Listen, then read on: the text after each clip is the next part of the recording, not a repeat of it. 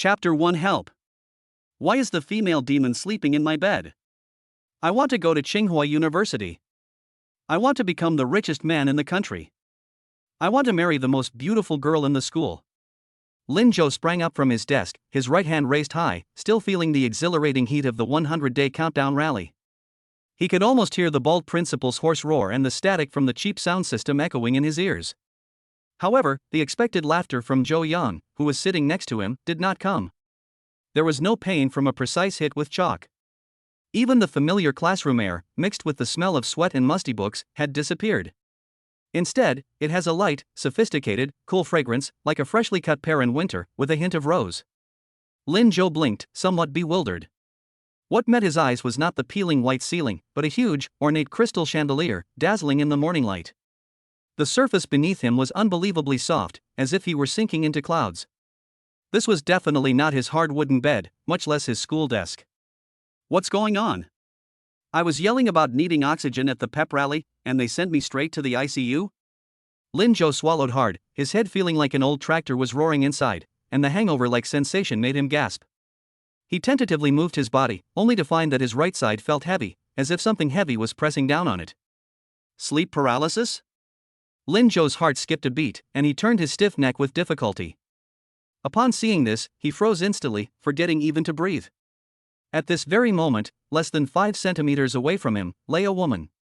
To be precise, she was a woman breathtakingly beautiful, but in Lin Zhou's eyes at this moment, she was 100 times more terrifying than Sadako. Her cascading black hair was scattered across the pillow, a few strands playfully clinging to the side of her fair, almost translucent cheek. Lin Zhou would recognize that face even if it were reduced to ashes. Suchinga. Suchinga, the female demon who dominated the entire school for 3 years of high school and struck fear into his heart. At this moment, this aloof school beauty, who makes countless boys tremble, is lying on her side, wearing an extremely indecent black silk camisole nightgown. The slender shoulder straps are about to fall off, revealing a large expanse of dazzlingly white skin, and her delicate collarbones seem capable of holding water. Even worse, her long legs, which could buy a huge insurance policy, were now straddling Lin Zhou's stomach like an octopus, completely lacking any decorum. It was warm, delicate, and even had a slight tremor. Holy crap!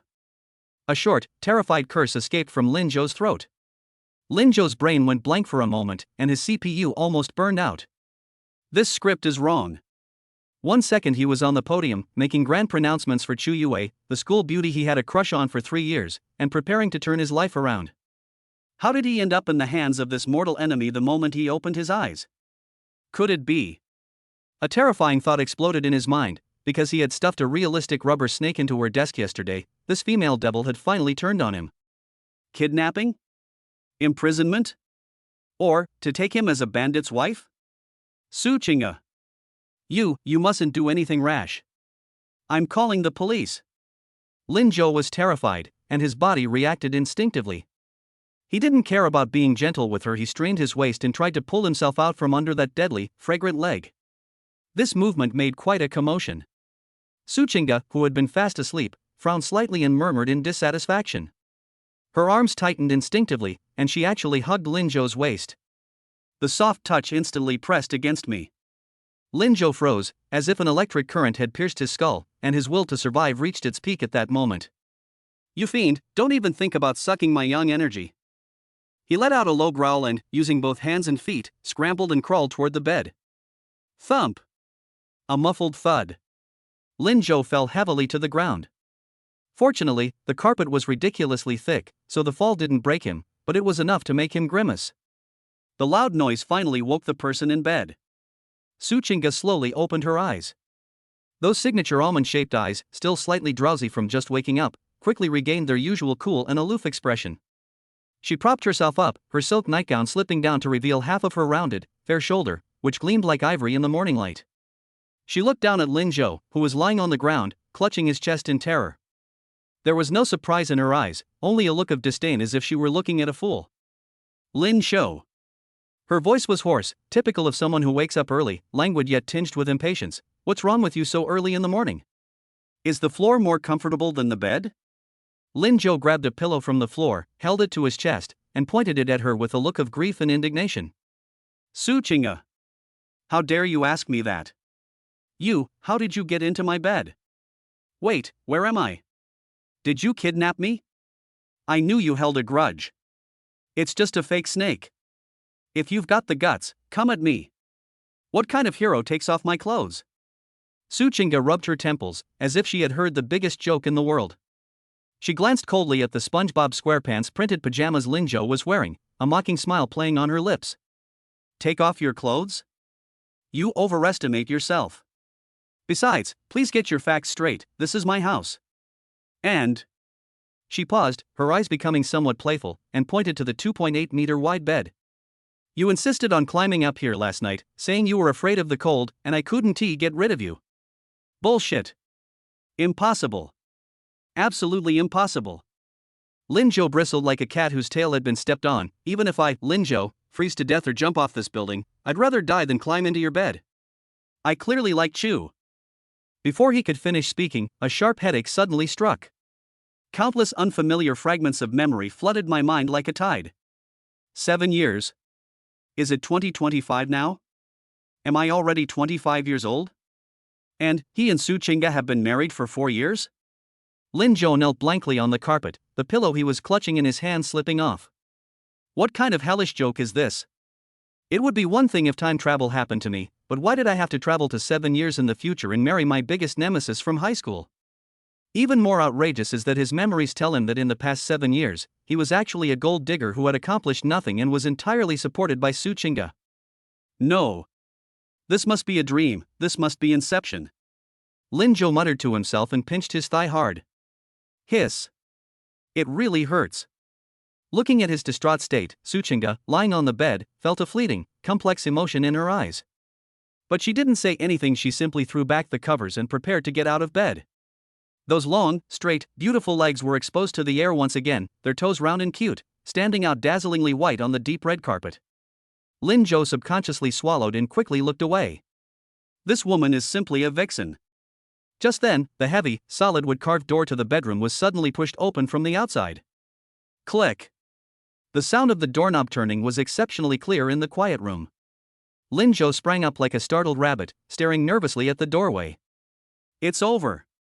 It must be thugs Suchinga hired. Or maybe it's one of her lovers outside? Since I'm a kept man, according to the tropes of novels, shouldn't the next scene be a wealthy family's abandoned husband drama? The crack in the door slowly widened. A little bundle of joy, wearing a pink dinosaur onesie, rubbed its sleepy eyes and stumbled in. The little guy looked to be only 3 or 4 years old, with a chubby, delicate face and eyelashes that looked like 2 little fans. He was practically a miniature version of Suchinga, but with an added touch of adorable clumsiness. Linjo was stunned. Who is this deity? The little dumpling ignored the aloof queen sitting on the edge of the bed and, with its short legs, rushed straight towards Linjo, who was standing in the corner looking completely bewildered. Then, she grabbed his leg, tilted her head back, and called out in a soft, sweet voice that could melt anyone's heart. Dad! Why are you sleeping on the floor again? Did Mom bully you again? Chapter 2. Oh no. 7 years after my time travel, I become a kept man? Dad?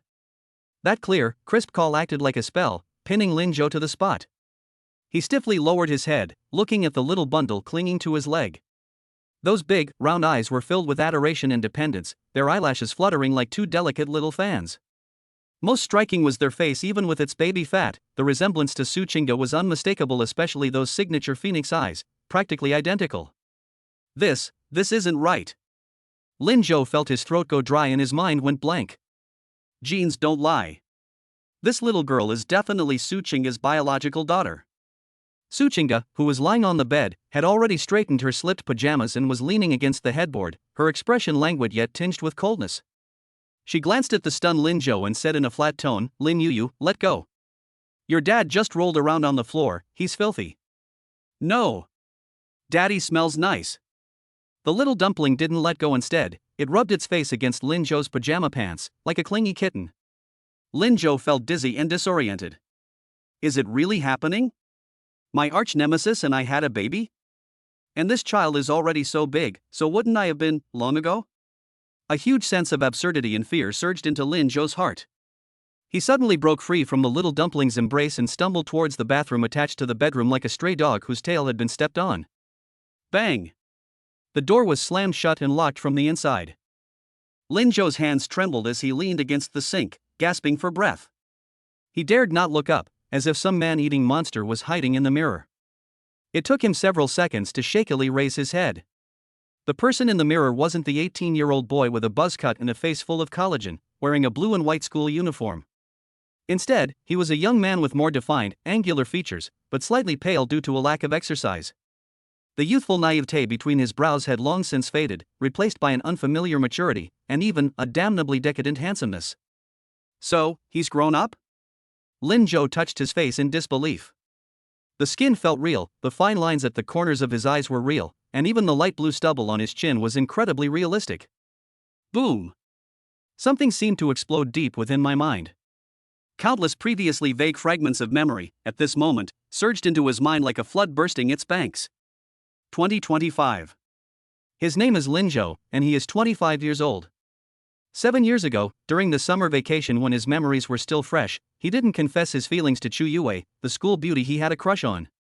Instead, after a baffling drunken incident, he got married to his nemesis, Su Qingge. In the past 7 years, Su Qingge has gone from a newcomer to a top-tier diva in the Chinese music scene, winning awards left and right and becoming worth over 100 million yuan. And what about Lin Zhou? After graduating from university, I stayed home to take care of my child. I had no job, no savings, and even lost my social circle. My daily routine consisted of picking up and dropping off the child, cooking though the food was terrible, and playing video games. A complete gigolo. What's worse, they kept their marriage a secret for Su Qingge's career. It wasn't until yesterday, when paparazzi photographed them taking their child to the hospital, that their relationship was forced to be exposed. The entire internet was in an uproar. Everyone is asking, who is Su Qingge's husband? When the labels unemployed, high school classmate, and stay-at-home husband were revealed, public opinion exploded instantly. Lin Zhou clutched his head in pain. I've actually become the kind of person I hate the most? Back then, he was the guy who shouted at the rally that he wanted to become the richest man. But 7 years later, he's actually being supported by his wife? And this wife is the same female demon who used to kill him with her eyes? Just then, the phone on the sink suddenly started vibrating wildly. Buzzing. The phone danced on the smooth marble countertop, emitting an annoying noise. Lin Zhou picked it up instinctively and his pupils dilated instantly. The screen was piled high with unread messages, and the red number on the WeChat icon had long since turned into 99+. Upon opening it, I found it filled with abusive private messages from various strangers. Useless man. Stay away from my Qingge. You trash don't deserve to have a goddess have your child? Go to hell. You're so brazen about living off a woman. If I were you, I'd jump off a building. Interspersed among these insults were several shocking text messages. Industrial and Commercial Bank of China, your credit card ending in 3306 is overdue, with a current outstanding balance of 54,000 yuan. Please repay immediately, or you will be sued. Jibei, your credit limit has been frozen. Unknown number, Mr. Lin, your previous investment has failed. When will you be able to make up for the 5 million? Lin Zhou's hand trembled, and his phone almost fell into the pool. Dat? 5 million? I vaguely remember something like this. The original owner secretly made some investments behind Su Qingge's back, but ended up losing everything and accumulating a huge debt. It's over. It's all over. He has no money, no skills, is being criticized by the entire internet, and is also in debt. This isn't time travel, it's like being directly transported to hell mode. Lin Zhou looked at the dejected man in the mirror, a resolute glint in his eyes. No. I can't live like this anymore. Lin Zhou couldn't stand this life of being a kept man, living off others and being talked about behind his back, for even a day. Besides, he only had Chu Yue in his heart, that gentle and tender white moonlight, definitely not that cold and ruthless female demon outside. Divorce. We must get a divorce. Although I'm currently drowning in debt, as a time traveler, with my memories that are 7 years ahead of mine, even doing manual labor, writing novels, or selling pancakes would be better than suffering here. Once divorced, with my own abilities, how could I not be afraid of paying back that 5 million? Thinking of this, Lin Zhou took a deep breath and turned on the tap, splashing his face with water. The cold water cleared his muddled mind considerably. He grabbed a towel and wiped himself haphazardly, his eyes gradually hardening. Yes, let's confront each other. Even if it means leaving with nothing, we're getting a divorce. Lin Zhou flung open the bathroom door and strode out. In the bedroom, the little dumpling named Nuonuo had already been taken out by the nanny. Suchinga was sitting in front of the European-style dressing table, holding a lipstick in her hand, but she hadn't applied it yet. Hearing the door open, she glanced at Lin Zhou indifferently through the reflection in the mirror. That look in his eyes was still the familiar coldness and aloofness. Lin Zhou's anger flared up instantly. What are you pretending for? You just made a little money. He walked a few steps to the dressing table, placed his hands on the tabletop, looked down at Suchinga, and tried to make his voice sound as firm as possible. Suchinga, we need to talk. Suchinga turned around, toying with the expensive lipstick in her hand, and raised an eyebrow slightly. What do you want to talk about? Let's talk about the absurdity of the past few years. Let's talk about. Lin Zhou gritted his teeth, the word separation just about to come out of his mouth. Smack. A crisp sound. With a blank expression, Suchinga took out a thick document from the drawer and slammed it heavily on the table, directly interrupting Lin Zhou's spellcasting animation. The cover of that document prominently displayed several large characters. Lin Zhou was stunned for a moment, his momentum instantly weakening by half. What is this? Suchinga stood up, her silk nightgown outlining her stunningly beautiful curves. Even without high heels, her aura was still commanding. She crossed her arms, slightly raised her chin, and parted her red lips to utter a sentence that sent Lin Zhou plummeting into an icy abyss. Stop talking nonsense, sign it. Chapter 3 Divorce? The diva wife throws out an agreement. Lin Zhou looked at the thick document and a self-deprecating sneer curled at the corner of his mouth. Really? A superstar is a superstar. She acts decisively and efficiently, even her way of throwing people away is so standard. Finally couldn't hold back anymore? Lin Zhou felt a sense of relief. He reached out and pressed the document, his fingertips trembling slightly at the impending freedom. Suchinga, you're ruthless. Fine, let's get a divorce. Who's afraid of who? Where's the pen? I'll sign it now, and then I'll leave. Let whoever wants to live off me have it. As he made his tough remarks, he flipped the cover open with an extremely dashing gesture. With just a signature, he could soar freely like a bird in the sky and leap across the vast ocean like a fish in the sea. He was going to find his Chu Yue and restart his passionate life. However, when Lin Zhou saw the bold, large song typeface on the first page of the document, his tragic expression froze instantly, like a low-quality silent film that had been paused. There was no divorce and no agreement. Those were two contracts stacked together. Contract for guests of the 7th season of the large-scale parent-child outdoor reality show Where Are We Going, Dad? And an attachment that caused his blood pressure to spike. 500 Rules of Conduct for Mr. Lin Zhou during Variety Show Recordings Revised Edition. What is this thing? Lin Zhou's vision blurred, and he looked up in disbelief. Not a divorce agreement? You're going to take me on a variety show? Suchinga, have you lost your mind? Watch your wording. Suchinga crossed her arms, her cold eyes devoid of any warmth, only displaying the shrewdness and calculation of a businesswoman. We were photographed at the hospital yesterday. Don't you know what the public opinion is like now? She didn't even bother waiting for Lin Zhou's reply and simply shoved her phone screen in front of him. Hashtag top trending topic, hashtag Suchinga secretly married and gave birth to a daughter her husband is actually unemployed hashtag. Second on the trending list, hashtag the whole internet is petitioning for Suchinga to divorce hashtag. Did you see that? Because of you, my commercial value dropped by 30% overnight. All 3 top luxury brand endorsements that were under negotiation were suspended, and the company's stock price went down as soon as the market opened. Suchinga's voice was as cold as if she were reciting a eulogy. The only way to salvage this situation is to appear on this parent-child reality show. We need to present the public with the image of an ordinary but happy family in order to stabilize our public image and clear our name about this relationship. Lin Zhou found this amusing, but his anger turned into a laugh, and he slammed the contract on the table. A happy family? Just the two of us? Suchinga, do you even believe that yourself? You want me to act? Sorry, my biggest weakness is my sincerity. I can't act out this kind of pretentious stuff. After saying that, he turned to leave, saying, I'm not going on this variety show, and I'm definitely getting a divorce. Just name your price for breach of contract, and I'll sell my kidney to pay you. He couldn't stand this awful place for even a second longer. 300 million. Suchinga's light, airy voice came from behind. Lin Zhou abruptly stopped, nearly doing the splits on the expensive Persian carpet. He stiffly turned around, picking at his ear. How much? 300 million.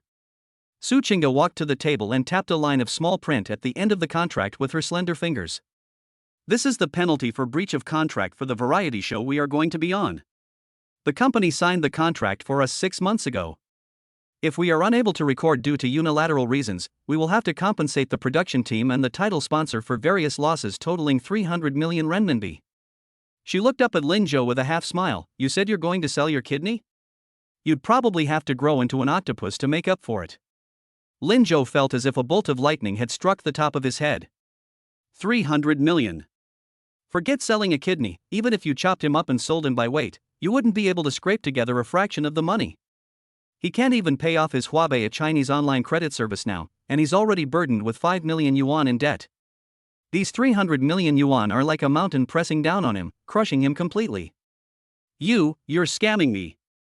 Lin Zhou's face flushed red, and his hand trembled as he pointed at Su Chinga. How can there be such a high penalty for breach of contract? I don't believe it. I'm going to find a lawyer. The Ministry of Justice is downstairs, you can go there now. Su Chinga glanced at the Jaeger LeCoultre diamond watch on her wrist, her tone returning to its initial coldness. The production crew will be here in an hour to start the live recording. Lin Zhou, I don't have time to waste with you.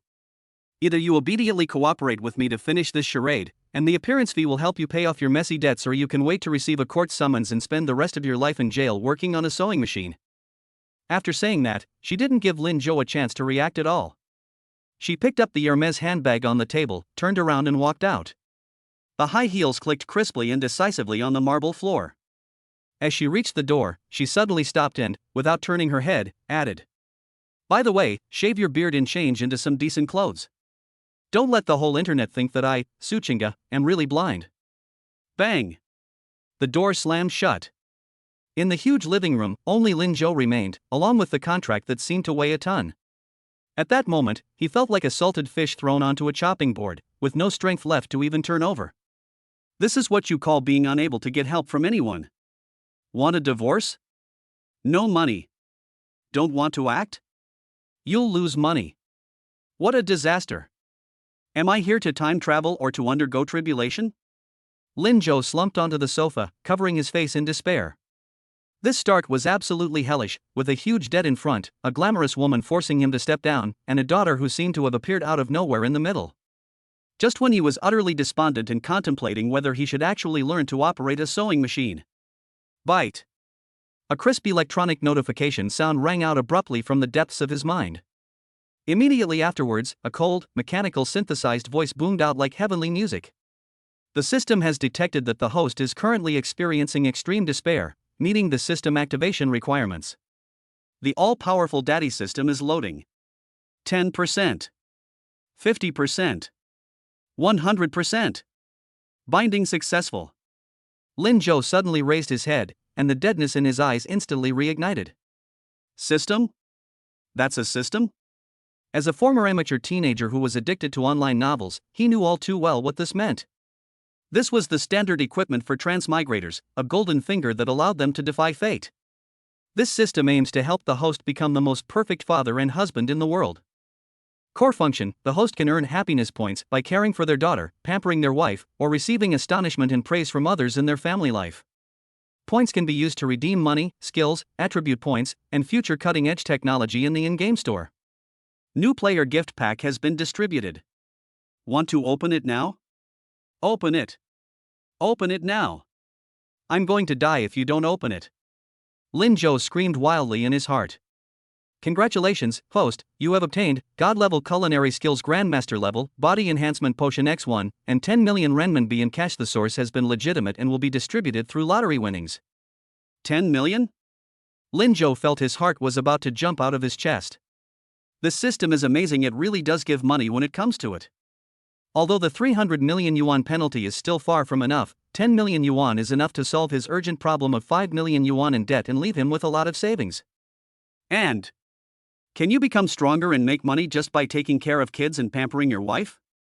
Lin Zhou glanced at the closed door, and the corners of his mouth gradually turned up, revealing a somewhat perverted smile. Su Chinga, didn't you want to act? Okay. Then I'll put on a big show with you. Don't blame me for being such a good actor that you'll fall for it.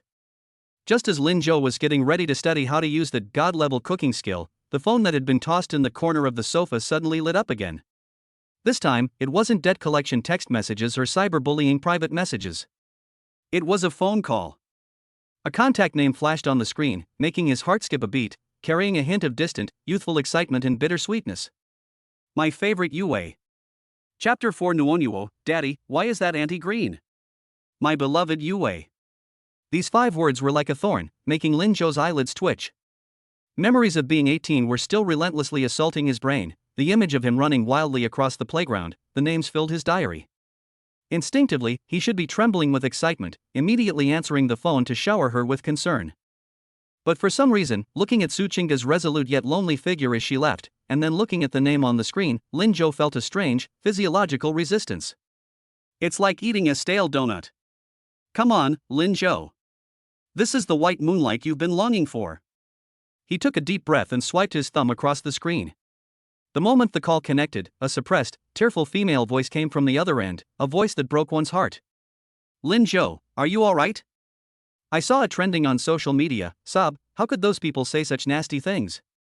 Her voice was soft and sweet, yet it held a sharp edge. Lin Zhou frowned, but before he could speak, the other end added urgently. Please don't blame Qingga. She definitely didn't mean to shift all the blame onto you. Although she issued a statement saying she endured the marriage for the sake of the child, and even called you a gigolo in front of the production team, she is, after all, a big star. To protect her career, sacrificing you is something she can't help. You love her so much, you definitely won't mind, right? Lin Zhou's hand holding the phone froze in mid-air. This smell, why is it so strong? Even though he was a straight-laced man who had just transmigrated, he could tell that something was off about those words. Every word he said was an attempt to exonerate Su Qingga, yet every single one was pushing him into a fire pit, rubbing salt into his wounds. What does sacrificing you was unavoidable even mean? Isn't this blatant manipulation, implying that Su Qingga is selfish and using her husband as a shield? When did Chu Yue, the pure and innocent school beauty in my memory who blushed even when she spoke, become like this? Yue, you. Lin Zhou opened his mouth, about to ask what was going on. Suddenly, a giggle came from the other end of the sofa. Nuonyuo, who had been quietly playing on her tablet, had somehow climbed up to Lin Zhou's side. The little girl was holding an iPad, and a video of Chu Yue's recent interview was playing on the screen. In the video, Chu Yue, wearing a meticulously applied no-makeup look, speaks to the camera with tears in her eyes about the irresponsibility of some celebrities who secretly marry. Nuonyuo stretched out her chubby little finger, pointing to the name on Lin Zhou's phone screen, then to the woman on the iPad, her big, clear eyes filled with innocence and confusion. Dad, why does green breath come out of this auntie's mouth when she talks? Lin Zhou was stunned for a moment, then subconsciously covered the microphone. Green gas? What green gas? It's like those green tea monsters from cartoons. Nuonyuo wrinkled her little nose seriously, shrank back in disgust, and said in a childish voice, the sheep village chief said that this kind of monster has a really bad smell and it only tricks stupid sheep like Daddy. Daddy, you should hang up the phone. Nuonyuo is getting dizzy from the smell. Children's words, though innocent, are like a thunderclap. Looking into his daughter's clear, untainted eyes, Lin Zhou's illusion of youth filter was instantly shattered. Yes. 7 years have passed. Although Su Qingga is cold and arrogant, she works hard to earn money to support her family. Even when she was exposed, her first reaction was to offer him a contract to earn appearance fees, rather than kicking him to the curb. And what about this white moonlight? When he was being cyberbullied and his creditors were harassing him, he received a phone call. The caller didn't ask if he needed money or help, but instead indirectly told him, "Your wife is a bad person, you're really miserable." The difference in quality is immediately apparent. Lin Zhou's romantic thoughts vanished completely, replaced by a clear-headedness as a father and a sense of responsibility as a man. Lin Zhou? Why aren't you saying anything? Is the signal bad? On the other end of the phone, Chu Yue continued her performance. Actually, I haven't forgotten you all these years. If you really can't go on like this, you can come to me and talk to me. No. Lin Zhou's voice turned cold, revealing an unprecedented distance. Miss Chu, Qingga and I have a very good relationship. You don't need to worry about it. Also, please don't say things that are easy to misunderstand in front of the child in the future. The person on the other end of the phone was clearly stunned, their breath catching in their throat for a second. Miss Chu? Miss Chu? Lin Zhou, what did you call me? I'm Yue. I'm making formula for my baby. The water's boiled, so I'm hanging up now. Lin Jo didn't give her any more chances to make a move and simply pressed the hang up button. The world is finally quiet. He tossed his phone onto the sofa, scooped up Nuonyo next to him, and gave the little girl a big kiss on her rosy cheek. My dear daughter, you are truly Daddy's lucky star. It seems Daddy was indeed a silly sheep before, but I won't be anymore. Nuonyo giggled as the stubble tickled her, then hugged Lin Jo's neck and said sweetly, Daddy's not stupid, Daddy's the smartest. When are we going to that fun place Mommy mentioned? Fun places? Lin Jo remembered that Contracted wasn't a fun place at all, it was clearly a battlefield. But looking at his daughter's expectant eyes, and thinking of his superstar wife who was still putting on a brave face outside, and the bank card in his pocket where 10 million had just been deposited, he couldn't help but think about it. So what if it's a battleground? Since the system has already given him a cheat code, he really has to make the most of this freeloading. Just then, the system notification sounded in my mind again. Newbie mission issued. Since you've decided to be a kept man, you might as well do it spectacularly. Please immediately travel to the filming location of Where Are We Going, Dad, and gain 10,000 shock points during the first day's livestream. Mission rewards, God-level driving skills Akina Mountain God Edition, 1 lucky wheel spin. Failure penalty, the newbie gift pack including the 10 million in cash will be revoked. Lin Jo's lips twitched. Recovering 10 million? System, this isn't punishment, this is killing me. Before he could finish complaining, there was a sudden, urgent but polite knock on the door. Knock knock knock. Immediately afterwards, a man carrying a camera and a director holding a microphone appeared on the video doorbell screen. Hello Mr. Lin, this is Xiao Zhang, the filming director from the Where Are We Going, Dad program. Our live broadcast truck has arrived. Are you and your child ready? Chapter 5, Widespread Ridicule Online. Does a gigolo deserve to be on a parent-child reality show? At 8 a.m., the live stream of Where Are We Going, Dad? Season 7 on Tomato Video started on time. As a nationally popular parent-child variety show, this season has seen unprecedented popularity due to the addition of a mystery guest. Even before its premiere, the servers were already on the verge of crashing. The 4 split-screen live stream rooms each have a completely different style. Room 1 is occupied by Chen Kai, a veteran rocker whose home is decorated like a music store. He is playing the drums with his son there, and the screen is filled with Rock and Roll Never Dies. Room 2 is occupied by Olympic champion Wang Lei, whose walls are covered with dazzling gold medals. The father and son are doing their morning exercise, and the comments are full of positive energy. Room 3 is the most lively. Top idol Lu Ming is dressed in a full haute couture suit, his hairstyle is so exquisite that he looks like he's about to walk the red carpet, and his little nephew in his arms is also dressed like a little British gentleman. The screams of the fans seem to overflow through the screen. Only room number 4. The screen was still completely black, but the number of people online was a staggering 20 million. Of course, they were all there to hurl insults. The dense barrage of comments, like a swarm of locusts, almost completely obscured the screen. Get out of the entertainment industry if you're a gigolo. Boycott celebrities with bad reputations. Is the production team out of their mind for money? Hiring such a useless person to corrupt children? Is Su Chinga under some kind of spell? How could she risk her career for a man like that? I'll squat right here and watch this good-for-nothing make a fool of himself. I'll be waiting for the divorce. The filming director, Xiao Zhang, stood at the villa's entrance, staring at the vicious comments on his tablet. Cold sweat streamed down his forehead. He swallowed hard, then shakily raised his hand and rang the doorbell. Ding dong. The entire internet held its breath. Everyone wanted to see what this legendary man, who supposedly lived off women with a clear conscience, actually looked like. 3 seconds later, the heavy security door clicked open. She didn't dress up as expected, nor did she show the slightest bit of nervousness in front of the camera. The man who appeared from behind the door was wearing gray shorts, cheap plastic flip-flops, and a faded white t-shirt.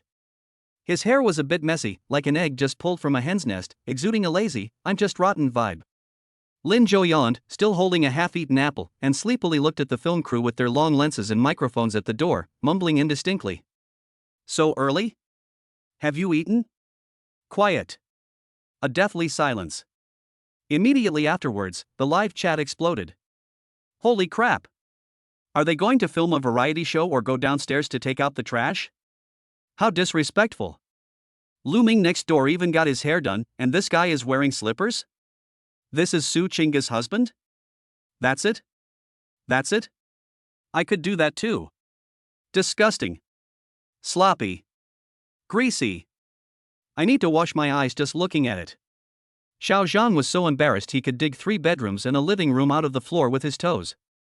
Holding the microphone, he forced himself to say, "Mr. Lin.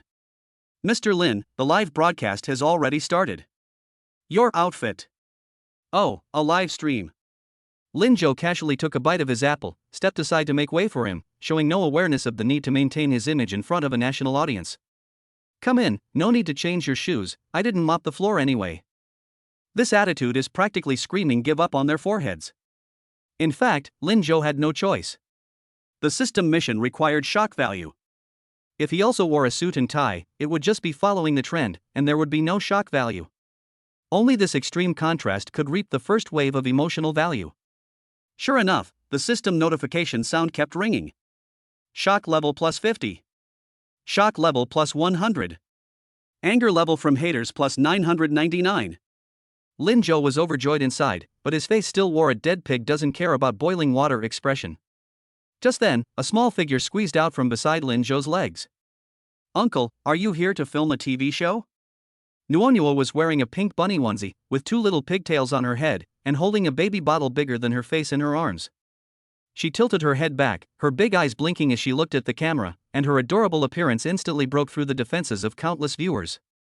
The flow of comments paused for a moment, then another voice erupted. "Ah!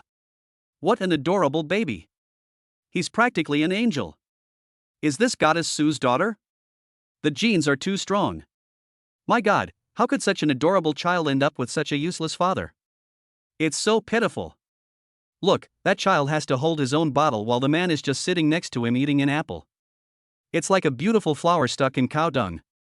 I don't want to see a gigolo, I just want to see Nuonuo." Lin Zhou glanced at the comments on the bullet screen assistant and almost laughed in anger. This year's netizens are being a bit too double standard. Nuonuo is considered independent and cute when she's holding a baby bottle, but I'm considered irresponsible when I'm eating an apple?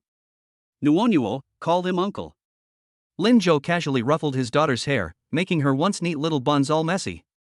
"Hello, Uncle," Nuonuo bowed obediently, then turned around, hugged Lin Zhou's leg, and complained in a childish voice, "Daddy, can you go change your clothes?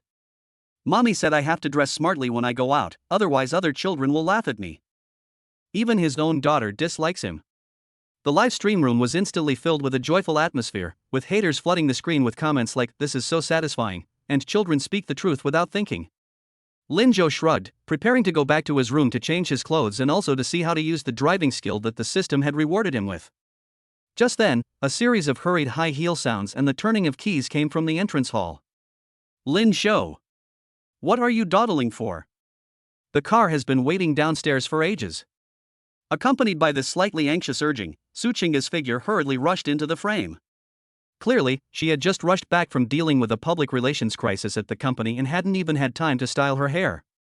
She was carrying 2 huge suitcases, her once meticulously styled long hair was casually pulled back, with a few stray strands falling across her forehead, and she was only wearing sunglasses, without any full makeup. Most importantly, in order to save time and make it easier to change clothes, she was wearing an extremely casual silk short set. She wore a loose V-neck tank top and incredibly short hot pants.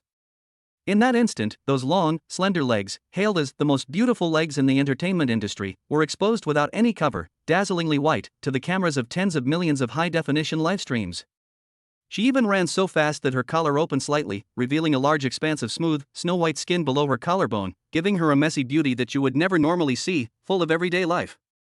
The live stream chat disappeared instantly. Everyone was stunned. This is the ever-aloof, always covered-up diva Su Qingga? Su Qingga was completely unaware that the live stream had already started. She pushed her sunglasses up over her head, panting as she shoved her suitcase in front of Lin Zhou, glaring at him still wearing his shorts, her eyebrows furrowed in anger. "Lin Zhou, didn't I tell you to change into that Armani outfit? You think you can go fishing at the beach in your underwear? And..." Her gaze shifted, and she saw the camera directly in front of her and the director who was staring blankly at her. Her voice abruptly stopped. The air froze for 3 seconds. Su Qingga blinked, a flustered blush visibly appearing on her exquisite face. She instinctively reached up to cover her collar, her eyes filled with a murderous glint of "Why didn't you warn me?" as she glared at Lin Zhou. This is what you meant by ready? Chapter 6 livestream begins. Honey, your pajamas are too short. The air seemed to freeze into glue in that instant. The livestream room, which had been frantically spamming "Get out, Gigolo," suddenly went silent, as if everyone had been muted. Then, the chat exploded like a burst dam, but the tone took a complete 180-degree turn. Holy crap! Those legs! Are those legs even real? I came here to see the Gigolo make a fool of himself, but I didn't expect to get hard just watching him. What kind of divine homestyle is this? Is the goddess this seductive in private? Ah, I want to die from Su Chinga's collarbone. Lin Zhou, you scoundrel! What makes you think you're worthy of this? Get out of my way and stop blocking my view of my wife. In the video, Su Chinga's loose silk V-neck tank top hung loosely on her body. Because of her running, the neckline was slightly askew, revealing a large expanse of her fair skin. Her long, straight legs, without any embellishment, gleamed with a lustrous sheen under the warm yellow light of the entryway. Her toes were even slightly curled due to nervousness, exuding a kind of chaotic beauty that was breathtaking. This isn't some aloof diva at all, she's clearly a lazy and charming little white rabbit who just woke up. The filming director, Xiao Zhang, felt his Adam's apple bob as he watched. His professional instincts compelled him to zoom in, wanting to capture more details. What are you looking at? Move the camera away from me. A low, angry growl shattered the tranquility of the scene. Lin Zhou's face darkened, and his body reacted faster than his brain. He ripped off the long trench coat hanging on the coat rack by the door and strode over. Before Su Chinga could react, a jacket carrying a man's body heat and a faint tobacco scent was draped over her head, completely covering her amazing figure that had driven the entire internet crazy, leaving only a bewildered little face and her long, slender legs exposed. Ah! Su Chinga was startled. Her vision was blocked by her clothes, and she lost her balance and leaned back. Lin Zhou reacted quickly, stretching out his long arm and wrapping his arm around her waist. Through the thin fabric, the touch of his palm was warm and delicate. Lin Zhou frowned even more, glaring fiercely at the camera still filming his face, then turned to Su Chinga in his arms and launched into a tirade. Su Chinga, is your brain filled with mush? Didn't you know the live stream started? Who are you trying to impress by wearing such a short outfit? Do you think the air conditioning at home isn't cold enough, or that those perverts aren't drooling enough? His voice was loud, and his tone was full of unquestionable domineering authority, completely unlike his usual submissive and gigolo image. Su Chinga was completely stunned. In their 4 years of marriage, this was the first time Lin Zhou had dared to speak to her so loudly. In her memory, Lin Zhou was always that invisible person who only said okay, whatever you say, and no problem. But now, the man's brows were furrowed, and 2 flames of possessiveness burned in his eyes, the instinctive reaction any normal man would have when he saw his wife being coveted by someone else. I just got back, I forgot. Su Chinga opened her mouth, her usual domineering aura on stage suddenly seeming to diminish. She felt Lin Zhou's hot, strong hand around her waist, the intense scent of masculinity washing over her, instantly making her ears turn bright red. Forgot? You can forget this? Are you a fish with only a 7-second memory? Lin Zhou showed no mercy whatsoever. While helping her button up her trench coat to the top, he gave her a shoving irritably. What are you standing there for? Go back and change your pants. Wear those long jeans, and if you dare show your ankles, I'll break your legs. The live stream chat exploded again. Did I hear that right? Lin Zhou yelled at Su Chinga. The gigolo has stood up? Even though he's fierce, why do I find him kind of charming? Is this how straight men protect their wives? If you dare to show your ankles, I'll break your legs. Ha, it's hilarious, so daddy-ish but strangely appealing. Goddess Su isn't angry? She blushed? She actually blushed. Is this still the same female demon who tore apart scumbags? Su Chinga was indeed not angry. Or rather, her shame had now overshadowed her anger. Through the gap in her sunglasses, she saw the undisguised protectiveness and tension in Lin Zhou's eyes, and a hard corner of her heart felt as if it had been gently scratched by a feather. This man, though incompetent, seems to care about her quite a bit? Why are you being so fierce? Fine, I'll change it. Su Chinga bit her lip, muttered something under her breath, and like a wronged little wife, grabbed the collar of her trench coat, turned around, and slunk back to her bedroom. Call. Lin Zhou breathed a sigh of relief as he watched the bedroom door close. He turned around, facing the camera, hands on his hips, blocking all prying eyes with a roguish expression. What are you looking at? Haven't you ever seen a couple arguing before? Can you cut that part from before? It's affecting my status in the family. The cameraman, Xiao Zhang, wiped the cold sweat from his forehead and said weakly, Brother Lin, this is a live broadcast, we can't cut it off. Lin Zhou rolled his eyes and was about to go exchange for the Armani suit that Su Qingge had specified when a pleasant system notification suddenly rang in his mind. Ding! Congratulations, host! You have successfully displayed the authority of the head of the household in front of millions of viewers and effectively maintained your wife's emotional connection. Gain shock points, 5,000. Current shock value balance, 5,000 10,000 newbie quest progress 50%. Oh? That's only half done? Lin Zhou was overjoyed. So this is what the audience likes? Looks like he'll have to do this reasserting husbandly authority thing more often. 10 minutes later. The bedroom door opened again. Su Qingge had clearly made a careful effort to look her best this time. Although she still wore light makeup, she changed into a well-tailored white casual suit, paired with light blue jeans and white sneakers, making her look refreshing and capable, while still maintaining her superstar aura. As she passed Lin Zhou, she glared at him fiercely and gritted her teeth, speaking in a voice only the two of them could hear. Lin Zhou, you were so cocky just now, huh? I'll settle the score with you when we get home. Lin Zhou shrugged, whistled innocently, picked up the two large suitcases from the ground, lifted them with one hand, and walked easily out the door. Come on, Nuonuo, Daddy will take you to ride in a convertible luxury car.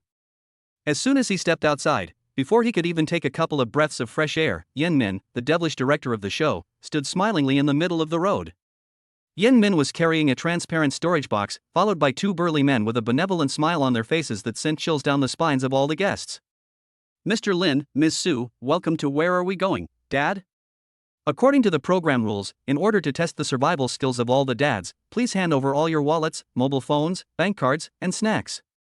From now on, every penny you have must be earned with your own hands. Lin Zhou paused, looked at the storage box, then touched the 10 million yuan bank card he had just warmed in his pocket, and his mouth twitched wildly. Seriously, Director? Are you serious? I just got paid and haven't even had a chance to enjoy my salary yet. Yan Min smiled without saying a word and simply extended her hand, please. Chapter 7 Departure. Other dads drive luxury cars, I ride a tricycle? The entrance to Peach Blossom Village was bustling with activity today, like a grand market was being held. Dozens of cameras were set up in various corners, drones buzzed overhead, and the surrounding area was crowded with villagers and fans who had come after hearing the news. Although it was the middle of summer, the atmosphere at the scene was even hotter than the scorching sun. All four families have now assembled. Top idol Lu Ming, dressed in a flashy pink suit with his hair neatly combed, was exuding charm in front of the camera. His little nephew Lu Zixuan, in his arms, was also wearing sunglasses, looking like a domineering little CEO who said keep away. Rock veteran Chen Kai, carrying a guitar and wearing a black leather jacket, refused to take it off despite being drenched in sweat, emphasizing that the spirit of rock and roll never dies. Olympic champion Wang Lei was much more unassuming, dressed in sportswear, doing stretching exercises on the spot, with his son Wang Dali following behind, imitating him, looking quite adorable with his chubby face. Only Lin Zhou's group of paintings has a unique style. Although Su Qingge had changed into a smart suit, the huge sunglasses on her face still couldn't hide the keep-away aura she exuded. Nuonuo rode on Lin Zhou's shoulders, waving a blade of grass she had just picked from the roadside, as excited as a country bumpkin who had just arrived in the city. Lin Zhou, on the other hand, still looked like he hadn't slept well, occasionally yawning, his lazy demeanor completely out of place with the tense and excited atmosphere around him. Dear fathers, welcome to the picturesque Peach Blossom Village. Director Yan Min, holding a megaphone, smiled like a cunning old fox, saying, the road into the village is quite a distance, and to allow everyone to better experience life, the production team has thoughtfully prepared different modes of transportation for you. Same as always, it's all down to luck, decided by drawing lots. As soon as he finished speaking, several staff members came up carrying a red raffle box. The chat room instantly became lively. Here it comes. Whether you're unlucky or lucky, it all comes down to this. I bet a pack of spicy strips that Lin Zhou will definitely draw the worst possible card. Hey, you upstairs, have some confidence. That gigolo not only lacks ability, but his luck is definitely off the charts. Lu Ming, being the rising star, was the first to go up and draw a prize. He confidently reached in, pulled out an envelope, opened it, and his grin instantly stretched to his ears. Wow, lucky me, it's a nanny van. As staff unveiled the curtain, a brand new Toyota Alphard made its dazzling debut. The interior was air-conditioned and even had chilled drinks on hand. Wow! Brother Lu is amazing. This is the status of a top star. Even God favors them. Immediately afterwards, Chen Kai drew a rugged off-road jeep, while Wang Lei drew a spacious urban SUV. All three families have been assigned cars, and each one is a comfortable luxury car with air conditioning. All eyes in the room instantly turned to Lin Zhou. At this point, only one envelope remained in the box. Lin Zhou, don't just stand there, go. Su Qingge pushed up her sunglasses. Although her tone remained calm, her tightly pursed lips betrayed her nervousness. As long as it's not a tractor, I can accept it. Lin Zhou shrugged, stepped forward, and casually picked up the envelope. Tear it open. There were no car keys inside, only a card with a simple line drawing. Director Yen Min glanced at the card, and his smile instantly widened, even revealing a hint of schadenfreude. Congratulations to Lin Zhou's father. He has won the most environmentally friendly, breathable, and down-to-earth mode of transportation in Peach Blossom Village, a human-powered tricycle. Splash! The staff suddenly ripped off the last piece of curtain. An old-fashioned pedal tricycle, rusty and with a few dried vegetable leaves still stuck in its cargo bed, its chain clearly out of oil, was laid bare in full view of everyone. Its two flat rear tires seemed to be silently mocking its wretched fate. The entire room fell silent for a second. Then a deafening burst of laughter erupted.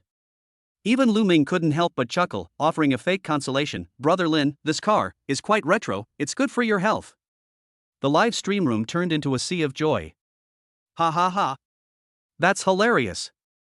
I knew it. A tricycle? Or a pedal-powered one? I bet you just borrowed it from the old man who collects scrap at the village entrance, didn't you? Karma. This serves him right for not doing good deeds. I feel so sorry for my goddess Su, wearing a haute couture suit worth tens of thousands of yuan to ride in a junk collector's truck? Su Qingge's face turned green as she looked at the dilapidated car that rattled everywhere except for the bell. She is Su Qingge. Normally she's chauffeured around in a nanny car and flies first class. Now they're making her sit in this? And they're even dragging her into a village like a country bumpkin, all on live stream? This is worse than killing her. Director, can we change it? Su Qingge took a deep breath, took off her sunglasses, and her clear, cold eyes were filled with resistance. I can pay to rent that nanny van, any price is fine. This van is not safe. Nuonyuo is still young, what if she falls? Yen Min looked troubled. Teacher Su, these are the rules. Besides, there are no other cars available right now. Then let the company send a car over. Su Qingge took out her phone to call for help. Just then, a large hand suddenly reached out and grabbed her wrist. Su Qingge was taken aback, and when she turned her head, she met Lin Zhou's deep eyes. Stop fooling around. Lin Zhou's voice wasn't loud, but it carried an undeniable calmness. This is a TV show recording, not you acting like a pampered princess at home. The whole internet is watching. If you cause this scene, you'll ruin all the goodwill you've managed to build up with the public. But Su Qingge looked at the dilapidated car, her face full of grievance. How can we sit in it? It's so dirty. What's dirty? Just wipe it off, won't it? Without saying a word, Lin Zhou took out a tissue from his pocket, walked to the tricycle, and carefully wiped the slightly flatter wooden board in the cargo bed 3 times. Then, to everyone's astonishment, he lifted the 2 enormous suitcases, each weighing dozens of kilograms, with one hand and effortlessly tossed them into the truck bed with a clang. The movement was fluid and graceful, the muscle definition in his arms barely visible through his t-shirt, exuding explosive power. Then, he picked up Nuonyuo, placed her on the suitcase, and carefully put a sun hat on the little one. Wow! A convertible! How cool! Nuonyuo showed no disgust at all, on the contrary, she found it extremely novel. Sitting on the tall suitcase, she was like a little queen surveying her territory, happily swinging her little feet. After doing all this, Lin Zhou took a long stride and mounted the worn-out bicycle seat. He gripped the rusty handlebars with both hands and tried pedaling twice. The chain made a creaking sound, which was harsh but allowed him to move forward with difficulty. Under the sunlight, the man, wearing baggy shorts and flip-flops, rode a beat-up tricycle, yet somehow managed to exude the same cool and stylish vibe as someone riding a Harley-Davidson. He turned around, looked at Su Qingge, who was still standing there in a daze, a roguish smile curling at the corner of his lips, and reached out to pat the small empty section of the car bed behind him. What are you waiting for? Queen Su, come on up, I'll take you for a ride. Chapter 8. Upon arriving at the village entrance, the diva wife unexpectedly acted coquettishly in public. The road leading to Peach Blossom Village was less a road and more a testing ground for tanks. The sky was filled with yellow dust, and the ground was riddled with potholes. The limited edition convertible pedicab made a series of teeth-grinding creaks under Lin Zhou's feet, as if it were about to fall apart at any moment. Lin Zhou. Are you doing this on purpose? This isn't a leisurely drive, it's clearly a tribulation. Su Qingge sat in the truck bed lined with cardboard, her whole body swaying wildly with the bumps of the truck. She had to hold on tightly to the edge of the truck bed. Her usually high-fashion face, which she used to shoot high-fashion photos, was now as pale as paper, and her sunglasses were crooked on her nose. She looked as disheveled as a down on her luck heiress fleeing from disaster. The vans and SUVs ahead had long since sped away, leaving them only with mouths full of dust. Hold on tight. There's a slope ahead. Lin Zhou shouted without turning his head. The system's body enhancement potion was playing an abnormal role at this moment. The dilapidated tricycle, carrying 2 adults, a child, and 2 large suitcases, moved with the lightness of a road racer under his feet. He pedaled incredibly fast, his calf muscles taut, the lines smooth and explosive. The sun was blazing overhead. Sweat slid down Lin Zhou's slender neck, quickly soaking through his cheap white t-shirt. The thin fabric clung tightly to his back, outlining his broad latissimus dorsi muscles and deep spinal grooves with his movements, and the outline of his muscles bulging as he exerted force could be vaguely seen. This scene was captured without reservation by the camera following closely behind and transmitted in real time to the screens of millions of people. The live stream chat, which was initially mocking Lin Zhou's chauffeur's fate, has subtly shifted its tone. Holy crap? That back view, it's something else. Is this really a gigolo? Those muscles, he must have spent years in the gym to get them. This core strength is terrifying. To be able to ride so fast while carrying something this heavy? Is this some kind of pile driver? Hey lady in front, could you put on some clothes? I'd like to sit in the back too, even if it's a tricycle. At this moment, Su Qingge was in no mood to appreciate any muscles. She felt like her internal organs were about to be shaken out. Suddenly, a huge, bottomless pit appeared in the road ahead, lying across the middle of the road. Lin Zhou. It's a trap. There's a trap. Stop right now. Su Qingge was so frightened that her face turned pale and her voice changed. I can't stop. Hold me tight. Instead of slowing down, Lin Zhou suddenly stood up, his thigh muscles working hard as he slammed down on the pedal. Like a runaway bull, the tricycle charged straight toward the ditch with an unstoppable momentum. Boom clang. The wheel slammed heavily into the ditch, then bounced up suddenly, lifting the entire vehicle half a meter into the air. The immense inertia caused Su Qingge to lurch forward. In that moment of weightlessness, the aloof diva's composure shattered. Instinctively, she stretched out her arms and tightly wrapped them around the man's waist, burying her face in Lin Zhou's sweaty back. Ah! Honey, slow down. A soft, trembling scream escaped uncontrollably from her throat. Because of her fear, she dragged out the last syllable, with a hint of unconscious coquetry and dependence, making her sound both alluring and innocent. The air seemed to freeze for a second. Immediately afterwards, the live stream chat exploded. My mom asked me why I was kneeling while watching the live stream. Do you think I can listen to this audio for free? Husband, slow down. Help. Those 4 words are too devastating. Goddess Su, you've ruined your image. Who said they were a contract couple? This instinctive reaction doesn't lie. They're definitely a real couple. That scoundrel Lin Zhou. I hate him so much for stealing my wife. Can't he just toss me around too? The tricycle finally made it over the big pothole and started driving smoothly on the dirt road again. Still shaken, Su Qingge clung to Lin Zhou's back, the man's strong pheromones mingling with her nose, a mixture of sweat and a faint scent of soap that surprisingly wasn't unpleasant. Instead, it gave her a strange sense of security. When she realized what she had just shouted, her face instantly turned as red as a ripe tomato, and even her ears burned. She actually called Lin Zhou husband in front of the entire internet? And told him to slow down? If this gets edited into a meme, she'll never be able to work in the entertainment industry again. The road was really bumpy just now. Su Qingge released her grip as if she had been electrocuted, sat up straight, and tried to regain some of her dignity as a diva, but her voice was so weak it sounded like a mosquito's hum. Lin Zhou didn't turn around, but a smug, mischievous smile curled at the corner of his lips, his voice tinged with a hint of teasing. I didn't expect Teacher Su to be so warm-hearted in private. Don't worry, the road will be smooth soon, I know what I'm doing. You're full of lies. Lin Zhou, shut up. Su Qingge said angrily, reaching out to pinch the soft flesh on his waist hard. But this was less of a punishment and more of a flirtatious exchange. Sitting atop the suitcase, Nuonyuo's face was flushed with excitement the whole time. She waved a foxtail grass in her hand and cheered loudly. Wow! Daddy's amazing. You're like flying. Do it again. All right. Hold on tight. Lin Zhou laughed loudly, his feet barely touching the ground, and he rode the broken tricycle with the aura of a Ferrari, speeding into the threshing ground of Peach Blossom Village with sparks and lightning. Squeak! With a beautiful drift, the tricycle came to a steady stop at the meeting point. The other three families had arrived long ago and were sitting in the shade drinking iced water and enjoying the air conditioning. When they saw Lin Zhou's group, looking disheveled yet barging in aggressively, everyone was taken aback. Lu Ming took off his sunglasses, looking at Lin Zhou, who was covered in sweat but looked energetic, a hint of jealousy flashing in his eyes. This kid's stamina is amazing. He covered several kilometers of mountain road so quickly? We've arrived, get off the bus. Lin Zhou used his long legs to push off the car, casually wiping the sweat from his forehead with a carefree and relaxed gesture. He turned around and first picked up Nuonyuo, who was still excited, and then looked at Su Qingge in the truck bed. Su Qingge didn't move. It's not that she doesn't want to move, it's that she really can't.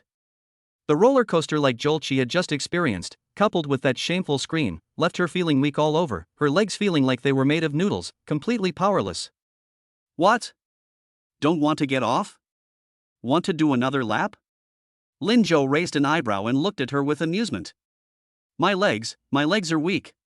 Su Qingge bit her lip, glared at him fiercely, and said in a barely audible voice, help me up. So delicate.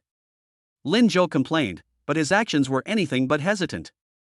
He didn't reach out to help Su Qingge up. Instead, he stepped forward, grabbed her slender waist with both hands, and lifted her out of the truck bed as easily as if he were holding a child. His toes left the ground, and he soared into the air. Su Qingge gasped in surprise and instinctively placed her hands on Lin Zhou's shoulders. The two locked eyes. We were so close we could see the reflection in each other's pupils.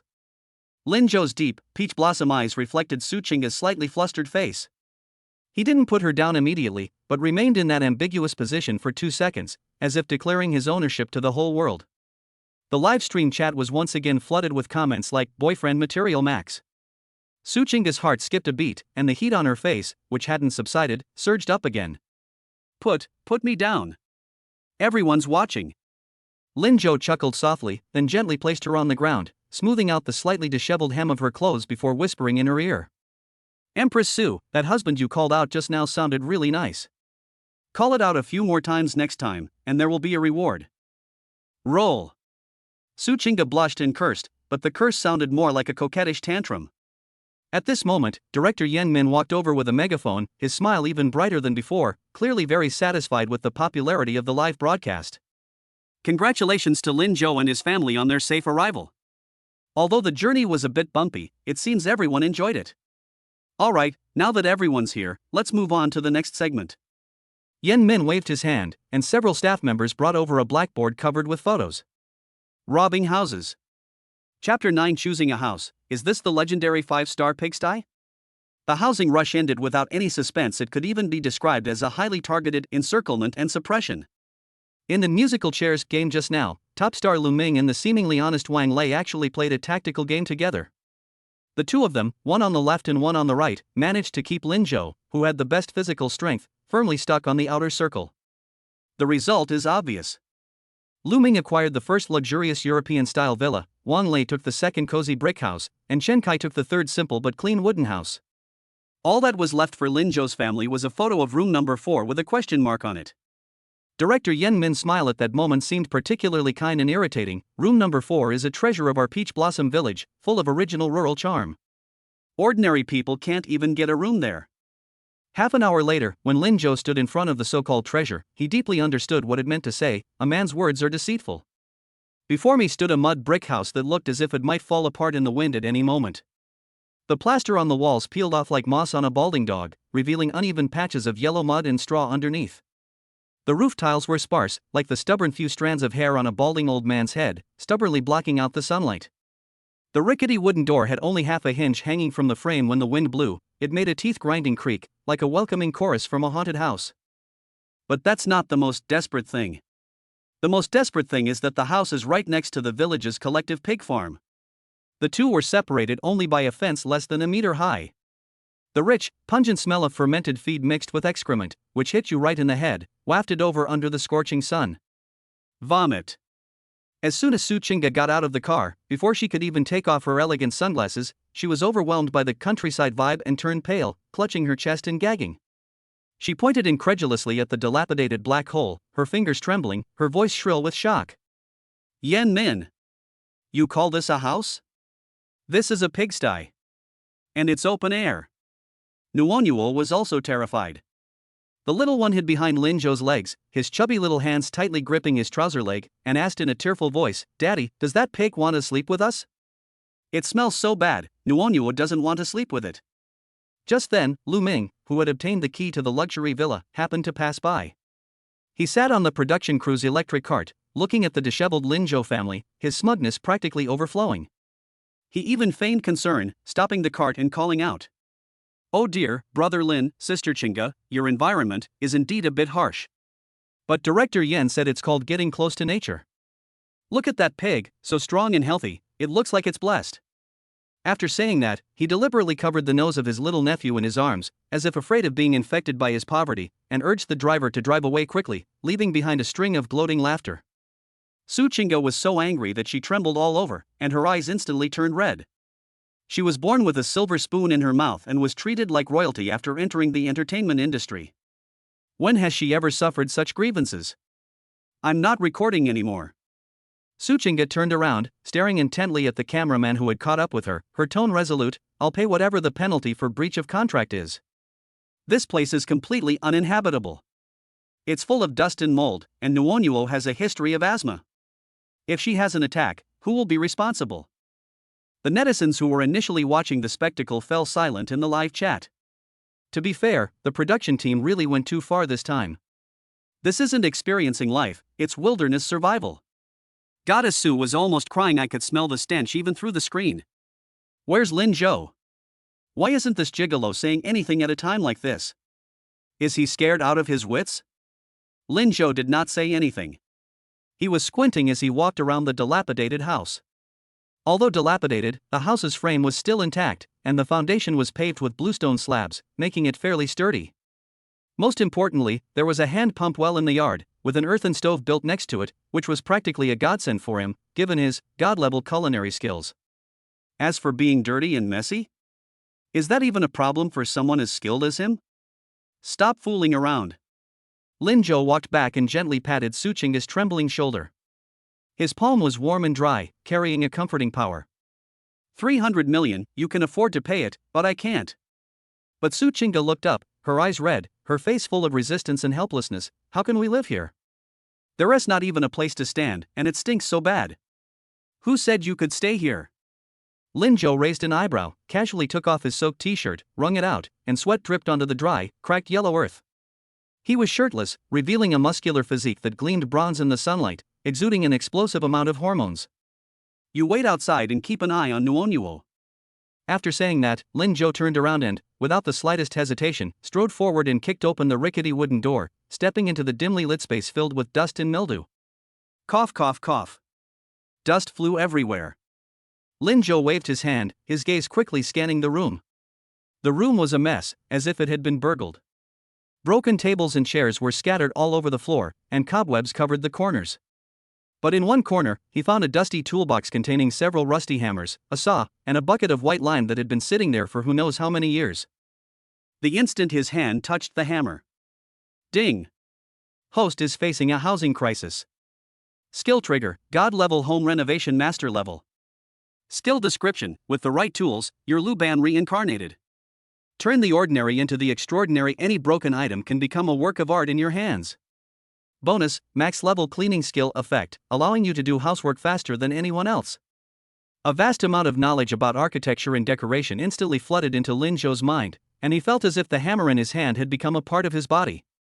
A confident smile curved his lips. 5-star pigsty? Today I'll show you what a luxury wilderness homestay really is. Lin Zhou. Are you crazy?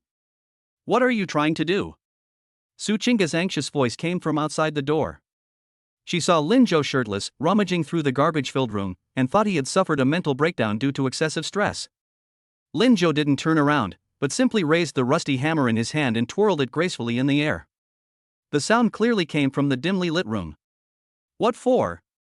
To build you and our daughter a castle, of course. Su Chinga, give me 2 hours. If you're still not satisfied by then, we're packing our bags and leaving right now. I'll sell my blood to pay the 300 million yuan breach of contract penalty. Chapter 10 Hell's Kitchen? No, this is a scene from a Manchu Han imperial feast. 2 hours later. The dilapidated house, which looked like it had been bombarded, still looked weathered on the outside, but its interior had undergone a complete transformation. The cobwebs were gone, the rotten tables and chairs had been repaired and were now sturdy, even emitting a faint scent of wood. The most outrageous thing was that the earthen stove, which used to be covered in black grime, was now so clean that it could be used as a mirror, and the black soot at the bottom of the pots had been scraped clean. Gurgle. An untimely loud bang shattered the tranquility of the room. The blush that had just faded from Su Chinga's face returned. She clutched her stomach and turned her head away somewhat awkwardly. From rushing to catch her flight this morning until now, she hadn't even had a sip of water. Now, looking at the newly renovated house, her tense nerves relaxed, and the feeling of hunger instantly returned. Nuonyuo, clutching her empty milk bottle, pitifully tugged at Lin Zhou's clothes, saying, "Daddy, Nuonyuo's tummy is flat, I want to eat meat." "Eat. I'll make it for you right away." Lin Zhou rolled up his sleeves to his elbows, turned to the staff at the door, and said, "Where are the ingredients the production team provided? Bring them here." The filming director, Xiao Shang, swallowed hard and handed over a bamboo basket with a somewhat embarrassed expression. The basket contained a half sack of damp flour, 3 tiny free-range eggs, and a handful of wild vegetables freshly picked from the roadside, still covered in mud. "That's it?" Su Chinga stared at the pile of food, then closed her eyes in despair. "Is this even edible? The flour is all clumped together, and the wild vegetables haven't even been rooted out. Is Yen Min trying to poison us so he can inherit my Alipay account?" The live stream was filled with wails of despair. "It's so tragic, it's really so tragic. Looming next door is having a seafood feast, while we can only eat grass. How are you supposed to make this?"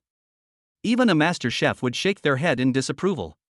"Lin Zhou, you should stop struggling and just withdraw from the competition with your wife and children. It's heartbreaking to see. It's great, it's natural and pollution-free."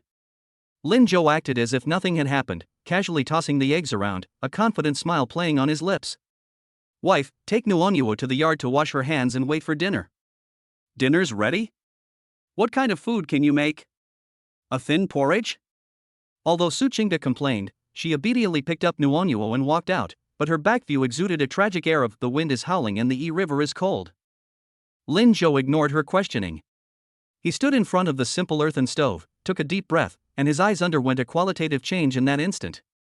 His original lazy and carefree temperament has vanished, replaced by a master-like composure and sharpness. God-level culinary skills grandmaster level, activated. Smack!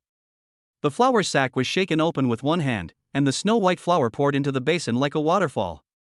Lin Zhou didn't even use a measuring cup. With a slight flick of his wrist, the water ratio was precise to the millimeter.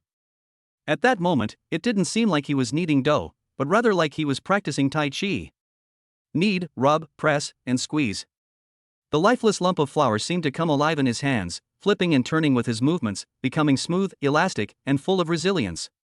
Next came the wild vegetables. Lin Zhou picked up a kitchen knife that looked so dull it could be used to crack walnuts. Boom, boom, boom, boom. The rapid, continuous sound of chopping vegetables exploded instantly. The viewers in the livestream only saw a blur before their eyes, unable to clearly see Lin Zhou's hand movements, only a series of afterimages dancing on the cutting board. In the blink of an eye, the wild vegetables that no one else cared about were transformed into evenly thick, emerald green strands, each one as precise as if measured with calipers. Holy crap! Am I seeing things? This knife work, is this some kind of special effects? Play at double speed? Director, did you turn it on at 2x speed? Even a 5-star chef wouldn't dare chop wild vegetables this fast, would they? Don't they want to use their hands? However, the real show has only just begun. Lin Zhou heated oil in a wok. Since he didn't have any good cooking oil, he casually rummaged through his toolbox and found a piece of pork cracklings from who knows when, then threw it into the pot to melt. As the oil temperature rises, blue smoke rises. He cracked 3 eggs with one hand, and the egg liquid was drawn into the flour like golden threads. After kneading with a special technique, the originally ordinary dough turned into an enticing golden yellow. At this moment, he was the king of this dilapidated kitchen. The rolling pin spun like the wind in his hands, and a sheet of dough as thin as a cicada's wing quickly took shape. Fold and cut. Swish, swish, swish. The noodles spread out like silver threads, so thin that they could be threaded through a needle, yet each strand was distinct and never stuck together. At this point, the oil in the pan is at the perfect temperature. Lin Zhou grabbed a handful of wild vegetable shreds coated in egg batter and gently slid them into the oil pan. Sizzle. A delightful crisp sound instantly awakens the taste buds. The wild vegetables quickly expand and set in the hot oil, transforming into golden flowers. Next, the pot of water boils, the noodles are added and cooked instantly, then drained, rinsed in cold water, and drizzled with a scallion sauce infused with hot oil. An extremely powerful aroma instantly spread wildly outwards from the center of this dilapidated small kitchen, like an atomic bomb exploding. That wasn't just any ordinary aroma of food. It was a complex aroma that blended the scents of wheat, eggs, oil, and the unique freshness of wild vegetables. Rich and intense, it possessed a captivating magic that ignored any physical barriers, penetrating directly into one's nose and firmly seizing control of the stomach. In the courtyard, Su Qingge, who was washing Nuonyuo's hands, paused. She wrinkled her high, delicate nose, then looked up, somewhat bewildered. What's that smell? It smells so good. It's Daddy who made the food. Nuonyuo's eyes lit up instantly, and she was practically drooling. She broke free from Su Qingge's hand and ran into the house, shouting, I want to eat. I want to eat. Su Qingge stared incredulously at the broken wooden door. How is that possible? With such shoddy ingredients, how could it taste like this? Could it be that this bastard has been secretly keeping some secret recipe? Meanwhile, the aroma had already drifted out through the broken window, over the fence, and into the director's camp next door where they were having lunch. Slurp. Yen Min was holding a beautifully presented braised pork rice box, just about to put it in her mouth. Suddenly, a strange aroma wafted over, instantly dispelling the smell of the braised pork in his hand. Yen Min froze. He looked at the greasy braised pork in his hand, and then smelled the crisp yet domineering aroma in the air. Suddenly, the boxed lunch in his hand didn't taste good anymore, it even tasted a bit like pig slop. What's that smell? Who's cooking? Yen Min put down her chopsticks, and her stomach growled loudly. The assistant director next to him was gnawing on a chicken leg when he heard this. He gasped for breath, his expression one of ecstasy, like a drug addict. It seems to have drifted out of Lin Zhou's shabby house. Lin Zhou? Yen Min's eyes widened, her face showing disbelief. Are you kidding me? All I gave him was a bunch of rotten wild vegetables and a few eggs. How could he possibly make Buddha jumps over the wall? But director. The assistant director pointed to the chimney of Lin Zhou's house, which was emitting smoke, and said with a glistening drop of liquid at the corner of his mouth, it smells really good. How about we go and inspect the work? Yen Min's Adam's apple bobbed. As a ruthless person who would do anything for the sake of the show, he was now wavering between face and stomach. Ahem, as the chief director, it is indeed necessary to pay attention to the food safety of the guests. Yen Min stood up with an air of righteous indignation and threw the barely touched braised pork onto the table. Let's go. Let's see what this kid is up to. Chapter 11. The director went crazy. Lin Zhou, is it really necessary for you to cook instant noodles? Lin Zhou. Hand over the stuff. Before Yen Min even entered the courtyard, his signature loud voice was already making a scene. Accompanied by the assistant director and 2 cameramen, he aggressively kicked open the already dilapidated fence gate, looking just like a security captain who had come to arrest a fugitive. In his opinion, Lin Zhou definitely cheated. The aroma was so strong and overpowering it couldn't possibly be produced by just a few wild vegetables and flour. This kid must have secretly hidden some stock cubes, or he must have cooked his secret stash of braised beef noodles. The theme of this season is hard work and perseverance, and your blatant act of eating prohibited food is unfair to the other guests. Yen Min rushed into the courtyard, her nose twitching wildly, her eyes fixed on the earthen stove like radar. However, the next second, his roar stopped abruptly, like a male duck whose neck had been suddenly grabbed. There was no instant noodle cup as expected, nor was there a torn open hot pot base packaging bag. At this very moment, on that dilapidated earthen stove, there are 3 large, rough porcelain bowls. The noodles in the bowls, like golden threads, were neatly arranged in the clear broth, topped with 2 vibrant green fried wild vegetables, their golden crusts gleaming in the sunlight. Steam rose from the bowls, carrying an irresistible, complex aroma that seemed to steal one's soul. Lin Zhou, holding chopsticks and about to serve nuonyuo noodles, lazily raised his eyelids when Yan Min rushed in. "Director Yan, trespassing is illegal." "What, are you still hungry and want to mooch some noodle soup?"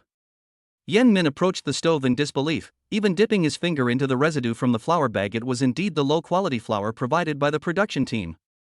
He then looked at the oil jar. The pork cracklings were gone too. "This, you really made this?" Yan Min felt his worldview had been shaken. He stared at the bowl of noodles, his Adam's apple bobbing uncontrollably. Gulp! The sound of swallowing was particularly loud in the quiet courtyard. The high-definition camera faithfully recorded this scene. The infamous devil director Yan Min stared at a bowl of vegetarian noodles belonging to a guest, looking as hungry as a homeless person who hadn't eaten for 3 days. The chat in the live stream burst into laughter instantly. "Ha ha ha! Yan Min, you finally met your match. Hilarious!" The director himself came to debunk the fake, but ended up being so envious he cried. "That sound is so realistic, it makes me hungry. Can you provide a link? Lin Zhou's cooking skills are amazing. He can make wild vegetables look like a Manchu Han imperial feast. This gigolo is something else." Lin Zhou looked at Yan Min with a half smile. "Director, why don't you try a bite? I won't charge you, just give me back the phone I confiscated earlier." Yan Min's face stiffened, reason struggling to overcome his appetite.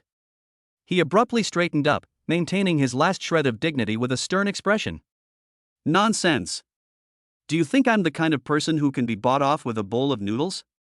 Since there's no rule against it, then you guys eat." After saying that, he turned and left as if fleeing, afraid that if he stayed even a second longer he would be unable to resist snatching the child's bowl. After dismissing the production crew, Lin Zhou handed the chopsticks to Su Qingge, who was still in a daze. "Eat up, big star. It'll get soggy if you don't eat now." Su Qingge frowned, looking at the bowl of glistening noodles in front of her, her face full of resistance. She's a female celebrity with almost obsessive demands for maintaining her figure. Carbohydrates are her nemesis, let alone high-calorie bombs made with lard and fried food. "I won't eat it." Su Qingge turned her head to the side. Although her stomach was protesting vehemently, she remained as stubborn as a rock. "This stuff is all carbohydrates and fats. If I eat it, my face will swell up like a pig's head tomorrow. I'll just drink some water." "Isn't Mom eating?" Nuonyuo was already lying on the small stool, burying her face in a bowl that was bigger than her head. The little one didn't care about talking at all. Her cheeks were puffed out like a little hamster as she slurped up noodles one mouthful after another, her mouth covered with golden soup. "Mum. It's so good. Mom, it's super good." Nuonyuo mumbled, trying to convince everyone. "It's even better than what Uncle Michelin makes." Seeing her daughter wolfing down her food, Su Qingge's defenses crumbled slightly. "Is it really that delicious?"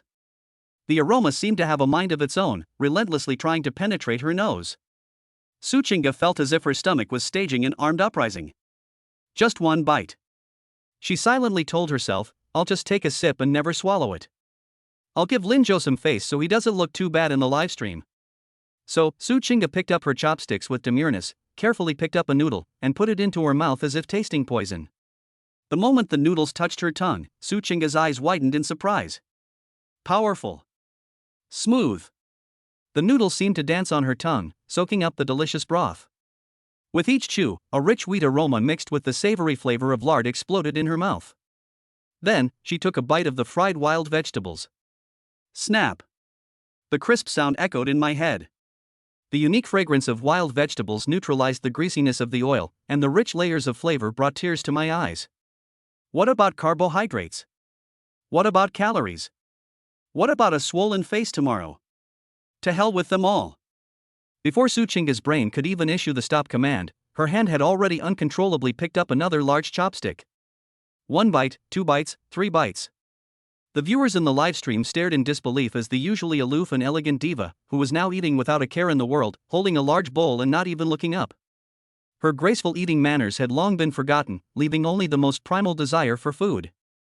Swoosh! The last bite of noodles was sucked into his mouth. Suchinga picked up the bowl with lingering relish, tilted her long neck back, and drank the last drop of soup clean. Ha! She put down her bowl, let out a satisfied sigh, and a fine layer of sweat appeared on the tip of her nose. Her originally pale face became rosy and beautiful, and she exuded a simple and honest air as if she had just finished eating. It wasn't until she saw Lin Zhou's ambiguous smile that Suchinga suddenly came to her senses. We're doomed. What just happened? I ate the whole bowl of noodles with lard?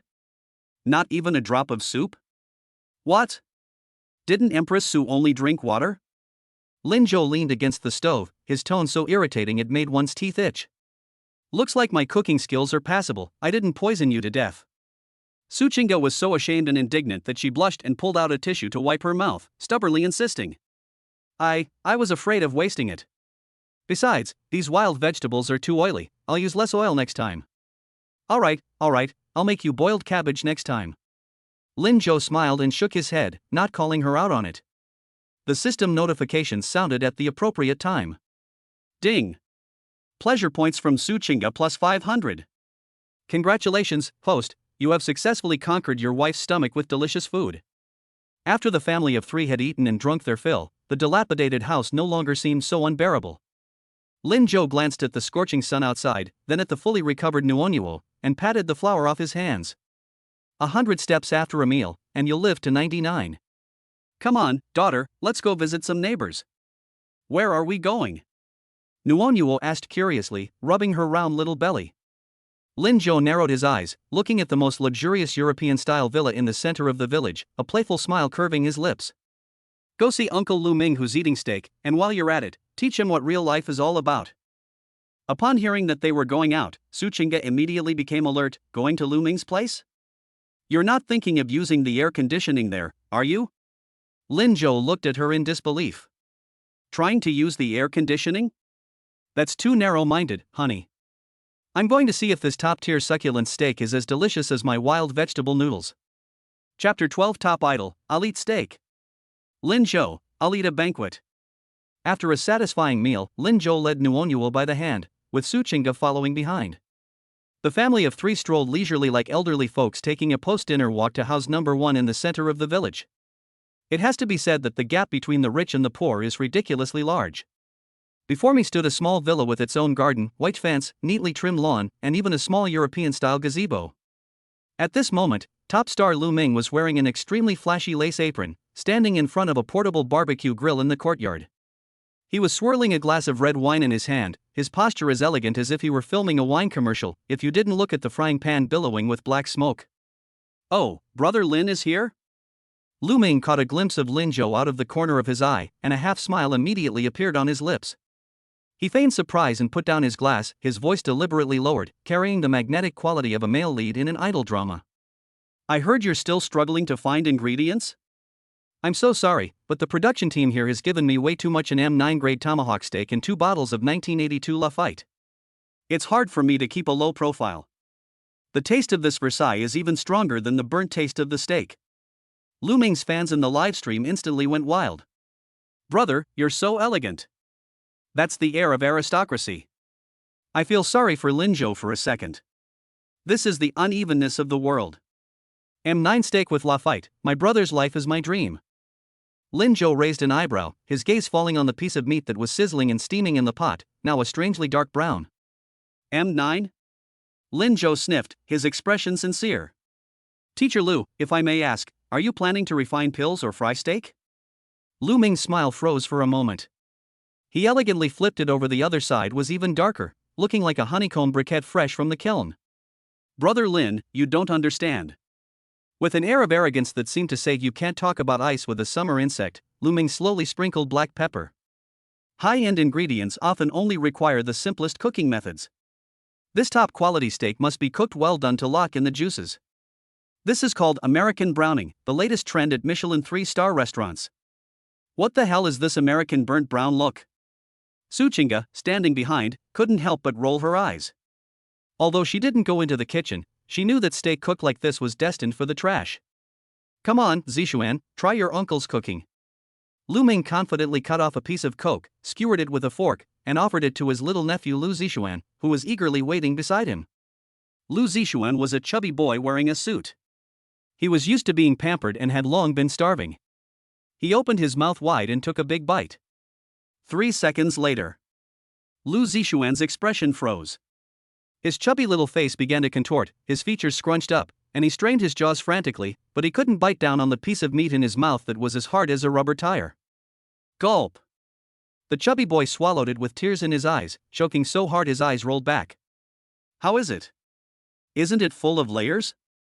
Lu Ming was still admiring himself, striking a handsome profile pose for the camera. The crispy outside and tender inside texture is amazing. Just then, Nuonyuo, who had been staring at the steak, suddenly tugged at Lin Zhou's trouser leg. The little girl pointed at Lu Ming's masterpiece on his plate, her big eyes filled with fear and confusion, and asked in her childish voice, "Dad, why did that uncle eat meat made with dishwater?" The entire room fell silent. Lu Ming's hand holding the wineglass suddenly trembled, and the wine almost spilled onto his shirt worth tens of thousands of yuan. Lin Zhou almost burst out laughing. He squatted down, suppressing his laughter, and asked, "Nuonyuo, why did you say it was made from dishwater?" "Because it's black." Nuonyuo gestured seriously. "When Daddy burned the pot before, the water that came out when he washed it was this color." And the little girl wrinkled her nose and fanned herself in disgust, "and it smells stinky, like Daddy's socks that haven't been washed for days." Critical hit. This is simply a case of being outmatched. The chat in the live stream exploded with laughter. Ha ha ha. Kids say the darndest things. I'm dying of laughter. Meat made with dishwater. That's such an accurate description. It's like an unwashed sock. Nuonyuo, you know how to use metaphors. Lu Ming's face turned green. I'm on Nuonyuo's side this time. Lu Ming's composure completely crumbled. His facial muscles twitched violently as he glared at Lin Zhou through gritted teeth. "Brother Lin, I don't blame the child for being young and ignorant, but there are some things she doesn't understand." "Oh, he's just a kid, he should just tell the truth." Lin Zhou interrupted his spellcasting and casually pulled an oil paper package from his pocket. That was a piece of wild vegetable tempura that I had deliberately saved earlier. I think Zixuan doesn't seem to have eaten enough. Luckily, I have a wild vegetable pancake left. It's not an M9, but at least it's edible. Lin Zhou smiled and handed the wild vegetable pancake to Lu Zixuan. The golden, crispy crust, the tender green wild vegetables, and the overpowering aroma of pork lard instantly outshone the so-called tomahawk steak. Lu Zixuan's eyes widened in disbelief. He looked at the black meat on his plate that resembled a shoe sole, then at the fragrant wild vegetable pancakes in front of him. "I want to eat this." The chubby boy snatched the wild vegetable pancake and took a big bite. Snap! The crisp sound echoed in the courtyard. "Wow! Delicious! So delicious!" Lu Zixuan exclaimed indistinctly as he wolfed down his food. "It's a million times better than Uncle's charcoal." After saying that, he disgustedly pushed the steak on the ground from his plate. "I don't want to eat that black stone. I want to eat this." The sound of the plate shattering was like Lu Ming's broken self-esteem. Now, even the last fig leaf has been torn off. Lu Ming stood there, holding a wineglass, unsure whether to drink or put it down. He felt like he'd been struck by lightning, so embarrassed he wanted to die on the spot. Lin Zhou clapped his hands, concealing his accomplishment, took his wife and children's hands, and turned to leave. "Let's go, wife, let's go back to sleep. The lives of the rich are too tough, our poor stomachs can't handle it." Su Qingda suppressed a smile, glanced back at Lu Ming who was still bewildered in the wind, and for the first time felt that her cheap husband was truly exceptional at making people angry. When I returned to room number 4, it was already completely dark. Although Lin Zhou had made extensive changes to the house during the day, it was still an old house that had been there for decades, and the conditions remained harsh. The dim light bulb swayed overhead, and the chirping of insects rose and fell outside the window. The family of 3 stood in the bedroom, staring blankly at the only bed. It was an old-fashioned 4-poster bed, barely 1.5 meters wide. It was usually just enough for 2 people, but now it had to accommodate a family of 3, plus Lin Zhou, who was over 1.8 meters tall. That's really awkward. How will you sleep? Su Qingda crossed her arms, her eyes scanning back and forth between the bed and Lin Zhou, her vigilance heightened. There are no extra blankets here, and no sofa either. Lin Zhou touched his nose and glanced at Nuonyuo, who was nodding off in sleepiness. How else can we sleep? We'll just have to squeeze in. He pointed to the bed. Nuonyuo will sleep in the middle, you sleep on the inside, and I'll sleep on the outside to block the way so the child doesn't fall to the ground. No. Su Chinga refused without hesitation, her cheeks slightly flushed. Who wants to share a bed with you? Don't you know that men and women shouldn't touch each other? Sister, we are a legally married couple, and our child is 4 years old. Are you telling me we shouldn't be intimate? Lin Zhou was speechless. Then what do you suggest? Me, sleep on the floor? The floor is all damp, I'll end up in the hospital with rheumatism tomorrow. Or do you want to sleep on the floor? Su Chinga bit her lip. Looking at the uneven ground, it was indeed impossible for anyone to sleep on it. Then you'd better behave yourself tonight. She finally gave in, her face flushed as she warned, we'll draw a 38th parallel in the middle. If you dare cross that line, I'll kick you off. Don't worry, I'm not interested in washboards. Lin Zhou muttered something that nearly made Su Chinga lose her temper on the spot. After a quick wash, the three of them went to bed. The space was indeed incredibly cramped. Nuonuo was sleeping in the middle, already fast asleep, making soft breathing sounds. Su Chinga was pressed against the wall, her whole body tense like a board, not daring to breathe too heavily. Lin Zhou lay on the outside, half of his body dangling in the air. In the stillness of the night, our senses are amplified.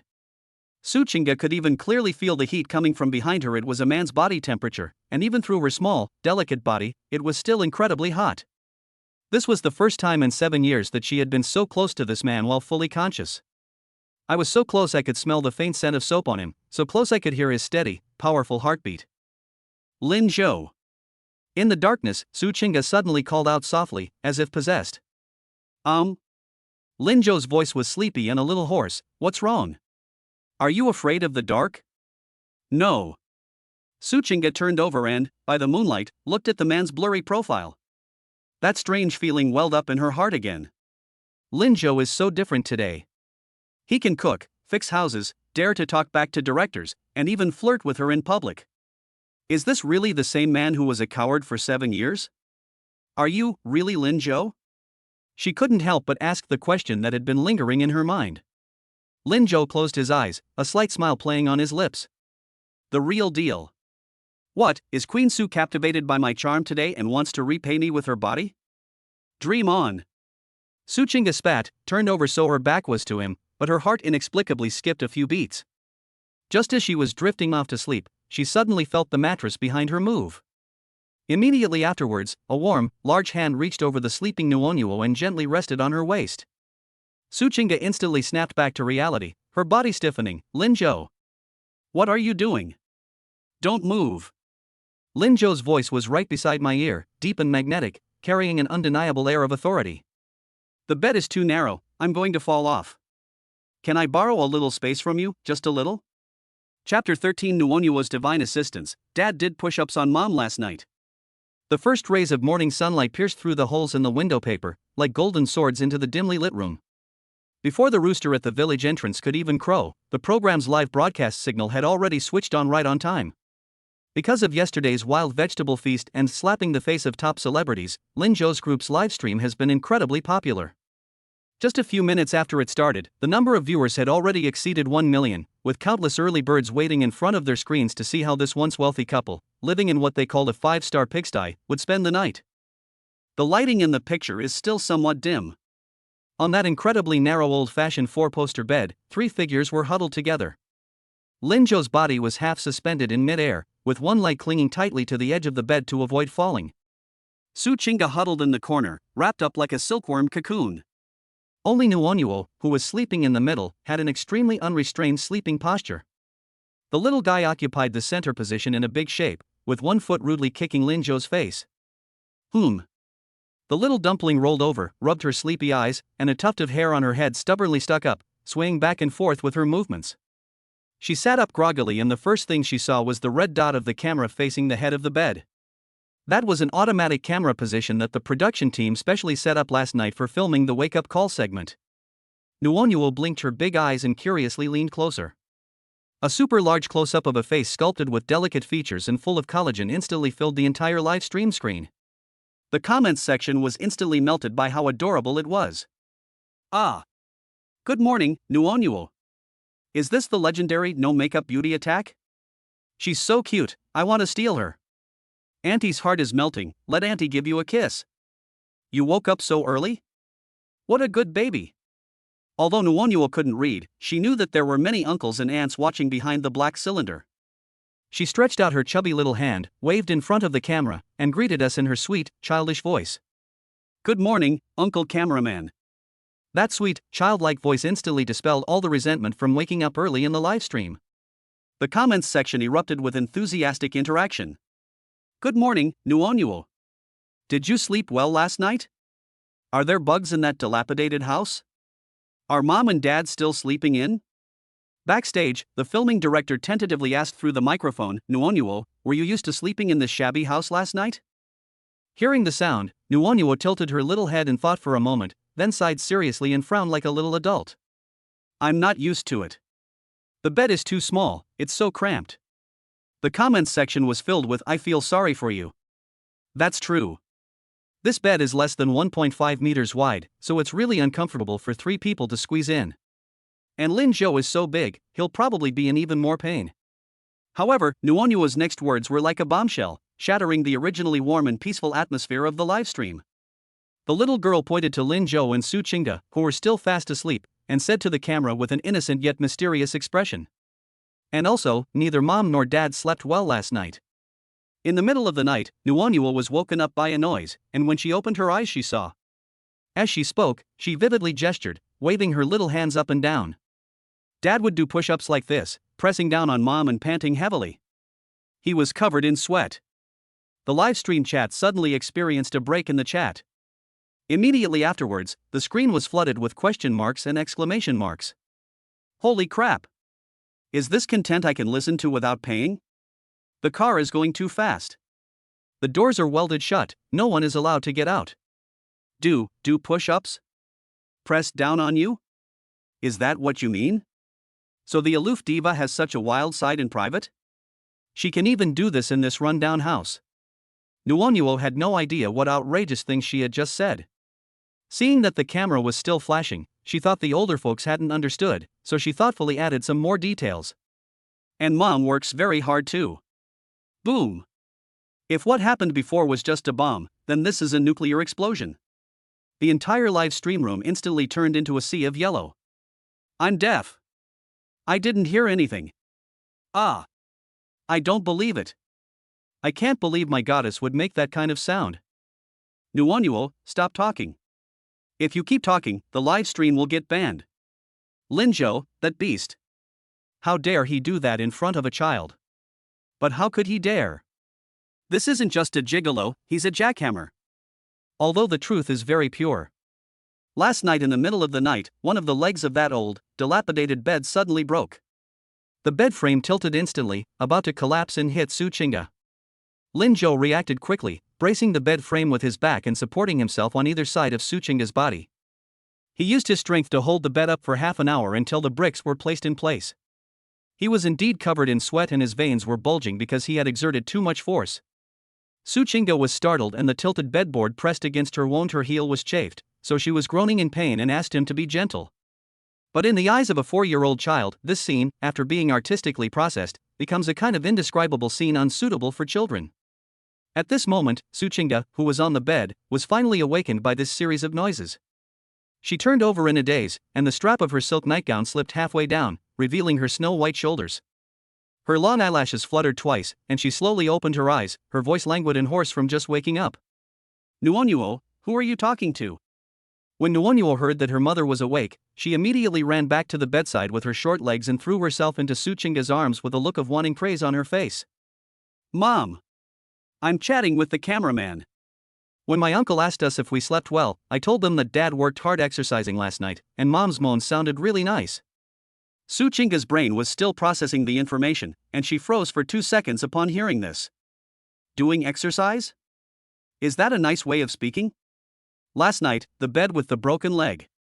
Lin Zhou covered in sweat, and my own groans from the pain in my leg. These keywords quickly combined and fermented in my mind, eventually turning into a picture that made me blush. And then there's Nuonuo's comment, it sounds so nice. Whoosh! In an instant, Su Qingde felt all the blood rush to her head.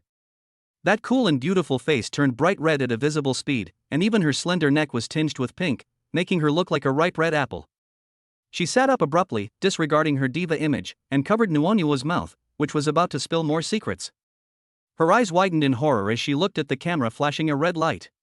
We're doomed. This is a mess. I can't clear my name even if I jump into the Yellow River. Live stream across the entire internet. Her lifelong reputation, Su Chinga, was completely ruined by this ungrateful little girl. Lin Yu. You're not allowed to say that anymore. Su Chinga was filled with shame and indignation, her voice trembling.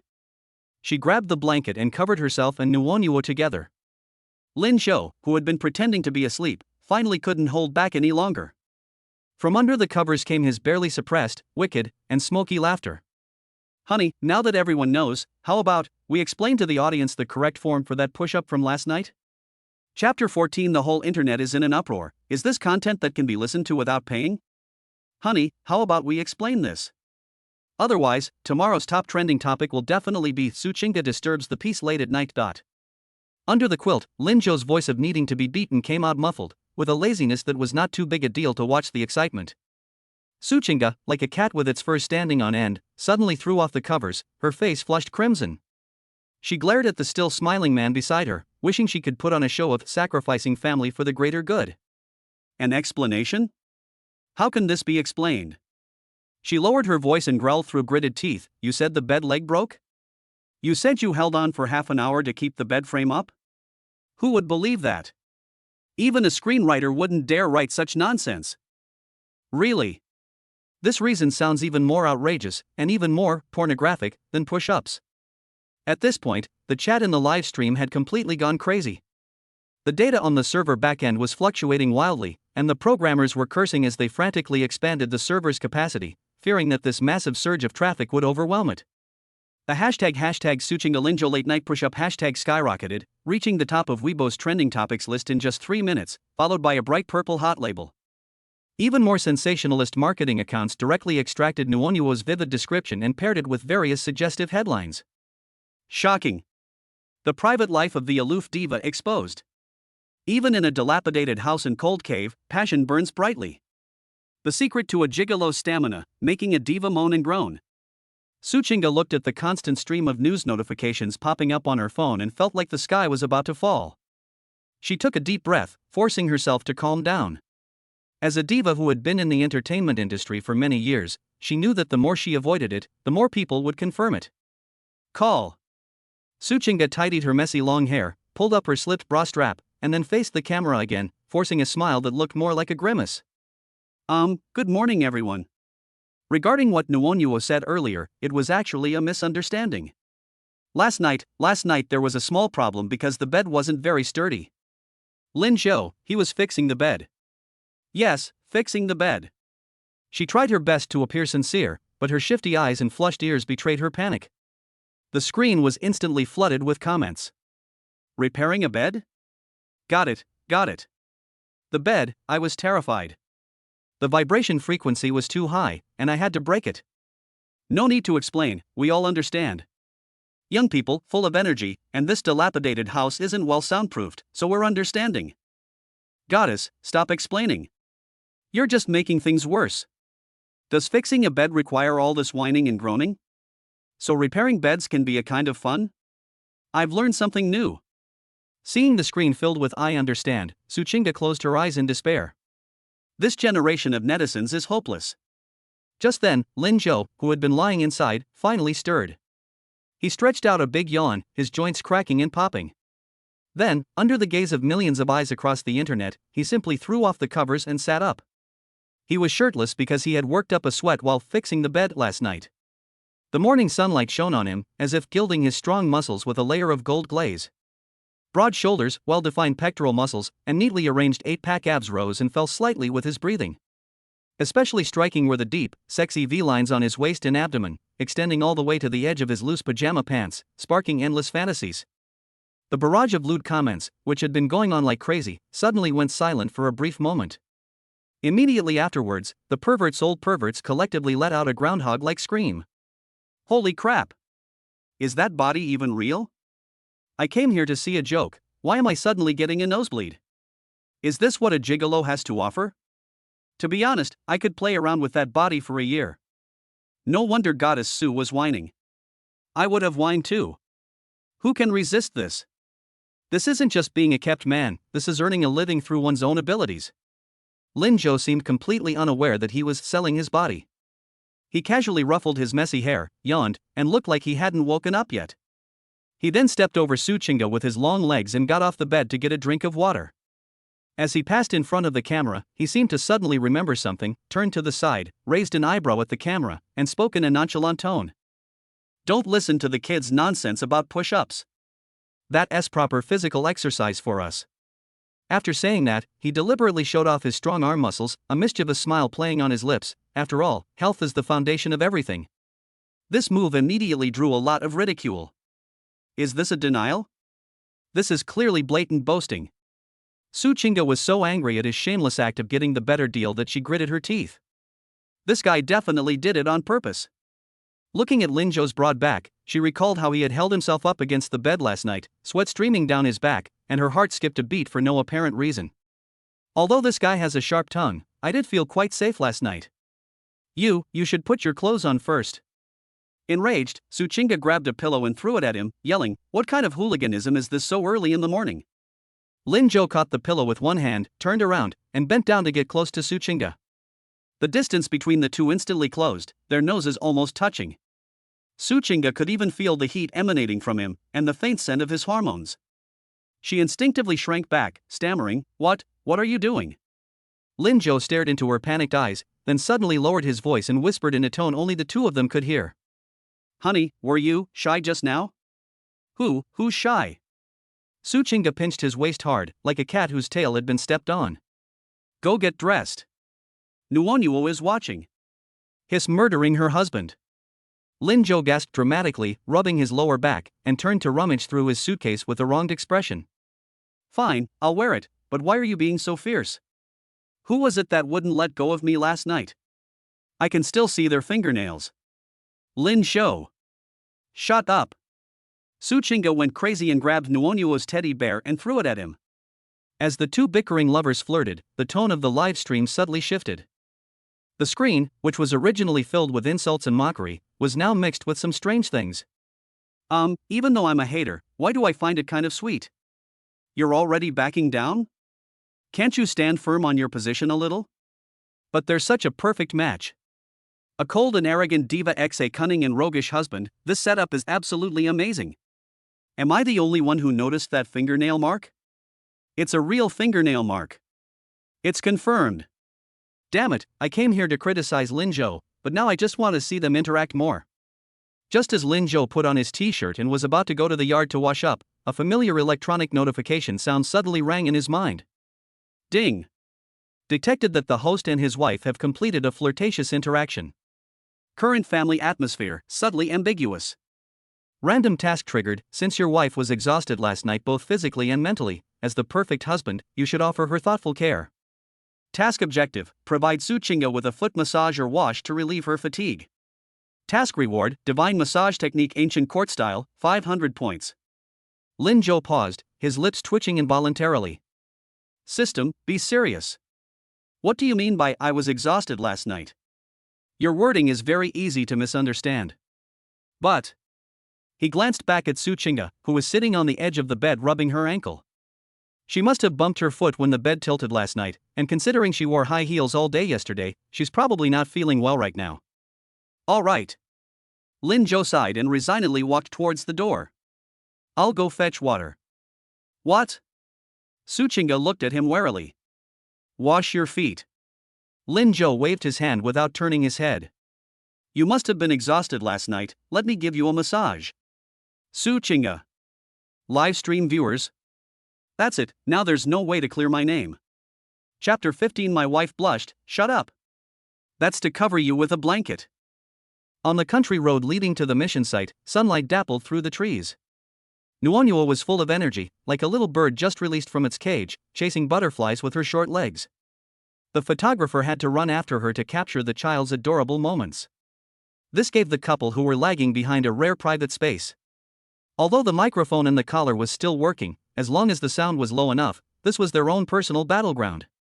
Lin Zhou, tell me the truth. Suchinga walked beside Linzhou, and using her body as cover, pinched his waist hard, her voice low but carrying a ruthless, vengeful tone. Where were your hands when the bed leg broke last night? She'd been holding this in all morning.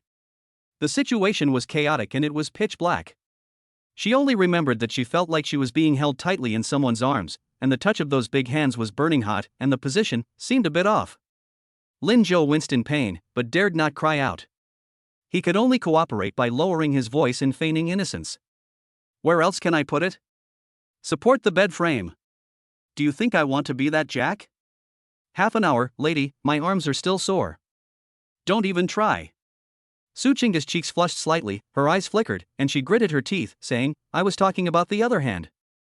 You took advantage of the chaos, didn't you? She simply couldn't bring herself to talk about that shameful part of her body.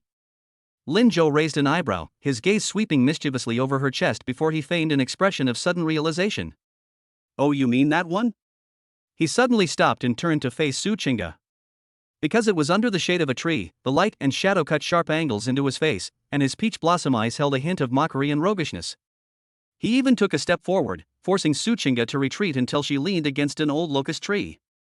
Wife, one must have a conscience. Linzhou leaned against the tree trunk with one hand, and under the guise of adjusting the microphone, he actually covered the microphone hole with his finger. He leaned close to Suchinga's ear, his warm breath brushing against her sensitive earlobe, his voice deep and magnetic. Don't you know how badly you slept last night? You kicked the blanket all over the floor. I was just trying to cover you up, but then you suddenly rolled over. Shut up. Suchinga felt like her ears were on fire, and her heart was beating so fast it was out of rhythm. Does covering yourself with a blanket require, do I need to touch there? She was filled with shame and indignation, her voice trembling. It was an accident, purely an accident. Linzhou shrugged, looking completely at ease. Besides, didn't you cling to me like glue later? Your nails were digging into my flesh, and you were still saying don't go. TSK, I never realized Su Tianho was so clingy in private. Nonsense. I was just scared. Suchinga panicked. Her usually icy eyes were now watery and completely harmless. Who's clinging to me? Who's hugging you? Don't flatter yourself. Yeah. Linzhou chuckled softly and suddenly closed the distance again. Their noses almost touched, their breaths mingling. He stared into Suchinga's panicked eyes, his tone becoming somewhat playful, and slowly said, If you were scared, then why did you wrap your legs around my waist last night? Boom. Suchinga's mind went completely blank for a moment. Last night. It seems, probably, that's really the case?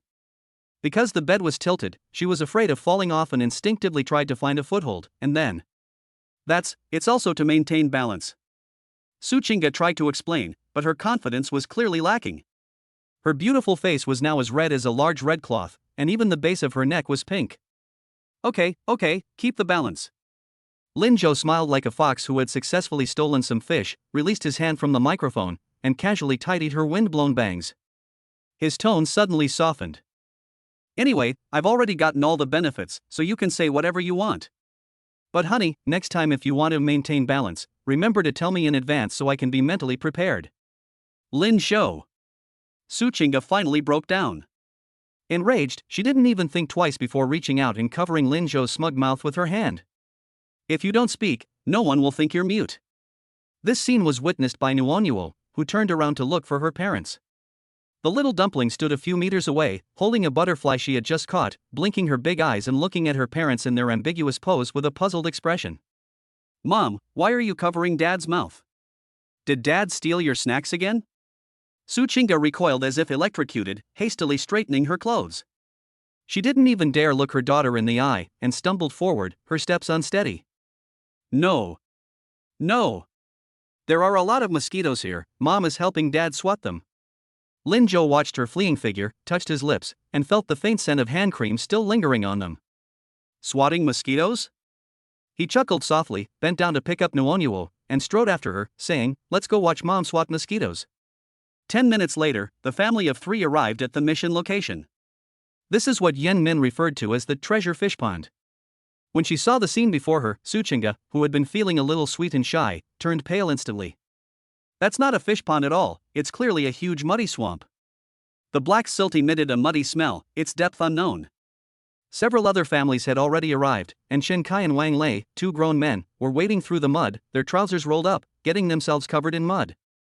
Even the impeccably stylish top star, Lu Ming, was standing on the edge of the mud, staring at his limited edition sneakers worth tens of thousands of yuan with a look of utter despair, hesitating to put them on. The task is simple. Holding a megaphone, Yen Min announced the rules with a smile. The ingredients for lunch are right here in this mud pit. Loach, eel, and big carp. You eat whatever you catch. If you don't catch anything, well, you'll have to go hungry. Of course, considering everyone's image, we have specially prepared waterproof one-piece suits. It's called a waterproof suit, but it's actually just the cheapest rubber pants. They're thick and heavy, making it extremely difficult to move around in, and they have very poor breathability. Wearing them in this sweltering heat is practically torture. Su Chinga stood on the edge of the field, looking at the dark mud, and felt a wave of nausea wash over her. She has obsessive-compulsive disorder related to cleanliness. She has severe mysophobia. Normally, even a speck of dust on my clothes bothers me for ages, let alone jumping into a muddy ditch to catch slippery eels. And she subconsciously covered her lower abdomen. That seems to be coming soon. Although the due date hasn't arrived yet, I've been experiencing a dull ache for the past few days, especially if I touch cold water. What? Empress Su doesn't dare to come down? Lu Ming's sarcastic voice came from the side. Although he didn't want to go down either, seeing Su Chinga like this, he couldn't help but want to kick her a couple of times. If you're afraid of getting dirty, just say so. Let Brother Lin go down by himself. Anyway, this gigolo, oh no, this physical work should be done by men. Su Chinga bit her lip and ignored him, but her expression became even more unpleasant. She didn't want Lin Zhou to bear all the burdens alone. Since it's a variety show featuring a husband and wife, if she just stands on the shore watching, she'll definitely be criticized by netizens for being pretentious and arrogant. Call. Su Chinga took a deep breath, suppressing her discomfort, and bent down to pick up the dirty waterproof suit. Just as her fingers were about to touch the rubber pants, a large hand appeared out of nowhere and snatched the clothes away. What are you doing? Su Chinga looked up at Lin Zhou, who was blocking her way. This outfit is too ugly and doesn't suit your style. Lin Zhou tossed the waterproof suit aside with disdain, his gaze sweeping over her pale face, his brows furrowing slightly. Besides, you don't look well. Is your period coming? Su Chinga was stunned for a moment, then her cheeks turned bright red. How does this guy even know this? No. I'm just afraid of getting dirty, she stubbornly insisted. Alright, stop being stubborn. Lin Zhou didn't waste any words with her. He turned his back and half squatted in front of her, his broad back like a thick wall. He patted his shoulder, his tone as casual as if he were saying, "The weather's nice today. Come up." Huh? Su Chinga didn't react. What do you mean? Weren't you afraid of getting dirty? Weren't your legs weak? Lin Zhou turned his head, his peach blossom eyes carrying an undeniable domineering air, yet a doting smile graced his lips. Come on, I'll carry you down. You'll be in charge of directing, and I'll be in charge of holding on. Together, we'll be an aircraft carrier in the mud. Chapter 16 Mission issued, wash your wife's feet? System, be serious. After a mud battle, although Su Chinga didn't suffer much thanks to Lin Zhou's human cheat code, her limited edition white sneakers were completely ruined. By the time we returned to the dilapidated house, it was already getting dark. Exhausted, Su Chinga sat on the newly repaired wooden chair, looking like a wilted lily. She frowned slightly, her gaze occasionally drifting to her ankles, the discomfort from being soaked in mud and the excruciating pain from her shoes rubbing against her feet. For someone with severe mysophobia, those dried mud spots on her legs felt like countless ants crawling all over her body, making her feel extremely uncomfortable, yet she was so tired that she didn't even have the strength to lift a finger. Nuonuo has already been coaxed to sleep. The little one had a blast playing today and is now fast asleep on the bed, snoring away with a glistening drool at the corner of her mouth. Just as Lin Zhou put the dinner he had obtained from the villagers on the table, the unserious system notification suddenly rang in his mind. Ding! Your wife is extremely fatigued and has a minor foot injury. Random quest triggered. As the perfect husband, how can you stand by and watch your wife suffer? Please immediately wash Su Chinga's feet and massage them to relieve her discomfort. Task rewards, Divine Massage Technique Grandmaster level, happiness points plus 1000. Lin Zhou's lips twitched, and he almost crushed the steamed bun in his hand. System, do you have some kind of special fetish? Last time it was cooking, this time it's washing feet, next time should I embroider for her? Although he complained, his eyes swept down and he saw Su Chinga's left foot that was unconsciously curled up, and his heart softened a little. Those feet, which usually gleam on the red carpet, were now covered in dry, hard mud, looking quite pitiful. Sigh, I really owe you something. Lin Zhou sighed, turned around and walked to the corner, picking up the enamel basin with a large red peony printed on it. Pouring hot water, adding cold water, testing the temperature with her hand. Her movements were fluid and practiced, almost heartbreakingly so after all. The original owner had done this kind of servant's work countless times over the past 7 years. Su Chinga was resting with her eyes closed, still debating whether to eat first or force herself to take a shower, when suddenly she felt a shadow fall over her. Immediately afterwards, a surge of heat rose up, warming her somewhat icy calves. She suddenly opened her eyes. Lin Zhou was squatting in front of her, holding a rustic-looking foot basin filled with steaming water. He didn't say anything, but simply placed the basin gently beside her feet, then very naturally reached out and grabbed her ankle. What are you doing? Su Chinga was like a cat whose tail had been stepped on. She instinctively tried to pull her feet back, pressing her whole body against the back of the chair, her eyes filled with fear and vigilance. What is this bastard up to now? It was one thing to carry her in the mud earlier, but that was for the sake of filming a show. What's going on now? Don't move. Lin Zhou didn't look up, his tone as calm as if he were discussing the weather. The water temperature was just adjusted. Hurry up and wash, otherwise the mud will be even more uncomfortable on your legs. I'll wash it myself. Su Chinga's cheeks flushed slightly, and she stubbornly tried to bend down and do it herself. I have hands and feet, I don't need your fake kindness. Besides, we're still live streaming, you may not care about your reputation, but I do. Although the camera was set up in a corner, the thought of millions of people watching such a private matter was enough to make her shudder. The live stream ended a long time ago. The production team all went to eat. Lin Zhou lied without batting an eye. Actually, the red light on the corner camera was still flashing faintly, but he bet Su Chinga was too tired to see clearly. He raised his head, his peach blossom eyes showing a hint of impatience, yet also a barely perceptible seriousness. Su Chinga, do you think your feet are made of iron? You're blistered and still soaking them in muddy water. Do you want to get infected and have your legs amputated so you can become a one-legged superstar? You're the one who needs an amputation. Your whole family needs an amputation.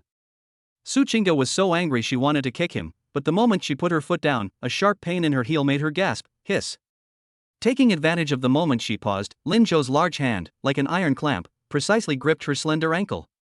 The rough, warm touch of his palm instantly spread throughout her body, causing Su Chinga to shudder and break out in goosebumps. Let go. Lin Zhou, let go.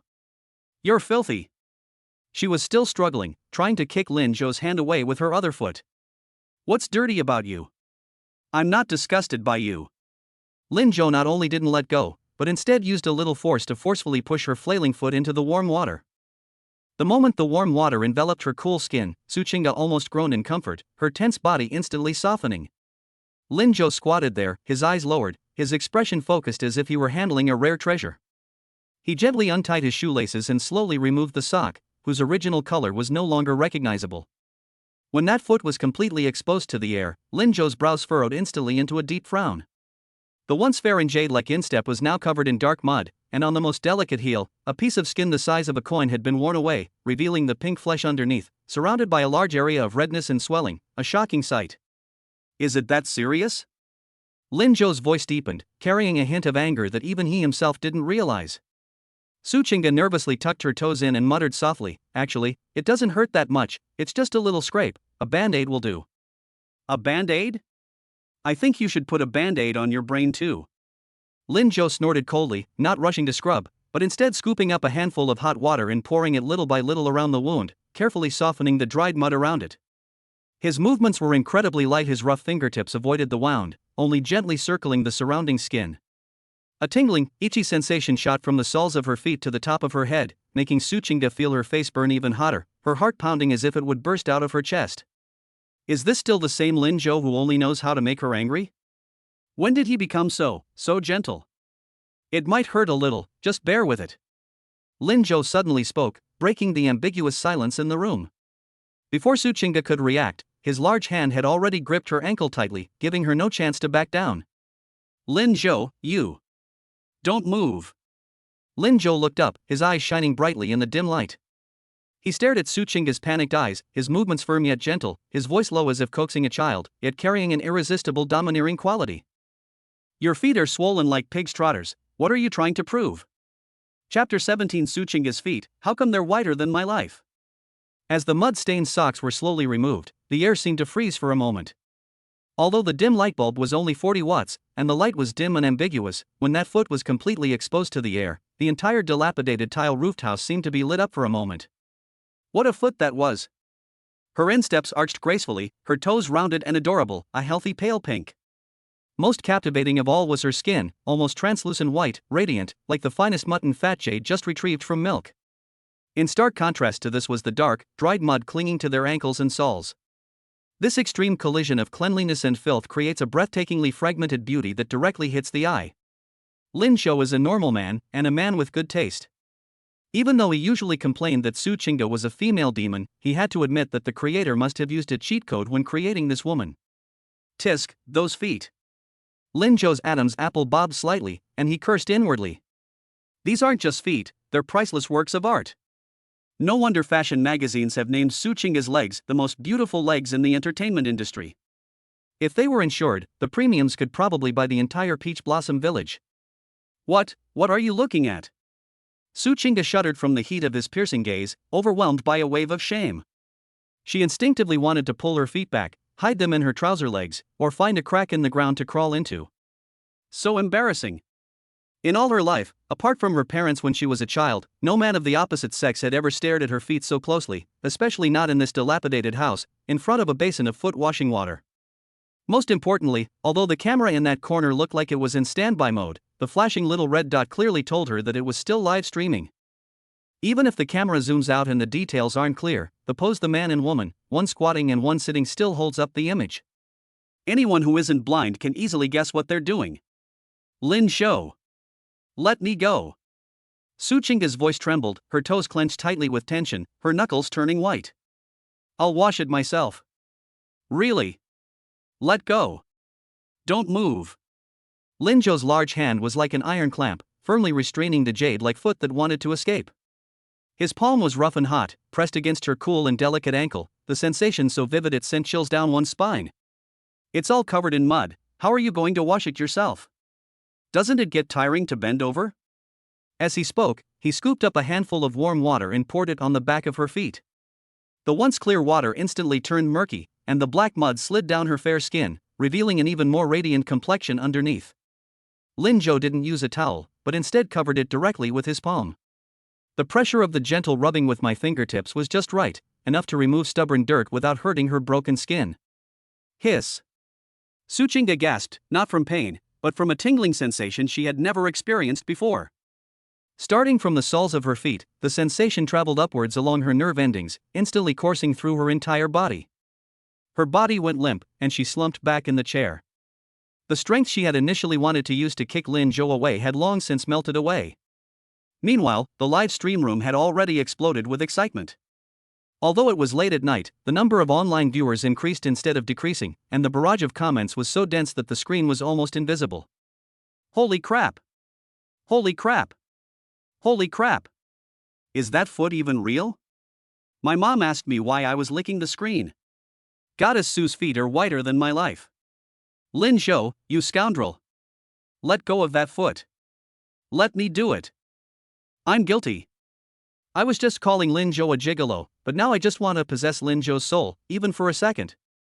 This isn't just washing feet, it's like giving a national treasure a pampering treatment. The way Lin Zhou is handling it so carefully, he's even more meticulous than when polishing an antique. Is anyone familiar with this? What kind of service is this? Did Lin Zhou train at a club before? His technique is too professional. Although Su Qingge couldn't see the comments, she could feel the burning sensation of being watched by countless eyes. Her face was as red as a ripe shrimp, and she bit her lower lip tightly, afraid that she might accidentally make some strange noise. Is it all done? She urged him on in a trembling voice, feeling that every second was torture. What's the rush? The mud hasn't been washed off yet. Lin Zhou didn't even look up, as if he were holding not his wife's feet, but a scientific research project that had to be completed meticulously. He meticulously cleaned away all the dirt and grime, then rinsed it again with a basin of clean water before picking up a clean white towel and gently wiping the water droplets dry. At this point, the foot had completely returned to its original shape. Her skin was fair and translucent, but the red and swollen patch on her heel was particularly glaring, like a flaw on a perfect piece of jade, making one's heart ache to look at it. Ding! Cleaning process complete. God-level massage techniques Grandmaster level have been loaded. Host, please begin your performance and let your wife experience what it means to have her soul transcend. The system's voice sounded at the right time. Lin Zhou took a deep breath, his eyes narrowing slightly. The cleaning just now was just foreplay, the massage now is the main course. Bear with it, it will be a little sore the first time. Before he finished speaking, his fingers suddenly exerted force. A piercing, tingling sensation instantly erupted and rushed straight to my head. Ah! Su Qingge finally couldn't hold back and let out a charming and extremely sweet exclamation. Lin Zhou! What are you doing? She cried out, her voice trembling with tears welling up in her eyes. This is the Yongquan acupoint, which connects to the kidney meridian and can relieve fatigue. As he massaged, he explained casually, his voice deep and confident, you walked too much today. If you don't clear your meridians, your leg will be useless tomorrow, swollen like an elephant. How will you wear a skirt then? Upon hearing the words elephant legs, Su Qingde abruptly stopped her kicking motion. Although it was still sore and swollen, and there was even an indescribable sense of shame, with Lin Zhou's movements, the heaviness and soreness that had been building up deep in his calves was actually gradually dissipating. Instead, there was an unprecedented sense of ease and warmth. It feels as comfortable as soaking in a hot spring. Su Qingge's tightly furrowed brows slowly relaxed, and her originally tense body gradually relaxed as well. She even felt a little enjoyment. Be a little gentler. Her face was flushed, and her voice was so soft it was almost inaudible, carrying a hint of coquettishness that she herself was unaware of. Lin Zhou's lips curled into a wicked smile. Yes, my dear wife. Chapter 18. Lin Zhou's techniques were too professional, and the queen of the live stream hummed aloud. The room was dimly lit, and the air was filled with the faint scent of mugwort, which was from the mosquito repellent sachet that Lin Zhou had just found. Right now, in this dilapidated tile-roofed house, a scene is unfolding that could crash the entire internet. Lin Zhou's expression was focused, as if he were holding not his wife's foot, but a piece of porcelain undergoing meticulous restoration. His fingers were long and strong, with calluses from years of hard work on his fingertips, but this roughness now served as the perfect massage medium. Divine massage techniques are not just techniques, but also an absolute control over the body's meridians. Each press landed precisely on Su Qingge's blocked acupoints. This is the Taichung acupoint, which soothes the liver and regulates qi.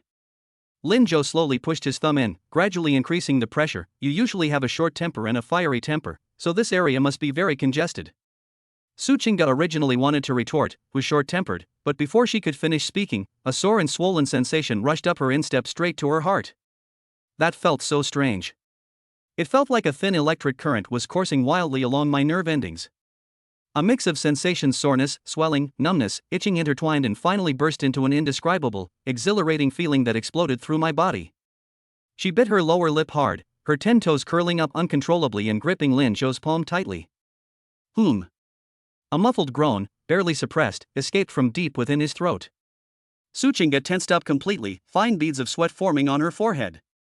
She wanted to pull her foot back, but the deep-seated relaxation made her want to stay, her body acting strangely honestly and completely disobeying her commands. Lin Zhou did not stop. His palm slid up his ankle and down to that slender calf.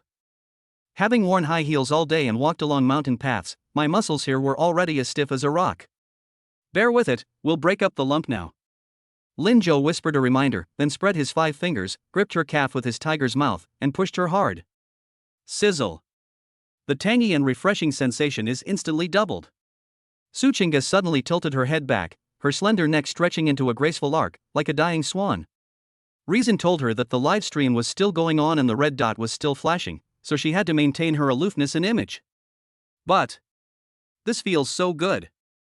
The fatigue, aches, and grievances that had accumulated throughout the day seemed to be gradually drawn away from her body as Lin Zhou's large hands massaged her.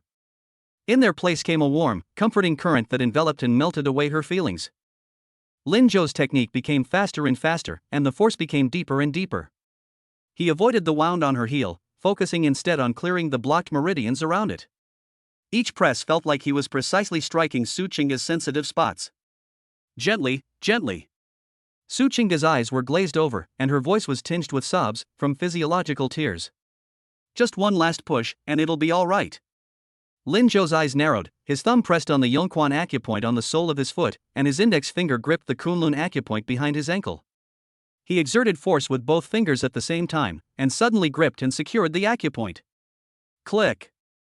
A slight cracking sound from the joint. Immediately following, a feeling of exhilaration, like a dam bursting, instantly coursed through Su Chinga's entire body.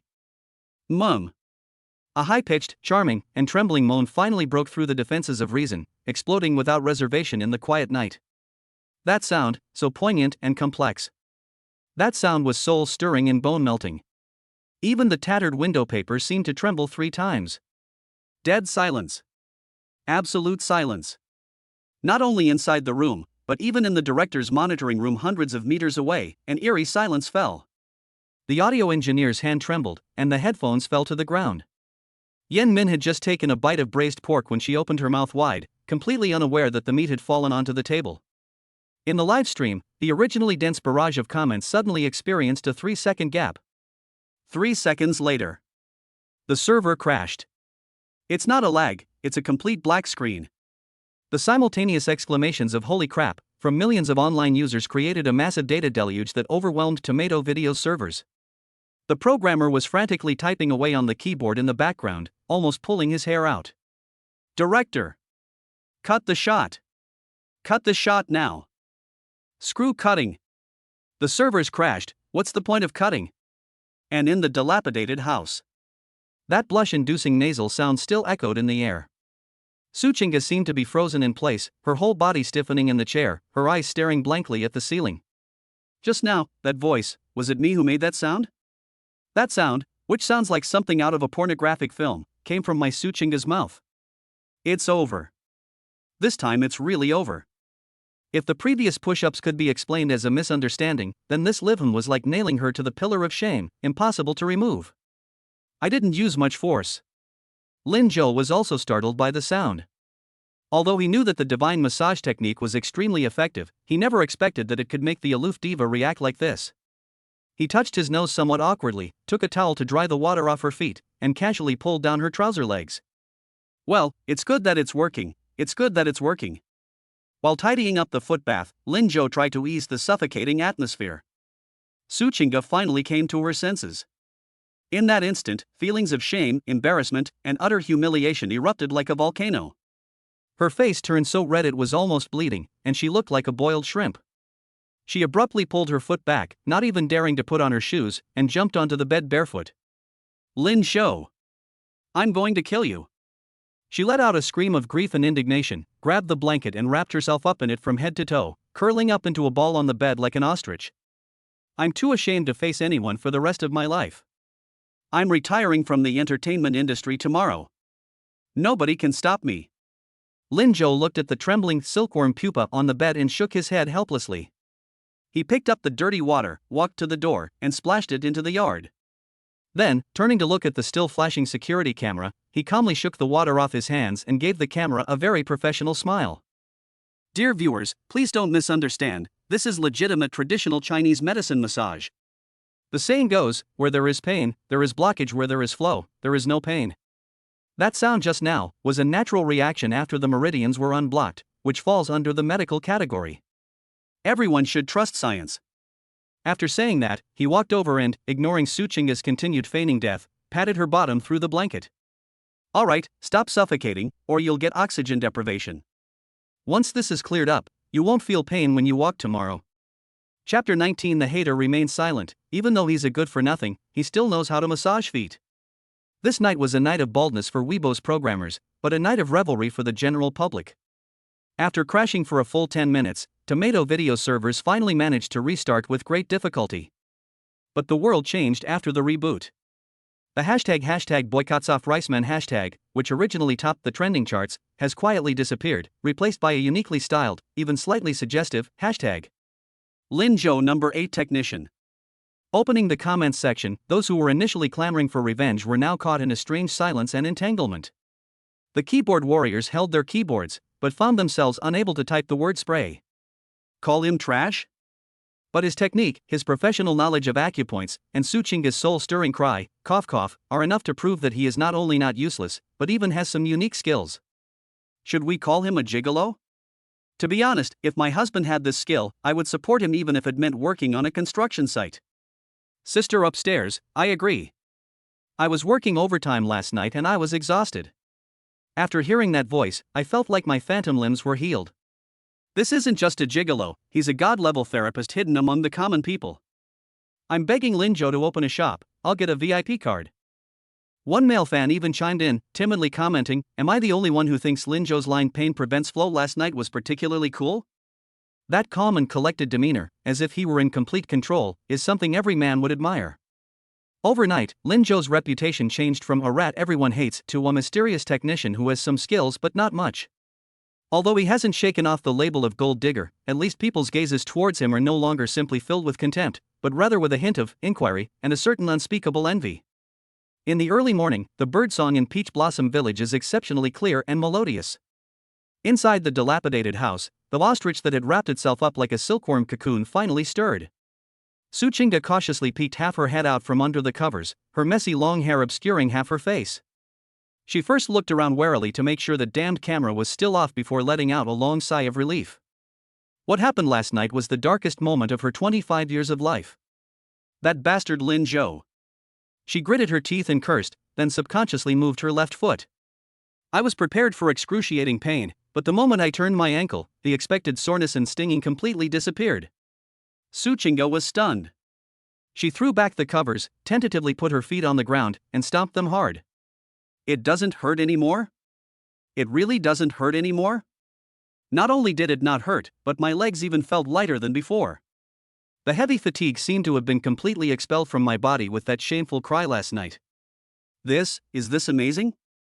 Su Chinga touched her ankle in disbelief, her expression becoming somewhat complicated. That man who usually only annoyed her and was good for nothing except being handsome actually had the amazing ability to bring the dead back to life? Awake? Did you sleep well last night, Empress Su? A mocking voice suddenly came from the doorway. Su Chinga was startled and looked up sharply, only to see Lin Zhou leaning against the doorframe. He was holding 2 washed sweet potatoes in his hand, still with that carefree attitude, but the morning light shining on his profile made him look rather handsome. Who slept well? Su Chinga retorted reflexively, her cheeks flushing red again, and forget about last night. If you dare to go around telling everyone, I'll... So what? You just divorced me? Lin Zhou walked over with a smile and stuffed the warm sweet potato into her hand. Don't worry, am I that kind of person? That's just a little fun between us as a couple, nothing to tell outsiders. Who cares about your romantic side? Although Su Chinga was stubborn, she didn't pull her hand back after taking the sweet potato. She lowered her head and took a bite. The sweet and glutinous texture melted on her tongue. Stealing a glance, her gaze fell on Lin Zhou's long, slender hands. These were the hands she'd used last night. What are you looking at? Do you think your husband looks especially handsome today? Lin Zhou noticed her gaze and leaned closer, winking at her. If it were in the past, Su Chinga would definitely have rolled her eyes at him and turned to leave. But today, she paused, didn't curse, but just gave a soft hum, turned her head to look out the window, her voice as low as a mosquito's buzz. It's all right, I guess. Lin Zhou raised an eyebrow, somewhat surprised. Has this female demon changed her ways? Although she still maintained that aloof and arrogant demeanor, that icy coldness that kept people at arm's length seemed to be melting away little by little. Her gaze towards him no longer held only disdain and disgust, but also a hint of dependence and curiosity that she herself hadn't even noticed. All right, stop indulging in self-admiration. Su Chinga finished the sweet potato in a few bites, clapped her hands, and regained her usual capable demeanor. The production team has called us to assemble. They said there will be a new guest today. A new guest? Lin Zhou asked casually. Male or female? It's a guy, I heard he's a rich second generation, the kind who brought his own investment to get the role. Su Chinga straightened her clothes, not paying much attention. After all, these kinds of newcomers are all too common in the entertainment industry. At the large threshing ground at the village entrance, the 4 families gathered again. After a day of running around, everyone was a bit listless, except for Lin Zhou, who was full of energy and even humming an unknown tune. Director Yen Min stood on the high platform, his smile even brighter than yesterday. Last night's live broadcast data broke the station's record, and his year-end bonus was now guaranteed. Good morning, everyone. Holding a megaphone, Yen Min announced in a loud voice, after yesterday's adjustment period, I believe everyone has adapted to life in Peach Blossom Village. To strengthen our bonds, we've prepared a special activity for today, Truth or Dare. Furthermore, to make the game even more exciting, we've invited a mystery guest. No sooner had the words been spoken than an extremely flashy red Ferrari sports car, accompanied by a deafening roar of its engine, kicked up a cloud of dust and arrogantly charged into the threshing ground. The car door opened. A long leg wearing white trousers stepped out first. Immediately afterward, a man with slicked back hair, wearing gold-rimmed glasses, and looking like a refined scoundrel yet exuding arrogance, walked down the aisle. He held a large bouquet of vibrant red roses in his hands, and his gaze swept over the crowd, precisely locking onto Suchinga, who was standing next to Lin Zhou. In that instant, Suchinga's face darkened. Lin Zhou's eyes narrowed slightly, and the memories of his love rival in his mind were instantly activated. Zhao Tai. The young master of Taihua real estate, Suchinga's obsessive pursuer, and one of the culprits who led the isolation of Lin Zhou back in school. The man walked straight up to Suchinga, ignoring Lin Zhou beside her, handed her the roses, and gave her what he thought was a charming smile. Chinga, I heard you've been suffering here, so I came to see you. The entire room fell silent. The live stream chat exploded instantly. Holy crap! Is this guy here to cause trouble? Lin Zhou looked at the bouquet of roses that was almost touching his face, a playful smirk playing on his lips. He took a step forward, blocking Suchinga's path, and accepted the bouquet. Oh, Mr. Zhao, you're too kind. You've come all this way, why bring local specialties? It's perfect, I'm just short of some kindling for starting a fire at home. Chapter 20 Late Night Heart-to-Heart Talk, Wife's Unexpected Wall Slam. Zhao Tai's provocative display, resembling a peacock spreading its tail, ultimately turned into an embarrassing farce thanks to Lin Zhou's teasing remark about lighting a match. After the live stream ended, Zhao Tai, his face dark with anger, checked into the village's only guesthouse, vowing to get his revenge in tomorrow's segment. As night deepened, Peach Blossom Village returned to tranquility. The lights were dim under the grape trellis. Once the last staff member left the courtyard, the indicator light on the camera, which had been glowing red all day, finally went out. Lin Zhou let out a long sigh of relief, then slumped unceremoniously onto the bamboo recliner, fanning himself with a large palm leaf fan, feeling as if his bones were about to fall apart. Living off a woman is more tiring than carrying bricks. He was just about to close his eyes and rest for a while when a shadow suddenly fell in front of him. That familiar scent, with its faint, cool fragrance, instantly filled his nostrils. Lin Zhou squinted one eye and saw Suchinga standing in front of him, arms crossed, looking down at him with a condescending gaze. Under the moonlight, she changed into a long silk dress, her long hair casually draped over her shoulders. Her bare face, even without makeup, was still breathtakingly beautiful, but her gaze at this moment was a little too sharp. Honey, why aren't you sleeping so late? Are you captivated by my charm and want a secret rendezvous? Lin Zhou teased with a grin. Suchinga ignored his banter, only slightly narrowing her beautiful phoenix eyes and taking a step closer. Lin Zhou, don't you think you need to explain yourself? Explain what? Explain why I'm so handsome? Don't try to be all chummy with me. Suchinga suddenly reached out, grabbed Lin Zhou by the collar, and forcefully pulled him up from the recliner, then shoved him backward. Thump! A muffled thud. Lin Zhou's back slammed solidly against the rough wooden post of the grape trellis. Before he could react, a slender, fair hand slammed heavily against the wooden post beside his ear, bringing with it a fragrant breeze. Wall slam. I still got pinned against the wall by my wife. Lin Zhou was completely stunned. The distance between them instantly shrank to less than 5 centimeters. He could even clearly count Suchinga's long eyelashes and feel her warm breath spraying on his chin.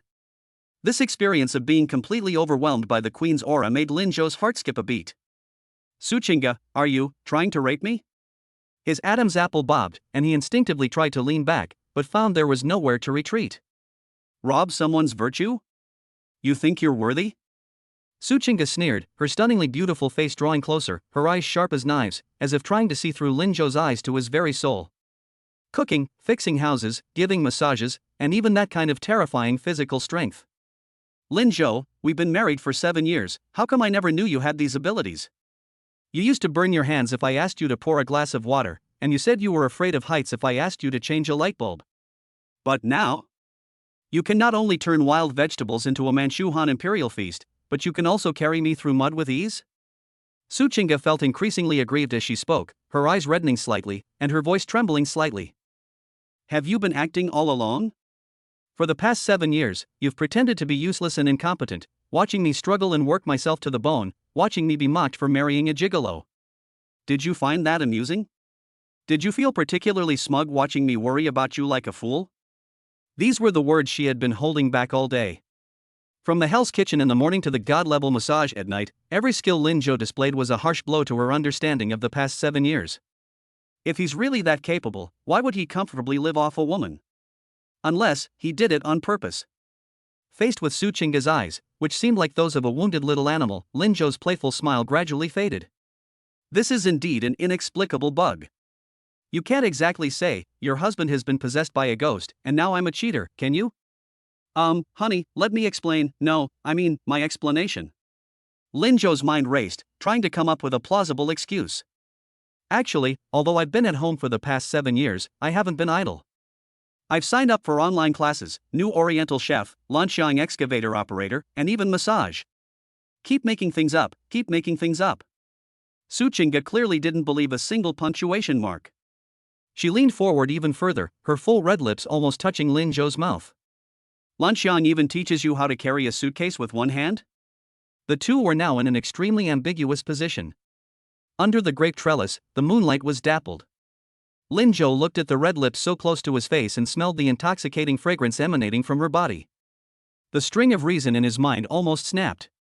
Honey, if you get any closer, I can't guarantee your safety. Lin Zhou's voice suddenly became a little hoarse, and his eyes became deep. Su Qingge was stunned, only then realizing how dangerous their position was. Just as she was about to step back, Lin Zhou's phone, which was placed beside him, suddenly started vibrating wildly, breaking the romantic yet tense atmosphere. Buzz buzz buzz. The screen lit up in the dim light, and the glaring nickname flickered like a ghost. My favorite Yue. The air froze instantly. The temperature seemed to drop to freezing point in that instant.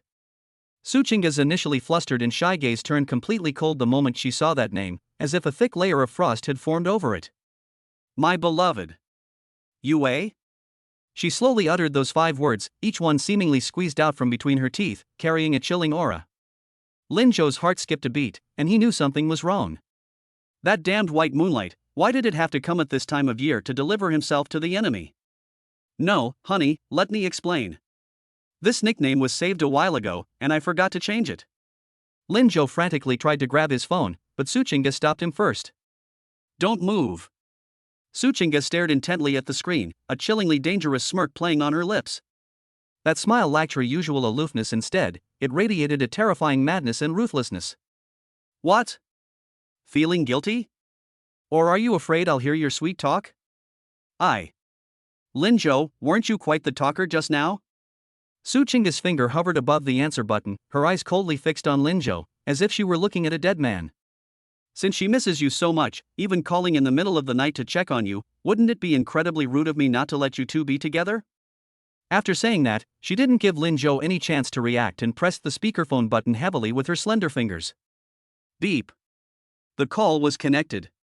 Su Qingge held her phone between the two of them, slightly raised her chin, and mouthed to Lin Zhou in a silent manner. Go ahead. Let me hear what kind of trouble she's up to this time. Chapter 21 The White Moonlight Calls? Wife, put it on speakerphone, let me hear it. Beep. The hands-free activation notification sounded particularly jarring under the silent grape trellis, like a shrill alarm. Su Qingge's fingers were long and slender, but she pressed them firmly against the screen, her knuckles turning slightly white from the force. She held the phone up like that, as if it were a grenade that could explode at any moment. Those phoenix eyes, which usually carried a hint of laziness and a touch of arrogance, were now like a frozen lake, chillingly fixed on Lin Zhou's face. Lin Zhou felt like an escaped prisoner being targeted by a searchlight. His Adam's apple bobbed with difficulty, and cold sweat trickled down his forehead and onto the bamboo recliner with a drip. This is practically the ultimate version of a chaotic battleground. The call was connected. There was no roaring or questioning as expected. The voice coming from the receiver was delicate, soft, and even a little choked up and trembling. Brother Lin Zhou? Is that you? Wa'ada. You finally answered my call. I thought you really didn't want me anymore. That voice, so melodious and poignant, was truly heart-wrenching. If you didn't read the notes, just by listening to this noise, you'd think it was the female lead from some melodramatic drama crying in the rain. Lin Zhou felt a shiver run through his body, and goosebumps instantly rose all over his skin. This taste. Why is it even stronger than that basin of foot-washing water from before? Su Qingge raised an eyebrow. She didn't speak, but a cold, extremely sarcastic smile curled at the corner of her lips, and she slightly raised her chin, gesturing to Lin Zhou. Say something. Your dear sister is crying, aren't you going to comfort her? Lin Zhou felt a chill run down his spine, and forced himself to say hello into the phone. Is something wrong this late? That hello was like flipping a switch. Xu Yue on the other end of the phone seemed greatly encouraged, her sobbing voice instantly intensified, and she unleashed her full tea ceremony skills. Brother Lin Zhou, please don't be so cold to me, okay? My heart is aching so much. I saw today's livestream trending topics, and I really feel so sorry for you. How could Sister Qingge treat you like this? You're such a proud person, a real talent in school. How could she let you live in such a shabby house and make you wash her feet? Every word is like poison coated in sugar. While praising Gao Linzhou, he suddenly pushed Su Qingge into the mud. Su Qingge's cold smile grew even more pronounced, even carrying a hint of murderous intent. She looked at Lin Zhou, her eyes saying, "Listen to this, how considerate you are, unlike me, I would only make you wash my feet."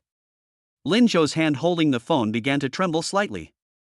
It wasn't because I was moved, but because of a kind of physical discomfort. When the original owner transmigrated and received the memories, the thick white moonlight filter that the original owner had for Chu Yue shattered like glass being smashed by a sledgehammer. I used to think she was a gentle and kind innocent girl. Now, no matter how you listen to it, it sounds like there's a nauseating scheming and hypocrisy in that tone. Feeling sorry for me? You feel sorry for me but won't send me money? You feel sorry for me but instead of finding a way to help me, you call to sow discord at this time? Xu Yue on the other end of the phone was clearly unaware of the changes happening here, and continued her performance, her tone becoming increasingly impassioned. Brother Lin Zhou, I know you have your reasons. Is it because of that contract? Did she use the penalty for breach of contract to pressure you?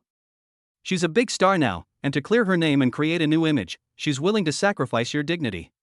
How did she become so mercenary? If it were me, if I were by your side, I would never bear to see you suffer even the slightest grievance. Even if it meant suffering myself, I would make sure you lived like a king.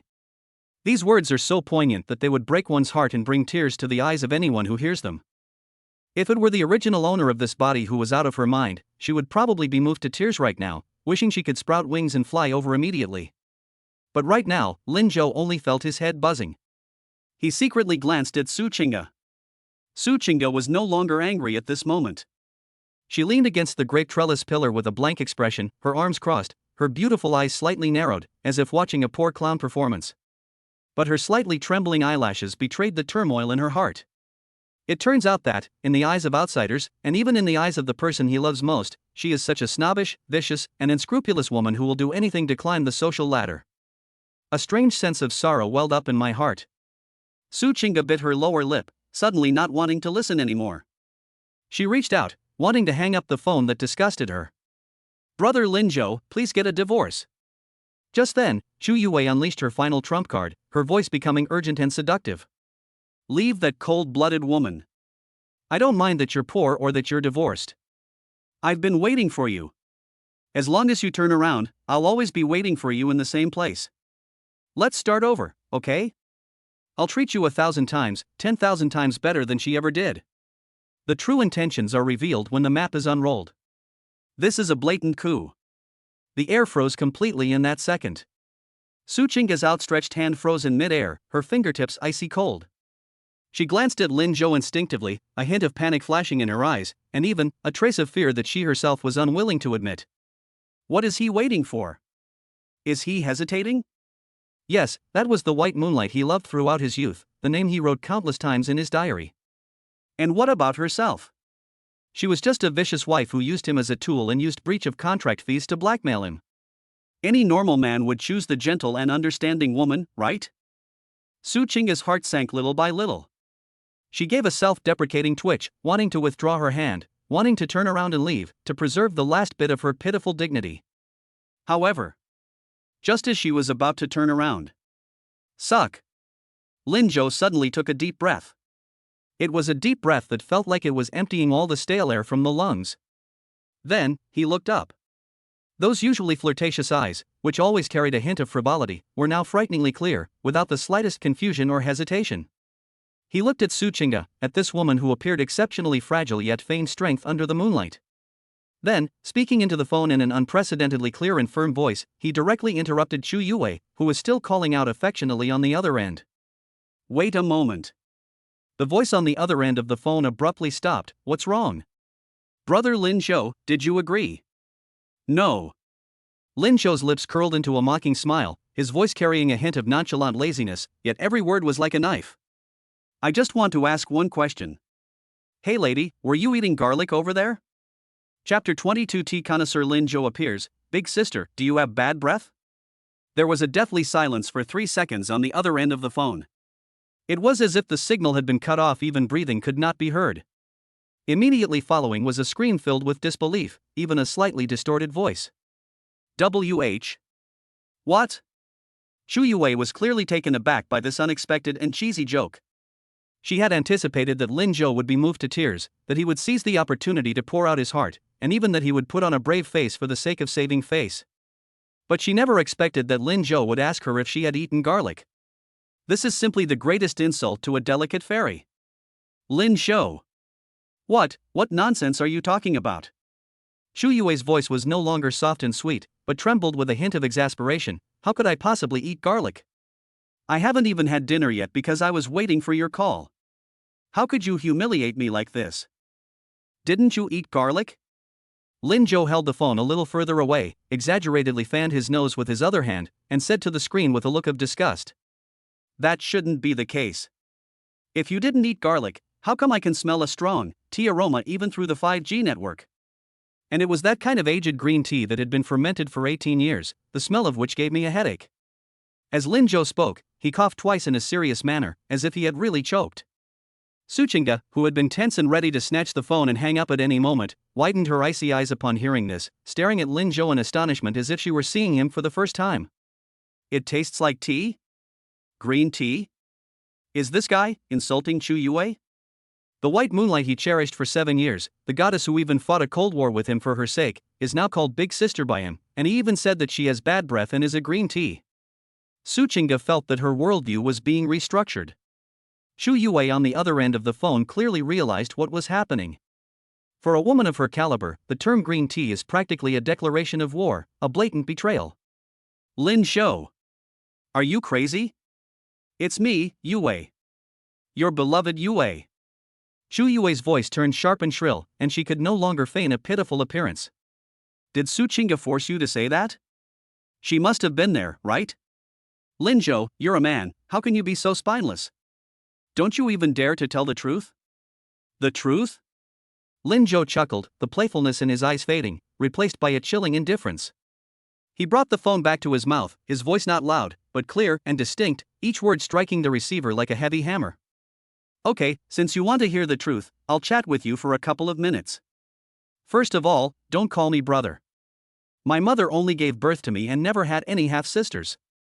Besides, you're 25 this year, right?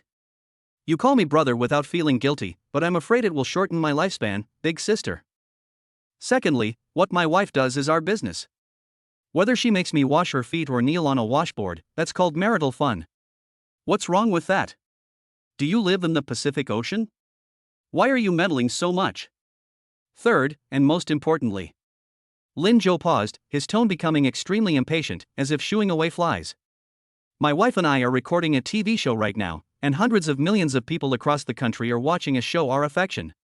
Are you calling me in the middle of the night to ask for a wedding gift? If you want to give a gift, WeChat transfer or Alipay is fine, I'm not picky. If you don't want to give a gift, then please, get lost. Don't keep me from putting my wife to sleep, understand?" These words were like a burst of machine gun fire, blasting Chu Yue into a sieve. All that could be heard on the other end of the phone was rapid breathing. The person was clearly furious and couldn't utter a single word for a long time. Beep. Lin Zhou didn't give her a chance to fight back and simply pressed the hang-up button. The world is quiet now. It was not only quiet, but almost too quiet. Under the grape trellis, all you can hear is the rustling of the wind through the leaves and the chirping of unknown insects in the distance. Lin Zhou casually tossed his phone onto the small bamboo table beside him, as if throwing away a rag stained with excrement. Then, he took a deep breath, turned around, and looked at Su Qingde, who had been leaning against the pillar without saying a word. Su Qingde remained in the same position as before. Arms crossed over chest, chin slightly raised. But those eyes, which were originally as cold as ice, were now churning with complex emotions: shock, confusion, bewilderment, and a hint of faint joy that she herself was unaware of. She looked at Lin Zhou as if he were a strange monster. You. Su Qingde opened her mouth, her voice surprisingly dry. Were you acting just now? That was the only explanation she could think of. After all, Lin Zhou's deep affection for Chu Yue was known throughout the school. How could he suddenly turn on her and hurl such vulgar insults? It was definitely an act for her, to keep her calm, for the contract, or for the money. Thinking of this, the glimmer of light that had just appeared in Su Qingde's eyes dimmed again. Acting? Lin Zhou raised an eyebrow and took a step forward. Looking at Su Qingde's anxious and hesitant expression, wanting to believe yet afraid to, he felt a sudden pang of pain in his heart. How deeply did the original owner hurt this woman over these 7 years? It made her so afraid to believe even a single truthful word. Honey, if I said I was just playing myself, would you believe me? Lin Zhou stopped joking and looked into her eyes very seriously. Before, I was out of my mind and couldn't tell the difference between good and bad people. But now, the water has been drained out, and my mind is clear. That kind of green tea woman who talks a lot of nonsense isn't even worthy of carrying your shoes. I was blind before, but now. He pointed to his eyes, a gentle smile curving his lips. Now my eyesight is 5.2, I can see very clearly who was the person I should treat well. Su Qingde's heart skipped a beat. The tenderness in those peach blossom eyes was so intense and real, like a bottomless pool of water, making her want to drown in it. She instinctively wanted to avoid the unsettling eye contact, turning her head away and muttering softly. You're so glib, who knows if you're just trying to make me happy. Although she said that, her tense shoulders visibly relaxed, and the corners of her originally cold and hard mouth couldn't help but turn up slightly in a small arc. That feeling was like the sudden breaking of solid ice and the first signs of spring. Lin Zhou saw this and chuckled inwardly. This woman is really easy to please. Now that the atmosphere has been built up to this point, it would be a disservice to the system's nurturing if we didn't strike while the iron was hot and ask for some benefits. It's my responsibility to make you happy. Lin Zhou leaned forward again, almost touching Su Qingde, and his tone instantly switched back to that irritating one. Honey, look how well I behaved just now, tasting the tea and expressing my loyalty. Even if I didn't do anything special, I certainly put in the effort, right? Su Qingde leaned back warily. What do you want to do? Hey. Lin Zhou rubbed his hands together, pointed to the incredibly narrow four-poster bed in the room, and blinked expectantly. Well, you see, our bed is already small. Last night, to keep you from falling off, half of my body was hanging outside, and my back almost broke. Tonight, could you do me the honor of moving in a little further? Su Qingde was stunned for a moment. She thought this guy was going to make some unreasonable demands, like getting his bank card back or having his debts forgiven. And that's it? Seeing Lin Zhou's pitiful look as he begged to be taken in, and recalling his domineering protection of Chu Yue when he confronted her earlier, Su Qingde's last line of defense completely collapsed. Give an inch and you'll want a mile. She gave a soft hum, turned around and walked into the house. Although her back view remained aloof, her light steps betrayed her good mood at the moment. As she reached the door, she paused slightly, but without turning around, she simply uttered a single sentence. Since you did all right today, I'll grant your request. Chapter 23. Su Qingde laughed. Husband, tonight you can sleep next to the bed. Approved? To Lin Zhou, those two words sounded even better than an imperial edict. Like a child who had just received candy, he followed Su Qingde into the house, making sure to close the rickety wooden door tightly behind him. Inside, the dim light cast long shadows on the walls, overlapping each other and creating a strangely warm atmosphere. Nuonyuo was already fast asleep, and the little one occupied the center of the bed in a starfish shape, making the already cramped space even more fragmented. Su Qingde sat on the edge of the bed, untying her hair as she glanced at the man behind her through the slightly modeled mirror in front of her, seemingly unintentionally. Lin Zhou. She suddenly spoke, her voice soft and unreadable. What you just said to Chu Yue, were you sincere? Lin Zhou paused in his hand as he was making the quilt. He looked up and met a pair of probing eyes in the mirror. Although much of the frost in them had melted, a hint of unease and probing still lingered. After all, she was his white moonlight for 7 years. How could he just forget her like that? She feared that this was just Lin Zhou's momentary impulse, or a tactic of retreating to advance. Honey, this isn't fun. Lin Zhou sighed, walked behind her, placed his hands on the back of the chair, and looked at himself in the mirror. I really shut her up like that, how could it be fake? Besides, if I still cared about her, would I have been massaging your feet? Would I have stood up to the director for you? Whether it was 7 years ago or 7 years later, my household registration book says Su Qingge in the spouse column, not some random cat or dog. This statement is not sentimental in fact, it's rather blunt and straightforward. But after hearing this, Su Qingge couldn't help but raise a slight smile at the corners of her mouth. In that instant, it felt as if spring had filled the room. Ding! Wife's mood index has increased, happiness points plus 200. The system notification sounds are simply the most wonderful background music. Alright, stop being so cheeky. Su Qingge stood up, casually tossing her hair aside, and pointed to a small area on the outside of the bed, about the width of a palm. Considering your decent performance today and that you distanced yourself from the green tea type, I'll allow you to move in a bit more tonight. She stretched out her long, slender fingers, gesturing to indicate a length. 10 centimeters. No more than that. Yes, Your Majesty. Thank you for your great kindness. Lin Zhou exaggeratedly cupped his hands in greeting, looking like he had gotten a great deal. Although it's only 10 centimeters, it's a historic leap forward. That night, the dilapidated house was unusually quiet. The chirping of insects outside the window rose and fell, like a lullaby from nature. Lin Zhou lay on his bestowed 10-centimeter territory, inhaling the faint fragrance emanating from his pillow, and pondered his plans for tomorrow. He hadn't yet fully unleashed the god-level culinary skills the system had given him. Tomorrow he needed to find an opportunity to rack up another wave of astonishment points. Just then, the breathing around me gradually became even and long. He turned his head to the side. By the moonlight, Su Qingge's sleeping face was close at hand. Having shed her aloofness and defensiveness from the daytime, she looked exceptionally gentle now, her eyelashes like two small fans casting shadows on her eyelids. Foolish woman. Lin Zhou chuckled softly, pulled the blanket closer to her, and then closed his eyes contentedly. The next morning, the tranquility of Peach Blossom Village was shattered by a shrill broadcast. Good morning, everyone. A wonderful day has begun. Please gather at the threshing ground immediately. Yan Min, that devilish director, had a voice that sounded incredibly irritating, even through a loudspeaker. Lin Zhou opened his eyes groggily and found that the person next to him was now empty. Su Qingge was sitting by the window putting on makeup, the sunlight shining on her, making her look like a painting. Nuonyuo was still fast asleep, a trace of drool hanging from the corner of her mouth. You're awake? Hurry up, I heard we're going to be fighting for ingredients today. Su Qingge glanced at him through the mirror. Although her tone was calm, it was clear that she was more familiar with him than yesterday. Lu Ming next door starts practicing his singing at 5 o'clock. It's giving me a headache. Lin Zhou yawned and listened intently. Really? From the small villa next door, a series of vocal exercises could be heard, occasionally mixed with the sound of a violin sawing wood. Not only Lu Ming, but Wang Lei from room number 2 was leading his son in chanting slogans and doing morning exercises in the yard, while Chen Kai from room number 3 was playing guitar and belting out rock music. Of all the houses in Peach Blossom Village, their number 4 house was the quietest, a breath of fresh air in the world of laissez-faire. Don't these people ever sleep? Lin Zhou scratched his head speechlessly, then got out of bed. Half an hour later, at the threshing ground, the 4 families reunited. After a night of rest, everyone was much more refreshed. Especially Lu Ming, whose hair was combed so neatly that even a fly would have to do the splits, and he was carrying a violin that looked incredibly expensive, exuding an air of "I'm going to steal the show."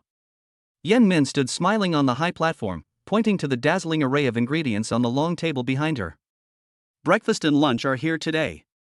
There's Australian lobster, premium abalone, and of course, steamed buns and pickled vegetables. Want to eat well? It's simple. Today's theme is Talent Showdown. Each dad can showcase one talent, and the villagers here and the viewers in the live stream will vote.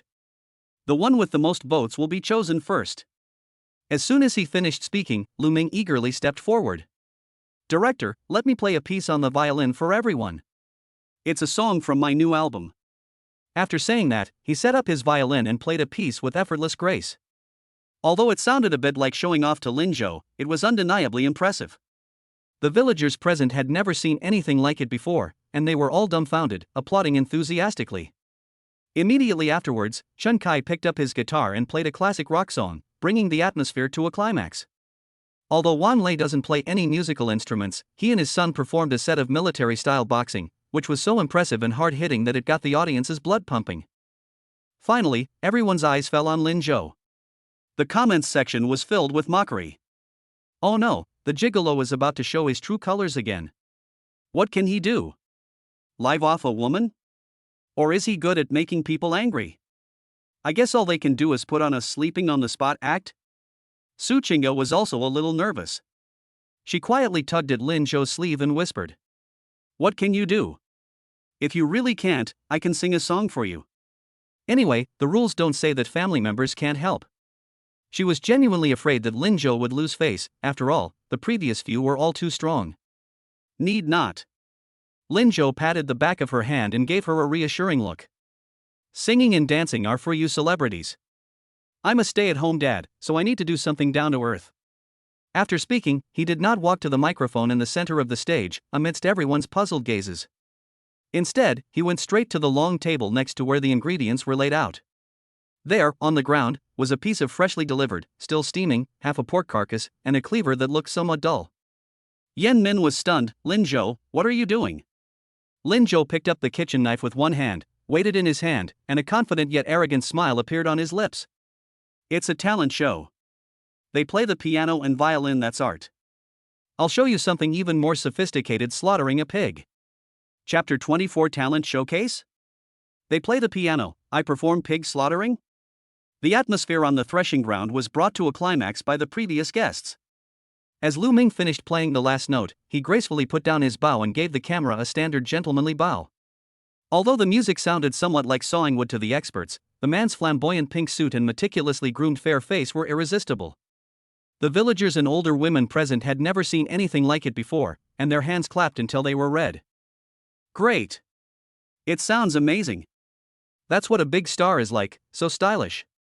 The livestream chat was flooded with comments from fans, such as "Brother, kill me," and "Elegance never goes out of style." Following closely behind, rock veteran Chen Kai also joined in. He slung his guitar over his shoulder, his wild, long hair dancing in the wind, and belted out a classic old song with heart-wrenching intensity. Although he was a bit off-key, his overflowing emotion made the threshing ground feel like a concert for 10,000 people. With such outstanding performances preceding them, the pressure fell on Lin Zhou, who was the last to appear. All eyes in the room, including several high-definition cameras, were focused on him. Su Qingge stood beside Lin Zhou, her palms sweaty. She was genuinely starting to panic. This isn't some private, closed-door antics, it's being broadcast live across the entire internet. If Lin Zhou were to actually go up there and embarrass himself, not only would he be condemned to death, but she and Nuonyuo would also suffer the consequences. Lin Zhou. Su Qingge couldn't help but tug at his sleeve again, lowering her voice and pleading, "Can you please stop showing off? If it really doesn't work, I'll just go up and sing Legend. Anyway, I'm a singer, it's not against the rules."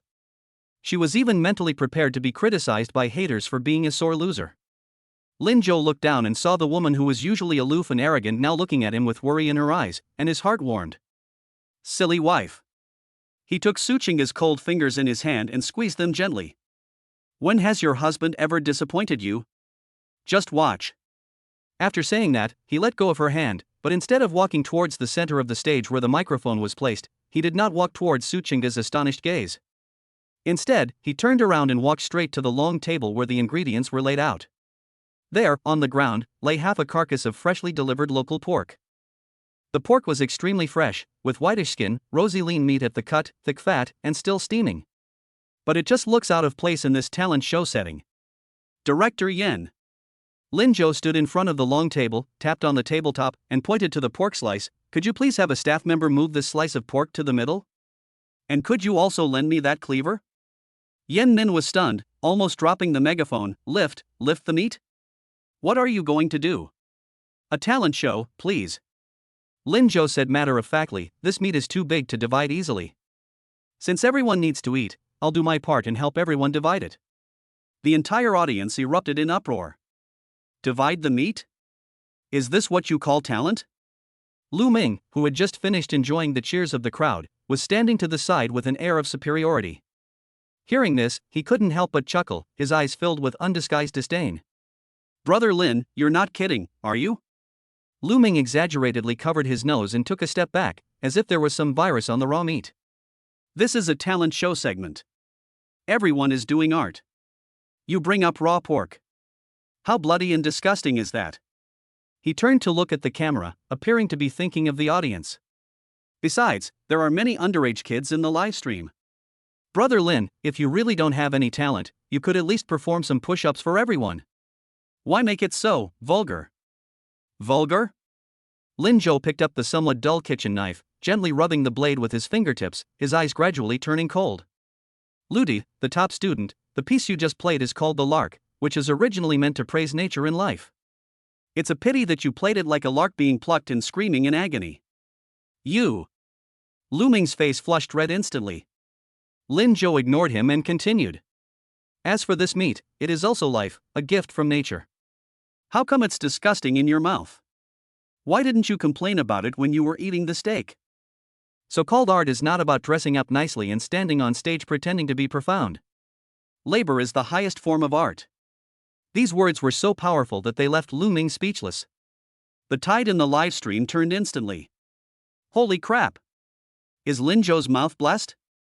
He's so talkative. Even though he's a kept man, I'm on his side this time.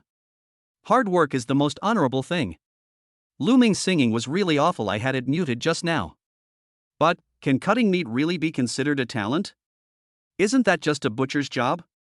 Amidst the questioning, mocking, or curious gazes of the crowd, the staff still carried the pork to the cutting board in the center of the area. Lin Zhou stood in front of the chopping board. He wasn't wearing any professional chef's uniform. He was still dressed in a simple white t-shirt and jeans. But his demeanor has changed. If he was a lazy street urchin just now, the moment his hand gripped the hilt of the knife, he became like a sharp sword drawn from its sheath, its edge fully revealed. System skill, Master Butcher God-level knife skill activated. Lin Zhou took a deep breath, his gaze sharp as lightning, and quickly swept over the piece of pork. In his eyes, this was not a piece of meat. Instead, they were countless crisscrossing lines, a precise structural diagram of the connection between bones and muscles. He could clearly see where the bone joints were, where the fascia was, and where the skin and flesh could be separated with just a light stroke. Honey, watch carefully.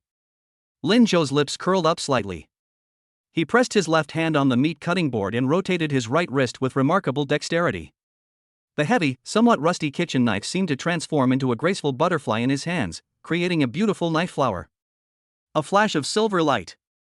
Whoosh! Without any warning, Lin Zhou's knife suddenly fell. It moved so fast that its trajectory was completely obscured, leaving only a blur in the air. Ah!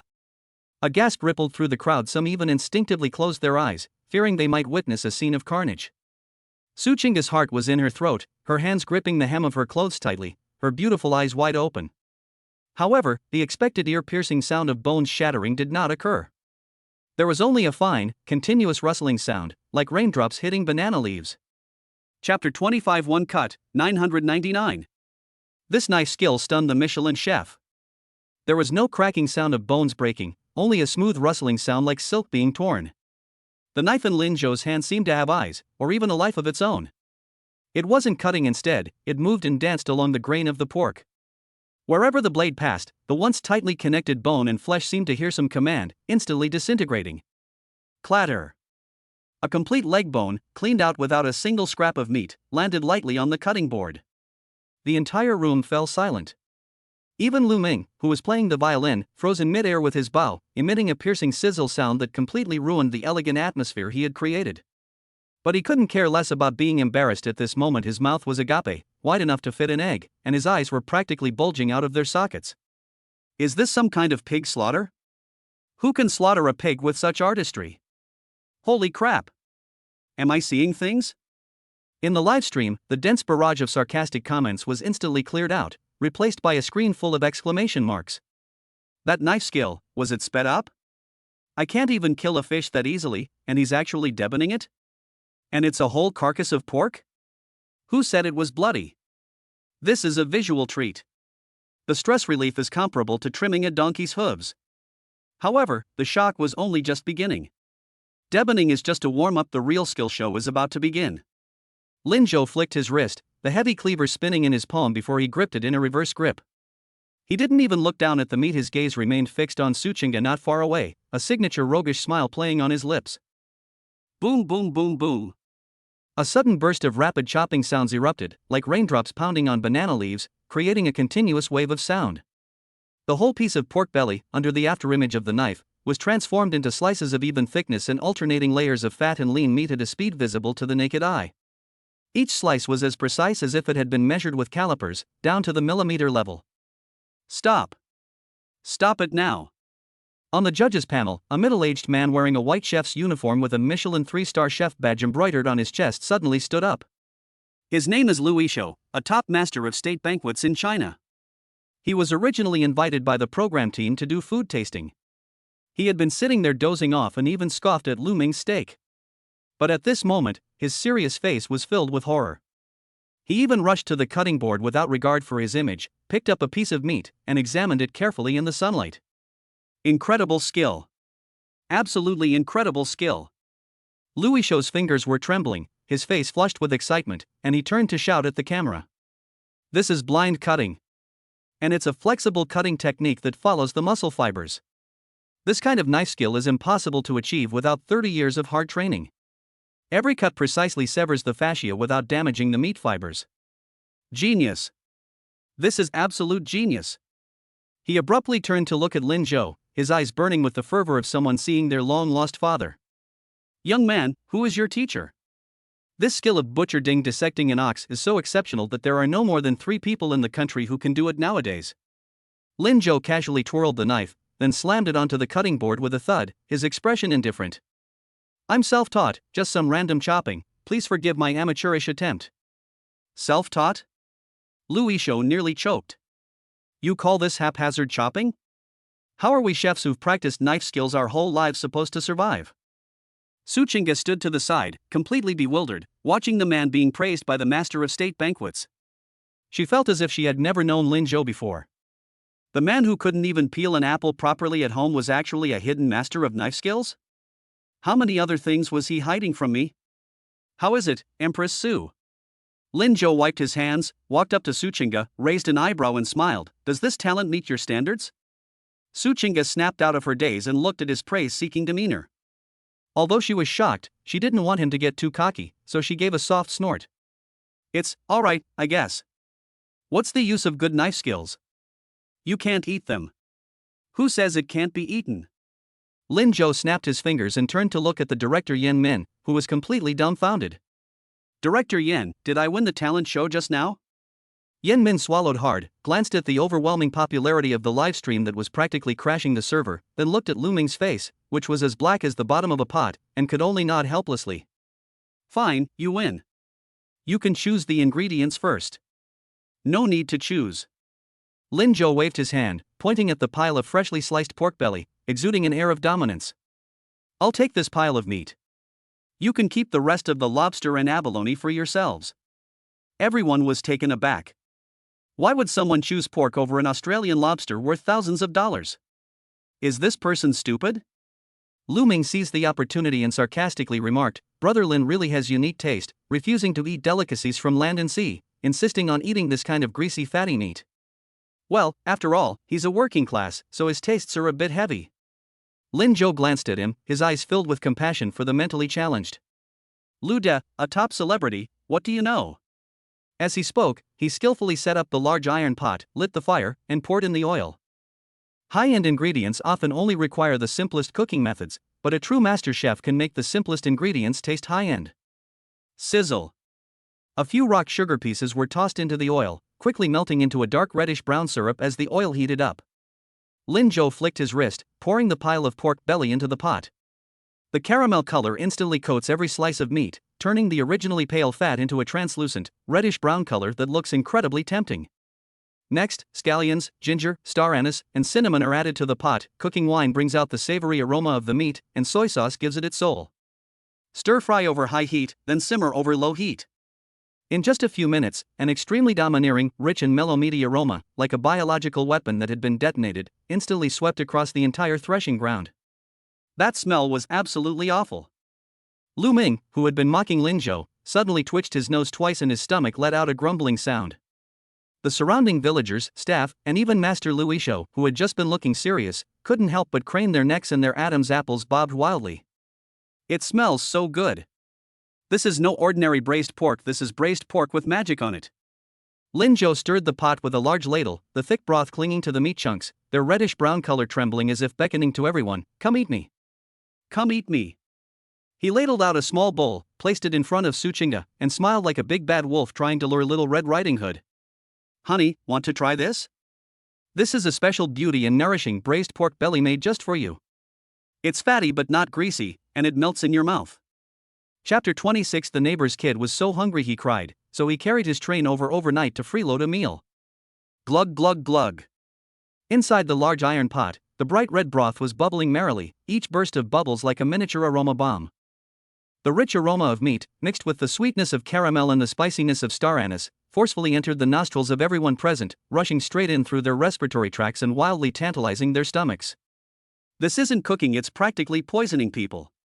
In stark contrast were the dining tables of several families nearby. To maintain his so-called aristocratic lifestyle, Lu Ming specially asked his assistant to prepare whole wheat sandwiches and vegetable salads. The plate of green vegetables looked quite healthy, but compared to the pot of braised pork, it looked like freshly cut pig feed. "This smells so good." Lu Ming's nephew, Lu Zixuan, was holding a silver fork, staring intently at the salad plate, his hands trembling. His chubby little face was filled with despair, and drool was already forming a river at the corner of his mouth. If Lu Ming hadn't been there to maintain his persona, he would have dumped the plate of pig feed on the ground long ago. "Zixuan, eat quickly." Lu Ming elegantly cut a small piece of lettuce, pretending not to smell the maddening aroma of meat, and smiled at the camera, saying, "We need to manage our body's shape. These high-fat, high-sugar foods are the devil.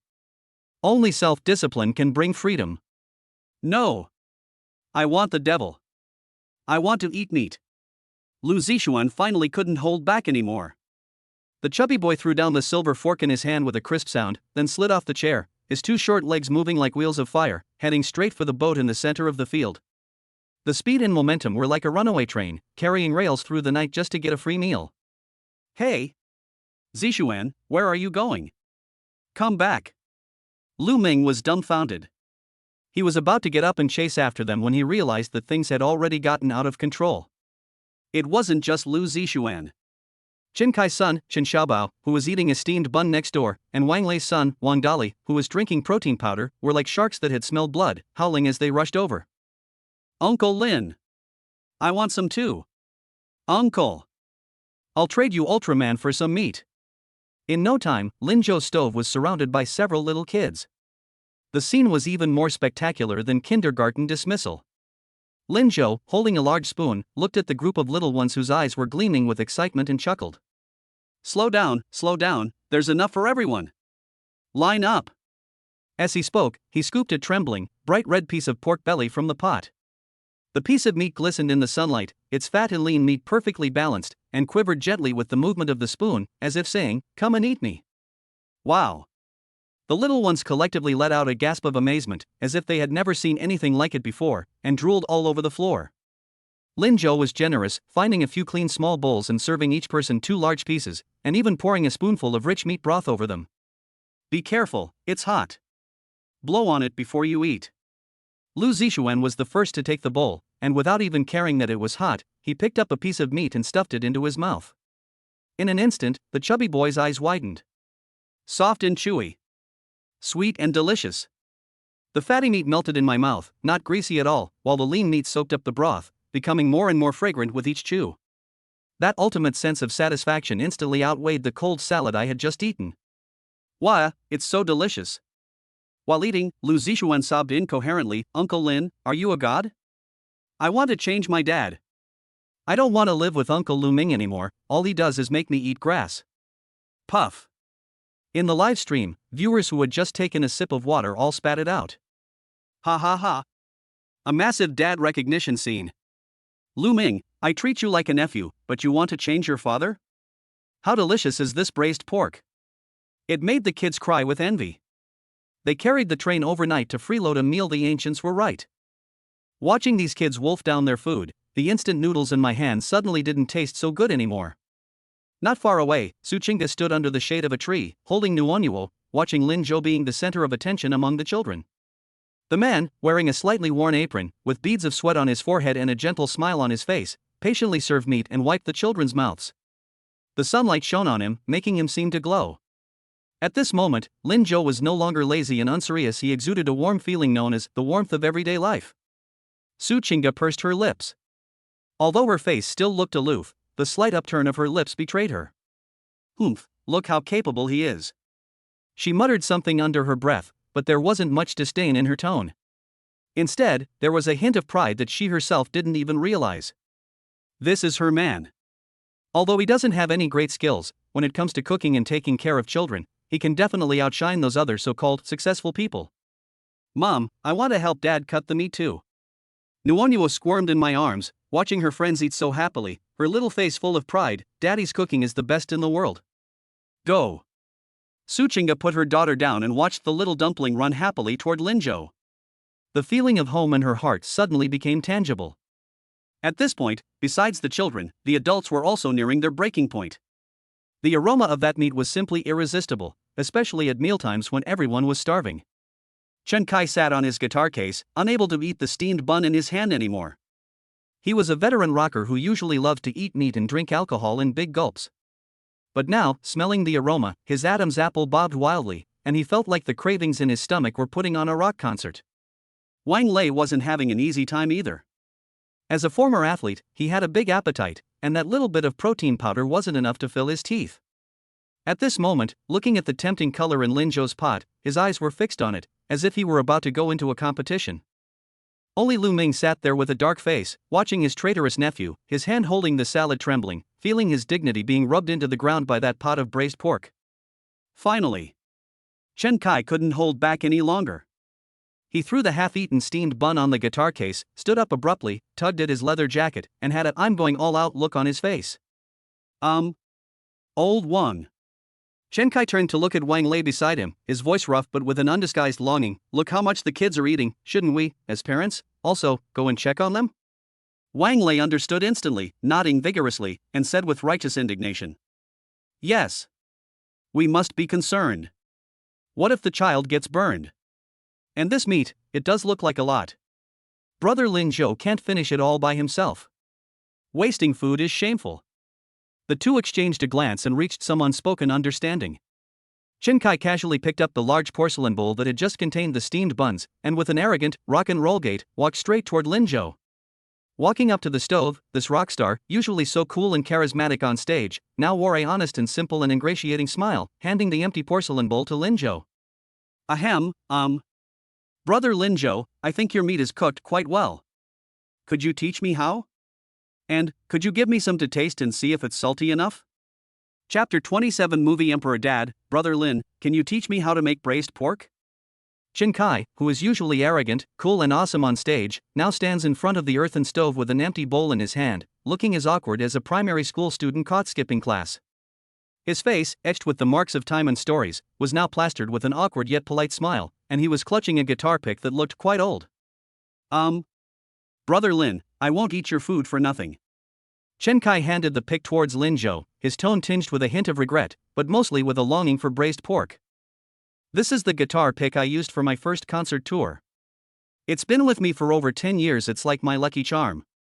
Today, I'm reluctantly giving it up in exchange for a bowl of meat from you, okay?" The viewers in the live stream were stunned. Holy crap! Kai, are you serious? That's a rare, one-of-a-kind pick. People on Xianyue second-hand marketplace are offering 100,000 yuan for it and still can't get one. A piece of braised pork for 100,000 yuan worth of sliced meat?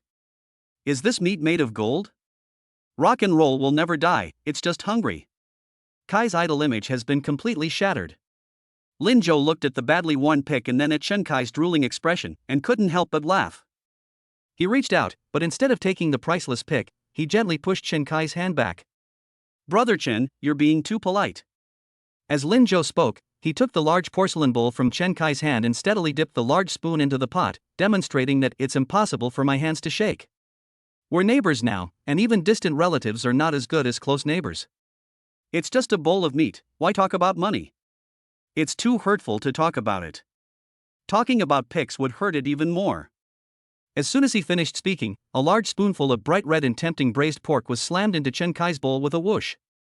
Not only that, Lin Zhou also scooped an extra spoonful of rich broth and poured it over the top. Is that enough? There's more in the pot. Chen Kai held the heavy bowl, looking at the mountain of meat inside, and his eyes welled up with tears. This isn't meat. This is clearly brotherhood and loyalty. Enough. Enough. That's enough. Chen Kai disregarded his image and directly picked up a piece of still steaming pork belly with his hand, tilted his head back, and threw it into his mouth. The meat chunk entered my mouth, and my teeth gently closed. The tender, flavorful pork fat melted instantly, releasing a rich, savory aroma mixed with the sweetness of the oil, creating a sensation in the mouth that ignited every taste bud. The lean meat absorbed the broth, every fiber bursting with deliciousness, becoming more fragrant with each chew, making it impossible to stop eating.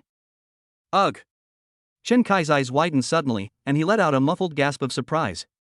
Ignoring the heat, he swallowed the meat in a few bites, even licking the broth off his fingers with lingering satisfaction, staring at Lin Zhou in astonishment.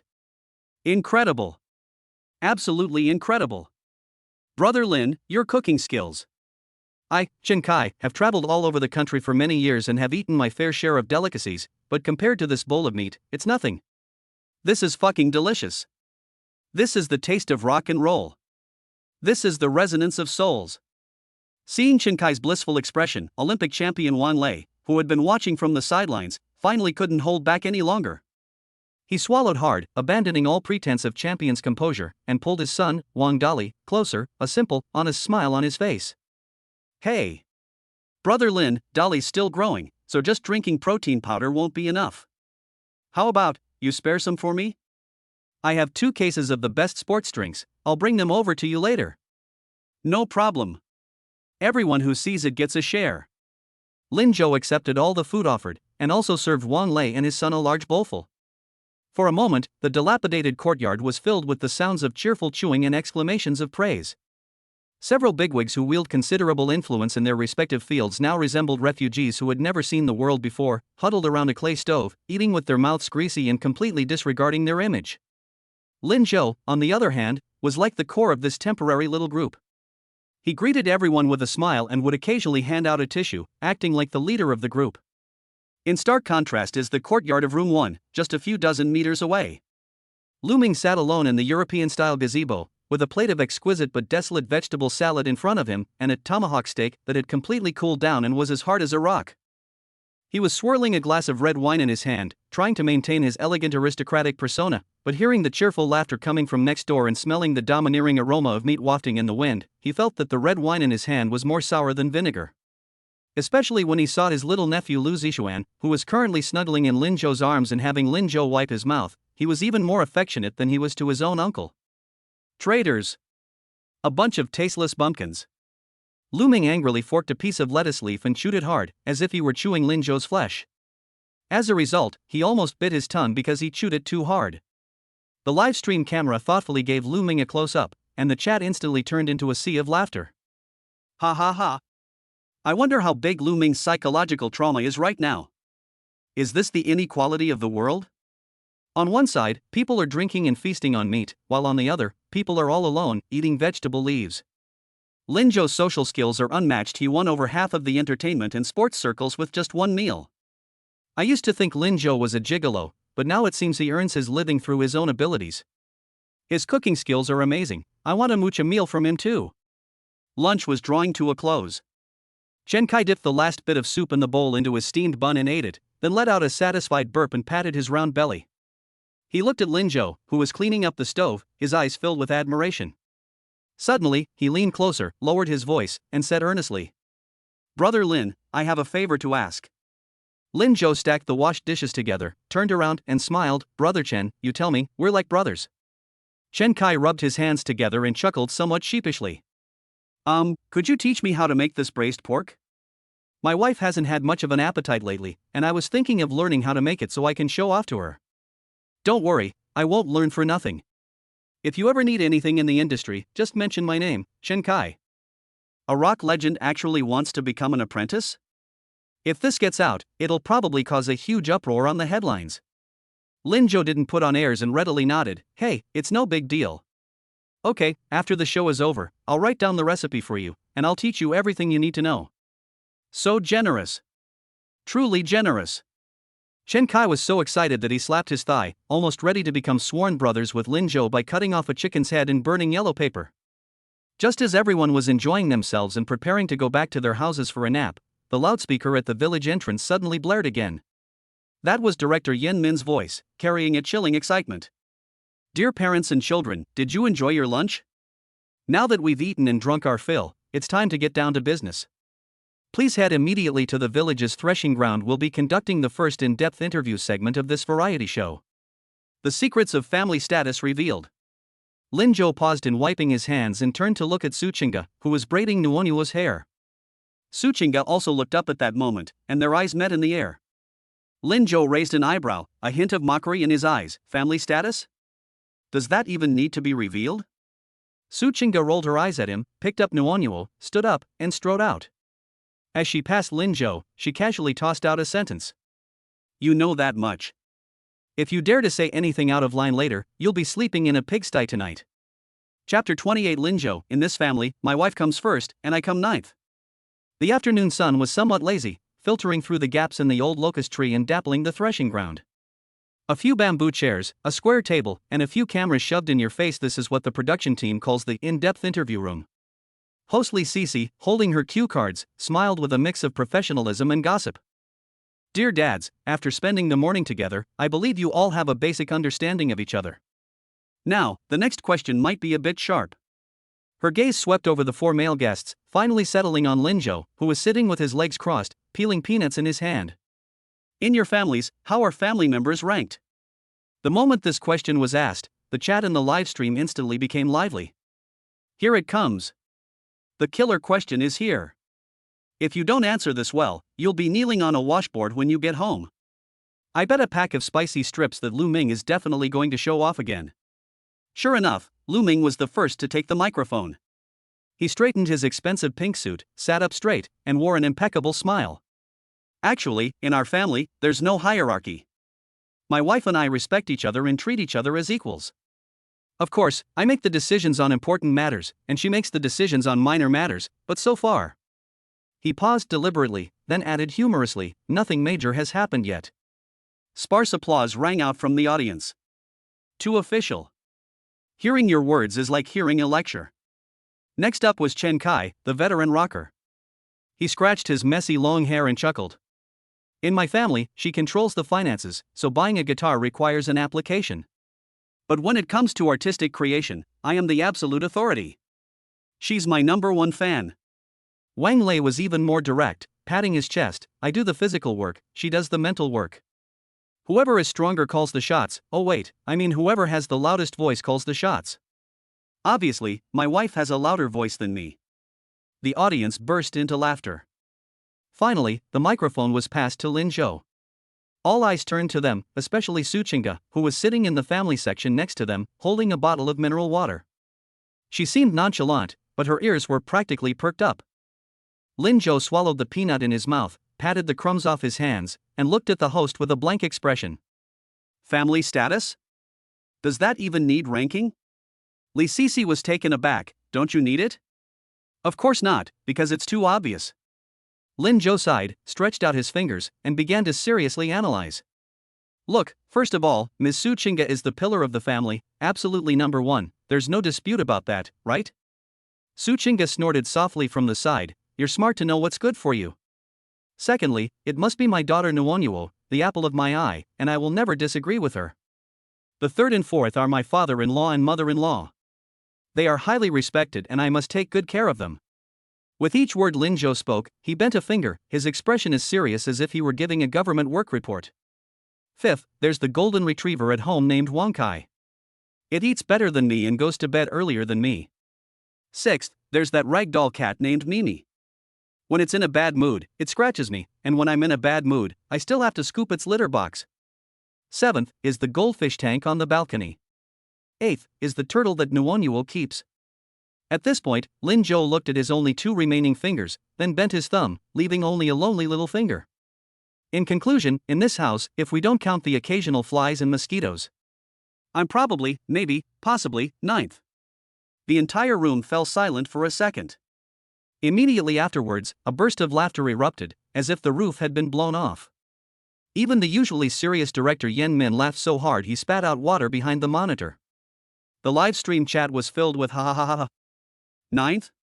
Ha ha ha, that's hilarious. Humans are worse than dogs. What did the goldfish and the turtle do wrong? Why do they have to be one step ahead of Brother Lin? This is terrible. Is this the real life of a son-in-law? Although it was terrible, why did I hear a hint of doting in his voice when he said it? Suchinga, who had been trying to maintain a cool and aloof demeanor, completely lost her composure when she sat down next to her. Her cheeks flushed slightly, and in a fit of embarrassment and annoyance, she reached out and pinched Lin Zhou's thigh hard under the table, gritting her teeth and whispering. Lin Zhou. What nonsense are you talking about? Where did you get a golden retriever and a ragdoll cat? Those are stray cats and dogs you just picked up the day before yesterday.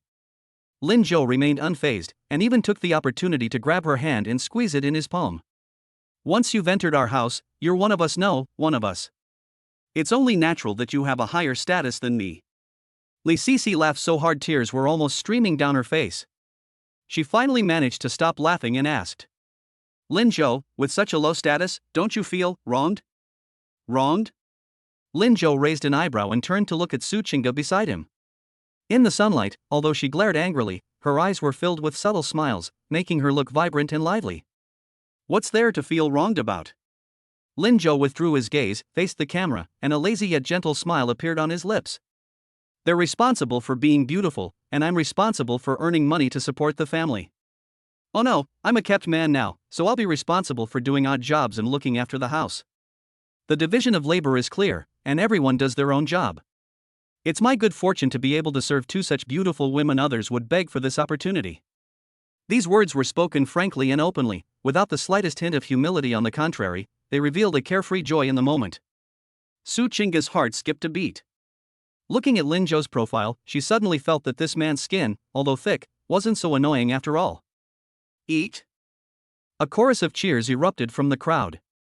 This isn't about low status in the family, it's clearly a public display of affection. I give Brother Lin full marks for his survival instinct. Oh no, I've actually started shipping this couple. Am I hopeless? Just when the atmosphere at the scene was peaceful and pink bubbles were flying everywhere. Director Yen Min, who always manages to ruin the atmosphere at crucial moments, has once again picked up his megaphone. Great. Thank you all for your excellent answers. Yen Min's smile gradually turned sinister, like that of a mischievous child about to pull off a prank.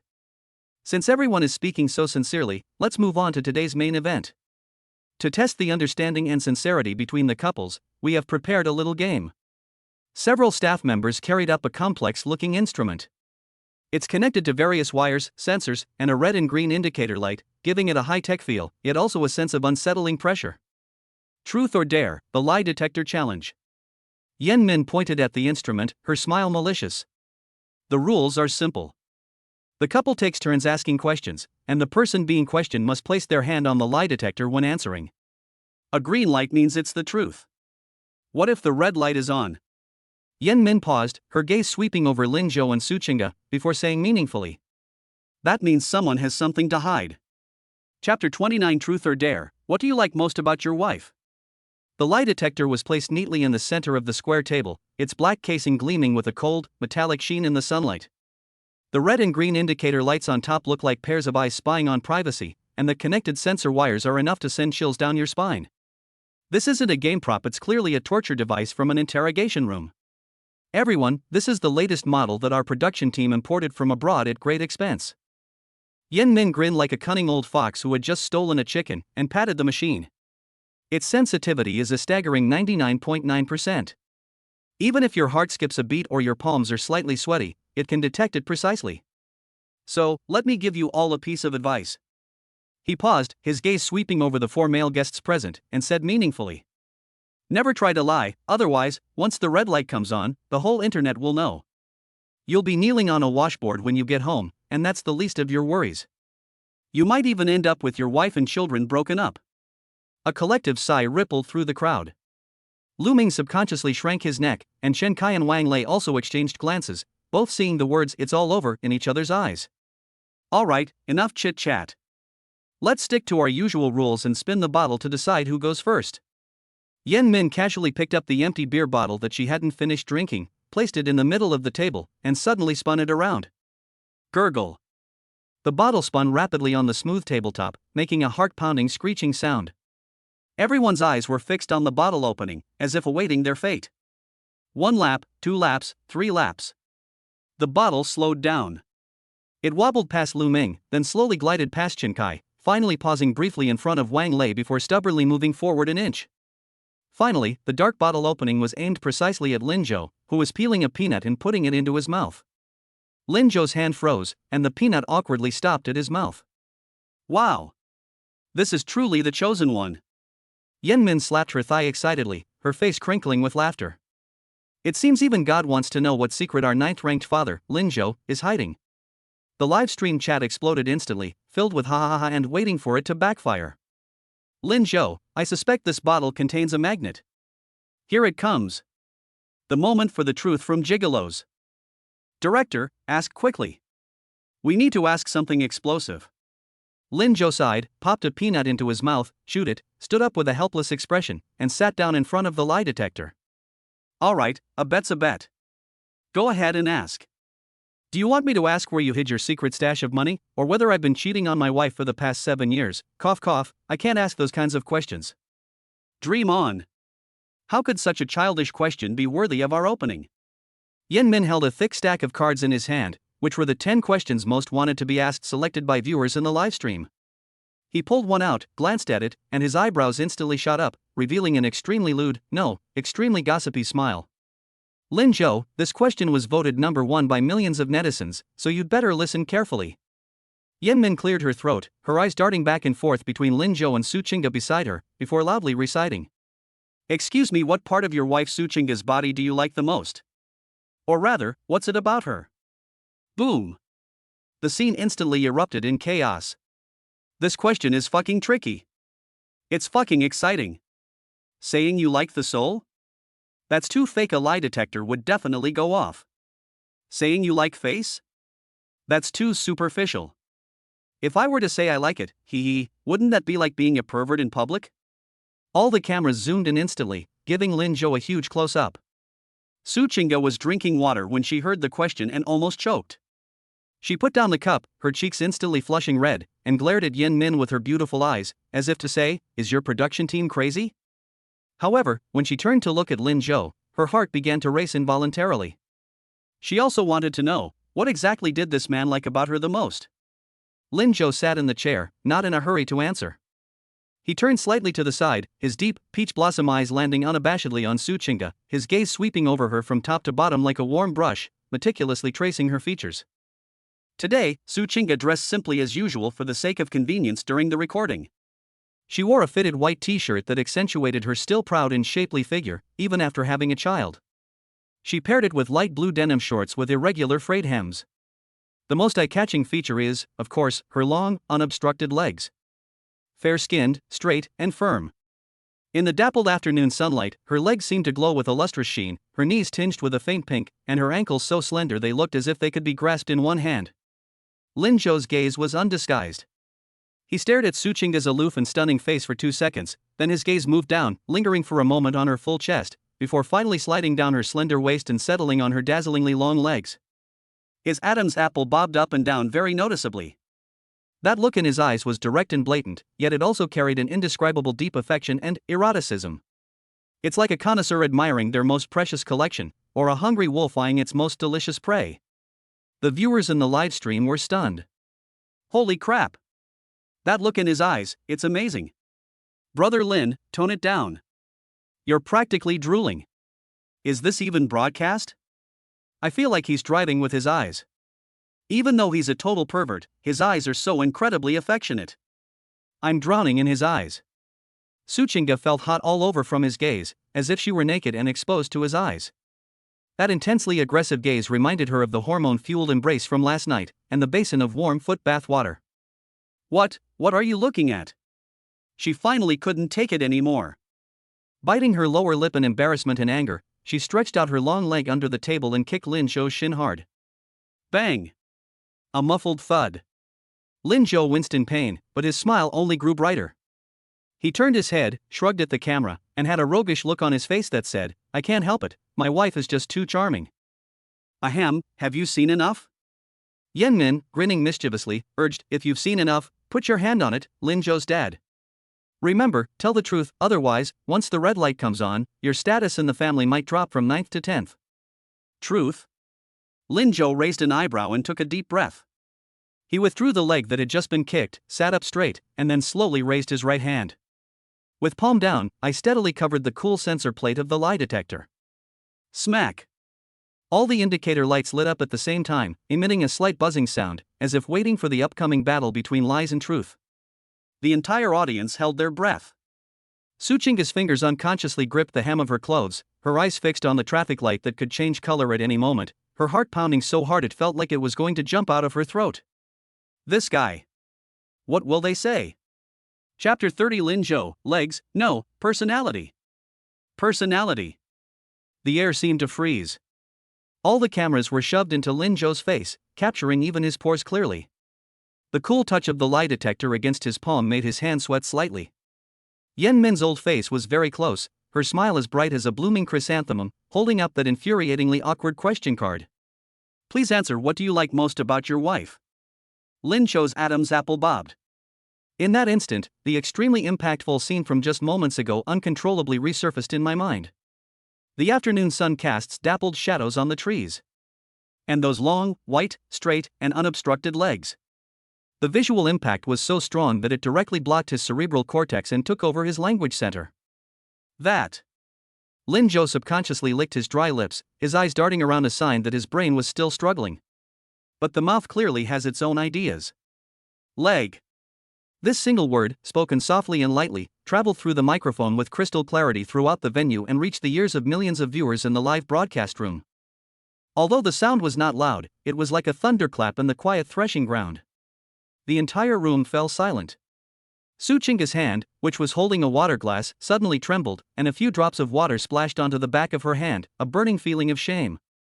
Yan Min's eyes instantly lit up like two big light bulbs. At this critical moment, Lin Zhou bit his tongue hard, and the sharp pain brought him back to his senses instantly. Holy crap! I let it slip. If this is confirmed, how can he maintain his devoted and loving husband persona? Wouldn't he just become a complete lecherous old man? No. It's not a leg. Lin Zhou reacted extremely quickly, his survival instinct erupting completely at that moment. He abruptly straightened up and roared righteously and loudly, trying to cover up his previous mistake with the volume. It's his personality. His personality.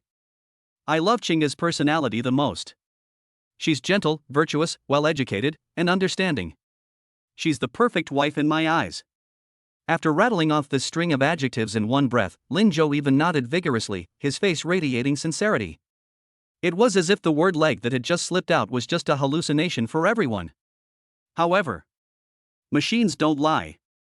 Just 0.01 seconds after he finished speaking. Drop. The lie detector, which claimed to have a sensitivity of 99.9%, suddenly emitted a sharp, piercing long beep. Immediately afterwards, the huge red light began to flash wildly, so red it was shocking, so red it seemed to be mocking mercilessly. Warning! Warning!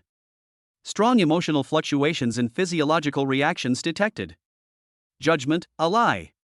This is a colossal lie. The blinding red light shone on Lin Zhou's face, which was etched with justice, making it appear particularly comical and ironic. Ha ha ha ha. No one knows who couldn't hold back first, but the laughter seemed to be contagious, instantly igniting the entire audience. Lu Ming laughed so hard he almost fell over, slapping his thigh without any regard for his image. Brother Lin. Your transition was so abrupt. Gentle and virtuous? Are you sure you're talking about Empress Su? Chen Kai laughed until tears streamed down his face. Brother, you're a real man. We're not ashamed. Those legs, cough cough, every man likes them, there's nothing to be embarrassed about. The live stream chat was so intense that it caused the server to lag again. Ha ha ha. I'm dying of laughter. Such a slip of the tongue. Lin Zhou, my brain wants to talk about personality, but my mouth has its own ideas. Liar's detector, you can fool others, but you can't fool me. Your heartbeat is screaming legs, legs, legs. What the hell is gentle and virtuous? If Su Qingge is gentle and virtuous, then even a tigress could be kept as a pet. An explanation is just a cover up. Brother Lin, admit it, you're just lusting after her. Lin Zhou stared at the red light that was still flashing wildly, feeling completely numb. Is this broken machine? Even if I don't think she's gentle and virtuous, isn't this reaction a bit too extreme? Doesn't she give me any face at all? He patted the machine with a look of indignation, trying to argue, Director. There's definitely something wrong with this machine. It was static electricity. Or the voltage was unstable. I request a retest. Retest invalid. Yanmin smiled like a fox who had successfully stolen some fish, and mercilessly pronounced judgment through a megaphone. The machine shows that when you say legs, your heart rate increases and your adrenaline surges, but when you say personality, all the data are as calm as a stagnant pool, and you even seem a little guilty. Lin Zhou's father, it seems that in your subconscious, our goddess Su's personality is indeed not that great. This is absolutely devastating. Lin Zhou stiffly turned his neck to look at Su Qingge beside him. Su Qingge had already put down her water glass. The blush on her exquisite face hadn't completely faded, making it look like white jade stained with rouge. She bit her lower lip in embarrassment and annoyance, her beautiful eyes darting around as she glared fiercely at Lin Zhou. Shame on you? Definitely. Being publicly admitted by your husband to craving your body in front of the entire internet would be embarrassing for any woman. But beneath this shame, a secret, smug joy inexplicably welled up in Su Qingge's heart. As a woman, especially a beautiful one, who doesn't like to be adored by their partner? Even if this infatuation is somewhat superficial and even a little sexy, it at least proves that she is attractive in this man's eyes. It's much better than him saying something like gentle and virtuous, which sounds like a perfunctory lie. Rogue. Su Qingge blushed, muttered something under her breath, and then, under the table, stretched out her long leg again and gave Lin Zhou a light kick. This kick wasn't very forceful, it was more like a playful gesture. Cough cough, wife, let me explain. Lin Zhou was still making a last-ditch effort. Explain what? Explain why you were drooling over my legs. Su Qingge rolled her eyes at him. Although she was still trying to sound tough, she could barely suppress the smile on her lips. Alright, first round, Lin Zhou's dad has failed the challenge. Yan Min, always eager for drama, immediately pushed forward with the program, saying, it seems our Lin Zhou's father is a visual creature. However, to give everyone a more intuitive and scientific understanding of Lin Zhou's psychological state just now, our production team has specially invited a heavyweight outsider. Please welcome Professor Jiang, one of the top micro-expression analysis experts in China. As Yan Min finished speaking, an old scholar wearing a Zhongshan suit, thick glasses, and a serious expression walked out from backstage. Holding a pointer in his hand, he walked straight to the big screen. The screen was frozen on the moment Lin Zhou stared at Su Qingge's thigh. High definition and censored, and even the eyes were thoughtfully enlarged in post-production. Lin Zhou looked at the frozen image of himself, his eyes filled with an amplified longing and greed, making him look like a naive and inexperienced fool. His vision went black, and all he wanted to do was find a crack in the ground to crawl into. Are the production team of this show devils? Public execution? Professor Jiang pushed up his glasses, pointed his pointer at Lin Zhou's pupils on the screen, and spoke in a serious tone as if he were lecturing on advanced mathematics. As you can see, at this moment, Mr. Lin Zhou's pupils have dilated by about 30%, which is a typical excitement signal. Look at his Adam's apple. Professor Jiang lowered his pointer, pointing at Lin Zhou's bobbing Adam's apple. This swallowing motion is extremely rapid and accompanied by an unconscious lip-licking motion. In psychology, this usually represents a primal, intense, and irrepressible force. The entire audience held their breath, waiting for the expert to continue. Lin Zhou closed his eyes in despair. Professor Jiang paused for a moment, then uttered two words. Appetite. Chapter 31 Micro-expression expert, he's lying, he's just lusting after women. Appetite? Upon hearing those two words, Yan Min nearly dropped the microphone she was holding. The guests and staff looked at each other, wanting to laugh but not daring to, their faces turning red with suppressed laughter. The chat in the live stream was much less restrained, instantly filling the screen with red text. Ha ha ha ha. What the hell is this appetite? Expert, you understand rhetoric. To describe craving one's body in such a refined and elegant way, only an old professor could do it. Lin Zhou, I treat you like my wife, but you treat me like a side dish? Professor Jiang seemed oblivious to the reactions around him. He adjusted his glasses and continued his in-depth analysis of Lin Zhou's frozen, obsessive face in that rigorous, academic tone. Please note that appetite here is a broad psychological concept. Freud once said that the most primitive driving force of mankind often comes from the instinct to reproduce. At this moment, Mr. Lin Zhou's pupils dilated and his lips parted slightly, which are typical characteristics of the cerebral cortex being taken over by dopamine. The professor tapped his pointer heavily on the screen, producing a crisp sound. To put it simply, he didn't have sophisticated terms like personality or inner qualities in his mind at the time. His subconscious was very honest. He was yearning, longing, and wanting to possess. This is a pure, undisguised male courtship signal. Boom! Now, even the last fig leaf has been ruthlessly torn off. At this point, Lin Zhou was no longer just looking for a crack in the ground. He wished he could dig a 3-bedroom apartment right there in the threshing ground and bury himself in it. Ahem. Professor, could you be a little more subtle? Lin Zhou buried his face in his hands, his voice muffled, his ears burning red as if they were about to bleed. Can't you leave me my underwear? Science is rigorous and needs no cover-up. Professor Jiang rejected his request with an air of righteous indignation, and then pulled up another screenshot. That was the scene when Lin Zhou had just shouted, "I like her gentle and virtuous nature." Look at this one next, everyone. The professor pointed to Lin Zhou's righteous and indignant face on the screen, shook his head, and said with a hint of regret. At this moment, his gaze drifted to the upper right, a typical sign that the brain is constructing lies. Moreover, the tension in his hand muscles indicates that he was forcibly controlling his subconscious. The conclusion is obvious. Professor Jiang put down his teaching pointer, looked at the crowd who were already petrified, and delivered his final verdict. When Mr. Lin Zhou said he likes legs, it was a genuine expression of his physiological instincts, but when he said he likes personality, it was completely nonsense. Puff. Lu Ming, who was standing next to him, couldn't hold back any longer and spat out a mouthful of water, laughing so hard he was pounding the table. Ha ha ha ha. Brother Lin, it's confirmed. You're a pervert. Chen Kai laughed so hard he almost fell over, and gave Lin Zhou a thumbs up. Dude, that's so true. So true. We men are all visual creatures, aren't we? What's wrong with liking a wife with long legs? It's not shameful. Even the usually mild-mannered Wang Lei couldn't help but add insult to injury. Brother Lin, it seems there's a reason why you're ranked 9th in your family. Your survival instinct is etched into your micro-expressions. At this moment, Su Qingge was on the verge of exploding. Shame, embarrassment, anger, a mix of emotions churning inside my chest. She never imagined that her proud personality and talent would be less important than 2 legs in this man's eyes. Lin Zhou. Su Qingge gritted her teeth, squeezing out her voice through the gaps, sending chills down one's spine. Lin Zhou trembled, abruptly raising his head to look at his wife with an innocent and ingratiating expression. Honey, let me explain.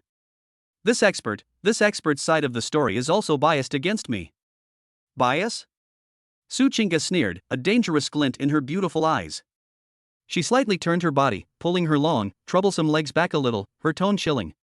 Didn't you just say I was gentle and virtuous? What, are you admitting now that you were talking nonsense? Lin Zhou was speechless. This is a complete dead end. Admitting you like legs makes you a pervert, insisting you like someone's personality makes you a lie. Either way, you're doomed. Seeing Lin Zhou's frustrated and aggrieved expression, the viewers in the livestream were practically bursting with laughter, but as they laughed, the tide suddenly turned. To be honest, although Lin Zhou is quite lecherous, why do I find it kind of sweet? That's right. This just proves how charming Goddess Su is. After 7 years of marriage, she can still make her husband so craving her. What kind of fairy tale love is this? Even though he lied, he was actually lusting after his own wife. That's not being perverted, that's being romantic. Exactly. They're much better than those hypocrites who say they like inner beauty but secretly peek at other women. Thinking about it this way, Lin Zhou is just like a real person. I'm shipping this couple. Public opinion is sometimes such a mysterious thing. Lin Zhou's socially awkward moment was surprisingly interpreted by netizens as an alternative way of showing affection. Su Qingge clearly noticed the change in the atmosphere around her. Besides teasing, there was even a hint of envy in everyone's eyes when they looked at her. She paused for a moment, and her anger inexplicably dissipated. She glanced down at her legs, which had been certified by Lin Zhou, and her cheeks flushed slightly again. All right, stop embarrassing yourself. Su Qingge reached out from under the table, no longer kicking him, but gently pinching the back of his hand, the force so light it was like a tickle, and her voice softened. "I'll deal with you when we get back." Lin Zhou felt as if he had been granted a pardon. He took the soft, boneless little hand in his own, squeezed it in his palm, and chuckled softly. "Okay, I'm going home and I'll lie down and you can do whatever you want with me." "You still dare to talk back?" Su Qingge glared at him, but didn't pull her hand back. Yan Min nodded in satisfaction as she watched this scene. The show is packed with entertainment and generating a huge buzz. This is definitely going to be a hit. Alright, in the first round of Truth or Dare, although the Lin Zhou family failed the challenge, they contributed a wonderful, academic research to us. Yan Min, holding a megaphone, was about to announce the start of the next round of the game. Sudden boom! A loud, muffled engine roar, like the howl of a wild beast, suddenly came from the direction of the village entrance. The sound was extremely penetrating, instantly drowning out all the noise at the scene, and making the ground seem to tremble slightly. Everyone instinctively stopped what they were doing and turned to look at the source of the sound. That commotion, a sports car? Chen Kai, a car enthusiast, twitched his ears and his expression changed slightly. Judging from that sound, it's at least a V12 engine, and there's more than one. In this remote Peach Blossom village, in this impoverished place where even a tricycle seems like a luxury, how could there be a supercar of this caliber? Before anyone could react, a blinding red, like a burning flame, brutally tore through the flying yellow dust at the village entrance. Then came the second, the third. 5 top-of-the-line supercars lined up in an extremely arrogant procession, ignoring the roadblocks set up by the production team, and with an overbearing "I'm rich and I call the shots" attitude, they drove straight into the threshing ground. Squeak! The screeching sound of brakes rang out, and the tires left several black tracks on the ground, kicking up dust that made the staff in the front row cough repeatedly. The car door opened. A man wearing a custom white suit and gold-rimmed glasses stepped out of the lead Ferrari. He held a large bouquet of bright red roses in his hands, which looked out of place amidst the yellow dust, yet was extremely pretentious. He ignored the shocked looks around him and the still flashing cameras, and walked straight to the guest seats. That look in his eyes carried an arrogant and condescending air, as if everyone present except him was trash. Lin Zhou narrowed his eyes. Su Qingge's face instantly darkened, and she even subconsciously shrank back behind Lin Zhou. It was him? Lin Zhou sensed the woman's tension behind him, raised an eyebrow slightly, and watched the approaching figure, a playful smile curving his lips. Interesting, are they here to cause trouble? Chapter 32: A mysterious guest arrives? Turns out it's that annoying rival in love. The dust that filled the sky finally began to dissipate. The 5 supercars lined up in a row looked like a flock of peacocks that had wandered into a chicken farm, appearing both arrogant and comical on this earthy threshing ground. Especially the Ferrari at the head of the pack, its chassis was ridiculously low. The car must have scraped its undercarriage countless times as it rushed in. Just the crackling scraping sounds alone made even a car enthusiast like Chen Kai's teeth ache. Who is this? Why are they making such a big fuss? I don't know, they look like they're here to kidnap the bride. The surrounding villagers and staff whispered among themselves, and even the live stream chat paused briefly before flooding the screen with comments. Holy crap! This isn't right. Isn't this a family-oriented variety show? How did it suddenly turn into a domineering CEO falling in love with me? These red roses, this white suit, is this still the Peach Blossom village where there's nothing but mud and cow dung? Am I the only one who thinks this guy is a bit greasy? How much hair gel did he use? Even a fly would have to do the splits if it landed on him. Amidst the intense anticipation of everyone, the man finally moved. He first gracefully raised his hand and pushed up his gold-rimmed glasses. In that instant, the Patek Philippe watch on my wrist, studded with tiny diamonds, reflected a blindingly bright golden light in the sunlight. Immediately afterwards, he straightened his spotless white bespoke suit and then glanced down at the shiny calfskin shoes on his feet.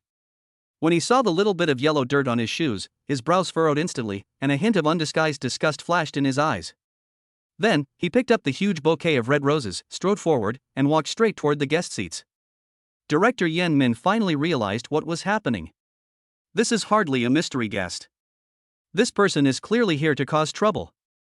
Hey, sir, we're recording a TV show. Yan Min grabbed a megaphone and was about to go up and stop them. However, the man didn't even lift his eyelids. The 2 bodyguards in black behind him immediately stepped forward, blocking Yan Min and the security guards who wanted to come forward like 2 walls. Arrogant. That's outrageous. He completely disregarded everyone present. Lin Zhou sat on a bamboo chair, still holding a half-eaten peanut in his hand, his eyes slightly narrowed.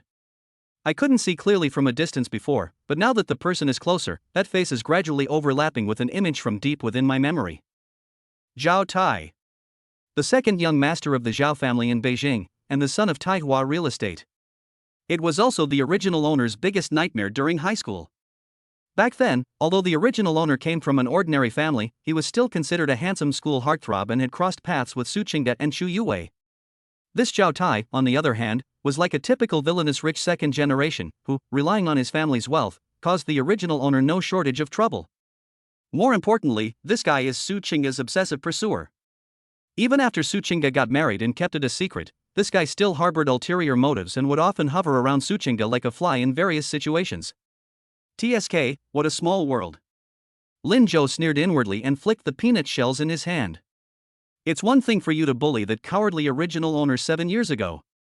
Now that I'm a time traveler with cheat codes, do you still dare to show off in front of me? Qingde. Zhao Tai had already walked up to Su Qingde. He called out affectionately, his voice deliberately low and magnetic, trying to create a romantic atmosphere of searching for him 1,000 times in the crowd. I watched the live stream, and my heart was broken. Zhao Tai ignored Lin Zhou sitting next to him, and also ignored the circle of dark cameras around them. It seemed that Su Qingde was the only person in his eyes. How could you put up with such an injustice? Look at this place, it's covered in dust and dirt, and even the air smells like pig manure. Is this a place you should be staying? As he spoke, he handed over the bouquet of red roses, his eyes filled with heartache. I specially had these flowers flown in from Bulgaria. Each one represents my heartfelt sentiments. Qingde, these past few days have been tough on you. Su Qingde did not accept the flowers. She even took a step back, increasing the distance between herself and Zhao Tai. That already aloof face was now covered with a layer of frost, and even the temperature of the surrounding air seemed to drop a few degrees. Young Master Zhao. Su Qingde's voice was as cold as ice crystals. Why are you here? This is the closed recording site of the program. Unauthorized personnel, please leave. Unauthorized personnel? Zhao Tai's smile froze for a moment, but he quickly regained his affectionate expression. Qingde, how could you say that? I came here specifically to save you. Help me? Su Qingde smiled sarcastically, as if she had heard a joke. I was just recording a show, what do I need you to save me for? Isn't this suffering? Zhao Tai pointed exaggeratedly around, then pointed to the dilapidated tile-roofed house not far away, living in this kind of rundown house, eating wild vegetables that taste like pig swill, and being stared at by a bunch of country bumpkins. Qingde, you are a goddess, a fairy, you should live in a castle in the clouds, not roll around in this mud pit. At this point, he finally spared Lin Zhou a glance. That look was full of contempt, disdain, and a sense of superiority. It's like watching a stray dog on the side of the road. Especially having to be with this kind of trash. Zhao Tai snorted coldly, and pointed his gold-watched finger at Lin Zhou's nose in an extremely impolite manner.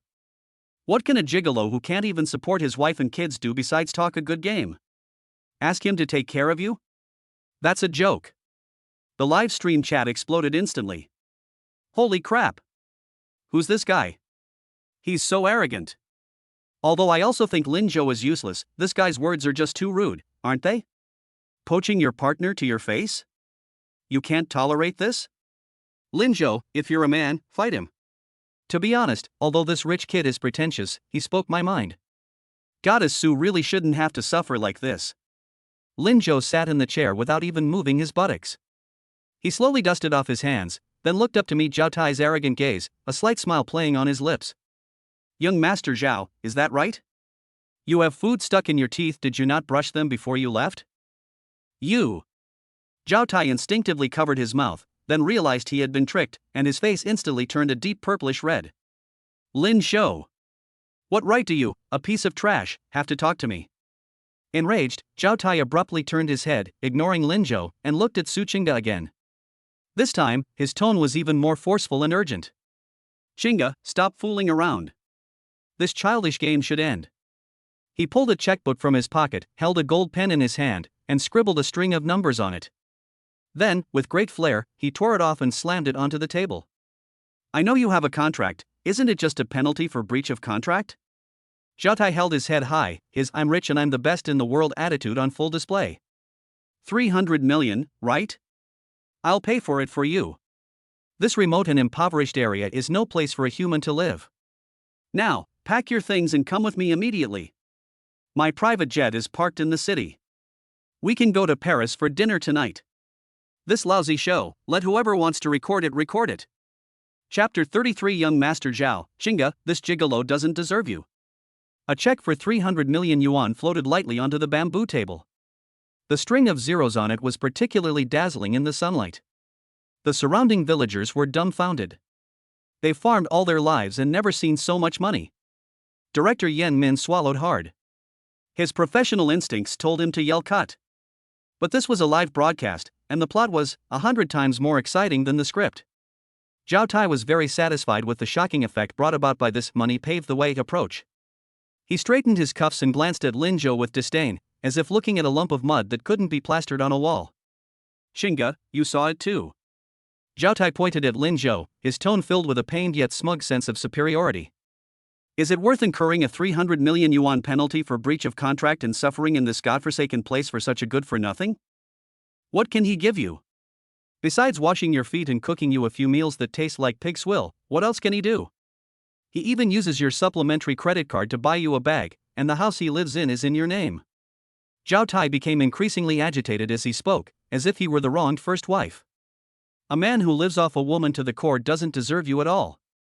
He's a vampire, and he'll drag you down sooner or later.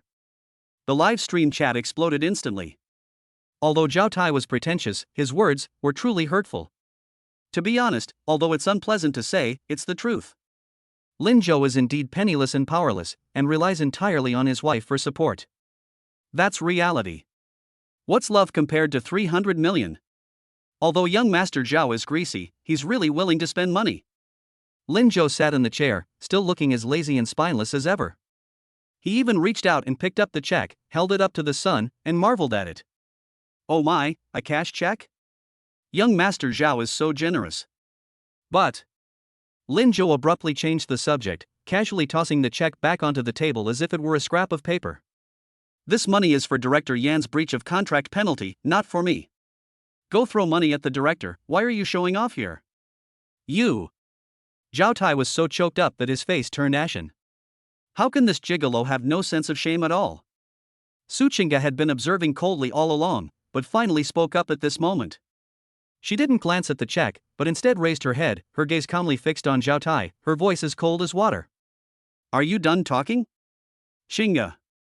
Please leave now that you've finished speaking. Su Chinga pointed towards the village entrance, her tone completely flat, as if she were shooing away an insignificant salesman.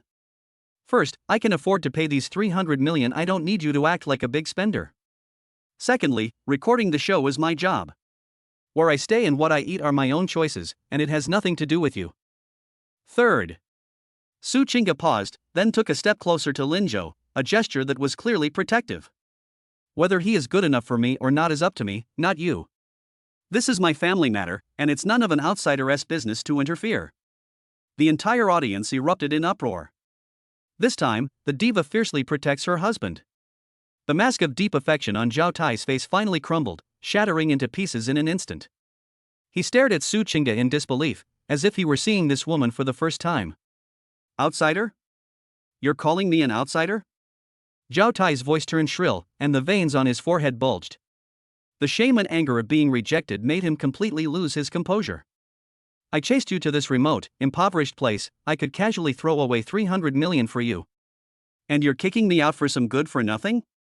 Su Chinga. Have you been brainwashed by him? Or?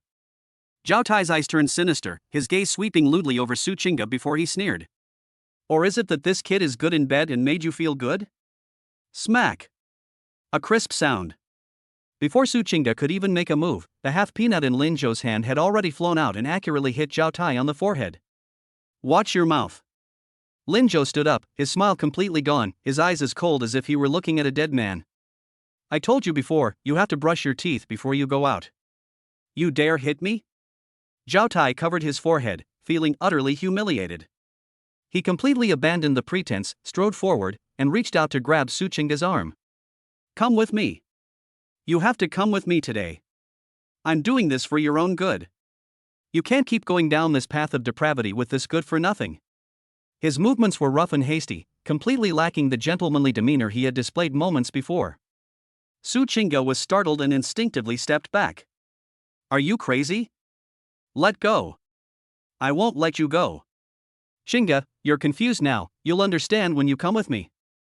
With red eyes, Zhao Tai lunged forward like a madman, his hand, adorned with a gold watch, about to grab Su Chinga's shoulder. At this critical moment, a dark figure suddenly appeared like lightning. There was no unnecessary talk, and no fancy moves. Only one long, powerful hand, steady and like an iron clamp, gripped Zhao Tai's wrist tightly. Smack! This sound was even louder than the sound of a peanut hitting someone's forehead earlier. Zhao Tai's hand hovered in mid-air, only centimeters away from Su Chinga, but he could no longer move forward even an inch. He felt as if his wrist was being clamped by hydraulic shears, and his bones were about to shatter. It hurts, it hurts, it hurts. Zhao Tai's face contorted in pain, and he instinctively tried to break free, only to find that the other person's strength was astonishing, almost like a mountain. Lin Zhou stood in front of Su Chinga, protecting her tightly behind him. He was half a head taller than Zhao Tai, and now he looked down at him from his superior position. His usual playful eyes were gone, replaced by a chilling ferocity. You dare to touch my wife right in front of me? Lin Zhou's voice was very soft, but every word seemed to be squeezed out from between his teeth. Young Master Zhao, do you not want your hands anymore? After saying that, he suddenly flicked his wrist. Roll! Zhao Tai was thrown back several steps by the immense force, almost falling to the ground. In front of so many cameras, in front of his goddess, he was thrown out like trash by a self-proclaimed gold digger. This humiliation was worse than death. Lin Zhou. Zhao Tai steadied himself, rubbing his throbbing wrist, his eyes blazing with fury. He had practiced Sanda Chinese kickboxing for several years since he was a child and believed that he was more than capable of dealing with a pretty boy like Lin Zhou. That was definitely due to his carelessness. You piece of trash who lives off a woman. You don't know what's good for you, do you? Zhao Tai roared, throwing all pretense of composure and image to the winds. He clenched his fist tightly, pushed off with his feet, and like an enraged bull, swung it fiercely toward Lin Zhou's face. Since you want to die, I'll grant your wish. Chapter 34 Lin Zhou performs a backhand over the shoulder throw. Oops, my hand slipped. The wind howled from the punch. Zhao Tai's punch was aimed at killing him. The muscles he had built up in the gym, fueled by anger, now unleashed astonishing power. The fist adorned with a gold watch aimed straight for Lin Zhou's nose. Ah! Daddy! Nuonyo screamed in fright, covering her eyes tightly with her chubby little hands, unable to bear watching the horrific scene that followed. Su Chinga's face turned deathly pale, and she instinctively lunged forward to block. Lin Zhou! Get out of the way! However, everything happened too fast. The security guards nearby didn't have time to react. Viewers who were almost at the live stream only saw a blur. But in Lin Zhou's eyes, this was too slow. It moved as slowly as a snail crawling. The body, modified by the system's body enhancement potion, has long since surpassed human limits in various functions. In his eyes, Zhao Tai's fierce punch was full of flaws. Oh! Lin Zhou stood rooted to the spot, completely still. Until the fist was less than 5 centimeters from his nose.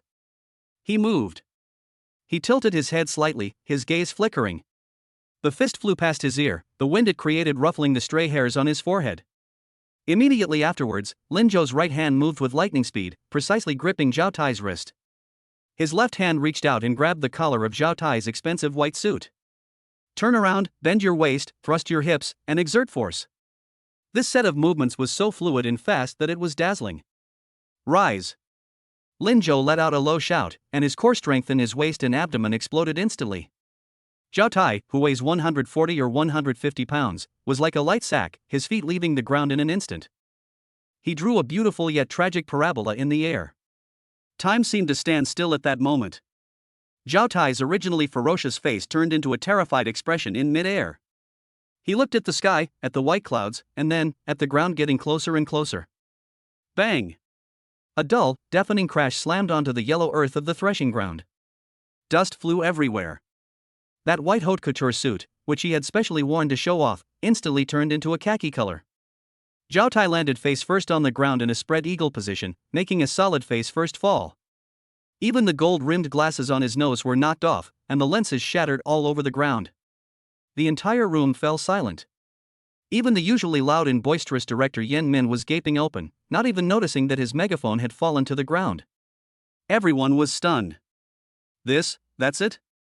One move?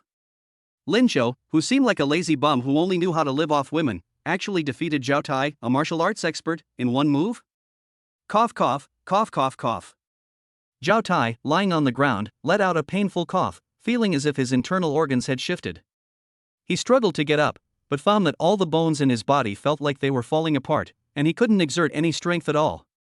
The intense pain caused him to let out a blood-curdling scream, like a pig being slaughtered. Ah! My back! My back is broken. Only then did everyone suddenly come to their senses. Lin Zhou slowly straightened up and patted off non-existent dust from his hands. He looked at Zhao Tai, who was lying on the ground in a disheveled state, without the slightest remorse on his face. Instead, he showed an extremely exaggerated expression of surprise. Oops. Lin Zhou took a step back, raised his hands, and looked innocently at the surrounding cameras. Everyone saw it, he started it. What I did was legitimate self-defense, but... He paused, looked down at Zhao Tai, and a smug, wicked smile curled at the corner of his mouth. I'm so sorry, young Master Zhao, my hand slipped just now. You know, I usually do rough work, and I have a lot of strength, so I couldn't control myself. Accidental slip of the hand? What the hell, my hand slipped.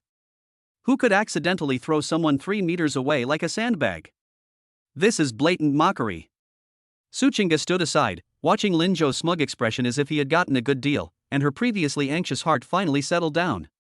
Her tense body relaxed, and she couldn't help but burst out laughing. That bastard. It always manages to bring her this kind of shock and surprise. Daddy is amazing. Daddy is a hero. Hearing the noise, Nuonyuo let go of her little hands covering her eyes. Seeing the bad uncle lying on the ground, she immediately jumped up excitedly, took short steps over and hugged Lin Zhou's leg. Daddy defeated the big monster.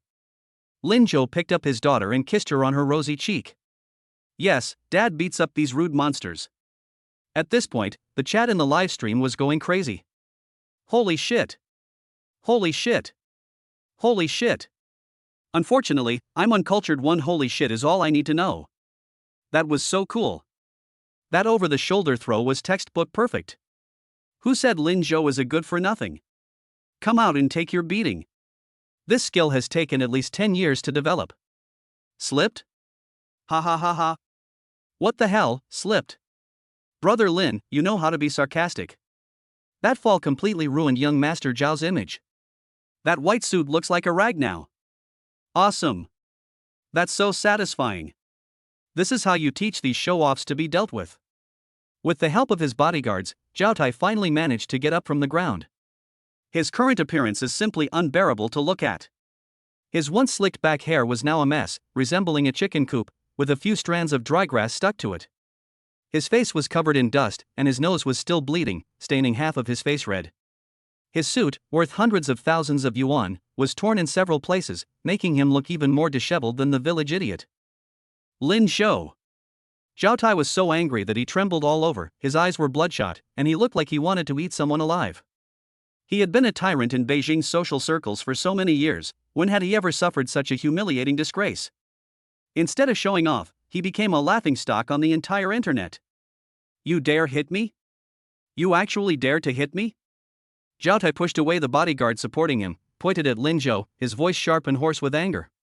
I'm going to sue you. I'm going to make sure you spend the rest of your life in jail.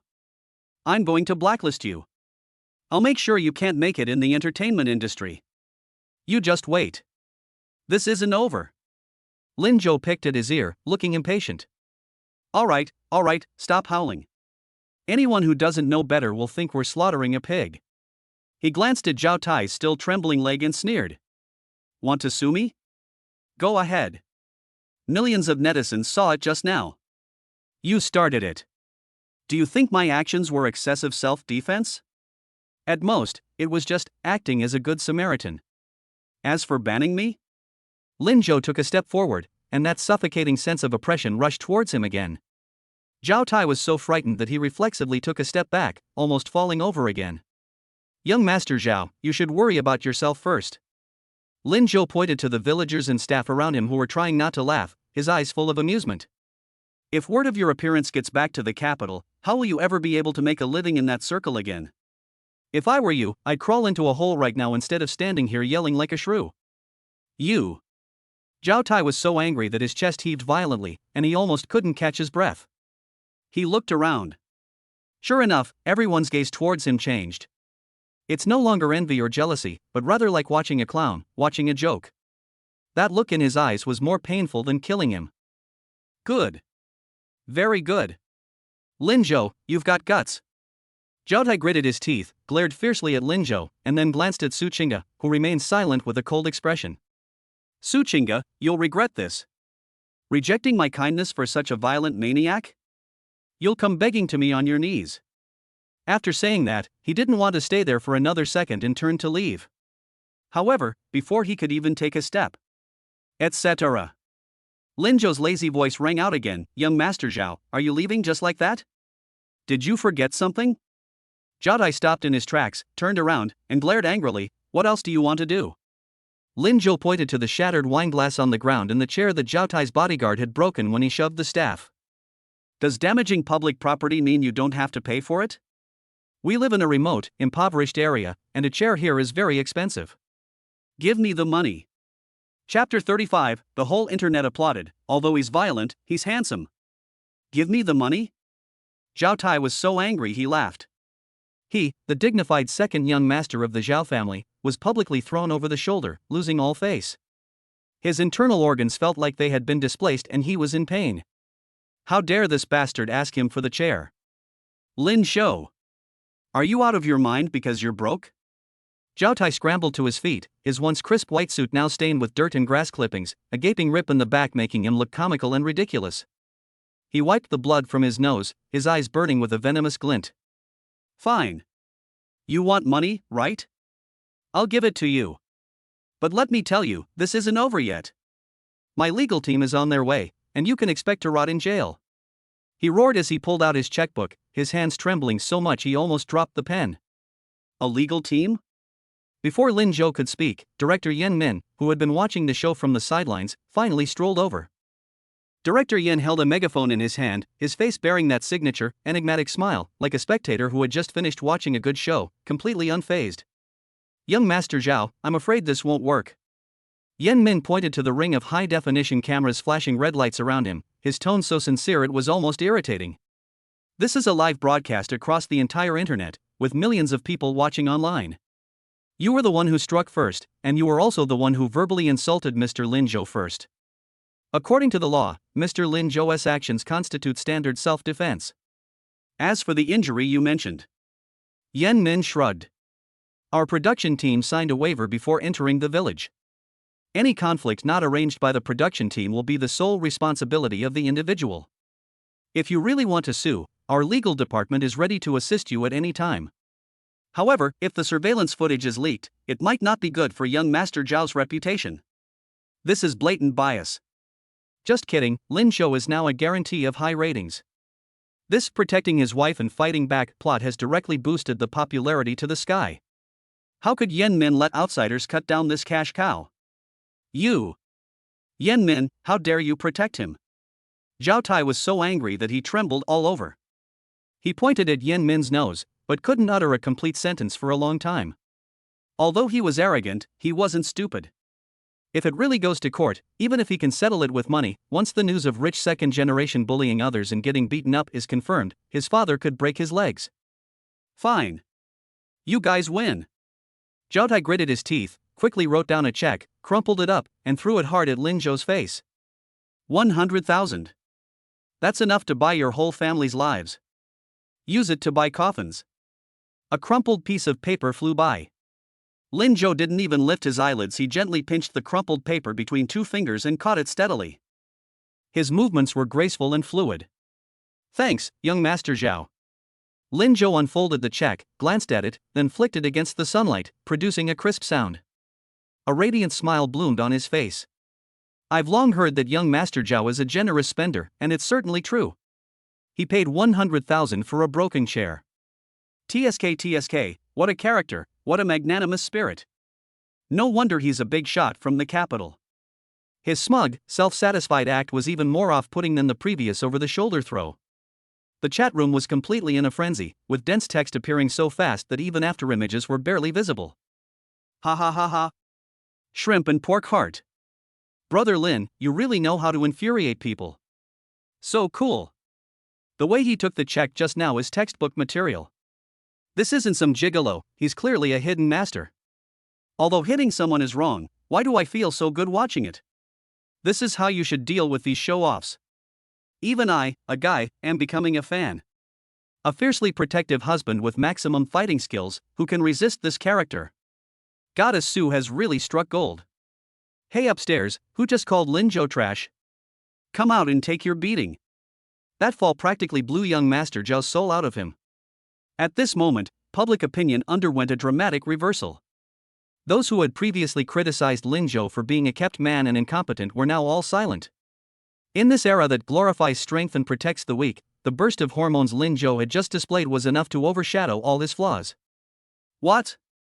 You're saying he has no money? So what if I'm broke? Even if I'm broke, I can still beat a billionaire rich kid to a pulp.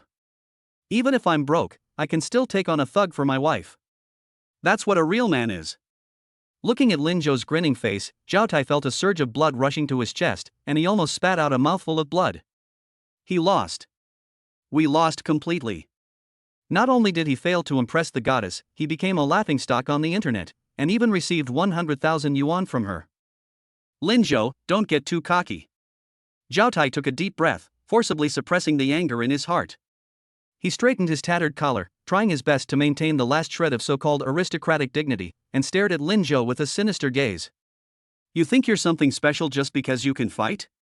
This is a society governed by law, not a barbaric era where it's all about who has the strongest fist. A barbarian like you who only knows how to resort to violence doesn't deserve to stand by Chinga's side. Besides causing her trouble and dragging her into a media storm, what else can you give her? Zhao Taiyue felt increasingly justified, and his voice rose again, attempting to regain the moral high ground. Chinga is an artist, a superstar. What she needs is someone who can protect her in this industry, not a thug who only knows how to hit people. You violent trash will ruin her sooner or later. These words, though harsh, did indeed strike a nerve with many people. After all, in the entertainment industry, reputation is paramount. Having a violent husband is definitely a ticking time bomb for Su Chinga's career. The atmosphere at the scene momentarily froze. Lin Zhou's smile faded slightly. He didn't care what others said about him, whether they called him a gigolo or a good-for-nothing, he didn't care.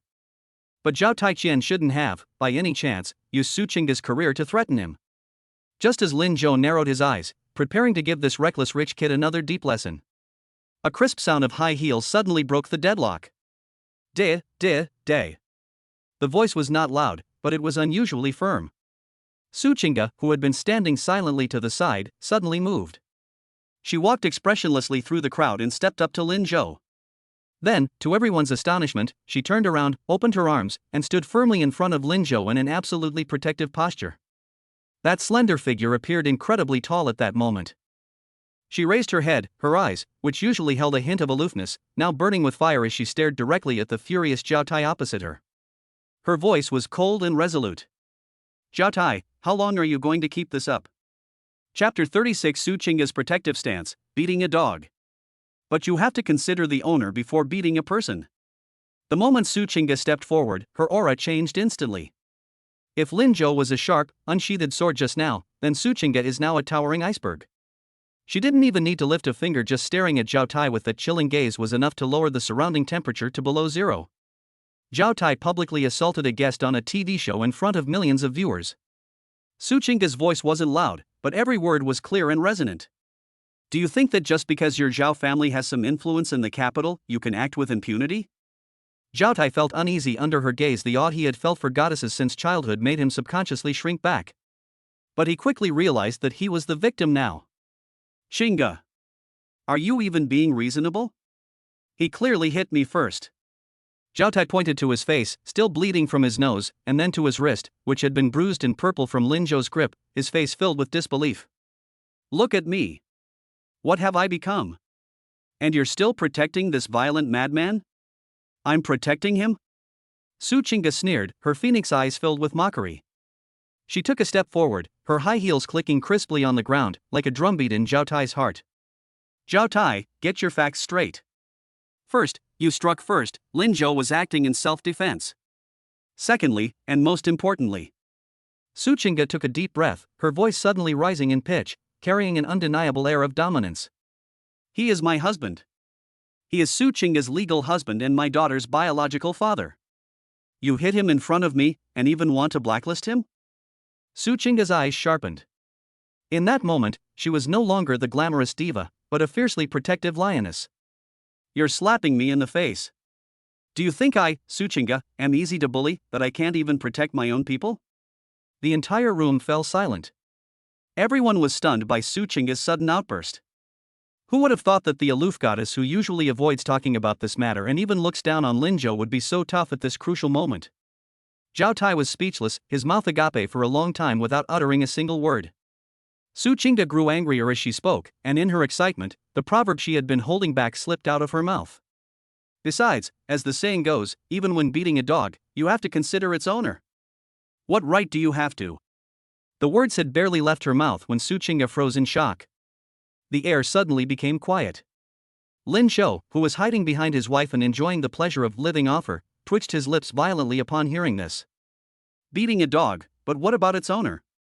Honey, although I know you're trying to protect me, isn't this analogy a little hurtful to my pride? Su Qingge obviously realized what was happening, and her pretty face, which had been as cold as ice just moments before, suddenly turned red. She glanced back at Lin Zhou in a flustered manner, her tongue almost tied in knots, trying to find a way to explain. No. No. It's assault. You have to consider the family members when it comes to assault. Anyway, that's the gist of it. No one is allowed to touch him except me.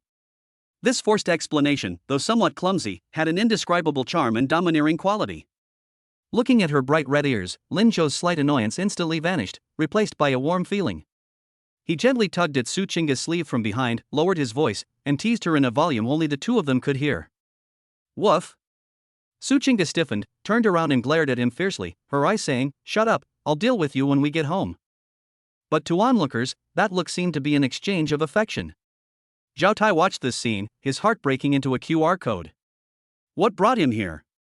To save the damsel in distress, to show off one's wealth, and to win the heart of the beauty. And what was the result?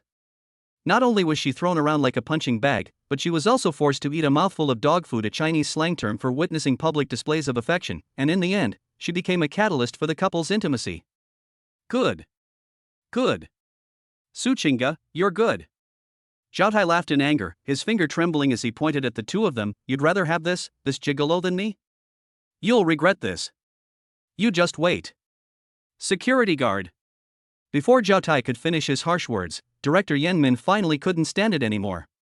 The show still needs to be recorded. If this guy keeps causing trouble, the live stream will turn into a legal program. Guards! Escort young Master Zhao out. Yan Min gave the order. Several burly men who had been waiting nearby immediately surrounded them. Mr. Zhao, please. Don't touch me. I can walk by myself. Zhao Tai flung the security guard's hand away, straightened his bespoke suit, now resembling a beggar's outfit, and finally stared intently at Lin Zhou with eyes full of resentment and unwillingness. Lin Zhou, we'll meet again someday. I'll remember this debt. After saying that, he led his group of equally disheveled bodyguards into the Ferrari, whose chassis was wrecked, and fled the scene in a sorry state amidst a deafening roar. It was like a farce, coming and going quickly. All that remained were chicken feathers scattered on the ground and the 100,000 yuan check that Lin Zhou had stuffed into his pocket. Call. Seeing that the annoying flies had finally left, Su Qingge breathed a long sigh of relief, and her previously tense shoulders relaxed. She turned around, looked at Lin Zhou, and her eyes were somewhat complicated. After that moment of impulsiveness subsided and reason returned, she realized what she had just said. In front of the entire internet, she admitted he was her husband and even said those kinds of things. What are you looking at? Su Qingge felt a little uncomfortable under Lin Zhou's smiling gaze, so she put on a stern face and said fiercely, "Don't take that slip of the tongue to heart." Which sentence? Lin Zhou asked knowingly, smiling brightly. Is it, "This is my husband, or no one but me is allowed to touch him"? Lin Zhou. Su Qingge raised her hand in embarrassment and anger, as if to hit him. All right, everyone. Yen Min's loudspeaker blared at just the right moment, interrupting the young couple's flirtatious banter. The production team was shrewd. They knew the atmosphere was perfect and they had to strike while the iron was hot.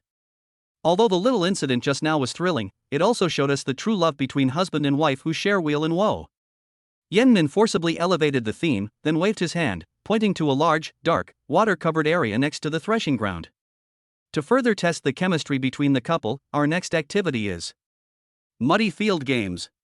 The rules are simple. Husbands carry their wives on their backs and run 50 meters back and forth through the mud. The first family to reach the finish line will have a luxurious seafood feast tonight. Look in the direction the director is pointing.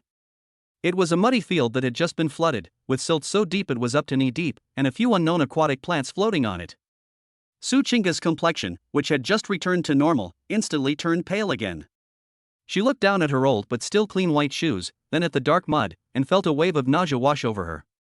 The nightmare for those with obsessive-compulsive disorder about cleanliness has begun. Can I not participate? Su Chinga subconsciously took a step back, her voice carrying a hint of resistance. No way. Yen Min smiled and shook her finger. This is a team competition. If one person is missing, it's considered a forfeit. Families that forfeit will only have steamed buns and pickled vegetables tonight. Lin Zhou sighed helplessly as he looked at Su Chinga's tense expression. He walked up to Su Chinga, ignoring whether there were cameras around, turned his back, half squatted down, and patted his broad shoulders. Come on up, Queen Su. Stop looking won't make the mud cleaner. Hurry up, don't burrow into my arms, that's against the rules. Chapter 37 Muddy Field Games. Honey, don't hug me. The air near the mud pit was filled with a strong, earthy smell. The villager had just turned over the soil. It was a dark, muddy mess, with strange bubbles rising to the surface every now and then. For someone with obsessive-compulsive disorder, just looking at it would require immense courage, let alone jumping in and rolling around in it. Yen Min, holding a whistle, stood on the edge of the field, grinning like a weasel that had just stolen a chicken. Everyone understands the rules, right? The male guest carries the female guest on his back, runs from one end to the other, gets the red flag, and then turns back. The female guest's feet cannot touch the mud at any point. If they do, she will get an extra 10 seconds. Ready? Ready. Etc. Su Chinga stared at the swamp-like mud pit, her face deathly pale, her knuckles turning white as she gripped Lin Zhou's clothes. Her feet, which usually swayed effortlessly in sky-high heels, now felt like they were filled with lead, and she couldn't take that one step. Are we really going to go down? Can I run on the shore? Her voice was trembling, and she looked so pitiful. Where was the domineering aura she had shown when she confronted young Master Zhao? She looked like a frightened little rabbit. What are you thinking? This is a mud pit sports meet, not a track and field sports meet. Lin Zhou sighed helplessly, and without caring that he was still live streaming, he turned around and half squatted in front of her, his broad back like a thick wall. He patted his own shoulder with his other hand, his tone carrying an undeniable urgency. Come on up, Queen Su. Stop looking, it won't get any cleaner. If you keep dawdling, we'll be stuck in the corner eating steamed buns tonight. Su Chinga gritted her teeth and looked at the other families who were already ready to go. Although Lu Ming looked disgusted, he had already carried his internet celebrity girlfriend on his back. Chen Kai went even further, hoisting his wife onto his shoulders and shouting loudly. Let's give it our all. For a seafood feast, and to avoid embarrassment. Su Chinga closed her eyes, steeled her resolve, placed her hands on Lin Zhou's shoulders, and carefully leaned over him. Rise. Lin Zhou gave a low shout, supported her knees with both hands, and stood up steadily. It feels incredibly soft and light to the touch. Although Su Chinga looked tall, she was actually as light as a feather. Today she was wearing light blue denim shorts, and her two long, fair legs were pressed against Lin Zhou's waist without any obstruction, and her warm body temperature instantly flowed through the fabric.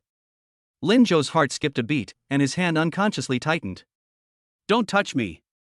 Su Chinga noticed his subtle movements and, feeling embarrassed and annoyed, whispered a scolding in his ear, her body stiff as a board. Hold on tight. I won't be responsible if you fall and turn into a mud monkey. Lin Zhou chuckled mischievously, and before Su Chinga could react, a whistle suddenly blared.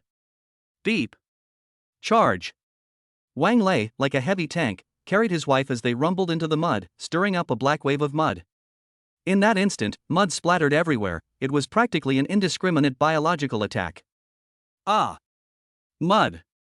There's mud! Su Chinga was terrified when she saw the black mud flying towards her. Her previously aloof image crumbled instantly. Instinctively, she wanted to dodge, but with him on her back, there was nowhere to escape. In desperation, she made a move that caught Lin Zhou completely off guard. Instead of lying on his back as usual, she tried to avoid the mud splattering in front of her, and like a startled octopus, she frantically burrowed into Lin Zhou's arms, using both hands and feet. She wrapped her arms tightly around Lin Zhou's neck, her cheek pressed against the crook of his neck, as if she wanted to shrink herself into his body. Ugh! Honey, be gentle. You're strangling me. Lin Zhou was so choked that his eyes rolled back, and he stumbled, almost falling headfirst into the mud. But that's not the worst part. The worst part was that Su Chinga was twisting her body violently out of fear. The soft curves rubbed against his back, and warm breath sprayed on his neck, carrying a faint fragrance that wildly teased his senses. Especially her long legs, which wrapped tightly around his waist to maintain her balance, tightening their grip more and more. This is hardly a competition. This is clearly sweet torture. Stop drilling. You're going to tear your clothes if you keep drilling. Lin Zhou took a deep breath, suppressing the romantic feelings in his heart, and shouted, "Just bury your face in my back, don't lean forward." That's my face. I don't care. It's so dirty. So much mud. Su Chinga's muffled voice came from behind his neck, with obvious sobs, her hands gripping his t-shirt collar, refusing to let go no matter what. The viewers in the live stream were stunned, then erupted in a howl of wolves. Holy crap! What kind of position is that? What kind of lewd words are those? Don't burrow into my arms? Where should I burrow? Brother Lin, tell me more. Su's survival instinct is truly something else. She's practically hanging herself on Lin Zhou like a pendant? Is this the legendary human pendant? I also want to be strangled like this by the goddess, even if I suffocate. Lin Zhou's expression. I don't know if he's in pain or enjoying it, it's just too damn Versailles. At this moment, the situation on the field was chaotic. Lu Ming had only taken 2 steps when his shoes got stuck in the mud. He lost his balance and fell flat on his face, along with his girlfriend on his back. Thump! The 2 men instantly turned into mud figures, drawing laughter from the shore. Although Wan Lei was strong, he was too slow to pull himself out of the mud, like a clumsy bulldozer. Chen Kai fared even worse. He ran out of energy halfway through and stood there panting heavily. Only Lin Zhou. Through systematic enhancement, this muddy swamp, which would be impossible for an ordinary person to traverse, became as smooth as flat ground for him. He adjusted his posture, feeling the soft, warm body on his back, and felt an endless surge of power within him. Hold on tight. I'll take you flying. Lin Zhou let out a low roar, and his thigh muscles suddenly exerted force. Slap. Slap. Slap. With each step, he stirred up a spray of mud, but with that, he propelled himself 2 or 3 meters forward. He moved through the mud with incredible speed, instantly overtaking Wan Lei and leaving him far behind. The wind howled. Su Chinga felt the scenery around her rushing past, and the mud that was originally flying everywhere seemed to be blocked in front of her by Lin Zhou. She cautiously opened one eye and saw only the man's broad shoulders and the sweat sliding down his cheek. Although this man is usually sarcastic and irresponsible, at times like this, he is like a mobile fortress, shielding her from all the dirt and embarrassment. A strange sense of security arose spontaneously. Lin Zhou, keep it up. Surpass them. Su Chinga was no longer afraid. She leaned close to his ear and shouted loudly, even pointing excitedly ahead with one hand, "Charge. For the seafood feast." All right. Just you wait and see. Lin Zhou laughed loudly, and his speed increased again. With the red flag just 20 meters ahead, victory seemed within reach. However, just then, Lin Zhou's pupils suddenly contracted. Less than 5 meters from the red flag, the color of the originally smooth mud surface was a little off, slightly darker. That was a deep pitfall set up by the production team. And judging by its width, you would definitely get stuck if you ran across it normally. Lin Zhou. Watch out ahead. There's a pit. Su Chinga also noticed something was wrong, exclaimed in surprise, and subconsciously tried to make him slow down. It's too late. Lin Zhou not only did not slow down, but accelerated again, like a cheetah charging forward with an indomitable momentum. Hold on tight. Don't let go. He roared and, when he was still a meter away from the pit, he slammed his right foot into the mud. Using the recoil, he suddenly leaped into the air. What are you trying to do? Su Chinga was so frightened that she closed her eyes and clung tightly to his neck. Fly over there. Chapter 38 Memorable scene, Lin Zhou carries the Empress on his back and runs 5 kilometers. Rise. With a deep roar, Lin Zhou's calf muscles tensed to the extreme, and the veins bulged out like coiled dragons. The mud beneath their feet was blasted apart by the tremendous force of their stomping, sending up a mud wave 2 meters high. Amidst the horrified gazes of the entire audience, Lin Zhou, carrying a grown man on his back, defied the laws of physics and soared into the air like a cannonball. The wind howled. Su Chinga kept her eyes tightly closed, and all she could hear was the man's heavy breathing and the sound of the wind. She felt like she was flying. There was no sense of falling as I had expected, nor the suffocating feeling of sinking into the mud. Only a pair of large, iron-like hands held her knees firmly, conveying a reassuringly warm sensation. Bang! A muffled thud. Lin Zhou landed steadily. The immense inertia caused him to stumble forward 2 steps, but only 2. The next second, his feet seemed to take root, digging deep into the soil and remaining motionless. We made it. He crossed the 2-meter-wide pit trap in 1 step. Holy crap! In the live broadcast room, millions of viewers simultaneously uttered this national treasure. The screen was instantly filled with comments. Is this some kind of superhuman agility? Newton must be turning in his grave. Jumping 2 meters while carrying a 100-pound person? Is that even possible for a human? Lin Zhou's core strength. I admit I'm jealous. Goddess Su is going to be very lucky in the future. Something's off about you up there. But I knew it instantly. This isn't just a gigolo, he's a human tank. Only then did Su Chinga dare to secretly open one eye. What comes into view is the man's profile, soaked with sweat. In the sunlight, a bead of sweat slid down his sharply defined jawline, past his bobbing Adam's apple, and finally disappeared into his collar. For a moment, Su Chinga's heart skipped a beat. She had never observed this man so closely before. She used to think he was lazy, a scoundrel, and utterly useless. But now, on this muddy field, he's like a towering mountain, shielding her from all the embarrassment and hardship. Are you dumbfounded? Hold on tighter, I'm going to speed up. Lin Zhou turned his head and raised an eyebrow at Su Chinga, who was still in a daze. His smile was particularly dazzling in the sunlight. This is the final sprint. Don't get left behind. Who's stupid? Run. Su Chinga's cheeks flushed. To hide her panic, she buried her face in Lin Zhou's neck, but her hands tightened involuntarily. All right. Hold on tight. Lin Zhou laughed loudly and exerted his strength again. System notification, body enhancement potion at full power. Stamina locked.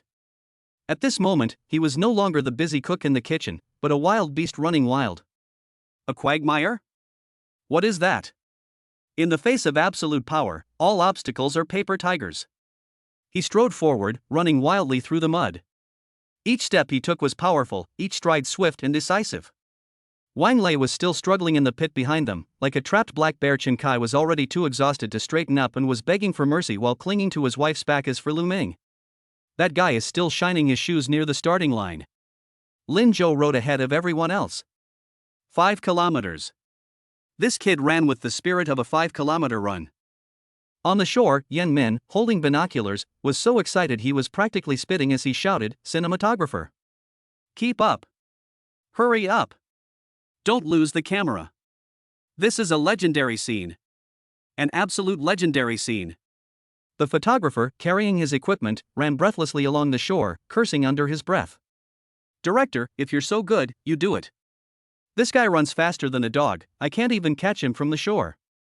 The wind whistled in my ears. Su Chinga lay on Lin Zhou's back, feeling the rhythmic running of the man beneath her. It wasn't bumpy at all, on the contrary, it had a strange smoothness. She looked at the scenery rushing past her, at the usually high and mighty celebrities struggling in the mud, and then at her own clean clothes. An unprecedented sense of superiority and happiness arose spontaneously. Is this what it feels like to be favored? Arrive! With a low shout from Lin Zhou, he sprinted across the finish line and yanked the red flag stuck in the mud.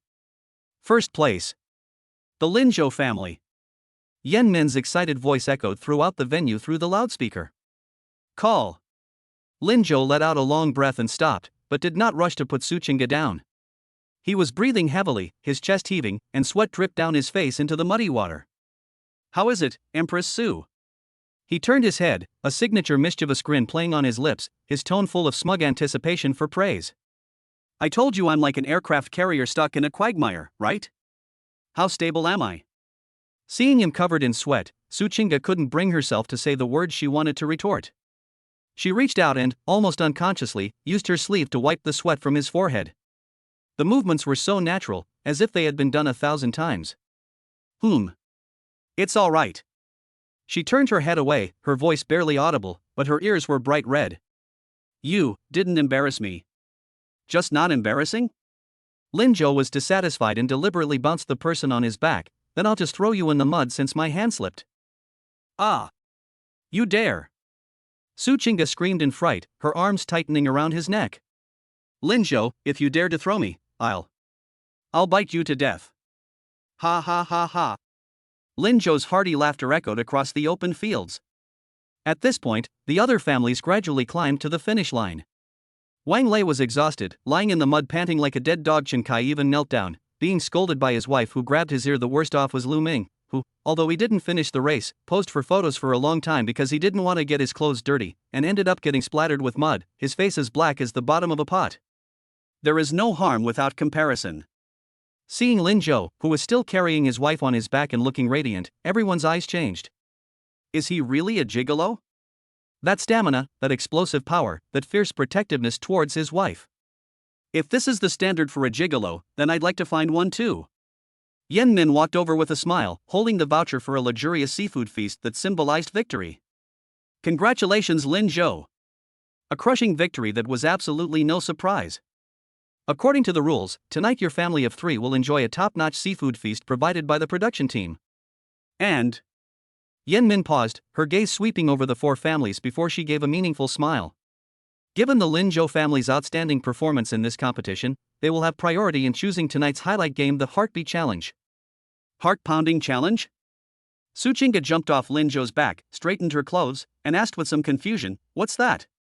Hee, this is a good thing. Yan Min shook the high-tech looking bracelet in her hand, her eyes gleaming with gossip. The rules are simple, both partners wear heart rate monitoring bracelets and ask each other questions or interact. Whoever's heart rate exceeds 120 first loses. The loser has to grant the winner one request. No conditions. An unconditional requirement? Lin Zhou's eyes lit up. Isn't this tailor-made for him? He turned to look at Suchinga, his eyes instantly turning somewhat malicious as he sized her up and down, as if he were plotting something. Suchinga felt uneasy under his gaze, instinctively hugging her arms and taking a half-step back warily. What kind of look is that? I'm warning you, don't think about those kinds of things. A mess? Lin Zhou took a step closer, lowered his voice, and spoke in an extremely ambiguous tone. Honey, what are you thinking? I was just thinking about how to make your heart race tonight. Chapter 39 Heartbeat Challenge. Why did Suchinga's heart rate spike to 180? The seafood feast was incredibly satisfying. Several Australian lobsters as thick as an arm, paired with king crabs bigger than a face, swept away the fatigue from struggling in the mud. Even Lu Ming, who had been constantly saying he wanted to lose weight, couldn't resist eating 2 more crab legs in front of the camera, and while eating them, he tried to justify himself by saying, this is to supplement high-quality protein, so it doesn't count as breaking the diet. After a satisfying meal, the night was enchanting. The nights in Peach Blossom Village are tranquil and beautiful, if you don't count the few searchlights with their pitifully high wattage. In the center of the threshing ground, a long table was set up as a temporary competition arena. Everyone, now that we've eaten and drunk our fill, it's time for some stimulating exercise to aid digestion. Director Yan Min, holding that megaphone that evoked both love and hate, grinned slyly. Tonight's highlight, the heart-pounding challenge. The rules are simple, both partners wear heart rate monitoring bracelets and interact through eye contact, physical contact, and verbal communication. They have 2 minutes to play, and whoever has a higher heart rate or whoever exceeds 120 beats per minute first loses. The loser must grant the winner one request unconditionally. The moment this rule was announced, the atmosphere at the scene instantly became ambiguous. This isn't a competition, it's clearly a paid flirting session. As the champions of today's mud pit games, the Lin Zhou family has the right of first refusal. Yan Min waved her hand, please invite Lin Zhou and Suchinga to the stage. Amidst the cheers and jeers, Lin Zhou and Suchinga sat down facing each other. Both of them wore black monitoring bracelets on their wrists, and their heart rate values were displayed in real time on a large screen behind them. Lin Zhou, 72. Su Qingge, 75. Everything was very stable, even somewhat uneventful. Su Qingge brushed a stray hair behind her ear, her posture elegant, her chin slightly raised, instantly capturing the aloof queen vibe. She looked at Lin Zhou, a confident smile playing on her lips. Lin Zhou, although you cook well and have good stamina, you can't beat me when it comes to controlling your emotions. Don't forget, I'm an actor. Professional. As a seasoned actress who has won Best Actress awards, controlling her facial expressions and heart rate is a fundamental skill. Let alone Lin Zhou flirting with her, even if Mount Tai collapsed before her, she could remain completely unfazed. Yeah? Lin Zhou leaned back lazily in his chair, his long, slender fingers tapping lightly on the table, his eyes filled with amusement. Honey, shall we make a bet? What are we betting on? If you lose, tonight, let me hold you while we sleep? No more drawing lines like that. Su Qingge blushed and subconsciously glared at him, but considering the live broadcast, she forced herself to maintain her composure. Okay. But what if you lose? I lost? Lin Zhou shrugged. Then I'll sleep on the floor tonight and wash your socks for a month while I'm at it. Make a deal. Su Qingge was full of confidence. Start the timer. Yan Nin gave the order. The scene fell silent instantly, everyone held their breath, and dozens of cameras were pointed at the two from various angles. Su Qingge took a deep breath, adjusted her breathing, and stared straight ahead with a calm and still expression, as if the person sitting in front of her was not her husband, but a head of cabbage. Heart rate displayed on the screen, 76, 75, 74. It even dropped. The comments section was filled with amazement. No wonder she's an award-winning actress. Her mental fortitude is incredible. This is true tranquility. Lin Zhou. You want to sleep with your wife in your arms? You'll probably only be able to sleep with air in your arms. Lin Zhou, however, was not in a hurry at all. He didn't rush to say cheesy pickup lines like the others, nor did he make funny faces. He simply watched Su Qingge quietly. Those deep, peach blossom eyes seemed to hold the stars and the sea under the lamplight. He leaned forward slightly, his body slowly, little by little, moving closer to Su Qingge. The distance is getting shorter. 1 meter, half a meter, 30 centimeters. Su Qingge remained calm, not even her eyelashes trembled. But the numbers on the big screen honestly jumped, 78. Lin Zhou's smile deepened. He didn't stop, but continued to approach until their noses were less than a fist's distance apart. This distance has crossed the boundaries of social safety and entered an extremely private and intimate realm. Su Qingge could clearly smell the pleasant soapy scent on him, the refreshing aroma left after his shower. She could also feel his warm breath, lightly brushing against her cheek. Her pupils contracted slightly. 85, 88, 92. My heart rate is starting to climb. Stay calm. Su Qingge, you can do it. He's just a paper tiger. Su Qingge frantically cheered herself up in her heart, forcing herself not to look into Lin Zhou's eyes, and tried to calm her agitated heart with deep breaths. However, Lin Zhou had no intention of giving her a chance to catch her breath. He suddenly reached out, his slender fingertips gently lifting a strand of Su Qingge's long hair that had fallen onto her shoulder, casually twirling it around his fingertips. His movements were light and flirtatious, yet they conveyed an indescribable deep affection. Su Qingge froze. 98, 105. Wife. Lin Zhou finally spoke. His voice was low and slightly husky, like the soft hum of a cello, drilling directly into Su Qingge's heart. Actually, I've been keeping a secret from you. Secret? Su Qingge was taken aback and subconsciously looked into his eyes. In that instant, Lin Zhou suddenly closed the distance again, turned his head, and his lips almost touched Su Qingge's delicate earlobe. He covered the microphone at the top of his collar with his hand and whispered something in her ear in a breathy voice that only the two of them could hear. That sentence was very short. It's probably only a dozen or so words. But for Su Qingge, it was like a nuclear bomb exploding in her mind. Boom! Su Qingge's pupils dilated instantly, and she froze in her chair as if struck by lightning. Her once fair face turned bright red instantly, as if blood was rushing to her head, making it so red it was almost dripping blood. Immediately afterwards, on the large screen behind her, the number representing Su Qingge's heart rate was soaring wildly, like a runaway roller coaster. 110, 135, 150, 170. Finally, the number settled on a terrifying figure. 180. Beep beep beep beep beep. The heart rate monitor emitted a sharp, urgent alarm, and the red light flashed like the overhead light of an ambulance. The entire audience erupted in uproar. Everyone was stunned, their jaws dropped. Holy crap? 180? Is he going to have a heart attack? What exactly did Lin Zhou say? What outrageous things did he say? Absolutely off the charts? Even the best actress couldn't control her facial expressions. How much of a shock must that be? I don't believe it. I don't believe that was a serious statement. They must have been driving. The car wheel ran over my face. Su Qingge was completely stunned at this moment. She stared intently at the man with the wicked grin on his face, her chest heaving violently, her eyes filled with shock, shame, disbelief, and an urge to strangle him on the spot. She opened her mouth, but it took her a while to find her voice. She pointed at Lin Zhou, her voice trembling. You. The host, Li Sisi, was burning with gossip and rushed forward with the microphone, excitedly asking. My God! 180. This is definitely the highest record this season. Lin Zhou, what did you just say to Qingge? How could you make our Ice Queen break down so instantly? Chapter 40. Lin Zhou, because I told her my credit card was maxed out. The entire room fell silent. All eyes were fixed on Lin Zhou's calm and composed face, like searchlights. Its ears were even more erect than antennas. Everyone wants to know, what kind of earth-shattering love confession could make the Ice Queen's heart rate instantly spike to 180? Tell me already. Stop keeping me in suspense. I bet 100 packs of spicy strips that it's definitely an upgraded version of I Love You. Could it be a marriage proposal? The chat in the live stream was practically bursting with impatience. Host Li Sisi even shoved the microphone right up to Lin Zhou's mouth, her face burning with gossip. Lin Zhou's father, stop keeping everyone in suspense and just reveal the answer.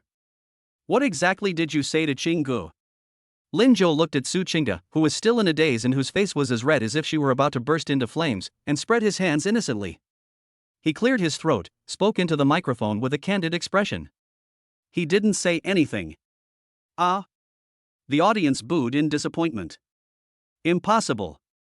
Director Yen Min was the first to disbelieve, shouting through a megaphone, didn't they say anything about her heart rate soaring to 180? Lin Zhou, don't try to get away with this. Otherwise, it'll be considered cheating. I really didn't say anything romantic. Lin Zhou's expression was as innocent as could be, and his clear eyes were filled with sincerity. I leaned close to her ear and told her some unfortunate news. Unfortunate news? Everyone was even more confused.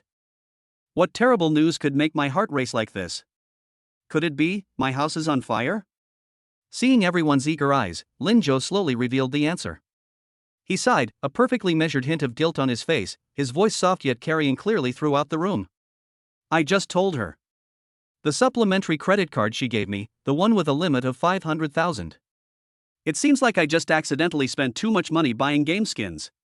The air seemed to solidify at that moment. The expressions on everyone's faces froze, as if they had been collectively petrified. The chat room also experienced a strange 5-second silence. 5 seconds later. Ha ha ha ha ha ha ha. Rock veteran Chen Kai was the first to burst out laughing, spitting out a mouthful of water and nearly rolling off his chair. Buy game skins? Spend $500,000? Olympic champion Wang Lei laughed so hard he slapped his thigh, tears streaming down his face. Brother! You're ruthless. Really? The whole audience burst into laughter. The laughter was so loud it almost lifted the roof off the threshing floor. The viewers in the live stream were laughing so hard they were rolling around on their beds. Holy crap! What the hell is this plot twist? I thought it was top quality dog food, but it turned out to be top quality razor blades. So Goddess Sue's heart rate of 180 wasn't because she was excited, but because she was upset about the money and angry? Ha ha ha.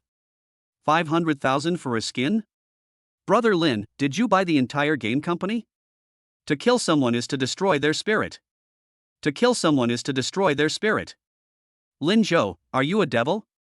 Lin Zhou. A voice, seemingly emanating from the deepest hell, a voice filled with gritted teeth, echoed eerily. Everyone looked in the direction of the sound. Su Qingge slowly raised her head, frame by frame. That pretty face, which had been blushing with shyness, was now completely dark, like the sky before a storm. Those once bright and beautiful eyes were now burning with two raging flames, fixed intently on Lin Zhou. If looks could kill, Lin Zhou would have been executed by slow slicing by now. "What did you say?" She spoke slowly and deliberately, each word seemingly squeezed out from between her teeth, carrying a chilling edge. Lin Zhou's heart skipped a beat when he saw his wife about to explode. They went too far.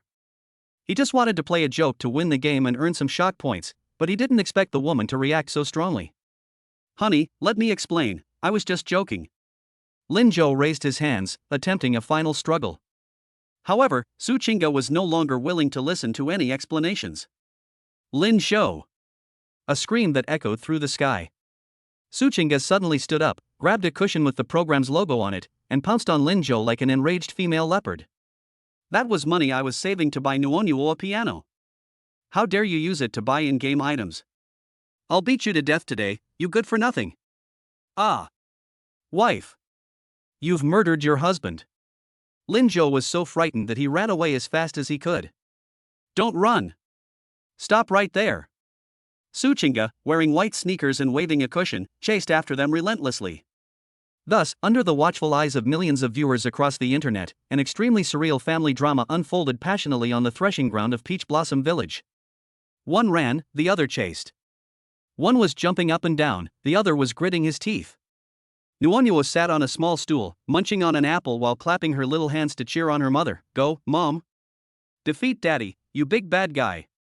The other guests and staff were already laughing hysterically, staggering and unable to even hold onto the camera. "Quick! Keep up! Get more close-ups!" Director Yin Min was so excited that his face turned red, and he used a megaphone to direct the scene. "Make sure to capture Su Tianho's 'I love you 3,000 times' expression clearly. This is definitely the most classic scene of the season." As the sun sets, its golden rays bathed the threshing floor. The man's agile figure dodged nimbly ahead, while the woman's pursuit, though tinged with anger, resembled a playful flirtation. Their laughter and chatter echoed in the air above Peach Blossom Village, lingering for a long time. The live stream chat was now completely pink. "Wow, what an amazing couple. They're so sweet. Even though they're fighting, it looks to me like they're showing off their love.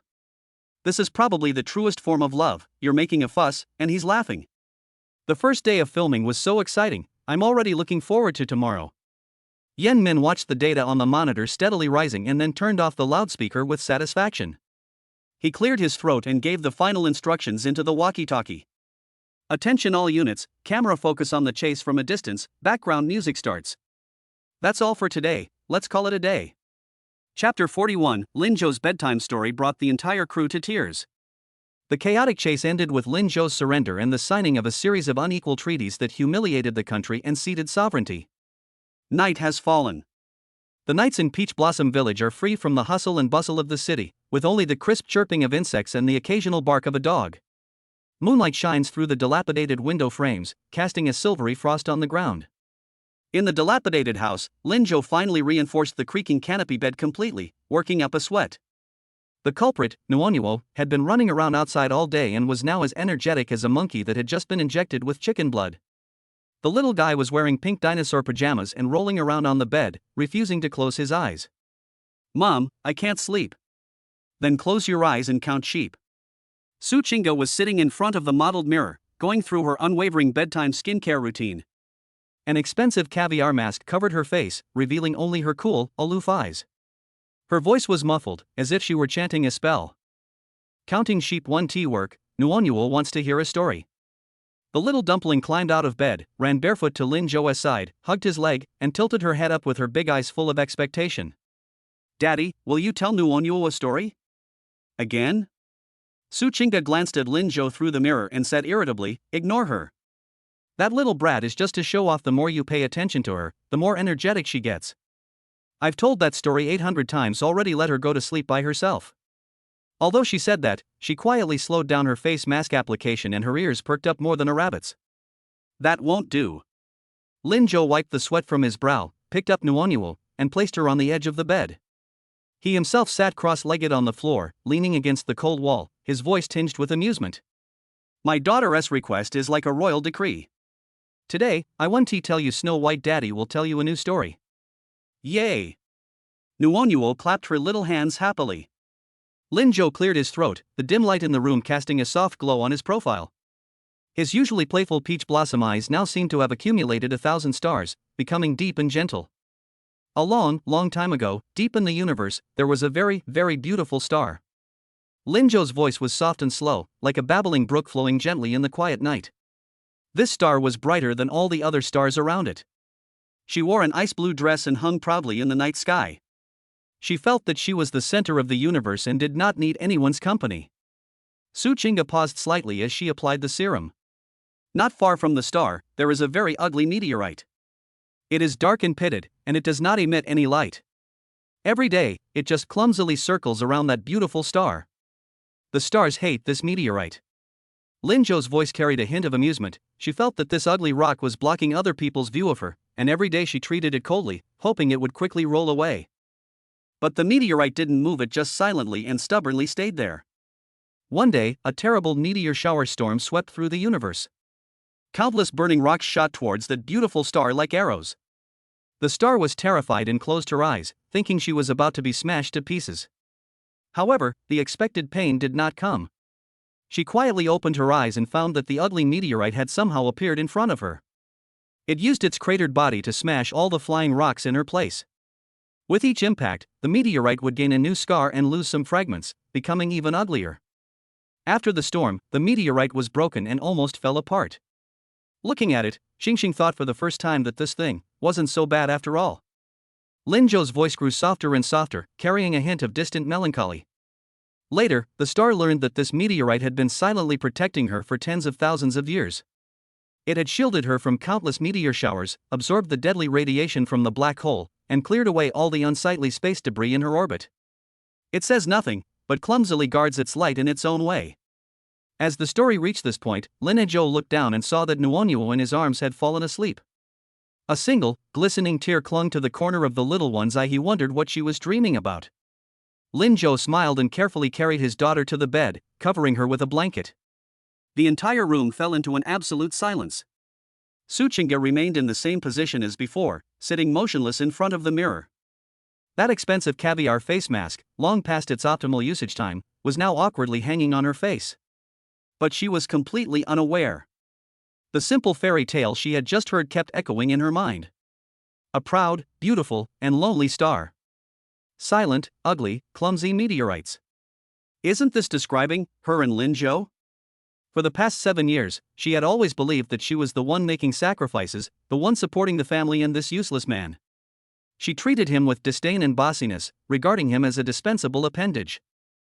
But she forgot. Who stood in front of her like a wall when she was surrounded by satiating fans? Who carried her 3 blocks to the hospital when she was suffering excruciating stomach pain? Who was it that silently handed her a glass of warm water and quietly stood guard outside the door every time she broke down and cried because of work in the middle of the night? These details, which she had deliberately ignored, flashed through her mind frame by frame, like a movie replay. She always took it for granted. But now she realizes that the ugly stone she had disliked for 7 years had been clumsily guarding her so-called star, in its own way. But she never gave him a kind look. An indescribable sense of sorrow and guilt surged into my heart like a tide. Su Qingge's vision blurred, and tears uncontrollably slid down the edge of the face mask, mixing with the expensive essence and dripping onto the back of her hand. At the same time, the monitoring room of the production team was also deathly silent. Director Yen Min stared blankly at the man leaning against the wall on the screen, his profile softly outlined by the moonlight, a half-smoked cigarette dangling from his mouth. The young female directors next to him were already in tears, with tissues scattered all over the floor. Director! A female director wearing black-rimmed glasses sniffled, her voice choked with emotion. This story is just too heartbreaking. What an amazing love story. Yeah, I thought Lin Zhou was a good-for-nothing, but I was wrong. He's clearly a devoted knight in shining armor. Wa'ada. This story is absolutely going to be a hit. It's 100 times better than those mindless fairy tales on the market right now. Yen Min snapped out of his daze, abruptly stubbing out his cigarette, a startling light flashing in his eyes. As a top-notch producer, he keenly sensed the terrifying commercial value behind this story. Healing, heartwarming, and deeply meaningful, it appeals to men, women, young and old alike. If this were adapted into an animated film, the box office would be at least 2 billion. Damn, I've struck gold. Yen Min slapped her thigh in excitement, forgetting that it was late at night, grabbed the walkie-talkie on the table and began to roar wildly, her voice becoming shrill and piercing with excitement. Xiao Li. Xiao Li from the propaganda team. Is he dead? A sleepy voice came from the other end of the walkie-talkie. Huh? Director Yen, I'm here. Screw you. Wake up. Now. Right now. Yen Min's spittle sprayed so loudly that the walkie-talkie crackled, as if he were issuing an urgent military order. Go and investigate. Search the entire internet. Who wrote that story about stars and meteorites that Lin Zhou just told us? No matter who he is. No matter how much he asks. Copyright. We must acquire the animation adaptation rights as soon as possible. Chapter 42. What kind of magical fairy tale is this? The publisher is begging for authorization overnight. Director Yen Min's efficiency is astonishing. Or rather, he has an amazing sense for money. Early the next morning, before dawn, a low, rumbling engine roared from the end of the only dirt road in Peach Blossom Village. A black Mercedes-Benz van with a license plate ignored the muddy road and came to a steady stop at the village entrance, seemingly out of place with its surroundings. The car door opened, and a middle-aged man with a well-tailored Armani suit, gold-rimmed glasses, and slicked-back hair stepped out. His expensive handmade leather shoes touched the yellow earth, and he frowned slightly, but quickly regained the composure characteristic of an elite. Director Yen, I've long admired your name. The man saw Yen Min, who was already waiting at the village entrance, and extended his hand with a professional smile on his face. My name is Wang Hao, and I am the editor-in-chief of a Sunshine Children's publishing house. I flew here from Beijing last night just for Mr. Lin Zhou's story. Yen Min's heart skipped a beat. Goodness, their speed of action is incredible. Last night, he had his men search all night, turning every domestic and international children's story database upside down, but they still couldn't find the source of stars and meteorites. The only possibility is it's an original work. How could a gigolo possess such terrifying original creative abilities? This is even more outrageous than a sow climbing a tree. Editor-in-Chief Wang, you're too kind. Please come in. Although Yen Min was shocked, she remained outwardly calm and warmly led the people into the village. At this time, the other families had just gotten up as well. Lu Ming was styling himself in front of the mirror, Chen Kai was practicing his singing in the yard, and Wang Lei was boxing. Lin Zhou, however, remains that old cadre whose painting style is out of place. He was wearing a loose white martial arts uniform and was standing under the old locust tree in the center of the courtyard, slowly practicing Tai Chi. His movements were fluid and graceful, each move exuding an air of otherworldly elegance, which contrasted sharply with his young and handsome face. Su Qingge and Nuonyuo moved two small stools and sat down next to them, each holding a fried dough stick, watching with great interest. Dad is so handsome, just like Superman on TV. Handsome? What a load of fluff. Although Su Qingge said disdainfully, her beautiful eyes were fixed on Lin Zhou's back, and the corners of her mouth unconsciously turned up. Just then, Yen Min walked in with the man wearing gold-rimmed glasses. Ahem, Lin Zhou, let's stop for a moment. Yen Min interrupted Lin Zhou's morning exercise, pointed to Wang Hao beside her, and introduced him with a mysterious look. Let me introduce you, this is Mr. Wang Hao, the editor-in-chief of the Sunshine Children, the largest children's publishing house in China. Editor-in-chief Wang, came especially for you.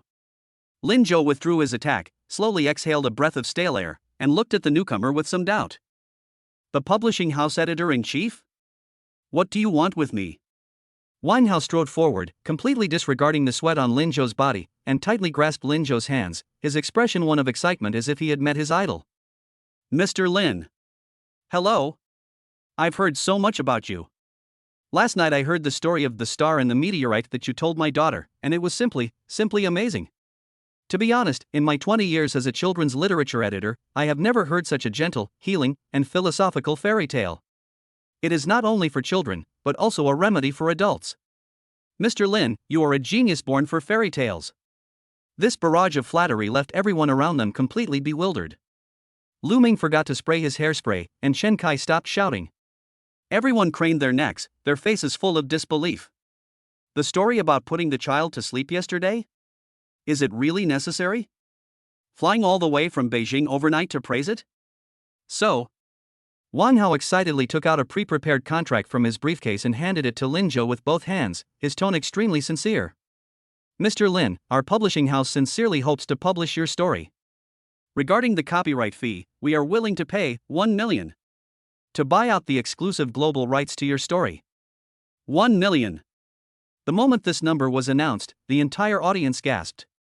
A bedtime story, $1 million? This money is too easy to make. Su Chinga was so shocked that she dropped the fried dough stick in her hand. She knew publishing could make money, but she never imagined it could be this profitable. Mr. Lin, I know this price may not be worthy of your talent. Seeing that Lin Zhou didn't speak, Wang Hao assumed he thought it was too little and quickly added, this is just the initial fee. We can discuss revenue sharing for subsequent animation and film adaptations. As long as you agree, we guarantee to turn it into the next world-class IP like The Little Prince. These conditions are incredibly generous. However, Lin Zhou only glanced at the contract, which was enough for an ordinary person to struggle for a lifetime. He shook his head. Editor-in-Chief Wang, you're too kind. Lin Zhou waved his hand, his face showing no excitement whatsoever, but rather an expression of utter nonchalance. Forget about copyright, it's just something I made up to lull my daughter to sleep, it's worthless. If you think this story is okay, you can use it if you want, you don't need to pay. If you absolutely must sign your name. Lin Zhou pointed to Nuonyuo, who was eating a fried dough stick next to him and looked completely bewildered, and smiled. Let's just write Nuonyuo's dad. Quiet. A deathly silence. If the offer of 1 million was shocking, then Lin Zhou's current remarks, which treat money like dirt, are like a nuclear bomb. Wang Hao was stunned. Yan Nin was stunned. The millions of viewers in the live stream were completely stunned. Holy crap! 1 million. You're just going to give it up like that? Is this the vision of a true master? I don't understand it, but I'm deeply impressed. Made up stuff? Brother Lin, which floor of Versailles are you on? So cool. That kind of attitude of treating money like dirt. That's a true artist. Lu Ming is still haggling over a few million in endorsement fees, while Lin Zhou has already started giving away IPs. The difference in their abilities is obvious. Su Chinga looked at Lin Zhou's nonchalant demeanor, but her heart was in turmoil. This man.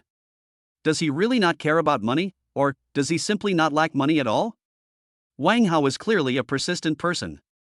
He looked at Lin Zhou and persistently pressed for an answer. Mr. Lin, won't you reconsider? A genius of your caliber surely has more than just this one story, right? Are there any other works? Other works? Lin Zhou scratched his head, as if he had suddenly remembered something, and casually replied. Oh, yes. When I have nothing to do, I like to write in my diary. That diary seems to be full of these made-up stories. The words had barely left his mouth. Standing to the side, Su Chinga's heart skipped a beat. Journal? He even has a diary? Chapter 43. My wife sneaked a look at my diary? Luckily, all the invoices I wrote were fake. Journal? These two words were like a needle, gently yet precisely piercing Su Chinga's heart. She knew, of course, that Lin Zhou had a habit of keeping a diary. That's a habit I developed back in high school. However, the contents of that diary belonged to another woman. Su Chinga still remembers the time she accidentally bumped into Lin Zhou writing in his diary. The guy hurriedly hid the notebook, but a draft paper fell out. It was covered with cheesy love poems. What are phrases like "you are the clouds and smoke of April" or "you are the light crushed in the Milky Way"? And at the end of each poem, the signature is always a delicate name, Chu Yue. From that day on, Su Chinga knew that there was someone in this man's heart whom she could never squeeze into. But now, he has changed. He would relentlessly confront that former white moonlight in order to protect her. He would tell her tender fairy tales late at night. Then, will the contents of this diary also change? A crazy idea, like wild grass after the rain, grew uncontrollably in Su Chinga's heart. She wanted to see. She desperately wanted to know what Lin Zhou was thinking right now. In the afternoon, the production team's task was to husk corn. This kind of purely physical labor was a piece of cake for Lin Zhou, who had the system's support. While the other fathers were still panting and out of breath after picking a basket of corn, Lin Zhou had already finished half an acre of land by himself and even helped Grandpa Wang at the village entrance fix his tractor. This gave Su Chinga an excellent opportunity to commit the crime. She used the excuse of feeling unwell to skip the afternoon's group activities and secretly slipped back to that dilapidated room number 4. Call. Su Chinga locked the rickety wooden door from the inside, her heart pounding so hard it felt like it was going to jump out of her throat. This was the first time in her life she had done something so sneaky, and she was so nervous that her palms were sweaty. Su Chinga, calm down. She told herself, I just wanted to make sure he'd really let go. Yes, that's it, definitely not out of curiosity. After mentally preparing herself, she took a deep breath and began rummaging through Lin Shou's worn-out suitcase. Clothes, pants, a few old books. The box contained very little stuff, you could see right through it. There was no diary at all. Could it be that he didn't bring it? Su Chinga was somewhat disappointed, but unwilling to give up. She took everything out of the box again. Just as she was about to give up, her fingertips suddenly touched a hard object in the bottom compartment of the box. Her eyes lit up, and she reached out to touch it. It was a hard-shell laptop, encased in an elegant combination lock. That's it. Su Chinga's heart leaped into her throat. She held the notebook in her hands as if it were Pandora's box. Reason told her that it was wrong to snoop on other people's privacy. But the flood of emotions had already breached the dam of reason. I'll just take one look, just one look. She bit her lip and began trying to crack the code. This old-fashioned 3-digit combination lock is not difficult to crack. She first tried her own birthday 0923. Wrong. I tried Nuonyuo's birthday again 0601. It's still not right. Could it be? A thought suddenly popped into her head, making her heart skip a beat. With trembling fingers, she dialed the keypad and entered the birthday number she never wanted to see again in her life, Chu Yue's birthday. Click. The lock is closed. Su Chinga couldn't tell whether she felt disappointed or relieved. She gave a self-deprecating laugh and prepared to give up. Just then, as if possessed, she entered a set of the simplest and most common numbers. 1314. Click. A very slight, crisp sound. The lock is open. Su Chinga was completely stunned. 1314, a lifetime? What is this man thinking? With extremely complicated feelings, she slowly opened the diary that contained the secret. On the title page, Lin Shou's elegant handwriting bore the following sentence. A bad pen is worse than a good memory. Every penny of the allowance my wife gives me must be spent wisely. Su Chinga, ? Something seems off about this art style. Filled with doubt, she turned to the first page. None of the cheesy love poems and pretentious writings I had imagined appeared. What came into view was a table that was drawn in a mess. At the very top of the table, several large characters were written in red pen. Family expenses transaction log for May 2025, top secret. Below is a densely packed record, resembling the handwriting of an elementary school student. May 3rd, sunny. At the market, I bought 3 jin of potatoes for 2 yuan jin, totaling 6 yuan. Pork prices have gone up to 28 yuan jin, so I reluctantly bought half a jin for 14 yuan. Total, 20 yuan. May 4th, cloudy. Paid water, electricity and gas bills, totaling 358 yuan. Rant, Su Chinga, that spendthrift woman, uses half a ton of water to take a bath. Next time she does that, I'll make her take a cold bath. It rained on May 5th. Nuonyuo paid her kindergarten tuition and extracurricular class fees, totaling 12,000 yuan. It hurt so much that I had to find a way to save some money on my own. May 6th, sunny. My wife's stockings tore again, so I secretly bought her 2 new pairs for 158 yuan. Note, I can't let her know about this money, otherwise she'll accuse me of wasting money again. 1 page, 2 pages, 3 pages. Su Chinga flipped through the pages, completely dumbfounded. This is hardly a diary. This is clearly a diary entry. A housewife's ledger filled with complaints and rambling thoughts. She remembers every expense clearly, from daily necessities to water, electricity, and gas, from her daughter's tuition to the little gifts she secretly bought for her. Between the lines, there was no trace of Chu Yue. It was all about this family, all about her and Nuonyuo. Su Chinga's eyes felt a little sore. She always thought that this man was indifferent to the family and only knew how to ask for money. But she didn't know that he remembered every single expense so clearly. She turned to the last page. That's yesterday's record. June 20th, sunny. My wife forced me to go on a variety show, live in a pigsty, and eat wild vegetables. I was also publicly humiliated by my rival. But it doesn't seem so bad? Reward, 1 praise from my wife allows me to sleep in bed within a 10-centimeter area. Upon seeing this, Su Chinga couldn't help but burst out laughing, but tears involuntarily streamed down her face. Just then, her gaze was drawn to a line of small print at the very bottom of the page.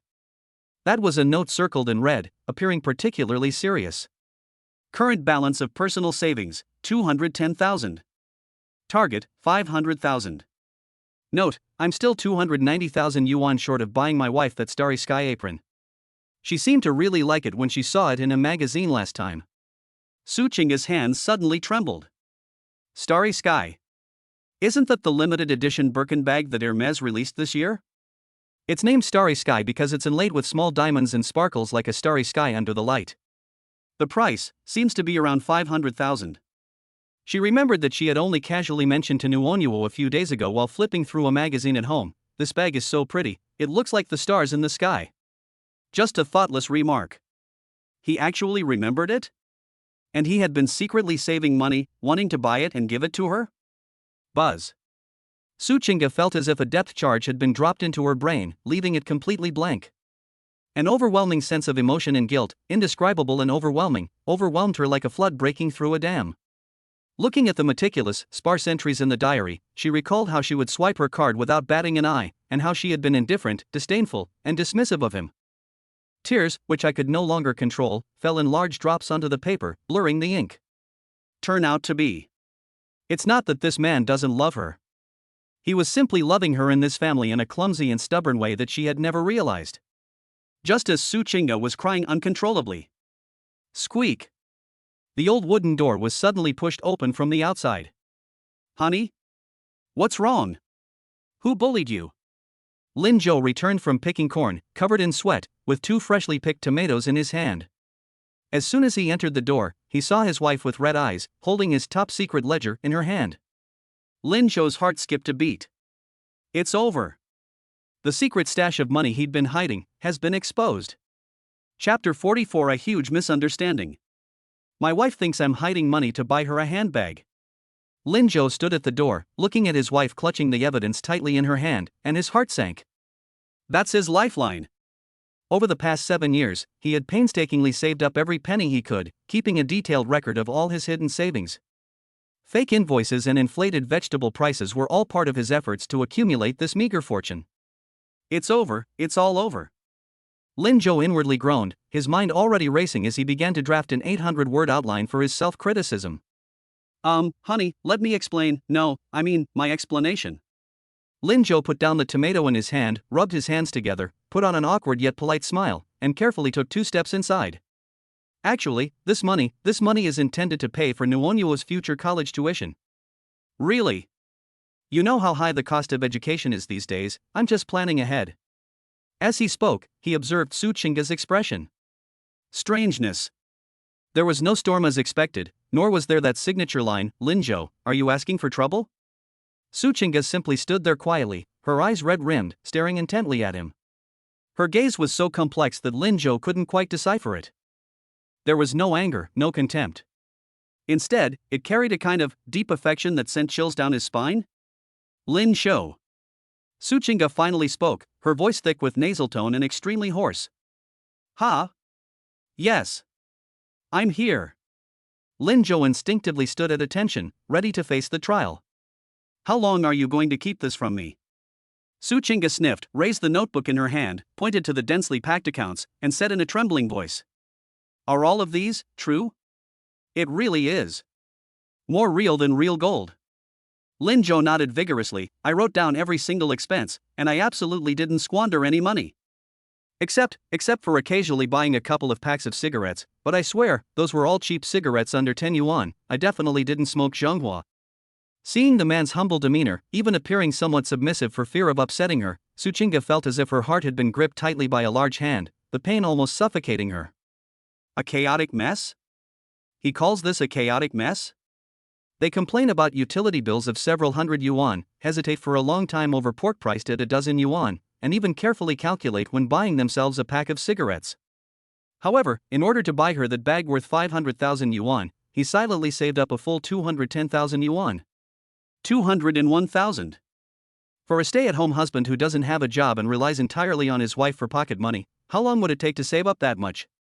How much hardship would he have to endure? Su Qingga could even imagine him haggling with the aunties at the market for a few cents. He could imagine him looking at the clothes in the shop window but not daring to buy them. He could imagine him hiding under the covers late at night, meticulously recording these daily transactions by the dim light. All of this was just to give her a surprise. to fulfill her casual remark that she liked it. Fool! Suchinga could no longer hold back, and tears welled up in her eyes. Her voice choked with sobs, filled with heartache and guilt. Are you stupid? That bag. I don't like that bag anymore. Who told you to save up for that? Who wants that lousy bag? Lin Zhou was stunned. Don't like it anymore? Wait a minute, that's not how the script was written. Is it because they think the money is too little? No, honey, even though we only have 210,000 right now, I'm sure I can save up enough. Really? Look, I can even repair tractors now, and the village chief just gave me 200 yuan for my work. Little by little, it adds up. Give me another 6 months, no, 3 months. I'm sure I can scrape together the rest. Lin Zhou panicked, fearing that she might confiscate the 210,000 yuan in a fit of anger. As he spoke, he pulled 2 crumpled red bills from his pocket and presented them to Suchinga like a precious treasure. Look, this is what I just earned, it's all for you. I'll save it all for you. Looking at the 2 banknotes still covered in dirt and sweat, Suchinga completely broke down. She threw the notebook onto the bed, not even bothering to wipe her tears, and rushed to Lin Zhou. Honey, don't be angry, Before Lin Zhou could finish speaking, a fragrant breeze wafted over. The next second, a warm, soft body crashed into his arms. Suchinga hugged his waist tightly, buried her face in his chest, and cried like a wronged child. Her tears quickly soaked Lin Zhou's cheap t-shirt, the scalding heat reaching his heart. Lin Zhou, you bastard! Why didn't you say so sooner? Why were you so good to me? I treated you so badly before, I even called you a gigolo. Why? How could you be so stupid? Lin Zhou froze completely. Both hands hung awkwardly in mid-air, unsure whether to put them down or hug them. What's going on? Weren't they going to confiscate her secret stash of money? Why is she suddenly throwing herself at them? And is he nice to me? A series of question marks popped into Lin Zhou's mind. I hide money from my family so I can have a backup plan. If I ever get kicked out, at least I'll have some money for my return trip, right? How come it came out as being kind to her in her mouth? Could it be? Lin Zhou glanced at the diary lying on the bed out of the corner of his eye, and suddenly had a flash of inspiration, remembering the note he had casually written on the last page to justify the source of funds. By that bag called Starry Sky. Holy crap! This is a huge misunderstanding. This spendthrift woman probably thinks I'm saving this money to buy her a bag, right? Lin Zhou's lips twitched violently. What the hell is this? That's my savings for my funeral. However, feeling the woman's trembling body in his arms and listening to her cries filled with guilt and emotion, Lin Zhou couldn't bring himself to say, actually, I did it for myself. If you tell the truth at a time like this, you're definitely destined to be single forever. Cough cough. Lin Zhou coughed twice, then lowered his hand and gently patted Suchinga's back, his tone as affectionate and helpless as possible. All right, it's nothing, why are you crying? Buying you a bag is only natural, isn't it? After all, you're my wife. Wa'ada. Suchinga cried even harder, hugging him tighter, I won't buy any more bags. From now on, my money is your money, you can buy whatever you want. I shouldn't have been so controlling. Upon hearing this, Lin Zhou's eyes lit up instantly. From now on, I'll be in charge of the money? Is there really such a good thing? This is a huge profit. You said it, you can't go back on your word. Lin Zhou suppressed his overwhelming joy, pretending to be nonchalant, and reached out to wipe away her tears. All right, stop crying. How will you record the show tomorrow if your eyes are swollen? If Nuonua sees you like that, she'll think I'm bullying you. Suchinga sniffed, somewhat embarrassed, and let go of his hand, taking a half step back. She raised her head, her eyes, washed by tears, appearing exceptionally clear and bright, reflecting Lin Zhou's figure with tenderness. Lin Zhou. She suddenly spoke, her voice still trembling with tears, yet it conveyed an unprecedented firmness. What's wrong? Suchinga took a deep breath, as if she had made a huge decision. She took a step forward, closing the distance between them again, then stood on tiptoe and whispered in Lin Zhou's ear. Warm breath sprayed onto his earlobe, carrying a hint of shyness, yet it entered his ear with unmistakable clarity. For the sake of how much you love me. Tonight, you can hold me while we sleep. Chapter 45 Suchinga is moved. Husband, I'll allow you to hold me while we sleep tonight. The air at the doorway seemed to be sucked out in that instant. The 2 ears of corn that Lin Zhou had just picked, still smelling of the earth, fell to the ground with a thud. He stood frozen in place, his gaze fixed on Su Chinga's diary, which was actually a secret stash of money, and felt a chill run down his spine. It's over. This time it's really barbecue. That record contains irrefutable evidence of his embezzlement and bribery over the past 7 years. He'd lie about spending 2 yuan on groceries, overstating 50 yuan on gas, and even fabricated prize winnings and part-time income to legitimize the system's funding sources. If Su Chinga, that shrewd woman, saw through all this, he'd not only lose his job, but might even have to kneel on durian peels. Honey, let me explain. Lin Zhou swallowed hard, his mind racing, trying to concoct a plausible excuse to salvage his precarious position in the family. Actually, what's written here is all. What are they? Saying it's for writing novel material? That's ridiculous. They say they're helping others with bookkeeping? Who would believe that? Just as Lin Zhou was so anxious that he was scratching his head and preparing to beg for mercy by bowing, Su Chinga, who had been keeping her head down and not saying a word, suddenly moved. She slowly raised her head. The icy, frosty eyes I had imagined, seemingly capable of shooting out shards of ice, did not appear. Instead, there were a pair of red, rabbit-like eyes, brimming with tears. There was no anger, no questioning in those eyes, only a kind of deep affection that sent chills down Lin Zhou's spine. Still feeling guilty? Lin Zhou. Su Chinga sniffed, her voice hoarse as if it had been rubbed on sandpaper. She walked quickly to Lin Zhou, ignoring the 2 pitiful ears of corn on the ground, and directly reached out and grabbed Lin Zhou's dusty hand. Huh? Yes. I'm here. Lin Zhou trembled in fright and instinctively tried to pull his hand back. Wife, let's talk this out. Don't hit me. I'm dirty. Fool. Su Chinga gripped even tighter. Looking at Lin Zhou's cautious and humble demeanor, as if afraid of upsetting her, she felt a pang of bitterness welling up inside her. Look. How badly did she bully this man?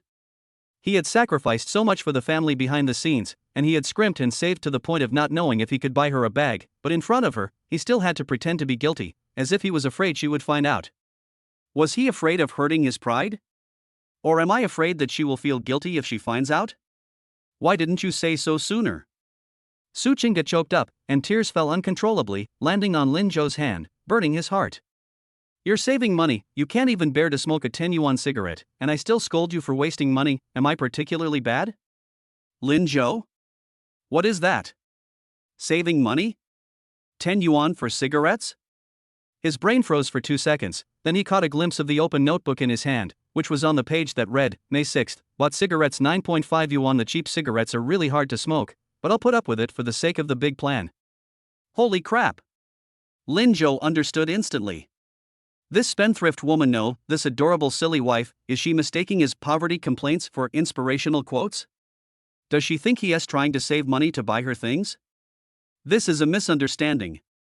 Brilliant. It's like Bulbasaur eating Doritos and entering Mickey Mouse Clubhouse. It's absolutely amazing. Cough cough. Lin Zhou suppressed the urge to grin wildly and quickly adjusted his expression, completing an Oscar-worthy switch from horror to deep affection in a second. He took Su Chinga's hand in return, his eyes softening with tenderness, even carrying a hint of shyness at being caught out. Honey, you saw it all? Yes. Su Chinga nodded heavily, her eyes brimming with tears. Since you already know, I won't pretend anymore. Lin Zhou sighed, looked up at the ceiling at a 45-degree angle, and spoke in a deep and melancholic tone. Yes, I'm saving up. I was thinking that after all these years of marriage, I haven't given you a proper gift yet. That starry sky bag, I saw you staring at the magazine for a long time. Although I'm not capable of making a lot of money right now, I think that as long as I save a little bit, and then a little bit more, I'll eventually save enough. Even if it's just saving $1 at a time, as long as it makes you happy, I think it's worth it. These words were spoken with such sincerity and deep emotion that they were truly moving. Even Lin Zhou himself was almost moved by his own words. The Oscars owe him one. Lin Zhou. Wa'ada. Su Chinga completely broke down. She suddenly threw herself into Lin Zhou's arms, ignoring the sweat and dust on his body, clinging tightly to his waist, and crying like a baby. We're not buying it. We're not buying that bag anymore. I don't want it. From now on, my money is your money. You can spend it however you want. I won't allow you to wrong yourself like this anymore. Why? Lin Zhou stiffly stretched out his arms, feeling the trembling body of the woman in his arms, and his heart was filled with joy. Is there really such a good thing? Not only did they keep their secret stash of money, but they also gained control of the treasury? This guy's living off a woman is so damn satisfying. Okay, stop crying. Lin Zhou gently patted her back, coaxing his diva wife like he was coaxing a sweetie. You won't look pretty if you keep crying. You have to record a show tomorrow, how can you appear on camera with swollen eyes? Su Qingge snuggled against him, wiping her tears on his t-shirt, before shyly raising her head. She looked at Lin Zhou with eyes full of tenderness and affection, and that cold sense of distance completely disappeared. Husband. This time, the way he called out husband was extremely natural, without the previous awkwardness and stiffness. Lin Zhou raised an eyebrow. Su Qingge bit her lower lip, as if making a decision. She tiptoed, leaned close to Lin Zhou's ear, and her warm breath brushed against his neck, carrying a hint of shyness, yet with an unusual firmness. Tonight, we don't need to sleep in separate beds. Lin Zhou was taken aback. Huh? I said.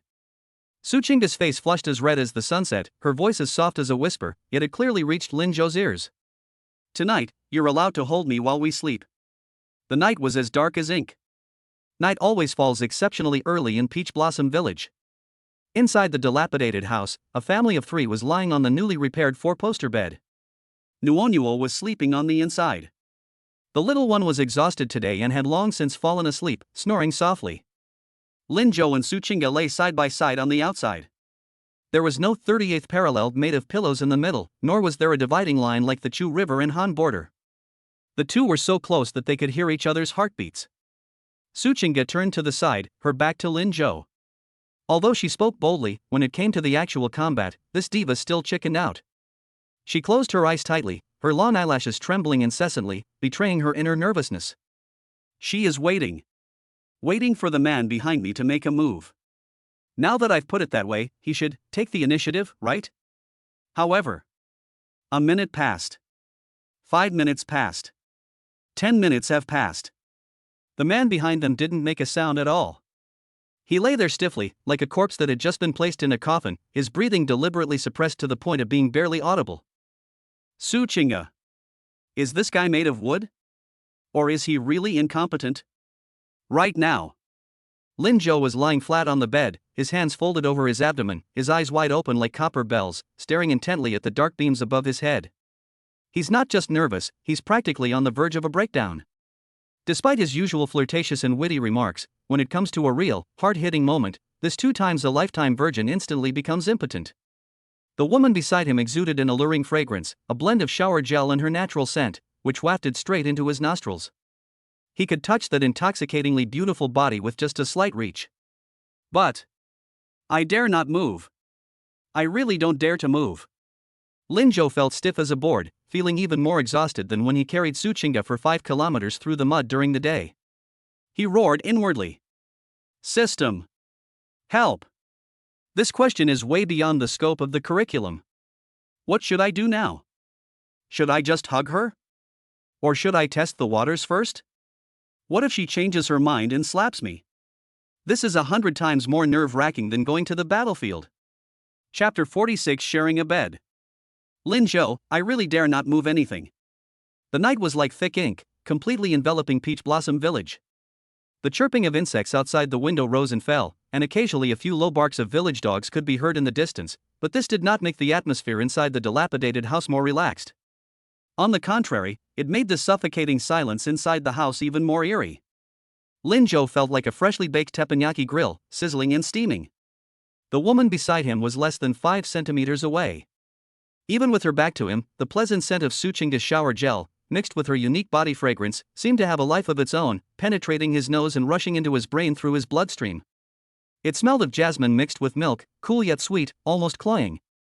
Lin Zhou lay flat on his back, his hands neatly folded over his abdomen, assuming a standard peaceful passing posture. He didn't even dare to breathe deeply, afraid that his slightly rapid breathing would break the fragile peace and make him look like a lecherous idiot who had never seen the world. Form is emptiness, emptiness is form. Lin Zhou closed his eyes and frantically recited the fragments of the Diamond Sutra he had learned from the TV series, trying to suppress the restless heat in his body. It's too difficult. This is simply inhumane torture.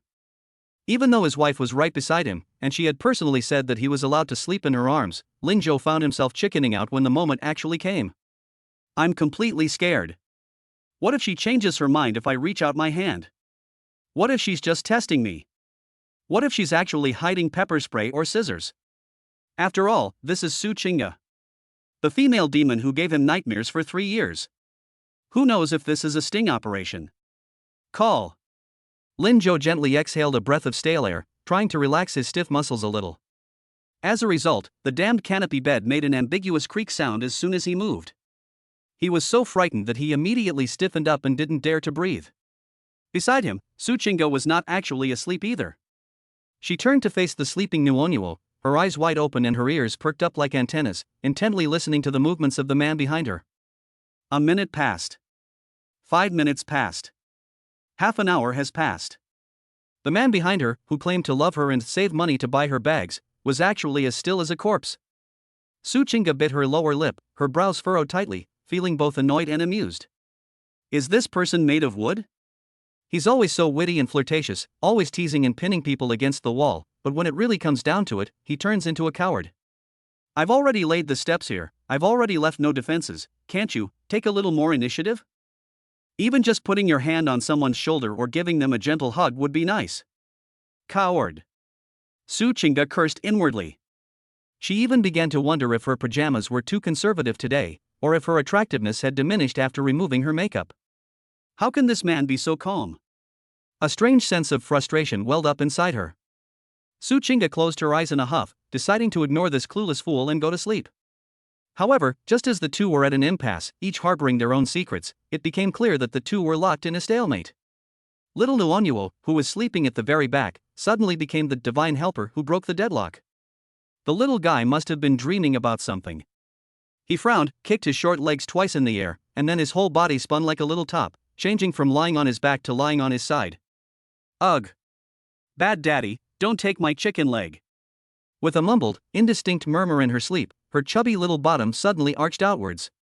That arch was quite powerful. Su Qingge was already sleeping on the edge, and when her daughter squeezed her like that, she was uncontrollably pushed backward a lot. Ah! She gasped, instantly losing her balance, and her back slammed solidly into a warm, broad embrace. That was Lin Zhou's chest. Immediately afterwards, their arms touched without any obstruction. Skin to skin. In that instant, it felt as if an electric current had traveled from the point of contact throughout my entire body. Lin Zhou shuddered, the scriptures he had been reciting vanished instantly, leaving only one thought in his mind. Soft. It's so damn soft. Su Qingge's body stiffened, as if she had been struck by an acupuncture point, and she dared not move. She could clearly feel the man behind her suddenly quicken his heartbeat and his breathing become heavy. Thump, thump, thump. The heartbeat was so loud, it sounded like a drumbeat in the quiet night. The atmosphere became thick and ambiguous at that moment. Lin Zhou's Adam's apple bobbed. Chance. This is absolutely an opportunity given by God. If we don't take action now, we're not just cowards, we're worse than animals. He took a deep breath, as if he had made up his mind to blow up the bunker. In the darkness, Su Qingge was so nervous that her palms were sweating. She didn't know whether she should move away or pretend to turn over to avoid this overly intimate contact. Just then, a large, warm hand with calloused skin silently crossed the boundary between the two. The hand did not rashly reach for her waist, nor did it frivolously touch other places. Instead, it gently, yet irresistibly, covered the back of Su Qingge's hand, which was placed at her side. Su Qingge's breath hitched, and her heart leaped into her throat. What is he going to do? Should we hold hands? Or... Before she could react, the large hand covering the back of her hand suddenly became restless. His fingertips slid gently along the back of her hand, slowly reaching inside her sleeve. The movement was gentle yet carried a hint of tentative exploration that made one blush and their heart race. Su Qingge's eyes widened, and she was overwhelmed with shame. That bastard. He was pretending to be a virtuous gentleman just now, but now he's finally showing his true colors? Don't. She was about to speak up to stop him when the hand suddenly stopped, and then Lin Zhou's slightly hoarse and trembling voice echoed in the darkness. Shu. Honey, don't move, there's something. Chapter 47. In the middle of the night, whose hand was dishonestly slipped inside the clothes. Is there something? Su Chinga's voice trembled, like a little white rabbit cornered by a big bad wolf. Darkness amplifies the senses, and also amplifies fear and anticipation. She could clearly feel the large hand covering the back of her hand, its palm burning hot and covered with a thin layer of calluses, slowly sliding down the back of her hand. The fingertips brushed against the skin, causing a subtle shiver. Su Chinga kept her eyes tightly closed, her eyelashes trembling like butterflies in a storm. What is he doing? Should we hold hands? Or should you wrap your arms around my waist? Even a step further? Although the two are legally married, and although she had mentally prepared herself countless times before going to bed, even making the bold statement that it is allowed to sleep in each other's arms. But when the moment actually arrived, the shame and tension that came from the depths of her soul made her almost want to run away. Lin Zhou, don't do anything rash. She bit her lower lip, her voice barely audible, her body taut like a fully drawn bow. However, the domineering and aggressive embrace that I had imagined did not come. The large hand suddenly stopped when it reached her wrist. Immediately afterwards, Lin Zhou's fingers tightened slightly, grabbing her cold wrist in a rather forceful, gesture, not gentle at all. Hiss. Before Su Chinga could react, he pulled her with a slight force. His arms, which were originally exposed to the air and were slightly cool, were forcibly stuffed into the warm quilt. Not only that, the large hand also lifted the corner of the blanket up and tucked it tightly under her shoulder, wrapping her up like a tightly sealed silkworm cocoon. Su Chinga? Isn't that stupid? Lin Zhou's deep voice rang out in the darkness, carrying a sense of exasperation and disappointment. This tile-roofed house is drafty, and the temperature at night is less than 20 degrees Celsius. Are you planning to practice the 9-in white bone claw by sticking your hands out here, or do you want to catch a cold and pass it on to our daughter tomorrow? Your hands are as cold as popsicles, I don't know how you can sleep. As he spoke, he patted the back of her hand lightly twice through the blanket. Behave yourself and don't move. If you stick your hands out again, I'll tie them up with a rope. The air fell into a deathly silence once again. Su Chinga hid under the covers, completely stunned. She blinked, feeling the temperature gradually rising in the bed and the lingering warmth of the man on the back of her hand. That's it? She had just imagined a 10,000-word domineering CEO's forced love scenario, and even thought of lines for resisting. It turns out this guy just thought her hands were cold and covered her with a blanket? An indescribable emotion welled up inside me. Was it a sigh of relief, a relief that one hadn't been violated? Or, is there just a tiny bit of disappointment, only as small as a pinhead? Who practices the 9-in white bone claw? Su Chinga mumbled a reply from under the covers, her cheeks burning. I'm just hot. Unlike you, who's thick-skinned. Ha, so stubborn. Lin Zhou rolled over, lay flat on his back, put his hands behind his head, and his lips curled up wildly in the darkness. This wave is in the bag. Not only did he preserve his image as a virtuous gentleman, he also gained a lot of goodwill for his thoughtfulness. The system didn't notify me of any points increase? No rush, let the bullets fly for a while. Sleep. Lin Zhou was in a great mood, closed his eyes, and prepared to drift off into a sweet dream. The night grew deeper. The moonlight outside the window quietly shifted, illuminating a corner of the bedside. Although Su Chinga pretended to be strong, she felt warm inside. For the past 7 years, she has gotten used to facing the cold alone and to wrapping herself tightly in the blankets at night. This was the first time someone woke up in the middle of the night, not to ask for anything, but simply because they noticed her hands were exposed and were worried she would catch a cold. This kind of subtle care is more genuine and touching than giving her any number of Hermes bags. At least you have some conscience. A slight smile played on her lips. In this rare moment of peace, her consciousness gradually faded, and she slowly drifted into sleep. However, the tree may wish to be still, but the wind will not cease. Just as Lin Zhou was drifting off to sleep, a strange sensation suddenly came from his chest. It was an extremely subtle and eerie feeling. It was like a chubby little mouse that had silently slipped in along the hem of his clothes. Lin Zhou instantly regained half of his senses. What is it? Before he could react, the little mouse had already made its way up, and finally slapped onto his abdominal muscles. Hiss. That's fucking cold. The sudden sensation of ice on warm skin sent a shiver down Lin Zhou's spine, almost causing him to do a somersault on the spot. He instinctively held his breath, and his muscles tensed instantly, becoming as hard as an iron plate. This feel. Soft, small, and slightly fleshy, my fingertips are still unconsciously scratching it. Holy crap? A firework exploded in Lin Zhou's mind. This. Is this Su Chinga's hand? This woman says no, but her body says it all. I was acting all reserved when I was covering her with the blanket, but only a few minutes later, I'm already pulling this midnight raid act? I never would have guessed, Su Tianho, your approach is quite unconventional. Lin Zhou's heart rate instantly soared to 180, and his Adam's apple bobbed wildly. He didn't even dare to move, for fear that any movement would disturb this flower thief and ruin this once-in-a-lifetime beautiful moment. Wife!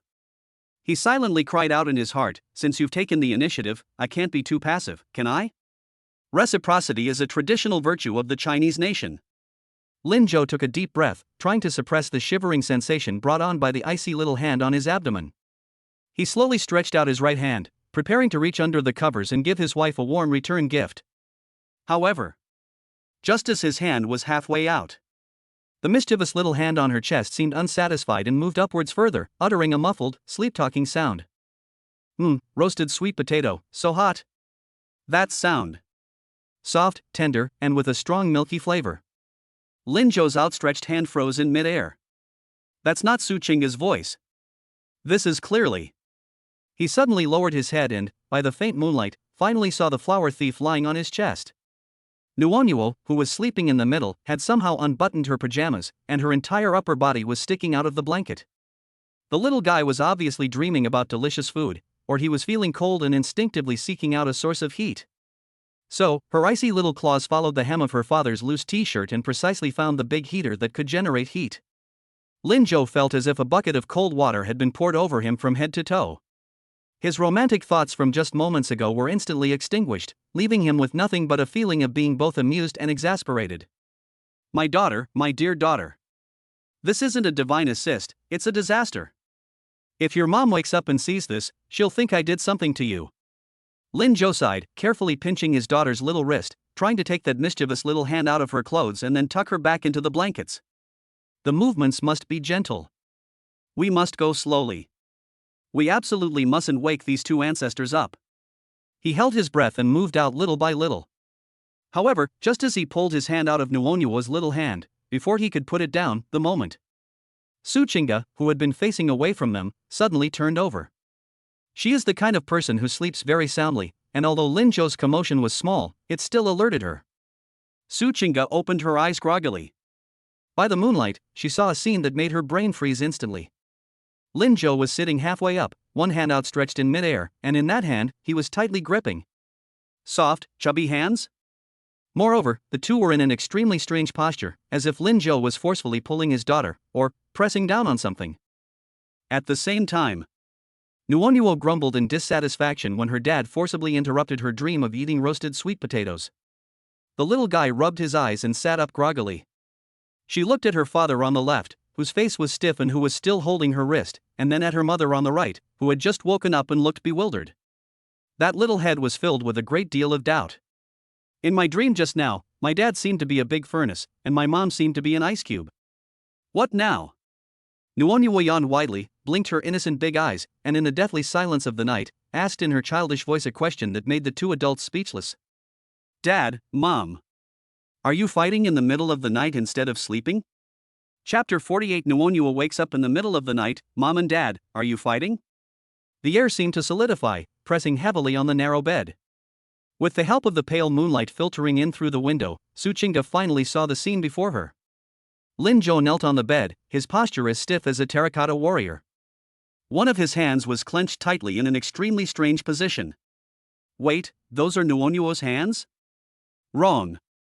Because of the panic just now, Lin Zhou wanted to tuck Nuonuo's hand back into the quilt, but in the instant Su Chinga turned over, in order to prevent her from rolling over on the child, he subconsciously reached out his other hand to block her.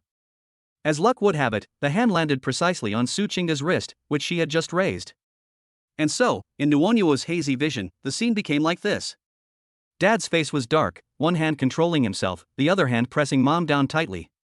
The mother, with her hair disheveled and clothes in disarray, looked at the father with a terrified expression. Isn't this the precursor to a fight that the chubby kid in kindergarten was talking about? Dad. Nuonuo rubbed her eyes, her voice trembling with a hint of tears, a sign that she was frightened. Why are you bullying Mommy? Are you a big bad guy? No. Don't talk nonsense. Lin Zhou felt his blood run cold and released his grip as if he had been electrocuted. He was thrown backward, his back slamming against the wall with a thud. He winced in pain, but didn't even dare to rub it. Misunderstanding. This is absolutely a huge misunderstanding. Lin Zhou raised his hands in a gesture of surrender, speaking at a rapid pace like a machine gun. Honey, let me explain. Nuonuo was dreaming and she reached out her hand. I wanted to put it back in her hand, but then you suddenly rolled over, and I was afraid you'd crush her, so. Shut up. Su Qingge took a deep breath and sat up in bed. She adjusted the collar of her slipped nightgown, and her face, which had appeared exceptionally cool in the moonlight, was now flushed. It was unclear whether it was from embarrassment or anger. She glanced at her daughter, who was blinking her big eyes with an eager look, and then at Lin Zhou, who was huddled in the corner with a face that said, I am innocent. In the middle of the night, a man and a woman, alone together in bed. This posture, this atmosphere. Even if Lin Zhou said he was doing radio calisthenics, no one would believe him. Mom, did Dad hit you? Nuonuo climbed into Su Qingge's arms, reached out her little hand and touched Su Qingge's wrist, looking distressed. Does it hurt? Nuonuo will blow on it for you. Su Qingge's heart melted instantly, but the heat on her face wouldn't go down. How is she supposed to explain this? He said Dad wasn't fighting, he was. That's even harder to explain. Cough cough. Lin Zhou finally recovered at this point. He knew that if he didn't come up with a plausible reason by now, he would be firmly labeled a domestic abuser by tomorrow morning. He coughed twice, then leaned closer, his face displaying his usual serious, nonsensical expression. Nuonuo, Daddy didn't hit Mommy. Dad was actually reading Mom's poem. Palmistry? Nuonuo tilted her head, her big eyes filled with confusion. What is palmistry? That is. Lin Zhou grabbed Su Qingge's hand with a serious expression, pointed to the lines on her palm, and began to make up a story. It's about using the thread in your hand to see if Mom will become rich or beautiful in the future. Look, Dad was just studying this thread.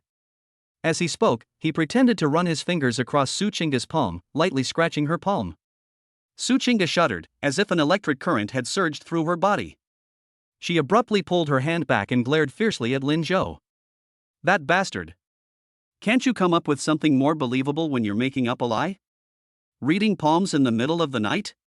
Nobody believes that. Really? Nuonuo believed it.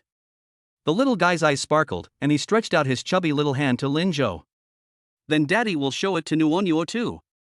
Will Nuonuo be able to eat lots and lots of ice cream in the future? Yes.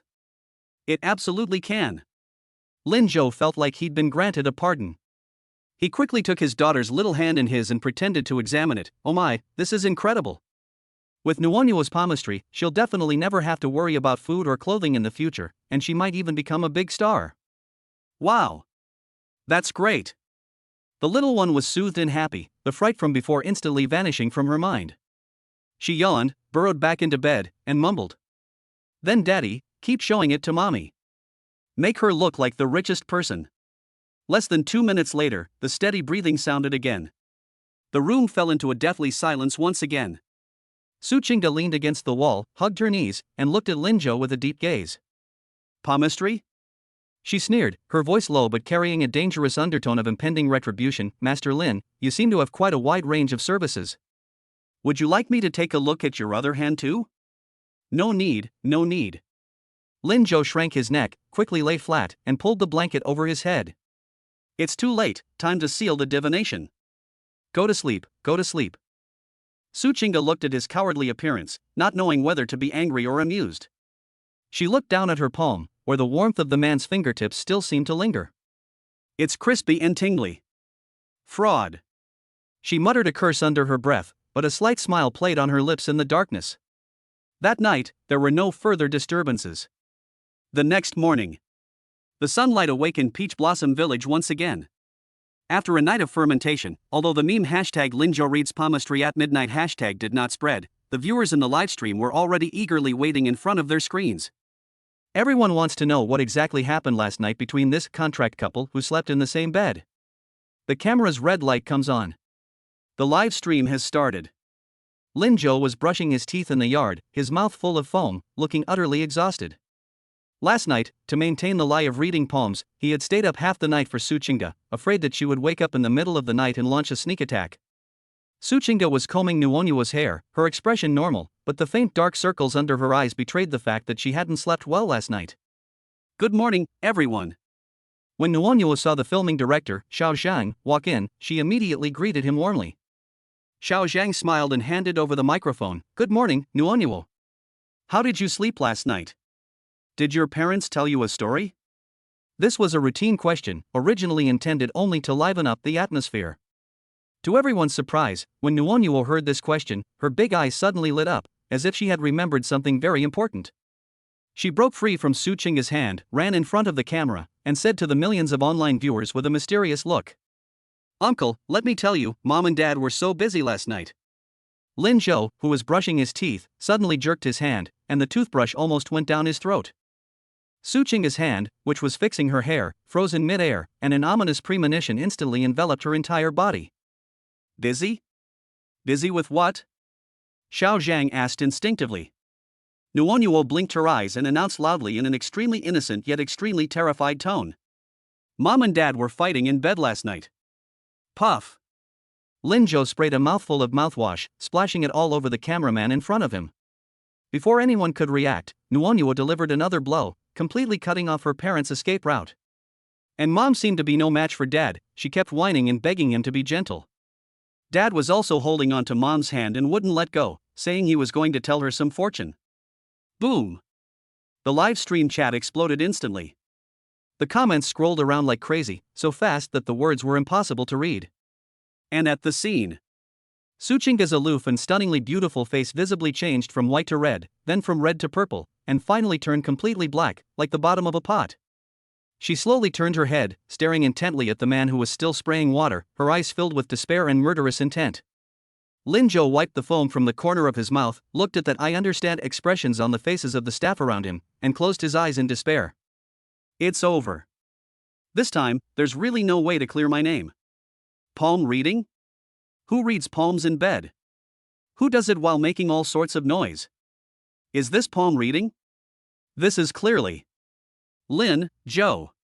Suchinga's roar echoed throughout the entire Peach Blossom village. Chapter 49, A Social Media Disaster. The entire internet is asking for a high-definition replay. Suchinga's shout was filled with an aura that could shake mountains and rivers.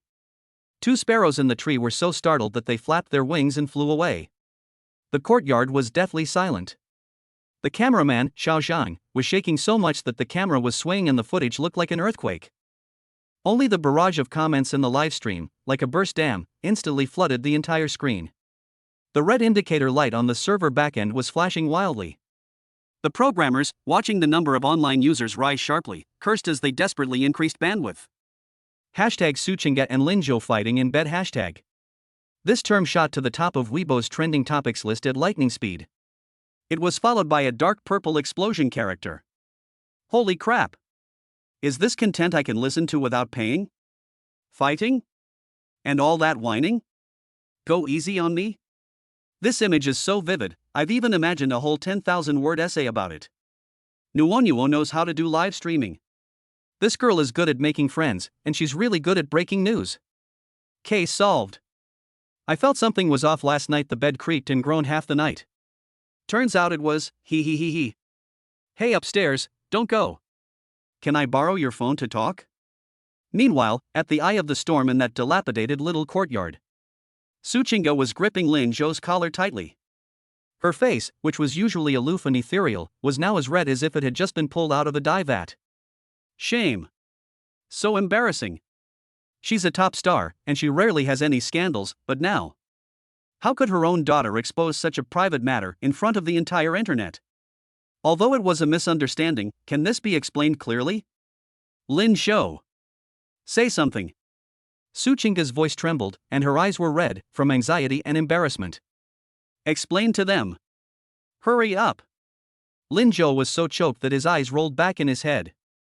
He was still holding a toothbrush, his mouth full of toothpaste foam, and his upper body was still naked because he had just woken up, revealing his strong and well-defined muscles. The morning sunlight shone on him, gilding the thin layer of sweat with a golden edge. Hormones are surging. Cough cough. Wife, let go first, you're strangling your husband to death. Lin Zhou begged for mercy in a muffled voice, wiping the foam from the corner of his mouth. Su Qingge subconsciously let go of his hand, but still stared at him intently, her eyes filled with, "If you dare to say anything nonsense, I'll bite you to death." Lin Zhou took a deep breath.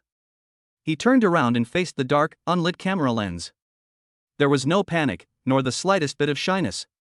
He even raised an eyebrow at the camera and gave a meaningful smile. "Everyone, it's a misunderstanding." Lin Zhou shrugged, his tone as calm as if he were discussing today's weather. "Kids have rich imaginations and are prone to misunderstanding normal, well, physical contact." Normal physical contact? Su Qingge, who was listening nearby, was grinding her teeth. This bastard was making things worse the more he tried to explain. "Yes." Lin Zhou looked completely innocent, pointing to himself and Su Qingge. "We didn't sleep well last night. After all, some things can only be discussed in depth when it's late at night. For example, let's exchange parenting tips. By the way, I also checked Teacher Sue's palm, looking at her career line and stuff." When he mentioned the words career line, his gaze swept over Su Qingge's chest in a very subtle yet precise manner. Boom! The live stream chat exploded. What the hell is this exchanging parenting tips? I think it's more like a baby making exercise. Checking your cleavage? Was it done in bed? Was it done with your hands? Brother Lin, stop explaining. Explaining is just covering up. We all know that. Even though I'm a hater, I'll take this dog food. These two are definitely true love. No fake couple could pull off that kind of lovey-dovey look. I'm begging the production team to release last night's surveillance footage. I'll pay 10 yuan. No, 100 yuan. I want to see the uncensored, high-definition parenting tips. Su Qingge was so angry at Lin Zhou's smug look that her head was buzzing. Explaining is worse than not explaining at all. Now the whole internet thinks they did something shameful in bed. Lin Zhou. Su Qingge gritted her teeth and kicked him, yelling, "Shut up! Go put on your clothes." Lin Zhou nimbly dodged the loving wife kick. "Okay. I'm off." He swaggered into the house, whistling as he carried his t-shirt, and casually ruffled his daughter's hair as he passed by. "Honey, well done. This assist deserves the top credit from Dad, and I'll reward you with 2 ice creams later." "Really? Thank you, Dad." Nuonyua was confused, but she knew there was ice cream to eat, and she clapped her hands happily. Su Qingge was left alone, bewildered in the wind, her face as red as a monkey's bottom as she faced the camera, wanting to explain but not knowing where to begin. Everyone, don't listen to his nonsense." She weakly offered a defense, but her voice was so soft that even she couldn't hear it. "It's over. It's completely dead. How will I survive in this industry after this? How will I maintain my aloof persona?" Just when Su Qingge wished she could disappear into a crack in the ground, her savior finally arrived. Or perhaps, another troublemaker has arrived. Suddenly, a piercing electrical hum blared from the loudspeaker at the village entrance, followed immediately by director Yan Nin's signature hoarse voice echoing throughout the village. "Good morning, parents. Given the little, cough cough, sweet little incident that just happened, our live stream viewership has surpassed the 10 million mark. To thank everyone for their enthusiasm, the production team has decided to upgrade today's tasks." Yan Nin's voice was filled with excitement, clearly indicating that she was extremely satisfied with the performance. "Everyone, please proceed immediately to the main stage at the village entrance. Today, we will be holding a grand Peach Blossom Village country music concert. And..." Yan Nin paused deliberately, creating suspense. "To test the talents of all the dads, we have specially invited a special guest star. He is a rising star in the Chinese music scene. He is the dream lover of countless girls. He will be the challenger to compete with all the dads in musical talent. The loser will have their accommodations downgraded tonight." Upon hearing the words musical prodigy, Su Qingge frowned slightly. For some reason, a sense of foreboding suddenly welled up in her heart. Lin Zhou also came out of the house, already dressed, still looking as lazy as ever. A concert? A challenge? He picked at his ear, walked over to Su Qingge, and casually put his arm around her shoulder, as if asserting his ownership. What kind of trouble is this director causing now? Isn't it chaotic enough already? Su Qingge slapped his hand away and rolled her eyes at him, but she wasn't really angry. Instead, she looked at him with some concern. Can you sing? This time, it seems like the people who came are professionals. No way. Lin Zhou shook his head confidently, I can only hum. Su Qingge was speechless. Then what are you going to do later? Wait until you lose and have to sleep in a pigsty? What's there to be afraid of? Lin Zhou's lips curled into a smile as he leaned close to her ear and whispered with a laugh. If all else fails, I'll perform a special skill for everyone. What special skill? Su Qingge asked subconsciously. Reading poems for his wife, a pop diva, in public. Roll. Su Qingge blushed and cursed, then walked out first. The two of them, bickering and teasing each other, arrived at the village entrance. At this time, a simple stage had already been set up there. A low-key yet luxurious black van slowly pulled up beside the stage. The car door slid open. A foot wearing limited edition sneakers stepped onto the yellow earth. Immediately afterwards, a young man with Korean-style curly hair, effeminate and handsome features, and a guitar in his hand walked down. He took off his sunglasses, revealing a pair of affectionate peach blossom eyes. His gaze swept across the crowd before finally settling precisely on Su Qingge. In that instant, Su Qingge's expression changed slightly. Lin Zhou, on the other hand, narrowed his eyes. Hey, isn't this so-and-so? Yan Min, holding the microphone and sporting an expression that seemed to say I love a good show, loudly introduced. Let's welcome our guest star today, Zhou Lixing, the young master of Dynasty Entertainment and a musical prodigy. Chapter 50. Another rival causing trouble? A musical talent contest? Zhou Lixing? Upon hearing Yan Min announce the name, the atmosphere at the scene instantly became somewhat eerie. If Zhao Tai is the kind of brainless nouveau riche who only knows how to throw money around, then Zhou Lixing is a sophisticated player disguised as an artist. The young master of Dynasty Entertainment, a top student from Berklee College of Music, and a creative talent who reached his peak upon debut. Most importantly, before Su Qingge's secret marriage was exposed, the rumored boyfriend that the media hyped the most was this young master Zhou. There are even quite a few fans who still ship this golden couple to this day. Wow, it's Zhou Lixing. Lu Ming was the first to react, his face beaming with exaggerated surprise. After all, Dynasty Entertainment is a giant in the industry. If you can establish a relationship with the young master, resources will come rolling in.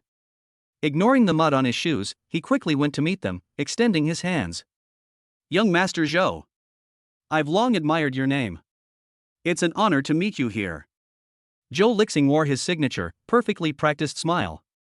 He shook hands with Lu Ming gracefully, and then nodded politely to Chen Kai and Wang Lei, displaying excellent manners and demeanor in every gesture. Only. When his gaze swept over Lin Zhou, who was standing next to Su Qingge, it was as if he had swept over a wisp of air. Without stopping, without nodding, and without even lifting an eyelid.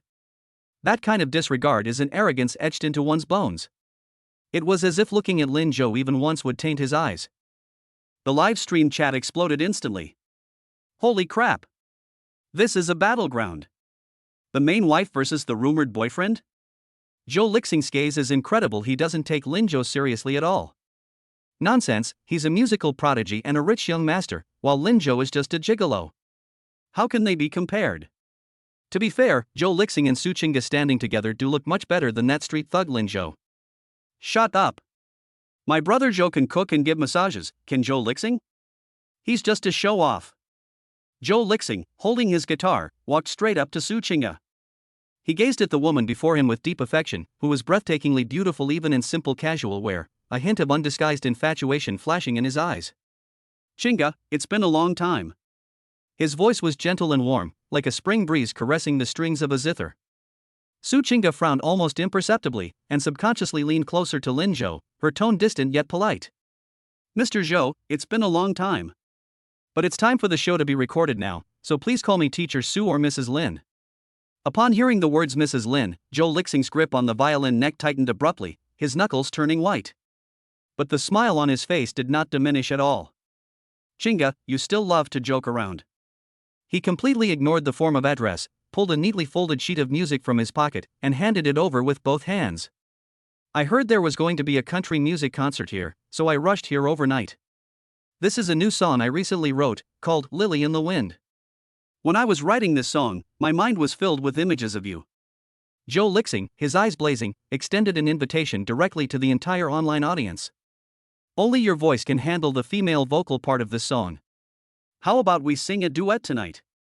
I believe this will definitely become a classic live performance in the Chinese music scene. This move can be described as extremely insidious. He extended the invitation under the guise of work, and even used the prestigious label of classic. If Su Chinga refused, it would be seen as unprofessional, arrogant, or even disrespectful to Dynasty Entertainment. Lu Ming, who was watching the excitement from the sidelines and didn't mind making things worse, immediately started to jeer. Say yes. Say yes. A talented man and a beautiful woman, a powerful combination, this is absolutely a feast for the eyes and ears. Su Chinga did not accept the sheet music. She didn't even glance at him, only staring coldly at Zhou Lixing. I'm sorry, Mr. Zhou. I'm participating in this program as a family. If I were to sing a duet, it would be with my husband, not with a stranger. The rejection was swift and decisive, without giving any face whatsoever. Lin Zhou, who had been idly counting ants on the ground, was thrilled to hear this. He reached out and casually put his arm around Su Chinga's slender waist, raising an eyebrow at Zhou Lixing. Did you hear that, Zhou? My wife said she'll only sing with me. You can keep your new and old songs for yourself to enjoy slowly. Zhou Lixing looked at the hand resting on Su Chinga's waist, his eyes practically spitting fire with jealousy. However, he was very shrewd and did not lose his temper on the spot like Zhao Tai did. Instead, he sighed softly, giving an expression that said, I understand, but I'm sorry. Mr. Lin, I did this entirely out of respect for art, and also to present the best stage to the audience. Zhou Lixing turned around and looked directly at Lin Zhou for the first time. That look in his eyes carried a condescending pity, as if he were looking at an unreasonable savage. Chinga is a superstar, her voice belongs to the stage and to music. Since you love her, you shouldn't become a stumbling block on her artistic path. A stumbling block? Lin Zhou chuckled. So, if I don't let her sing with you, it's ruining art? Isn't that so? Zhou Lixing took a step forward, his so-called artist's temperament fully unleashed, becoming aggressive and intimidating. Music requires resonance and a connection of souls. Chinga and I have a universally acknowledged musical understanding. And what about you, Mr. Lin? He sized Lin Zhou up and down, his gaze lingering on Lin's flip-flops, a contemptuous smirk playing on his lips. Excuse my bluntness, but someone like you who only knows how to work around the stove, do you even know what music is? Do you know what C major is, and what a chord is? If I'm not mistaken, you probably can't even read the most basic sheet music, right? Zhou Lixing became increasingly confident as he spoke, his voice growing louder and louder, as if he had already stood on the moral and artistic high ground. To ask Chinga to give up collaborating with me and instead sing with someone like you who has no musical talent is simply a waste of her potential. It's irresponsible to the audience. Mr. Lin, you should know your place. If you don't understand, then just stand aside and applaud. Don't embarrass yourself and delay Chinga's progress. Can you take responsibility for that? These words were spoken with such righteous indignation. Many staff members at the scene nodded in agreement. Although Zhou Lixing's words were harsh, they were true. Lin Zhou, aside from being a bit handsome and a good cook, was completely unrelated to the word musical talent. Having a diva sing with someone who is tone deaf is definitely a bit of an ear damsel in distress. Su Chinga was so angry that she trembled all over. She was about to retort when she felt the large hand around her waist tighten. Lin Zhou pulled her behind him, took a step forward, and stood directly in front of Zhou Lixing. The two are of similar height, but their auras are completely different. Zhou Lixing possesses a refined and arrogant demeanor that is meticulously crafted. Lin Zhou, on the other hand, exudes a laziness and disdain that comes from his very bones. Are you done talking? Lin Zhou picked at his ear, looking at Zhou Lixing's face, which was brimming with superiority, as if he were looking at an idiot. I don't understand sheet music very well, and I can't even distinguish the key of C major. But... He paused, pointed to the guitar in Zhou Lixing's hand, then to the acoustic guitar Chen Kai had brought, and a bright, almost punchable smile spread across his face. Who told you that you can't play music if you don't know how to read sheet music? Master Zhou, how about, we have a little match? Chapter 51 Lin Zhou, I can't sing, I'll just hum a little. Shall we demonstrate? The moment those 4 words were uttered, it was like a drop of cold water falling into a scalding hot oil pan, instantly causing a commotion. The villagers, who had initially just been watching the commotion, couldn't understand C major or musical notation, but they could sense the tension. It was clearly a prelude to a fight, and they clapped excitedly, their shouts and jeering rising and falling. Good. You're a real man. Don't be a coward. Shaolin, show him what you've got. We're all impressed by how well you slaughtered that pig. That's right. Our Peach Blossom Village's son-in-law will never lose face. Let's sing a song. The live stream chat was filled with comments that seemed designed to stir up trouble, with both haters and entertainers flying around. Hilarious. Is Lin Zhou trying to humiliate himself? Comparing music with Zhou Lixing? It's like trying to wield a sword like Guan Yu. Commendable courage, but questionable intelligence. He's a Berkeley graduate, what can Lin Zhou do? Chop vegetables? Just waiting for this to backfire.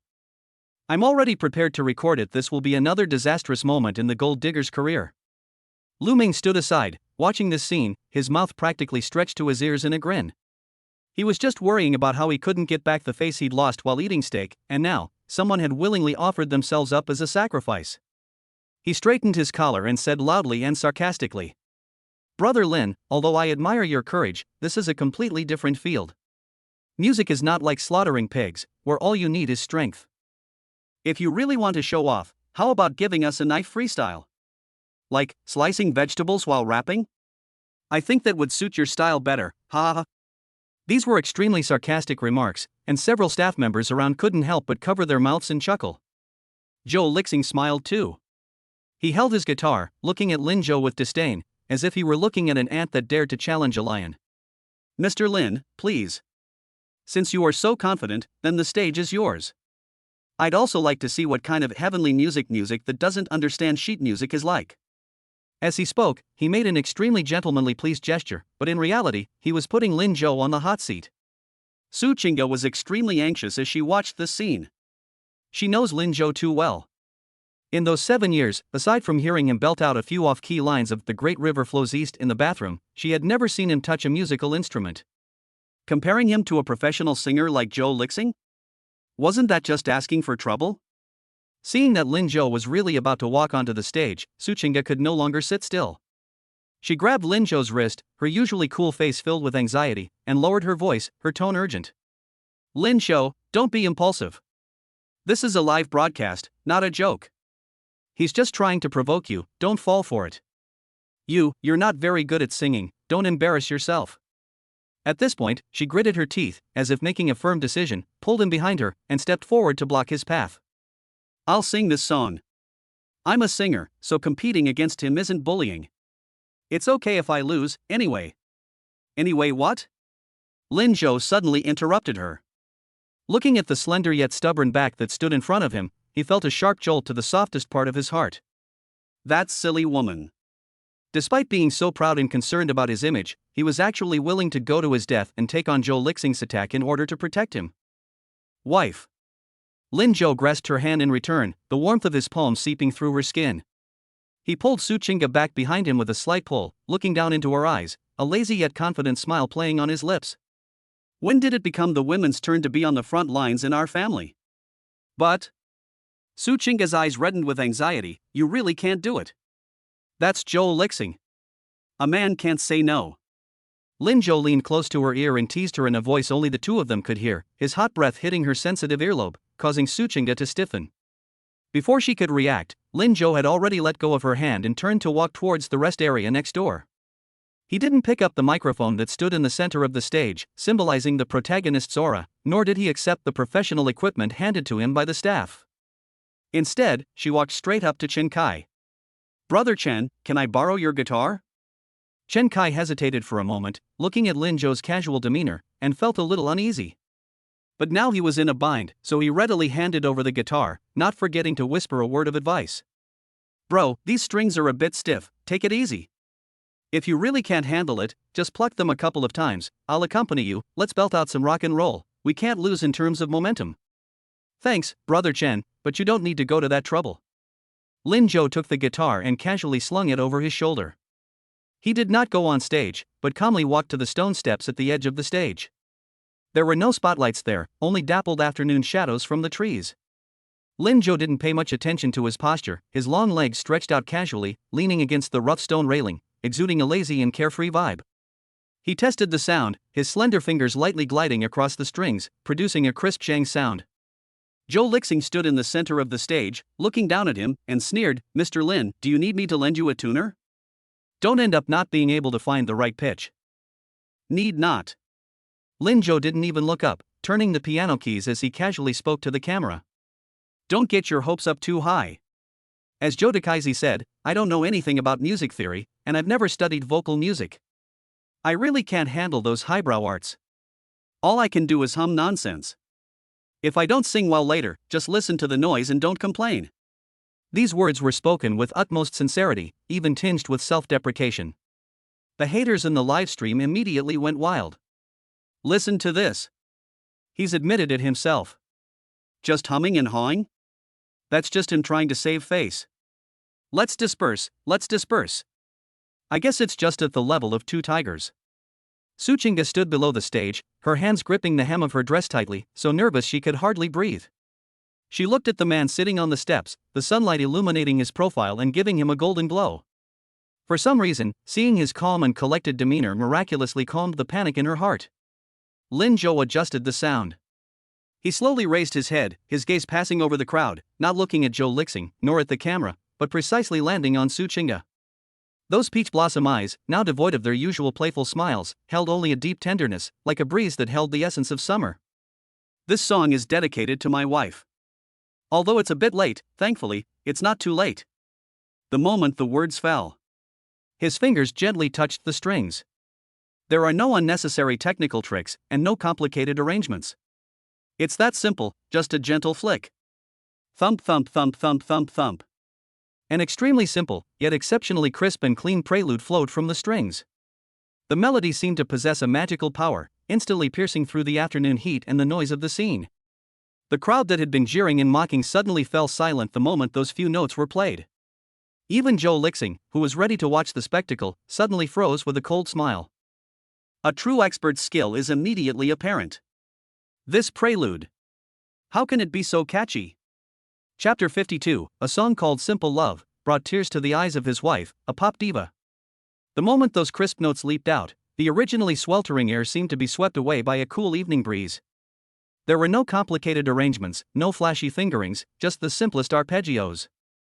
Yet, it was precisely these few notes that, like an invisible hand, gently plucked the heartstrings of everyone present. Zhou Lixing's previously crossed arms and sneered posture froze. As an expert, he knew better than anyone that this kind of minimalist yet catchy melody was the most difficult to create. This prelude. His pupils contracted slightly, and the ominous premonition in his heart grew stronger. Sitting on the stone steps, Lin Zhou lowered his eyes slightly, his fingers gently tapping the violin case, keeping time. He didn't look at the camera, nor at anyone else, as if he had returned to that summer filled with the noisy chirping of cicadas, to that youthful era of flowing white clothes. He parted his thin lips slightly, and his voice, transmitted clearly through the microphone, reached every corner. I can't explain why, but I've become very proactive. If you fall in love with someone, you'll do anything for them. I want to loudly proclaim that I am reluctant to part with you. Even my neighbors can guess how I feel right now. The moment he opened his mouth, everyone in the audience felt a chill run down their spines. It wasn't some heavenly voice that had undergone professional training and was full of technique and resonance, nor was it a deliberately lowered, husky voice trying to appear profound. It was an extremely clean, warm voice, even carrying a hint of youthful awkwardness and innocence. It's like a bottle of orange soda in the summer, bubbling and refreshing, thirst-quenching, and sweet to the core. The live stream chat experienced a strange pause at that moment, followed by a frenzied barrage of comments. Holy crap! That voice, that's Lin Zhou? I'm dead. I'm really dead. This youthful energy is absolutely amazing. There were no techniques involved, it was all about emotion. Hearing that made me blush, it felt like my first love came back. These lyrics are so sweet. Even the neighbors next door guessed it? Is this a subtle way of showing off their love? Lin Zhou was unaware of the outside world's reaction. He was completely immersed in the mood of the song Simple Love. The fingers danced lightly on the strings, the rhythm quickened slightly, and the chorus began, making you want to sway along. The wind by the river is blowing my hair. Holding your hand, I felt a surge of inexplicable emotion. I want to take you back to my grandmother's house. We watched the sunset together until we both fell asleep. The lyrics are simple and straightforward, without any fancy words, yet they depict the purest and most beautiful picture of love. No luxury cars or yachts, no extravagant lifestyles. There was only the wind by the river, the sunset at Grandma's house, and two hands tightly clasped together. This is what love is like in its purest form. Standing in the crowd, Suchinga felt as if her heart had been hit hard by something, and then began to beat violently and uncontrollably. She stared blankly at the man on the steps. Sunlight filtered through the leaves, casting dappled shadows on his face. At this moment, Lin Zhou shed his usual laziness and slickness. His eyes were focused and affectionate, as if his entire being was radiating light. This song. Suchinga's thoughts drifted back to 7 years ago. Back then, Lin Zhou was just like that, wearing a clean white shirt, sweating it out on the basketball court, or sitting on the grass of the playground, holding a broken wooden guitar, humming nonsense to the sky. Back then, she was the school's famous aloof beauty, pretending to pass by him casually every day, but always secretly glancing at him from a corner where no one was paying attention. She had always thought that Lin Zhou was the kind of heartless, unromantic straight man. But now, hearing this song, hearing the line, "I want to loudly declare that I am reluctant to part with you," Suchinga suddenly realized that deep down, this man harbored such surging and delicate affection. I want to hold your hand like this and never let go. Can love always be pure and without sorrow? I want to take you cycling. I want to watch baseball with you. I want to be carefree, singing songs, and just keep going. As the climax of the chorus began, Lin Zhou's voice rose slightly, carrying a sense of unwavering determination and passion. Every word seemed to strike Suchinga's heart. Riding a bicycle, watching baseball, simple and carefree, without any sorrow. Isn't this the kind of love she longed for most deep down, yet dared not even dream of? Having navigated the cutthroat world of entertainment for so many years, she had long forgotten what naivety and worry-free meant. She believed that love required compatibility, equality, and countless other conditions to build upon. But Lin Zhou told her with a song. Love can actually be very simple. As long as we hold hands and keep walking, that's enough. Suchinga's eyes felt hot, and her vision gradually blurred. She looked at Lin Zhou, but a feeling of indescribable bitterness and grievance welled up in her heart. This song is really well written. It was so good that it made her jealous and drove her crazy. Because she subconsciously thought that this song, full of youthful feelings and the taste of first love, was written by Lin Zhou for that person. This is written for the woman named Chu Yue. After all, their youth was filled with bicycles, playgrounds, and those innocent, carefree memories. But between her and Lin Zhou, there was only a cold, hard marriage contract and 7 years of chaos and mutual torment. So, you loved her so much before? Suchinga murmured to herself, a self-deprecating bitter smile curling at the corners of her lips. Even if he confronts Chu Yue now, even if he treats her very well now, does that purest love of youth ultimately not belong to her? She so wished this song was written for her. How I wish that the girl he was holding hands with, riding a bicycle to watch the sunset, was Suchinga. I want to hold your hand like this and never let go. Lin Zhou repeated the last line of the lyrics, his voice gradually fading until it disappeared into the wind. The last note faded, its lingering melody echoing through the air. The entire threshing ground fell into a deathly silence. No one spoke, no one applauded, and even their breathing became cautious, as if afraid of breaking this rare moment of beauty. Everyone was still immersed in the atmosphere created by the song, unable to come back to their senses for a long time. The elderly villagers recalled their shy dates under the big tree at the village entrance when they were young. The staff, whose edges had long been worn down by life, remembered the rusty bicycle on the university campus, and the millions of viewers in the live broadcast room burst into tears. Wow, I miss my first love. I wonder how that idiot is doing now. This song is so powerful. Lin Zhou made me cry. Who said he's useless? This talent, this emotion, blows 99% of the current pop songs out of the water. Lin Zhou slowly put down the guitar and pressed down on the still vibrating strings. He raised his head, his gaze sweeping over the crowd, and once again precisely located that familiar figure. Suchinga stood there, all alone, like a lily blooming in the wind.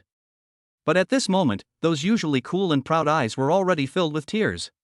The corners of her eyes were tinged with a heartbreaking red, and her long eyelashes were wet, making her look exceptionally fragile. A single, crystal-clear tear, finally unable to bear its weight, silently slid down her fair, flawless cheek. Clatter! It felt as if it had struck Lin Zhou's heart. Lin Zhou was stunned for a moment, then his heart tightened suddenly. Broken. Did you sing so passionately that it reminded your wife of something sad? Or perhaps, she was moved to tears? Just as Lin Zhou was about to get up and go over to comfort the person, the cameraman Xiao Zhang finally realized what was happening. He was so excited that he trembled all over. He grabbed the camera and rushed up to give Suchinga's tear-streaked face a close-up. In the footage, the diva sheds tears, a breathtakingly beautiful sight. That tear was like the perfect footnote to the song, instantly igniting the entire internet. Chapter 53. The whole internet is shocked. Is this what you call just humming casually? Before the tear could fall, the silence was shattered by a rough roar. Awesome! Chen Kai sprang up from the judge's seat like a firecracker whose tail had been stepped on. This veteran rocker, who had dominated the music scene for 20 years, completely disregarded his composure at this moment.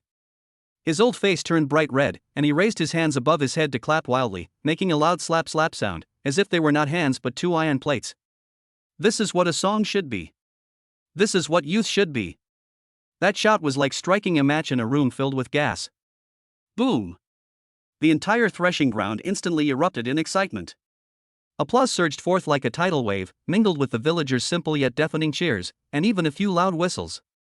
Those elderly folks who had originally come just to watch the spectacle, though they didn't understand the arrangement or chords, knew best whether it sounded good or not. Your toes tap along, and your heart trembles. That's what makes it beautiful. And in the center of the stage, the elegant mask on Joe Lixing's face finally began to crack and collapse inch by inch. He stood there stiffly, still holding the expensive custom-made guitar in his arms, and clutching the sheet music he had just regarded as a gift tightly in his hand. The knuckles turned white, the paper twisted and deformed in the palm, and finally crumpled into a ball of waste paper. The louder the cheers around him, the greener his face became. Just minutes ago, he had arrogantly mocked Lin Zhou for not understanding music and not even being able to read sheet music. But now, reality was like an invisible slap, landing hard on his face, leaving a burning pain. This song, Simple Love, is far superior to his proud Lily in the Wind in terms of both its catchy melody and evocative lyrics. Is this just mindful humming? If this is just mindless humming, then what about all the songs he wrote before? Noise pollution? Not only on site, but the live stream server also experienced its darkest moment. The comments section was refreshed too quickly, causing it to freeze into a double image. I'm kneeling. My mom asked me why I was kneeling while watching the live stream. As soon as this intro started, I felt like my first love had come back to life. Lin Zhou, you big liar. What the hell do you mean can't sing? What the hell do you mean just humming? You're trying to kill half the music industry. That voice, that youthful energy, who would believe he's a stay-at-home dad who spends all his time around the stove? I hereby declare that from today onwards, Lin Zhou is my new crush. It started with his looks. I was captivated by his talent, and I'm loyal to him because he's a sixth brother. Joe Lixing's expression right now is hilarious. I suggest taking a screenshot and making it into a meme, with the caption, "The clown is actually myself." On the trending topics list, the hashtag #LinZhouSimpleLove hashtag stormed into the top 3 in an unreasonable manner, and is still climbing at a rate of 1,000 discussions per minute. Countless music critics and music bloggers flocked to the scene. Renowned music critic Ear Emperor posted on Weibo overnight. I originally thought this was just an ordinary parent-child variety show, until I heard this song. The minimalist arrangement has a strong sense of rhythm. The straightforward lyrics construct the purest romance. Lin Zhou used the simplest way to tell those singers who only pile up words and electronic music what it means to return to simplicity. If this is called just humming, then I suggest that the Chinese music scene disband and everyone go learn to cook. The high praise is astonishing. On site, Lin Zhou handed the guitar back to Chen Kai, who was looking at him with admiration, and casually dusted off his clothes, as if he had just tossed away some trash rather than dropped a nuclear bomb in the music industry. He walked up to Joe Lixing, who was still in a petrified state, a lazy smile playing on his lips, his gaze sweeping over the crumpled sheet music in the other's hand. Joe, the great talent, shall we continue? Lin Zhou's tone was relaxed, even with a hint of concern. If you felt that the previous song was too simple and didn't show your skill, I have some more complicated ones here. Like our B, Chinese style, or shall we play another one? Joe Lixing's lips twitched violently. One more song? Do you think this is a karaoke room where you select songs? He took a deep breath, forcibly suppressing the surging shame and anger in his heart. As the young master of Dynasty Entertainment, his last shred of reason told him that he absolutely could not lose his composure now, otherwise he would be labeled a sore loser tomorrow. Mr. Lin is a man of great talent and unassuming abilities. These words were practically squeezed out from between his teeth. Joe Lixing forced a smile that looked more like a grimace. It seems I was mistaken. I didn't expect Mr. Lin to have such talent in music. Hey, what's with all this talk about attainments? Lin Zhou waved his hand modestly. I already said it was just humming randomly. It was just lucky that it happened to hit the spot for everyone. I can't compare to a classically trained genius like you, I can't compare at all. That's an incredibly high level of Versailles-like atmosphere. Those around him rolled their eyes, and Joe Lixing almost spat out a mouthful of blood. Good luck? You're so lucky you can hum a hit song? Why aren't you lucky enough to hum a Grammy-worthy tune? Just as Joe Lixing was so embarrassed he wanted to disappear into the ground, Su Chinga was still standing to the side, her eyes red and her expression full of complicated emotions as she looked at Lin Zhou. A sudden commotion arose on the outskirts of the crowd. Oh my god. Quick, check Weibo. It's blown up. It's completely blown up. On the director's side, several young women in charge of publicity were holding their phones, their faces flushed with excitement, and their screams even drowned out the noise on the scene. Yen Min frowned and shouted through a megaphone, "Calm down. Haven't you ever seen anything like this before? It's just trending on social media, is it really that big of a deal?" "No, director. It's not a trending topic." The head of the publicity team, Xiao Li, rushed over, his phone almost shoved in Yen Min's face, his voice cracking with excitement. "It's that person. That person has spoken." "Who is it?" Yen Min was taken aback. "A living fossil of the Chinese music scene. The godfather who has been retired for 10 years, Mr. Jonathan Li." Xiao Li took a deep breath, held up his phone, and addressed the entire audience in the live stream camera, loudly reading out the Weibo post that the heavyweight figure had just published. "At first listen, I didn't understand the meaning of the music. Upon second listen, I became one with the character. I never expected to hear such pure youthful spirit in a variety show at my age. At Lin Zhou, young friend, would you be willing to come to my humble abode for a chat? I have a fine zither here, but I lack a kindred spirit." Boom. If what happened just now was merely excitement, then this is an earthquake. Who is Jonathan Li? That's a true god in the Chinese music scene. Countless superstars have longed to have him write a song, but to no avail. Countless people have found it nearly impossible to even meet him. And now, this legendary figure, who has been retired for many years, has actually posted on Weibo specifically for Lin Zhou? He even went so far as to invite him to his home? They even called him a soulmate? This isn't just an evaluation, it's practically gilding Lin Zhou with a golden plaque. Upon hearing this name, Joe Lixing nearly dropped his guitar, his face turning deathly pale. It's over. It's completely over. Even that person has spoken up. His so-called professional questioning just now seems like a joke, a resounding slap in the face, hard on his own face. All eyes in the room were once again focused on Lin Zhou. It was shock, it was awe, it was the look of someone staring at a monster. However, Lin Zhou, the person involved, simply blinked blankly, turned to look at Su Chinga beside him, and asked with an innocent expression. "Honey, who's that old man?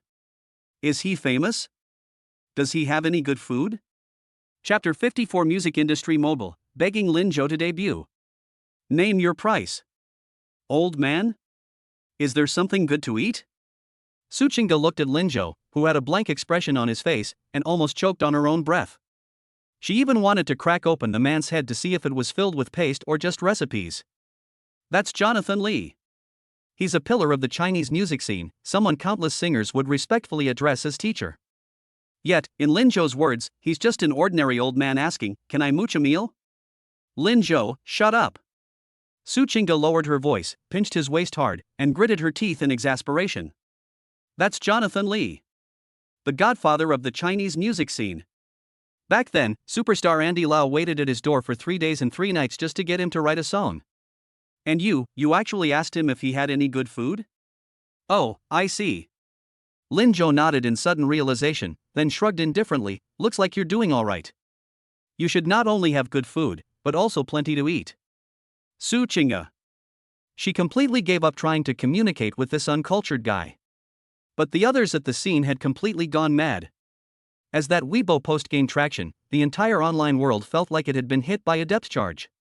Within just 10 minutes, the hashtag Jonathan Li invites Lin Zhou hashtag went viral, even causing Weibo's servers to briefly crash again.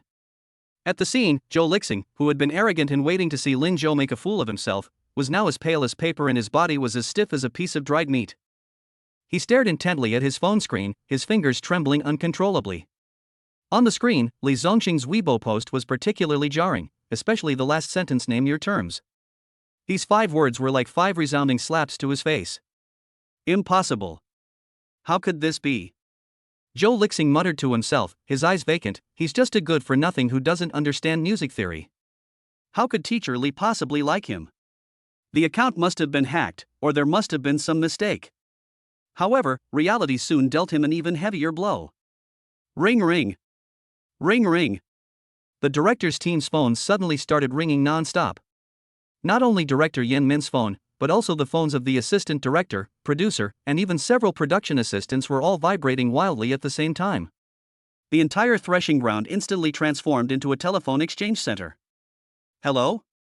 Who is this? When Shaoli, the head of the publicity team, answered an unfamiliar number, his face turned bright red after just a couple of sentences, and his voice cracked with excitement. Penguin Music? Vice President? You mean, you want to buy the exclusive rights to Simple Love? The price is negotiable? Starting at 5 million?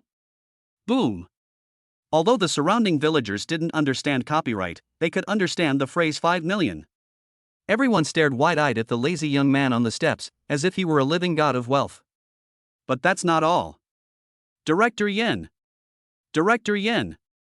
Another staff member rushed over, phone in hand, his face filled with terror. It's the CEO of NetEase Cloud Music. He said that as long as Lin Zhou is willing to join, he'll get S-level promotional resources and a signing fee, 8 figures. And here I am too. Kogu Music. This is Qianqian Music Player. Even more ironically, the most ironic scene unfolded. The assistant director answered a phone call, listened for a few minutes, and then looked at Joe Lixing, who was standing to the side, looking distracted, with a strange expression. He covered the microphone and said awkwardly in a low voice. Young Master Zhou, it's the artist director from your Dynasty Entertainment calling. Joe Lixing suddenly looked up, a glimmer of hope flashing in his eyes. Could it be that the company is backing me up? However, the assistant director's next words plunged him into the deepest abyss. Your company's director said that you must sign Lin Zhou no matter what, even if it means sacrificing some of your resources. Puff. Joe Lixing felt as if he had been shot in the chest, his vision went black, and he almost vomited blood on the spot. Is this the ruthlessness of capital? 1 second he was the company's heir apparent, the next he was willing to sell even his own son's resources to poach Lin Zhou. Su Qingge stood in the center of the crowd, looking at the man surrounded by countless halos and invitations. Lin Zhou was still sitting on the stone steps, holding the wooden guitar in his arms, with a nonchalant smile on his face, as if the madness around him had nothing to do with him. The sunlight shone on his hair, making it glow golden. Su Qingge suddenly felt that Lin Zhou was so dazzling at this moment that she dared not look directly at him. In these 7 years, she won the Golden Melody Award and the Best Actress Award, and enjoyed countless applause and flowers. She always thought that she was the light of this family, someone that Lin Zhou needed to look up to. But she only realized it now. It turns out, this man wasn't incapable of shining. He deliberately concealed all his sharpness for her and for this family, willingly becoming an unknown shadow. He could become a sun even brighter than her whenever he wanted. An unprecedented sense of pride welled up from the bottom of my heart. Su Qingge slightly raised her chin, her gaze sweeping over those who had just been mocking Lin Zhou, her eyes filled with undisguised pride. Look. This is the man I, Su Qingge, chose. No matter how unreliable or annoying he may be, the whole world will make way for him as long as he gets a little serious. Lin Zhou. She murmured his name softly, her heart skipping a beat for no apparent reason. Just then, director Yen Min, who had been in a state of high excitement, finally hung up the nth call from the big boss. He took a deep breath, his eyes gleaming, and clutched a stack of newly printed letters of intent. Like a hungry wolf spotting its prey, he charged at Lin Zhou without a second thought. Lin Zhou. Brother. Family. Yen Min was so excited that she became incoherent, grabbed Lin Zhou's shoulder, and shook him frantically. You've struck it rich. This time you've really struck it rich. Do you know how many companies called just now? Do you know what terms they offered? Yen Min shoved the thick stack of contracts into Lin Zhou's arms, spitting as she spoke, her voice trembling as if she had won the lottery. This is from Tencent. This is from NetEase. This is from Rolling Stone. There are even Hollywood offers to compose music for it. Just sign your name, even just one of these documents, and you'll be able to count money for the rest of your life. Quick! Choose one. Which one do you want to sign? If you nod, I'll have someone call the legal department over right now. Chapter 55. Lin Zhou shrugs, sorry, I'm a stay-at-home dad. Yen Min's hands were trembling, and the thick stack of letters of intent rustled as he gripped them tightly. This isn't paper at all. This is clearly the ticket to financial freedom, a passport to the Chinese music scene for the next decade. Lin Zhou. Listen to me. Yen Min was so excited that spittle flew everywhere. She wished she could shove the contract directly into Lin Zhou's collar. Tencent said the signing fee is 5 million, with the remaining revenue split 50-50. That's top-tier treatment. And there's NetCloud, they promised to give you a personal column and allocate all the site's resources to you. Even Hollywood studios have sent emails, wanting to buy this song for use as background music. That's US dollars. US dollars. Just nod and sign your name, and you can instantly go from a gold digger to a diamond bachelor. This is an opportunity that many people wouldn't even dare to dream of. The surrounding air seemed to become hot and dry because of these astronomical figures. Lu Ming stood to the side, his eyes practically bulging out of their sockets, his face contorted with jealousy. He'd worked himself to the bone for a year, barely earning a few tens of millions, while Lin Zhou, with just a few casual remarks, had money practically delivered to his door? Chen Kai and Wan Lei also looked on with envy. Although they were not short of money, who wouldn't be envious of such a talent that seemed to be fed by God? All eyes were on Lin Zhou, waiting for his ecstasy and his nod. However, Lin Zhou lazily raised his eyelids and glanced at the stack of tempting contracts. Then, he extended a finger and gently, yet undeniably, pushed Yen Min's outstretched hand back. The movements were light and airy, as if they were pushing away a sales flyer. Director Yen, could you please move aside? Lin Zhou frowned, his tone even carrying a hint of disdain. You're blocking my light. Yen Min? Everyone in the audience? Blocking light? Is this a problem of blocking the light? This is blocking your path to wealth, bro. No, Lin Zhou, wake up. Yen Min was so anxious she was stamping her feet. This is the contract. This is the money. Did you run out of breath from singing just now? Should I call an ambulance for you? I am perfectly sober. Lin Zhou sighed, walked around from behind the stove, grabbed a towel to wipe his hands, and said with an air of matter of fact. It is precisely because I am clear-headed that I asked you to move aside. Didn't you see how high the sun is? It's almost lunchtime.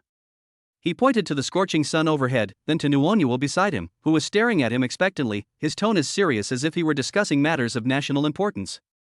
My wife and daughter are hungry, I have to hurry back and cook. Sign a contract? Can that fill your stomach? Can that feed my daughter? Boom! In that instant, it was as if an invisible thunderbolt struck the top of everyone present. Quiet. A deathly silence.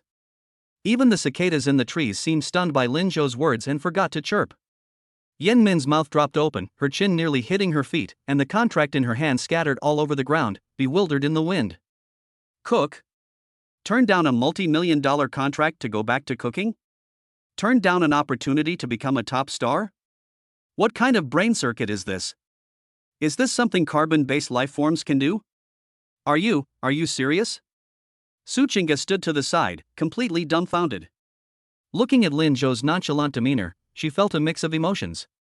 She had always thought Lin Zhou was just trying to save face, or putting on an act in front of her. But looking at his expression now, his peach blossom eyes were filled with sincerity and impatience. He genuinely felt that cooking was more important than signing a contract. Of course I'm serious. Lin Zhou walked up to Chen Kai, took the wooden guitar down, and carefully handed it back to him. Thanks, Brother Chen. The instrument is nice, but the strings are a bit stiff. Remember to take care of it later. After he finished speaking, he turned around and faced the rows of dark camera lenses. At this point, the live stream chat had completely gone crazy, filled with, and holy crap. Lin Zhou straightened his wind-blown collar, shrugged at the camera, and gave a terribly innocent, yet utterly Versailles-esque smile. Everyone, don't be so surprised. People may have some misunderstandings about me. I never thought about debuting or becoming a big star. He paused, his gaze gently sweeping over Su Chinga and Nuonyuo beside him, his voice filled with a sickeningly doting affection. Singing is just a hobby I do to pass the time when I'm bored, just like some people like fishing and some people like playing mahjong. As for my main job, Lin Zhou straightened his back and patted his chest with pride. My main job is being a stay-at-home dad. My dream is to live off my wife with confidence and raise her and my children to be healthy and plump. This is my life's ideal, so what? It's not illegal, is it? These words were spoken with such conviction, so full of self-assurance. To describe living off a woman in such a refined and elegant way, even with a touch of tragic self-sacrifice for the family, is probably unique to Lin Zhou. After a brief moment of stunned silence, the viewers in the live stream went completely wild. I'm speechless. I'm completely speechless. Is this what they call great vision?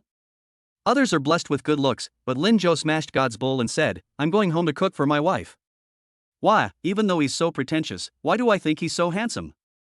This is the real Versailles. Singing is a hobby? Then what are we tone-deaf people? A junkyard? Did Goddess Su save the galaxy in her past life? Where can you find a man who values his wife and children more than fame and fortune? Hearing these words, Su Qingga's cheeks flushed slightly, and a sweet feeling welled up inside her.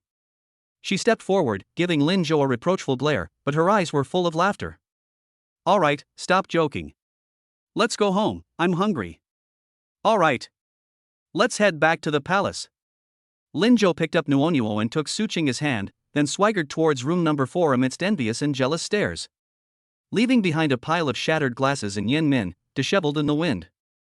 However, just when the entire internet was enthusiastically praising Lin Zhou's indifference to fame and fortune and perfect man persona, and even many haters turned into fans because of this. In another corner of the internet, an undercurrent is quietly brewing. Inside a high-end apartment in Beijing, Chu Yue stared intently at her phone screen, watching Lin Zhou lead Su Qingga away in the livestream, and the barrage of comments praising them as a perfect couple. Her nails dug deep into her palms, her jealousy making her unrecognizable. The man who should have been revolving around her, the simp who used to be completely devoted to her, is now giving up a multi-million-dollar contract for Su Qingga? He even publicly humiliated Su Qingga because of her? Lin Zhou, you're awesome. Chu Yue gritted her teeth, her eyes flashing with resentment. Since I can't have her, then Su Qingga shouldn't have an easy time either.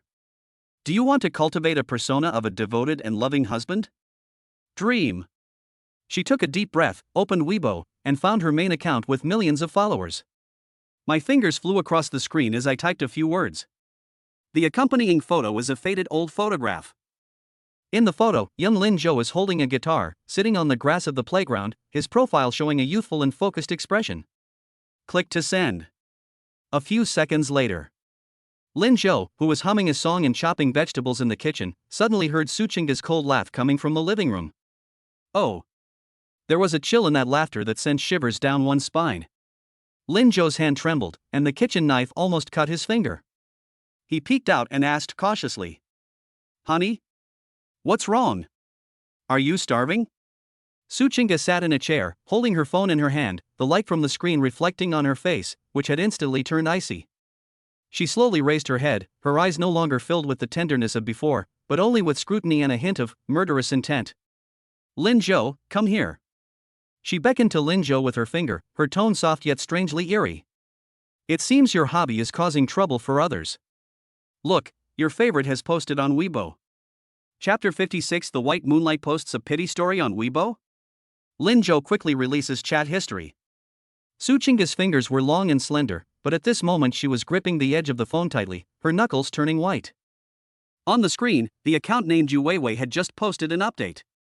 The accompanying image is a faded old photograph. In the photo, 18-year-old Lin Zhou is wearing a faded school uniform, sitting on the playground bleachers with a guitar in his arms. His profile is slender, his eyes are focused, and he exudes youthful energy. At that time, there was light in his eyes. This beam of light was clearly not lit for Su Qingga. The accompanying text was even more enticing, yet every word felt like a carefully brewed poison.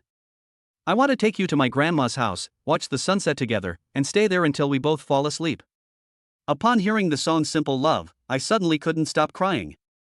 I remembered that summer 7 years ago, with its incessant chirping of cicadas, when you sat on the playground and told me that this song belonged only to the two of us. Back then, we were all broke, unable to even afford a bottle of chilled soda, but those were our happiest times. Things have changed. Now you are a talented idol, surrounded by even more dazzling people. I don't blame you for forgetting your vow after all, people strive for better things. As long as you are happy, I will be at peace. At Lin Zhou, I wish you a bright future, don't worry about me. This series of moves was a textbook example of green tea rhetoric. The words subtly suggest that the song was written for her by Lin Zhou, that Su Qingge stole her away, and that Lin Zhou abandoned his beloved for fame and fortune. Su Qingge looked at the Weibo post, her chest heaving with anger. What a wonderful saying, people strive for higher positions, and what a wonderful saying, don't worry about me. She gritted her teeth, her voice as cold as if she'd been pulled from an ice cellar. Lin Zhou, who exactly did you write this song for? If it's for her, I'm going to smash the guitar right now. Lin Zhou wiped the water off his hands, leaned over to take a look, and then couldn't help but burst out laughing. Honey, isn't your focus a bit off? He took the phone from Su Qingge's still angry hand and casually scrolled through the comments section. Sure enough, online trolls and uninformed bystanders have arrived on the scene. Holy crap!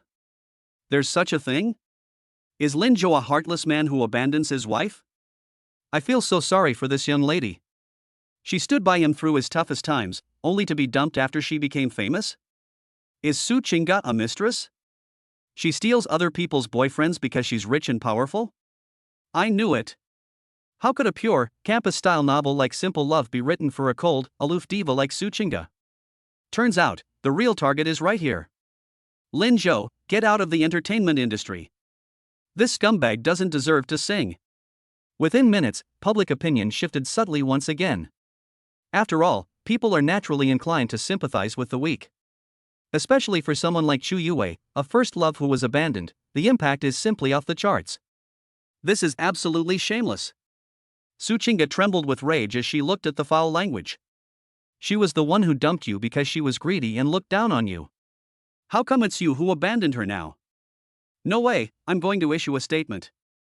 As she spoke, she was about to log into her main account to start a fight. Don't rush. Lin Zhou held her hand down, a playful smile curving his lips. There was no anger in his peach blossom eyes, only a mocking look as if he were watching a clown.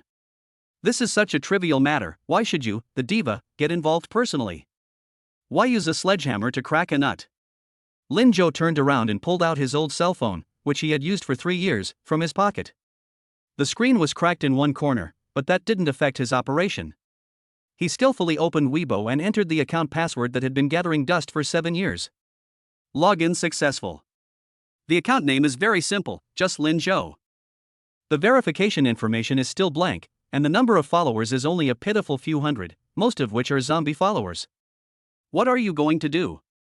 Su Qingge leaned closer, looking curious. What? Lin Zhou sneered and quickly flipped through the photo album. Although the original owner was a simp, he had a good habit: he didn't delete chat history.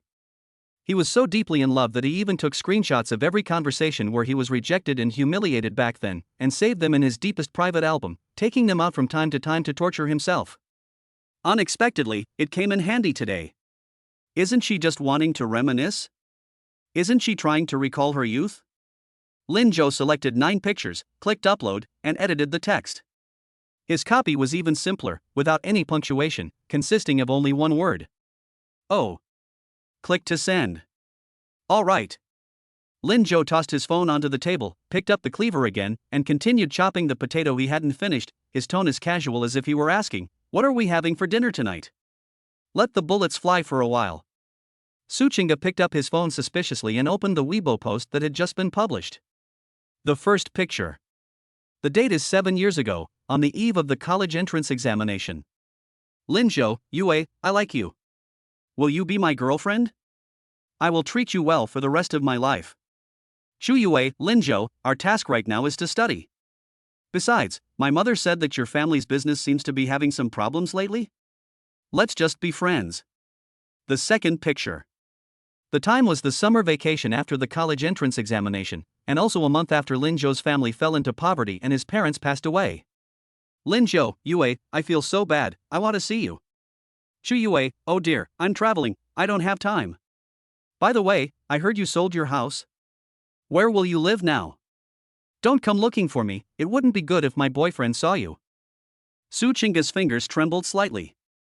Although she knew it was all in the past, seeing such blatant disdain still made her feel a chill for Lin Zhou. She continued scrolling down. The third one, the fourth one. Each screenshot shows Lin Zhou's humble attempts to befriend Chu Yue, and Chu Yue's cold, snobbish, and even mocking rejection. Until the very last one. The time was the day before Lin Zhou and Su Qingge registered their marriage. Chu Yue, Lin Zhou, I heard you're going to marry Su Qingge? Her family is rich, but she's so cold and aloof, definitely not as caring as me. Are you really sure? If you regret it now, buy me that bag I've got my eye on, and maybe I can consider giving you a chance. Lin Zhou's reply from back then, get lost. Dead silence. Looking at the last word get lost, Su Qingge suddenly felt that this word was simply the most beautiful love confession in the world. So, before we got our marriage certificate, he had already completely given up on me? So, that so-called white moonlight was already rotten to the core in his heart? Lin Zhou. Su Qingge looked up at the busy figure in front of the stove, and her eyes reddened again. This time, it wasn't because I felt wronged, but because I felt sorry for him. My heart aches for that young man who was once full of passion but was cruelly crushed by reality. Fortunately, the boy eventually stumbled and fell to her side. At the same time, the internet exploded after Lin Zhou posted this Weibo message. This is the legendary, ask for a hammer and you get a hammer. Chapter 57. You asked for a hammer and you got it, so this is the real White Lotus you are. Weibo servers have once again experienced the darkest moment in its systemic development. Lin Zhou's Weibo post, which consisted of only a single he but included 9 high-definition long images, was like a powerful depth charge, turning the already murky pond of public opinion upside down. What does asking for a hammer and getting a hammer mean? That's it. 1 second ago, netizens were wiping away tears while reading Chu Yue's short essay filled with youthful angst, lamenting, things have changed, and everything is over. The next second, Lin Zhou's screenshot was like a resounding slap in the face to all those with overflowing saintly hearts. First picture, Lin Zhou humbly proposes to Chu Yue, who refuses with the excuse of focusing on studies, but then goes to karaoke with others. The third picture shows Lin Zhou's family falling on hard times and wanting to borrow 500 yuan for food. Chu Yue replied, I'm getting my nails done and don't have time to transfer the money. You should ask someone else. Fifth picture, Chu Yue posted on her WeChat moment showing off the latest phone given to her by her backup boyfriend, with the caption, someone still understands me. Lin Zhou liked the post, but she immediately deleted the comment and blocked him for 3 days. Each screenshot is a blood-stained history of suffering for a simp. Every reply vividly portrays Chu Yue's snobbish, materialistic, and manipulative green tea nature. Silence. After a deathly silence, the entire internet erupted in outrage. Holy crap! My worldview has been shattered. This is supposed to be a pure and innocent love? This is clearly a heartless and ruthless woman. I'm getting my nails done, I don't have time to transfer money? Listen to that, is that even human? People are starving, and you're getting your nails done? I'm disgusted. I actually felt sorry for her just now. How much water was in Lin Zhou's brain back then to have fallen for someone like her? This isn't some kind of melodramatic youth literature, it's practically the self-cultivation of a backup lover. Lin Zhou is so pitiful, really, it breaks my heart to see him like this. Faced with irrefutable evidence, public opinion underwent a dramatic reversal in an instant. Those fans who originally supported Chu Yue and called Lin Zhou a chin shimmy now felt like their faces had been slapped. Their proud pure goddess is actually like this in private. Unfollowed. Turned against. The hashtag Chu Yue get out of the entertainment industry hashtag has overwhelmingly surpassed hashtag Lin Zhou simple love hashtag and jumped to the top of the trending topics list. At this time, inside a high-end apartment in Beijing. Smack. With a sharp crack, the latest model phone was slammed onto the floor, its screen shattering into a spiderweb pattern. Chu Yue slumped onto the sofa, her face ashen, her whole body trembling uncontrollably. It's over. It's all over. She stared at the overwhelming barrage of insults on her tablet, watching her Weibo followers plummet by thousands per second, feeling as if she had fallen into an ice cave. The agent kept calling, and I knew without even answering that he was yelling. Endorsement contract terminations, production crew returns, breach of contract penalty claims. Her carefully cultivated public image, built up over several years, completely collapsed at this moment. Lin Zhou, you have such a cruel heart. Chu Yue gritted her teeth, tears streaming down her face, her delicate makeup mingling with her own, making her look ferocious and terrifying. You actually kept chat logs from 7 years ago? You actually tried to kill me for that woman? She just couldn't understand it. How could Lin Zhou, who was once too afraid to even speak loudly to her, have become so resolute and cold-hearted? Peach Blossom Village, Room 4. The outside world is engulfed in floods, but here it is peaceful on the surface. Lin Zhou hummed good luck as he wielded a cleaver, blanching the shredded potatoes. When you're in a good mood, everything looks pleasing to the eye. That scheming ex has finally calmed down. He's given the original owner an explanation and even managed to win over his wife. That's killing two birds with one stone, perfect. Honey, would you like your shredded potatoes to be spicy and sour or stir-fried with vinegar? Lin Zhou asked without turning his head, his tone light as if he were floating. I suggest sour and spicy, it'll whet your appetite. However, there was no response from Su Qingge behind him. There was only a chilling, deathly silence, accompanied by an ever-decreasing air pressure. Lin Zhou paused in his chopping. Something's not right. This murderous aura, how come it's even stronger than that 999 slash from before? He turned off the stove and carefully turned around. Su Qingge was sitting at the dining table, holding his old phone, the screen still showing screenshots of chat logs. She didn't read the comments that were criticizing Chu Yue, nor did she pay attention to the reversal of events across the internet. Her gaze was fixed on the screenshot of the text Lin Zhou sent to Chu Yue. Wife. Lin Zhou swallowed hard and tentatively asked, have you finished watching?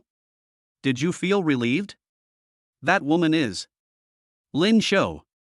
Su Qingge slowly raised her head. Those beautiful phoenix eyes held neither relief nor sympathy, instead, they flickered with two eerie flames. That's vinegar fire.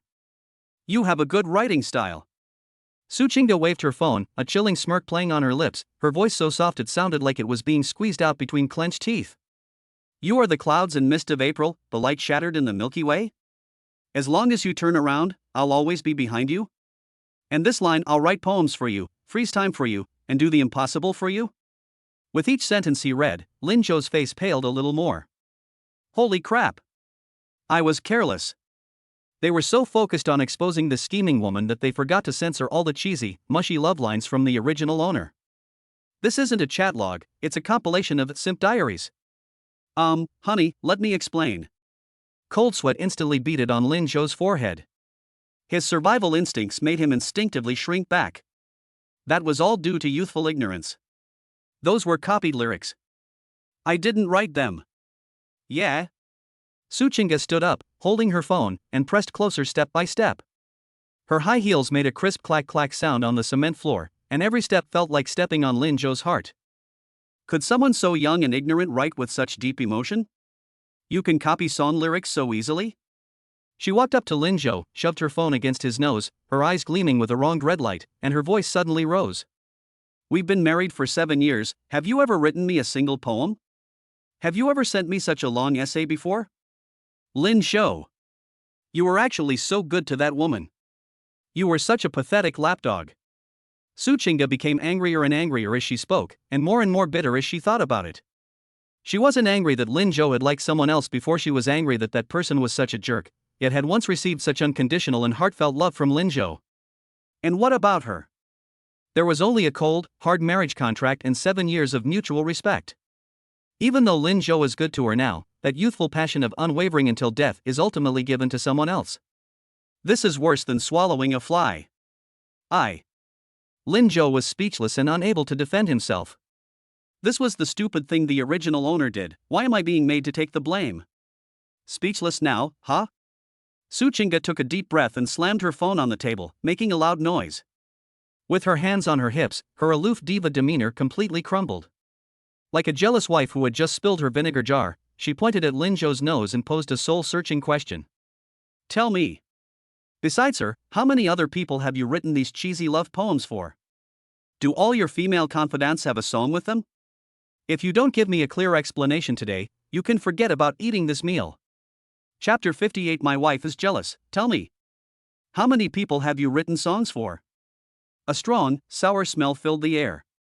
It's not aged vinegar, it's Shangxi aged vinegar mixed with lemon juice and then chilled. Su Qingge held her phone, her usually cool and aloof eyes now fixed intently on the line of text on the screen. A dangerous smile curved her lips, her voice soft yet sending chills down Lin Zhou's spine. My way, you are the cloud in the sky, and I am the mud on the ground. Looking up at you is my only breath. After reciting this sentence, Su Qingge raised her head and looked at Lin Zhou with a half smile. What a brilliant writer, Lin. The parallelism, the metaphors, the emotions, wow, it's truly moving. How come we've been married for 7 years and I've never received a single punctuation mark? Lin Zhou felt that his back was soaked with cold sweat. He regrets it now. I deeply regret it.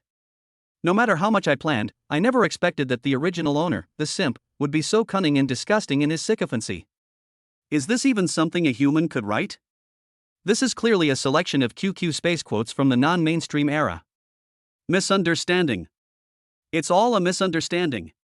Lin Zhou threw the cleaver he was holding onto the cutting board, raised his hands in a gesture of surrender, and spoke at a rapid pace, like a machine gun.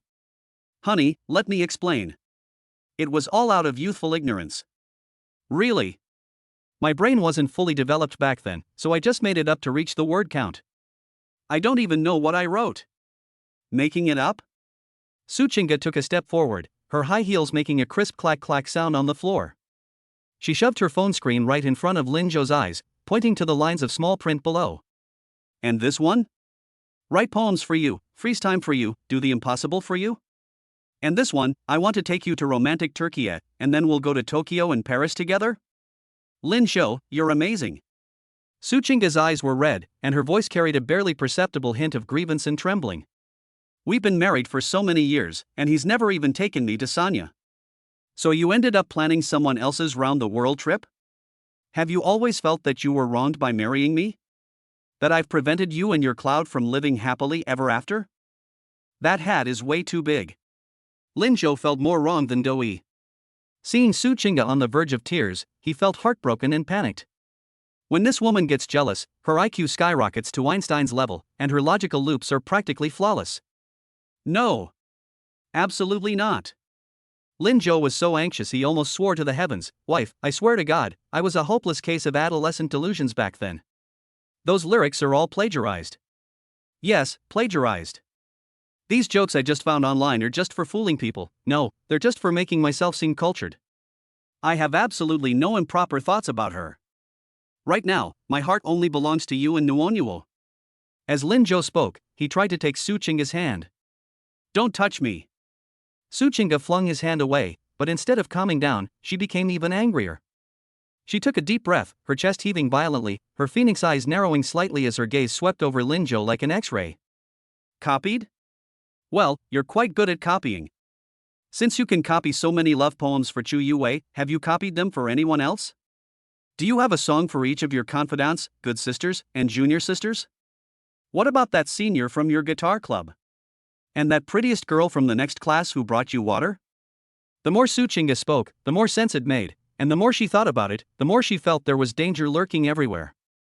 If this man could hide his talents for 7 years, who knows how many romantic entanglements he had secretly kept hidden?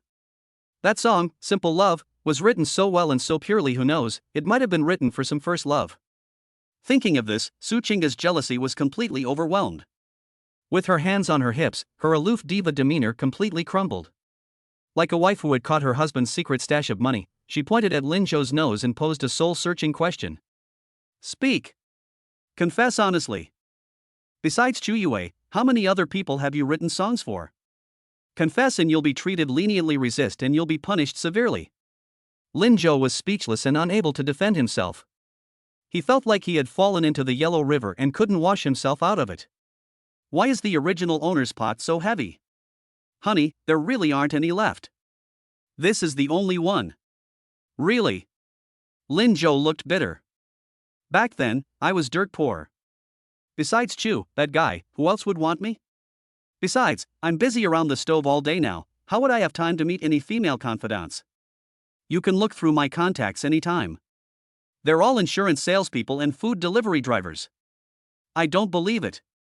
Suchinga was furious and wouldn't listen to any explanation. Looking at Lin Zhou's face, which was a bit roguish but still excessively handsome, she felt increasingly uneasy. This man is such a liar. He used to lie to her, saying he was a good-for-nothing, but now he says he only loves her. A man's words are deceitful. We have to teach him a lesson and show him what's what. Suchinga looked around, her eyes quickly searching the room. Finally, her gaze settled on the corner of the wall. There was an old-fashioned wooden washboard, its surface uneven, which had just been borrowed from a villager's house for washing clothes. On the other table, there was a large durian covered in sharp thorns, which Lin Zhou had specially asked the production team to buy to cheer her up. Suchinga's eyes lit up. She walked over, picked up the washboard with one hand and the large durian with the other. Then, bang! The two items were thrown heavily onto the floor in front of Lin Zhou. Lin Zhou's eyelids twitched, and he subconsciously took half a step back, feeling a slight pain in his knee. Wife, what are you doing? What? Su Qingge dusted off her hands, raised her chin slightly, and looked down with a disdainful gaze, like a queen who held the power of life and death. Lin Zhou, don't say I didn't give you a chance. Since you can't explain it clearly, then prove your innocence with your actions. She extended her slender fingers and pointed to the two instruments of torture on the ground, a cold, alluring smile playing on her lips. Choose. Should I kneel on a washboard or on a durian? Chapter 59 Washboard or Keyboard? Lin Zhou chooses to kneel on a durian. Inside, the atmosphere was tense, with a touch of eerie absurdity. Lin Zhou looked down at the two instruments of torture on the ground, his expression as serious as if he were pondering Goldbach's conjecture.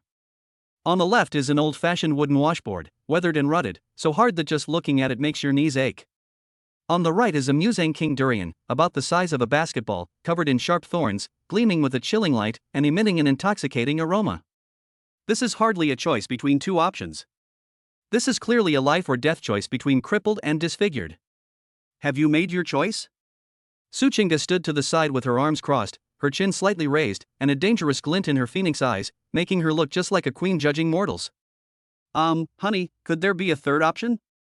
Lin Zhou tentatively pointed to the laptop on the table next to him, like the keyboard. It's a bit hard, but at least it's flat. Dream on. Su Qingge sneered, ruthlessly shattering his illusions. Keyboards are easy to break from kneeling, but they're my productivity tools. Washboards are durable, and durians are even more sincere. You have 3 seconds. 3, 2. I choose durian. Just as Su Qingge was about to count to 1, Lin Zhou suddenly shouted, his tone so tragic that it sounded as if he was going to blow up a bunker. Su Qingge was stunned for a moment. She was just trying to scare him and teach him a lesson. Most normal people would choose a washboard, right? After all, while it hurts, at least it doesn't bleed. Should I choose durian? Is this guy's brain filled with cement? Are you sure? Su Qingge looked at him suspiciously. If you kneel down with this thing, do you still want your knees? Don't blame me for the rest of your life if you end up crippled. Absolutely. Certainly. Lin Zhou bent down, picked up the large durian, weighed it in his hand, and began his twisted logic with a straight face. Honey, look, this washboard is made of solid wood. A head-on collision would be pure physical damage. Kneeling on it for too long could cause your meniscus to wear out. It's not worth it. But durian is different. He pointed to the spikes and analyzed them logically.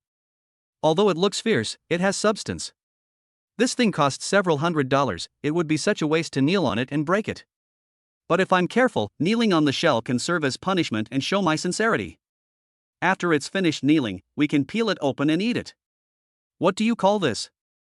This is called making the most of everything and knowing how to live a good life. Besides, I can't let you feel bad, can I?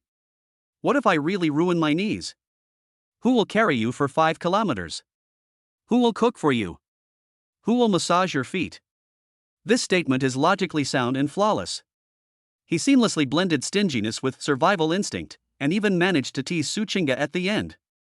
Su Qingge was stunned, and her originally stern face almost broke down. That bastard.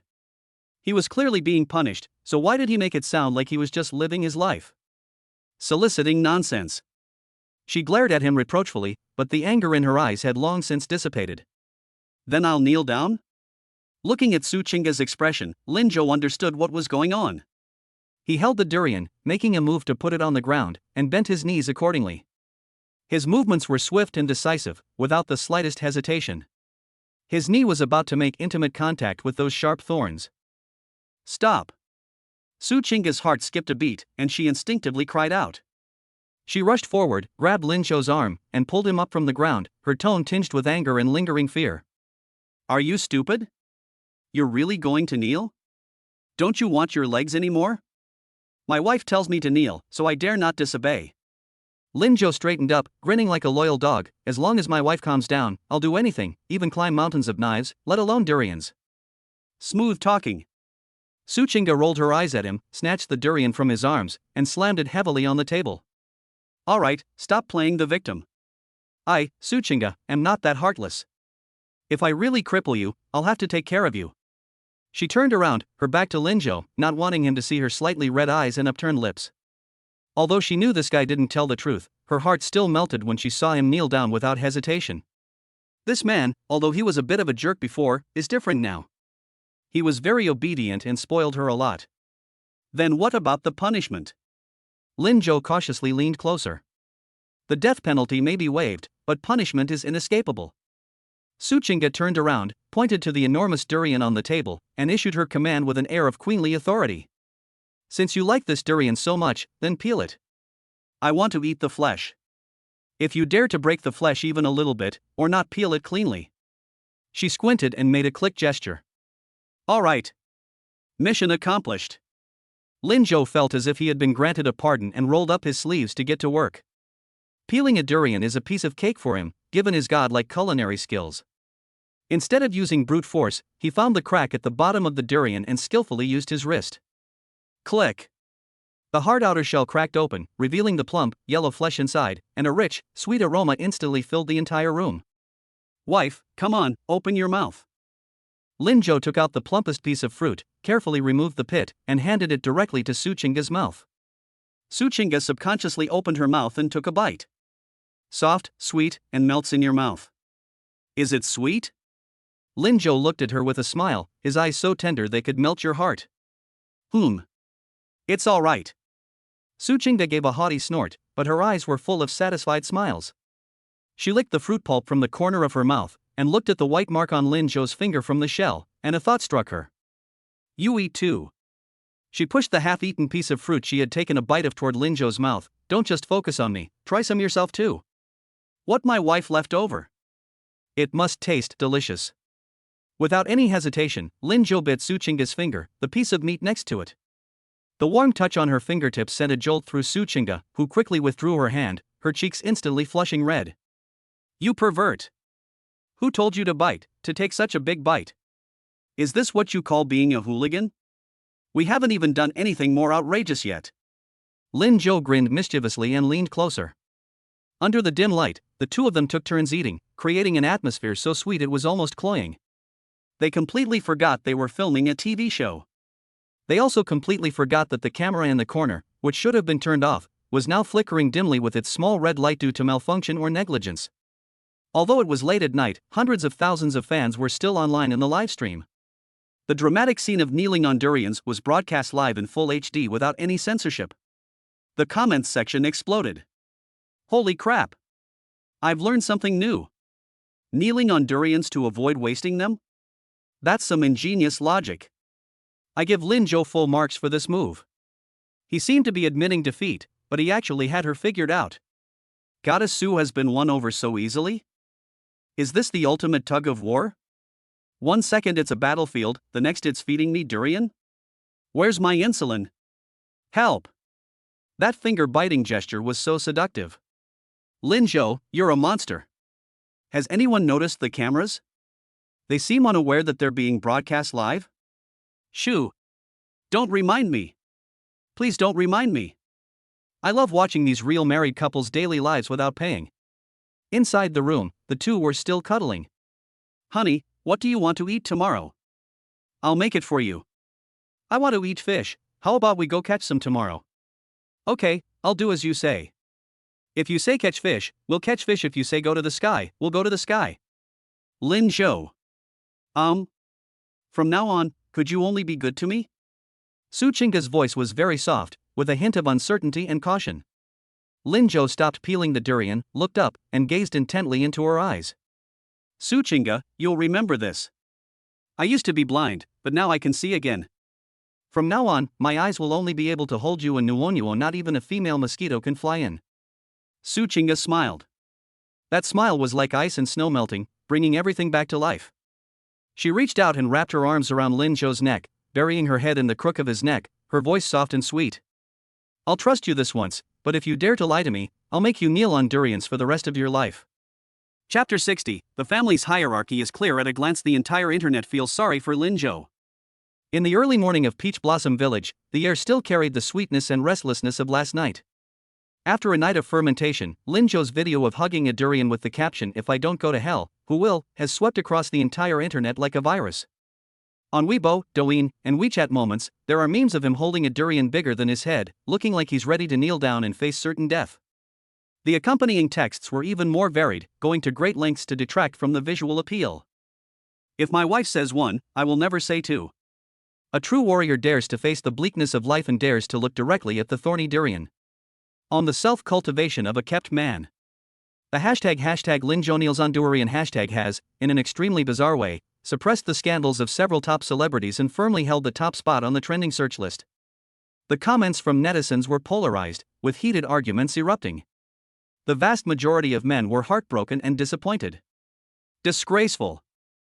They've utterly disgraced us men. Knees are for kneeling to heaven, earth, and parents. How can you kneel on a durian? You have terminal bronchitis, there's no hope for you. With Lin Zhou's status in the family, he's basically said goodbye to riding a bicycle. Will he ever be able to hold his head high in this family again? The female netizens, however, reacted quite differently, their eyes practically glowing with hearts, as if they wanted to crawl through the internet cable to snatch him away.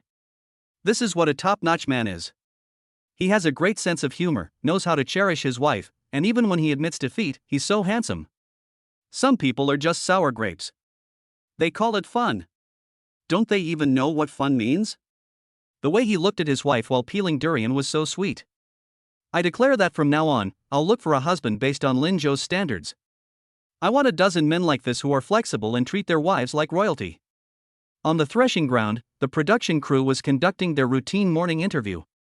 Today, Su Qingda wore a light purple knitted long dress, her long hair casually tied back, making her look much gentler and less sharp than usual. Sister Qingda, the young editor in charge of the interview, said, holding up the microphone with a gossipy look on her face, "Did you see the trending topics last night?" "I saw it." Su Qingda nodded slightly, her expression calm.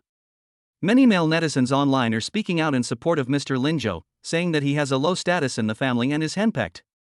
What is your response to this? This is a sharp question, and even a bit tricky. If you don't answer well, it's easy to leave people with a bad impression of being a tiger mom or bully. Su Qingda was not angry when she heard this. She chuckled softly instead. That smile was like the first melting of ice and snow, the warmth of spring and the blooming of flowers. Her originally cool and aloof temperament instantly became lively, and even the surrounding air seemed to become sweeter. She faced the camera, gently brushed a stray hair behind her ear, and spoke with a nonchalant languor, yet also with a touch of Versailles that made one's teeth ache. A response? What's there to respond to? It's simply a matter of one person being willing to hit and the other being willing to be hit. He's willing to pamper me, indulge me, and put my joys and sorrows first. What can I do? I'm helpless too. Besides. Su Qingda paused, her gaze shifting as she looked at Lin Zhou, who was squatting on the ground not far away, tying Nuonuo's shoelaces. Her eyes were filled with tenderness. In this family, what does it matter what his ranking is, as long as he is happy? Even if he is ranked after the cats and dogs, he is still my only husband, Su Qingda, and my daughter's most admired father. That's enough, isn't it? Boom. Upon hearing this, all the staff in the interview room clutched their chests. Critical hit. A sweet surprise from the Queen of Pop. Help. I was looking forward to watching a family drama, but I ended up being force-fed dog food, a slang term for witnessing excessive displays of affection. He's willing to spoil me, what can I do? Listen to that, is that even human language? It's too Versailles. Sue's smile. I'm swooning. Who knew the aloof diva could be so sweet when she's in love? CP fans are celebrating. This isn't just henpecked husband, it's the ultimate in mutual pampering. The live stream chat exploded again, and the male and female netizens who were arguing suddenly reached a consensus: this couple is locked up. They swallowed the key. The interview has ended. Director Yen Min, carrying the massive megaphone that terrified all the guests, strode into the center of the venue with an air of utter indifference. Dear parents and lovely little ones, I have some news to share. After 2 pleasant days together, the filming of the first phase of Where Are We Going, Dad, the Peach Blossom Spring, is coming to an end. Ha? That's it? Chen Kai was studying the braised pork recipe that Lin Zhou had just given him when he heard this and said with some reluctance, I haven't finished learning how to cook from Brother Lin yet. Don't rush, this is just the first stop. Yen Min said with a smile, although the first stop is coming to an end, we still have one most important task to complete before we leave. This is also a traditional segment we hold every season, the most tear-jerking, most heartfelt, and most emotionally resonant part. At this point, Yen Min deliberately kept everyone in suspense, her gaze slowly sweeping over the four families. Final gala. At tonight's gala, each guest needs to perform a piece. In addition, there's a final mission. The staff brought out 4 elegant envelopes and gave them to the 4 fathers. The envelope was pink with hearts printed on it, giving it a cheesy, romantic feel. Lin Zhou took the envelope, squeezed it was thin, and there seemed to be only one piece of paper inside. What is this? Severance pay? Lin Zhou made a joke in an attempt to ease the suddenly tense atmosphere. Dream on. Yen Min glared at him, then said seriously. This is a letter. Dear fathers, please take this afternoon to write a letter in this envelope. Who is it written to? Lu Ming asked curiously. Written for the person you love most, are most grateful to, or owe the most to in this life. Yen Min's voice became low and emotional. It could be your wife, your child, or your parents. Please write down all the things you can't say in your daily life, the love you keep in your heart, or the misunderstandings you haven't resolved in this letter. We will read this letter aloud tonight at the closing gala. Read aloud in public? Upon hearing those 4 words, the atmosphere at the scene instantly became somewhat subtle.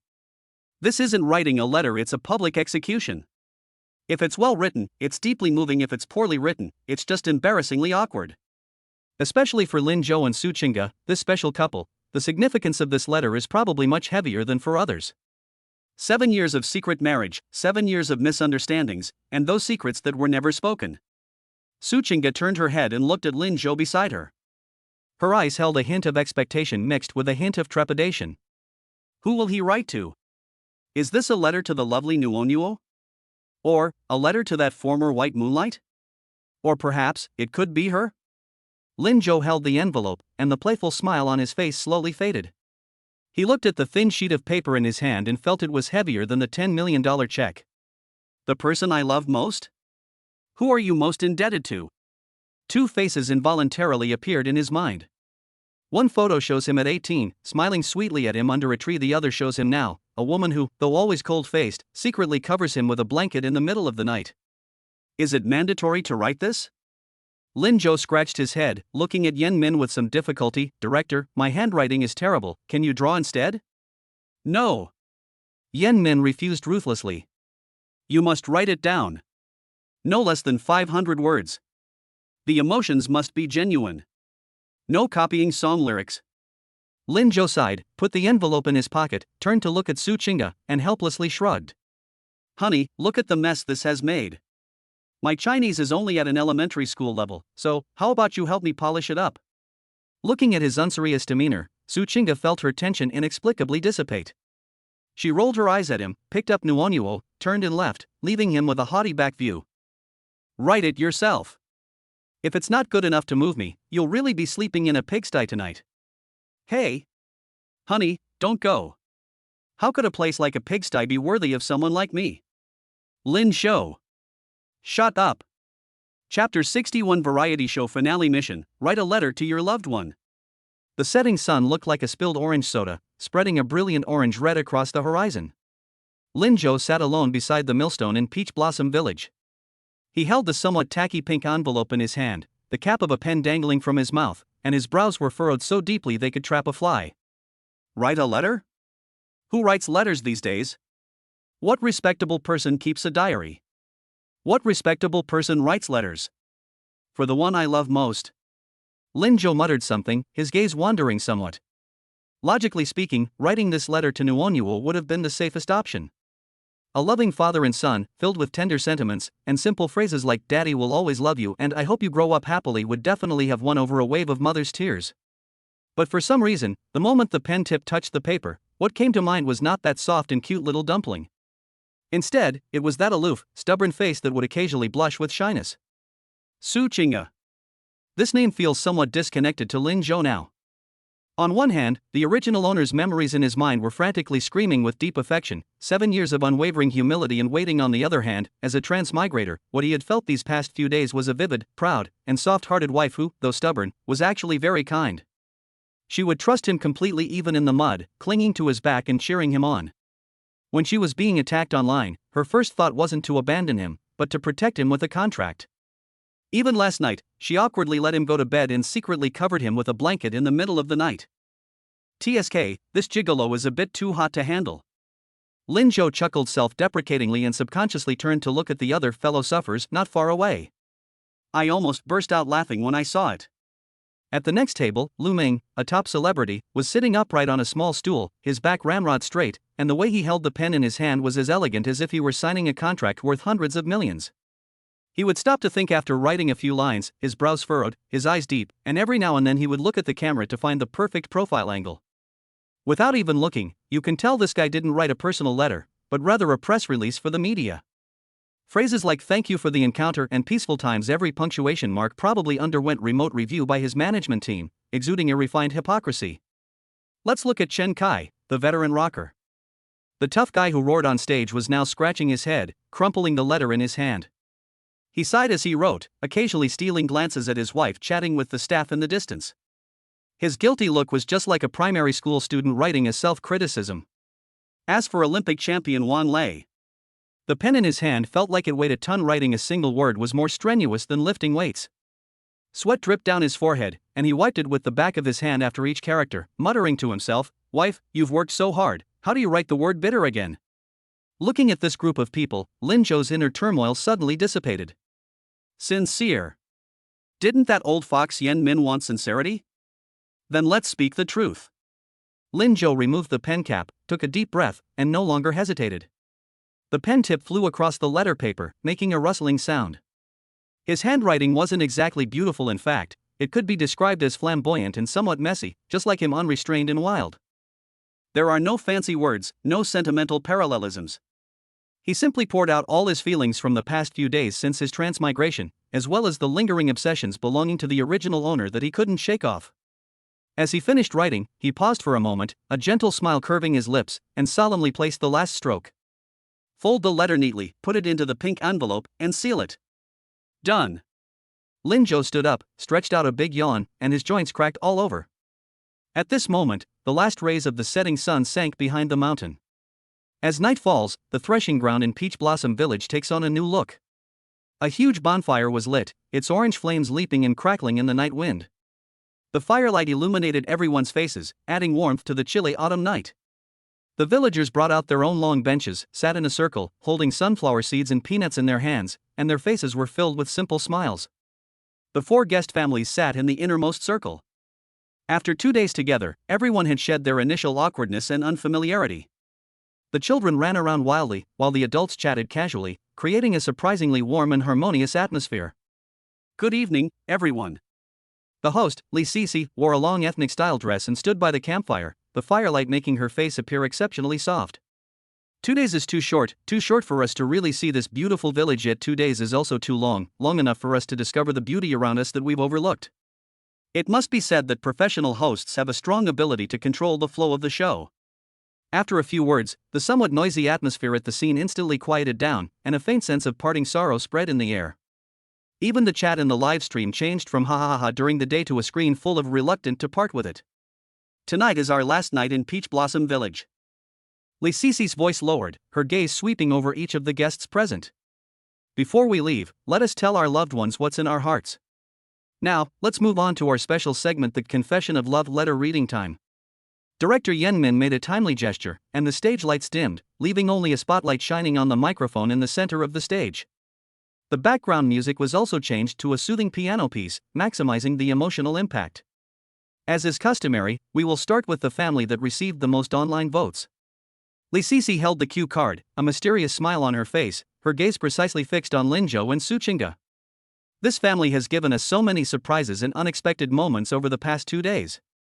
They have shown us the ups and downs of love, as well as the everyday joys of life. Please welcome the Su Qingge and Lin Zhou family. Thunderous applause erupted. Su Qingge didn't wear a powerful gown today, but instead wore a simple off-white knitted cardigan over a floral maxi dress. Her long hair was casually draped over her shoulders, making her appear exceptionally gentle and serene in the flickering firelight. She stood up, clutching the pink envelope tightly in her hand. Lin Zhou tried to stand up, but Su Qingge pressed his shoulder down. "I'll go first." She said it in a low voice, but it carried an undeniable firmness. Lin Zhou was stunned for a moment, then obediently sat back down, looking up at her back as she walked towards the center of the stage. At that moment, he suddenly felt that the figure looked somewhat thin, yet unusually upright. Su Qingge walked to the microphone and took a deep breath. She didn't open the envelope immediately, but turned slightly to the side, her gaze passing through the flickering flames and the dimly lit crowd, landing precisely on Lin Zhou below the stage. His eyes were deep and somber. It's as if they want to etch his image deep into their very bones. The entire place was so quiet that the only sound was the burning of the campfire. Su Qingge withdrew her gaze, slowly opened the envelope, and unfolded the neatly folded letter.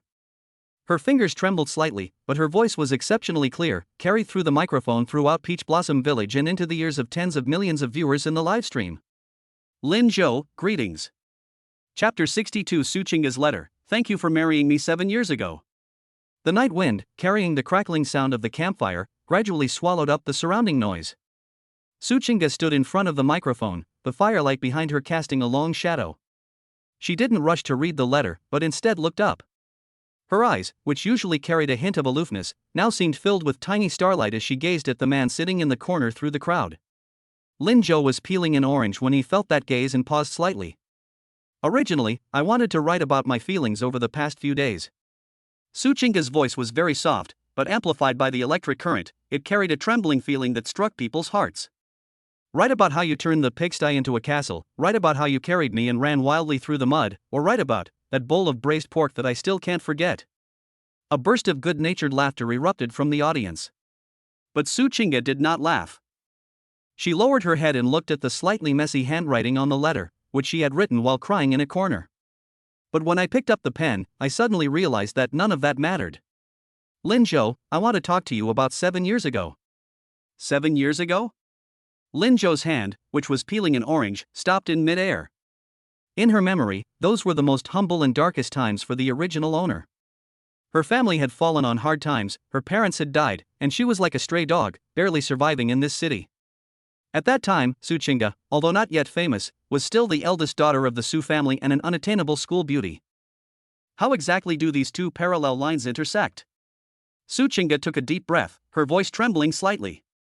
Everyone says that you, Lin Zhou, are lucky.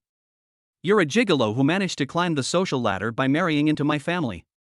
Even you yourself seem to think so now. But Lin Zhou, have you forgotten? That summer 7 years ago was the time when I was abandoned by everyone. The entire room fell silent. The live stream chat was instantly emptied, and everyone held their breath. Back then, because I refused to accept the marriage arrangement made by my family, I was kicked out of the Su family's house and all my credit cards were suspended because I refused to accept the unspoken rules of the investors. I was completely blacklisted by the brokerage company and faced huge breach of contract penalties. That night it was pouring rain. I was dragging my suitcase through the streets of Beijing, scrolling through my phone's contacts, but I couldn't find anyone to call. My friends and relatives who used to fawn over me now avoid me like the plague. Su Qingge raised her head, tears silently sliding down her cheeks, glistening in the firelight. It's you. When I was at my most desperate, most miserable, and even contemplated suicide, you opened the door for me.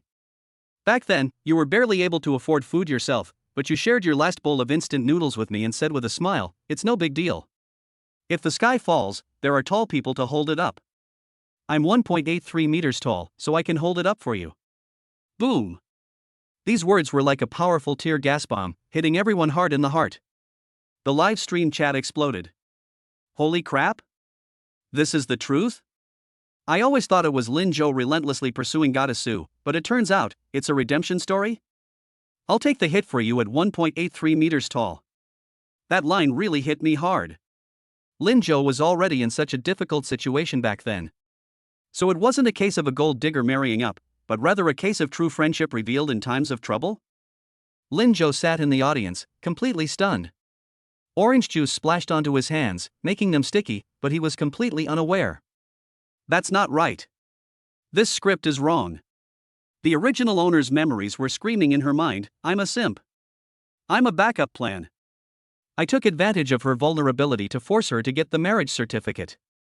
But the woman on stage, her face streaked with tears, was telling a completely different story in the most sincere voice. Lin Zhou, thank you. Su Qingge wiped away her tears, her voice becoming firm and strong. Thank you for giving me a home when the whole world abandoned me. Thank you for using your meager savings to pay the penalty for my breach of contract, even if it was the last bit of inheritance your parents left you. Thank you for willingly suppressing all your sharpness and bearing the stigma of being a gold digger for the past 7 years, just to stay at home and provide Nuonyo and me with the most secure home front. It was your mediocrity that made my brilliance shine. At this point, Su Chinga broke down in tears. She gripped the microphone tightly, as if using all her strength, and shouted out the words she had kept hidden in her heart for 7 years to the man sitting in the shadows. Lin Zhou, I love you too. You used to protect me, but from now on, it's my turn to protect you, okay? Thunderous applause erupted from the audience. Countless emotional female directors and villagers were wiping away tears. Even Yen Min, a hard-hearted old man, couldn't help but take off his glasses and wipe his eyes. That's so touching. This is what love is all about. What about a gigolo? What about a strong woman and a weak man? This is clearly a two-way redemption. Give me a kiss. Give me a kiss. No one knows who started it, but the jeers instantly echoed throughout the entire threshing ground. Su Chinga burst into laughter through her tears, her cheeks flushed, but her gaze remained fixed intently on Lin Zhou, as if waiting for his response. However, Lin Zhou, the person involved, made no move at this moment. He remained seated on the millstone, still in the same position as peeling an orange, completely still. His face appeared somewhat pale in the firelight. Lin Zhou? Chen Kai, who was standing next to him, noticed something was wrong and nudged him. Bro, are you stupid? Your girlfriend is confessing her feelings to you. Hurry up and go over there. Lin Zhou did not react. His brows were furrowed tightly, and a fine layer of cold sweat had appeared on his forehead. Just as Su Chinga uttered the words 7 years ago. Just as she said that rainy night. Deep within Lin Zhou's brain, a sharp pain suddenly shot through him, so intense it felt like his soul was being torn apart. Hiss. He gasped, the orange in his hand was crushed to pieces, juice splattering everywhere. Something sealed deep within the original owner's memories, something even the transmigrator couldn't access immediately, is frantically pounding against the barrier of consciousness. That was the truth he didn't want to remember, the truth that had been deliberately forgotten. I'm not a simp. Not a backup plan. That was a memory, enough to overturn all his understanding. Lin Zhou. What's wrong? Su Chinga on the stage finally noticed Lin Zhou's unusual behavior.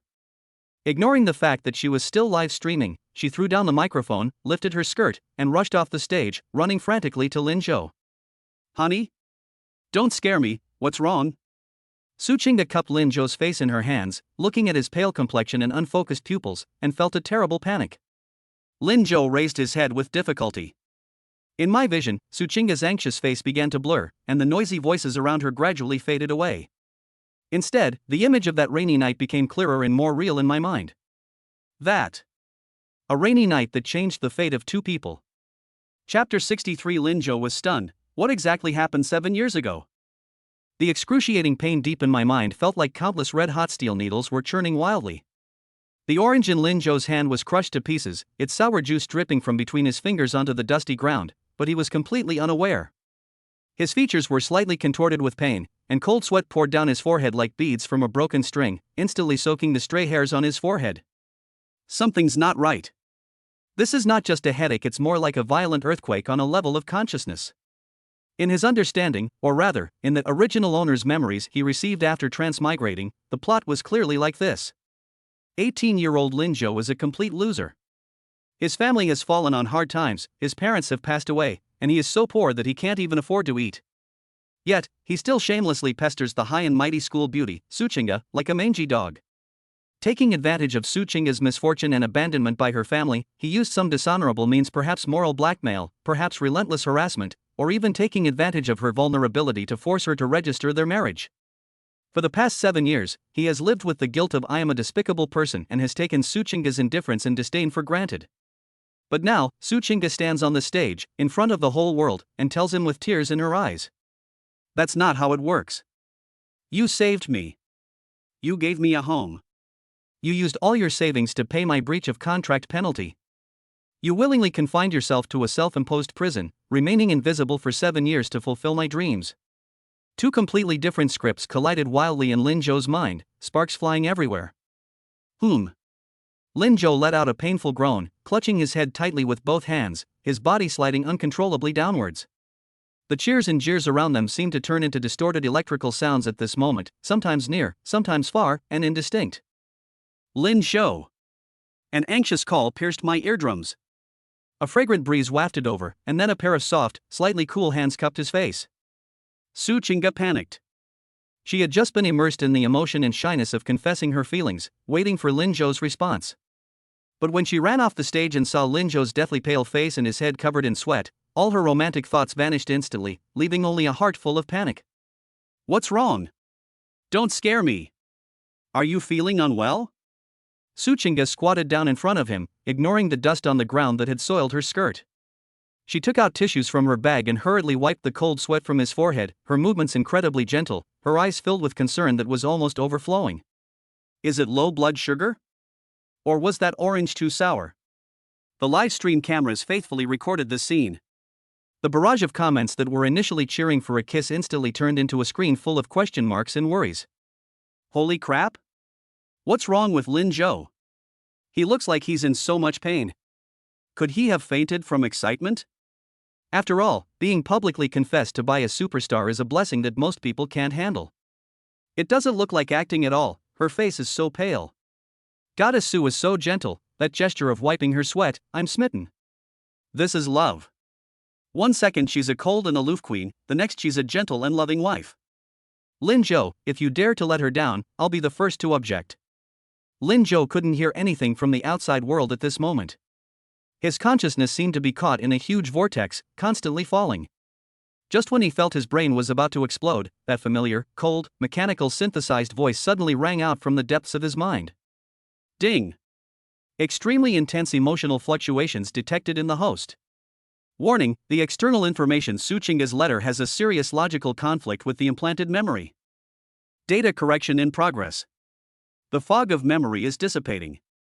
Current progress, 5%. The system's voice acted like a tranquilizer, slightly relieving the excruciating, tearing pain. A fog of memory? Implanted memories? Although Lin Zhou had a splitting headache, his mind became unusually clear at this moment. Could it be that the original owner's memories he inherited when he transmigrated were altered? Or were they incomplete? The so-called simp and gold digger are just appearances. Is the true past sealed beneath this veil of mystery? Honey? Say something. Don't scare me.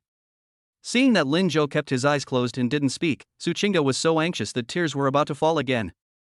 She didn't care about her image and directly pulled Lin Zhou's head into her arms, letting him rest against her soft chest. She kept stroking his back with one hand, trying to help him catch his breath. Are you too tired? I shouldn't have made you write the letter, and I shouldn't have forced you to go on stage. She muttered to herself in self-reproach, her voice trembling with tears. Lin Zhou leaned against that warm embrace, the familiar fragrance of Su Qingge lingering around his nose. The smell gradually relaxed his tense nerves. He struggled to open his eyes, his vision still somewhat blurry. What came into view was Su Qingge's face, so close to his, filled with anxiety and love. His image was reflected in those eyes, focused and affectionate. This is definitely not an act. If the original owner was truly a scoundrel who took advantage of others in their vulnerability, how could a proud woman like Su Qingge possibly look at him like that 7 years later? There is only one truth. That's what Su Qingge said in her letter, that's the truth. I'm fine. Lin Zhou spoke weakly, his voice terribly hoarse. He raised his hand and, with some effort, grasped Su Qingge's hand that was wiping his sweat, managing a reassuring smile. Maybe I was too excited. Honey, that letter you just wrote was a bit too much for my little heart to handle. Hearing that he could still joke, Su Qingge finally felt half relieved. She burst into laughter through her tears, playfully punching his chest, but not really putting any force into it. You scared me to death. I thought something had happened to you. You're so timid. Although she complained, she didn't let go.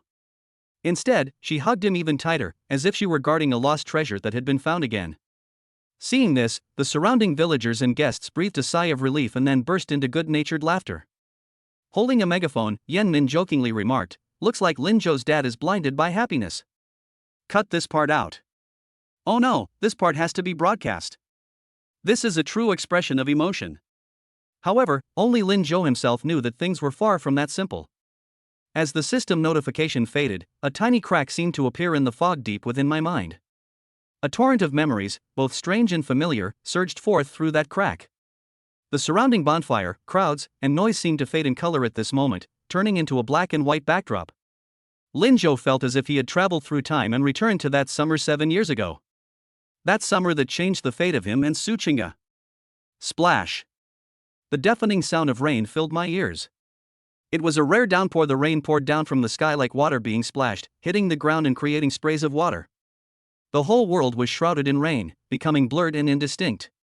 The scene changes. It was a cramped, damp, and musty old-fashioned rental room. That was the only place in the city where the original owner's family had fallen on hard times. Young Lin Zhou, or rather, 7 years ago, was wearing a faded vest, sitting in front of a table full of instant noodle containers, staring blankly at the computer screen. The screen displayed countless rejected resumes and a message indicating that the bank card balance was less than 200 yuan. At the end of the road. Just then. Thump! Thump! Thump!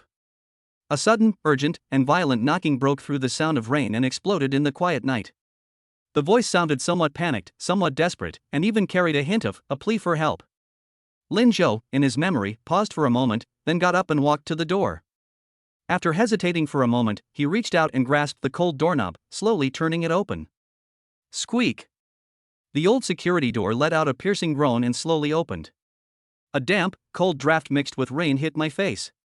But outside the door, in that dark stairwell where the rain was pouring down, standing there was a girl who was soaking wet and looked utterly disheveled. She was wearing a thin white dress, now completely soaked, clinging to her body and outlining her trembling form. Her long, black hair was disheveled and stuck to her face, with raindrops constantly dripping from the ends.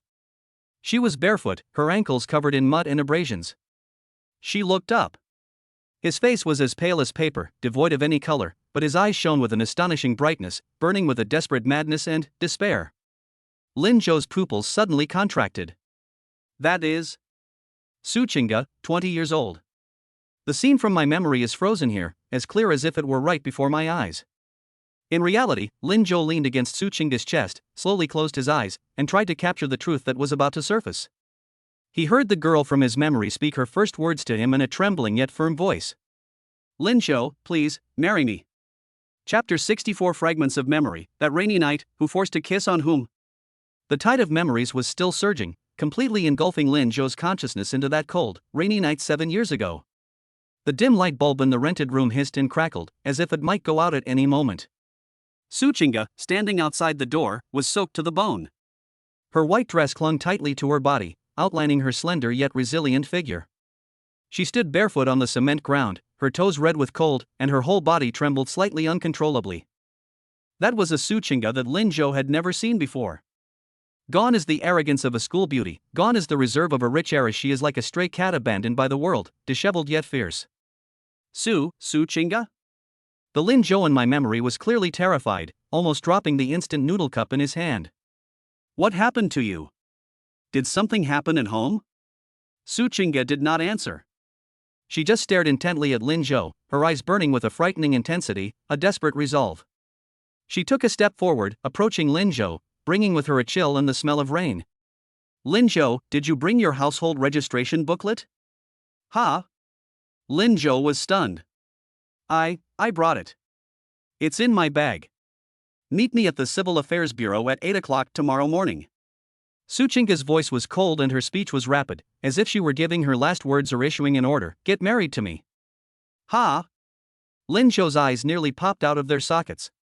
He instinctively shrank back and reached out to touch Su Qingge's forehead. Are you running a fever? Getting a marriage certificate? With me? Sister, even though we're classmates, isn't this a bit too much of a leap? Besides, I know my place, I'm a penniless nobody. I know you're poor. Su Qingge interrupted him without any politeness, a desolate, cold smile curling at the corner of her lips. It's precisely because you're poor, precisely because you have nothing, precisely because the whole school knows you're a good-for-nothing, honest guy. She took a deep breath, tears welling up in her eyes, but stubbornly refused to fall. My dad cut off my credit card and wants to marry me off to that 50-year-old real estate developer to pay off his debts. My brokerage firm wants to give me away to that disgusting investor. The whole world thinks I, Suchinga, am a commodity waiting to be sold. Since they want me to get married, then I'll marry him. But I refuse to marry the person they've arranged for me. I'm going to marry the most insignificant, useless man in this city, someone who has absolutely no connection to their circle. I'm going to slap them in the face. Suchinga grabbed Lin Zhou by the collar and pulled him towards her, their noses almost touching. Lin Zhou, do you dare? If you dare to marry me, I'll protect you for the rest of my life. If you don't dare. Looking at the crazed girl before him, Lin Zhou's Adam's apple bobbed, and his expression slowly shifted from shock to complexity. He opened his mouth, as if wanting to say something comforting, or perhaps, don't be impulsive. However, Suchinga did not give him a chance to speak. Seeing Lin Zhou's hesitant gaze, she assumed he was refusing, and a hint of despair and shame flashed in her eyes. Even you don't dare? She gave a bitter laugh, then suddenly stood on tiptoe, gripped Lin Zhou's neck tightly with both hands, and kissed him fiercely at the doorway of the cramped, instant noodle-scented rented room, with an air of suicidal determination. That was a forced kiss. There were no techniques involved, only the pain of teeth clashing and the salty taste of rain mixed with tears. Cold, yet scalding hot. The image freezes at this moment. In reality, Lin Zhou suddenly opened his eyes, panting heavily, as if he had just emerged from the deep sea. The campfire was still burning, and the applause and cheers around us returned to our ears. The girl he remembered, soaking wet and desperately begging for a kiss, was now anxiously holding his head, repeatedly calling his name. Lin Zhou. Lin Zhou, don't scare me. Doctor. Quick, call a doctor. Lin Zhou's gaze gradually focused. He looked at Suchinga, who was so close to him, and saw the pure worry and panic in her eyes. His heart felt like it had been squeezed hard by a large hand, and he felt a sharp, aching pain.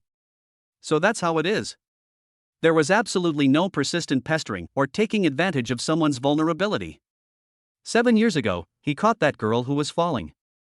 And she, with 7 years of youth and protection, fulfilled the promise she made on that rainy night: I will protect you for the rest of my life. Even if they publicly claim he's a kept man, even if they let him bear the stigma, it's actually a form of protection.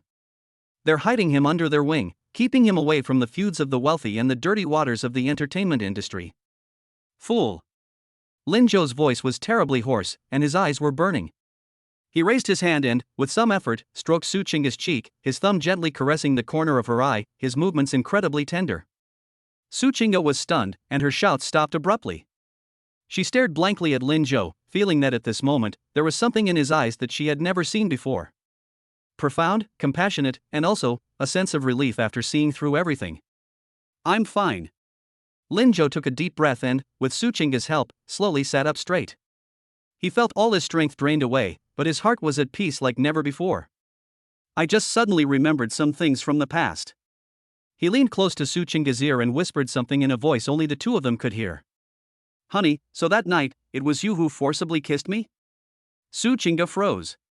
She stared wide-eyed at Lin Zhou as if she had seen a ghost.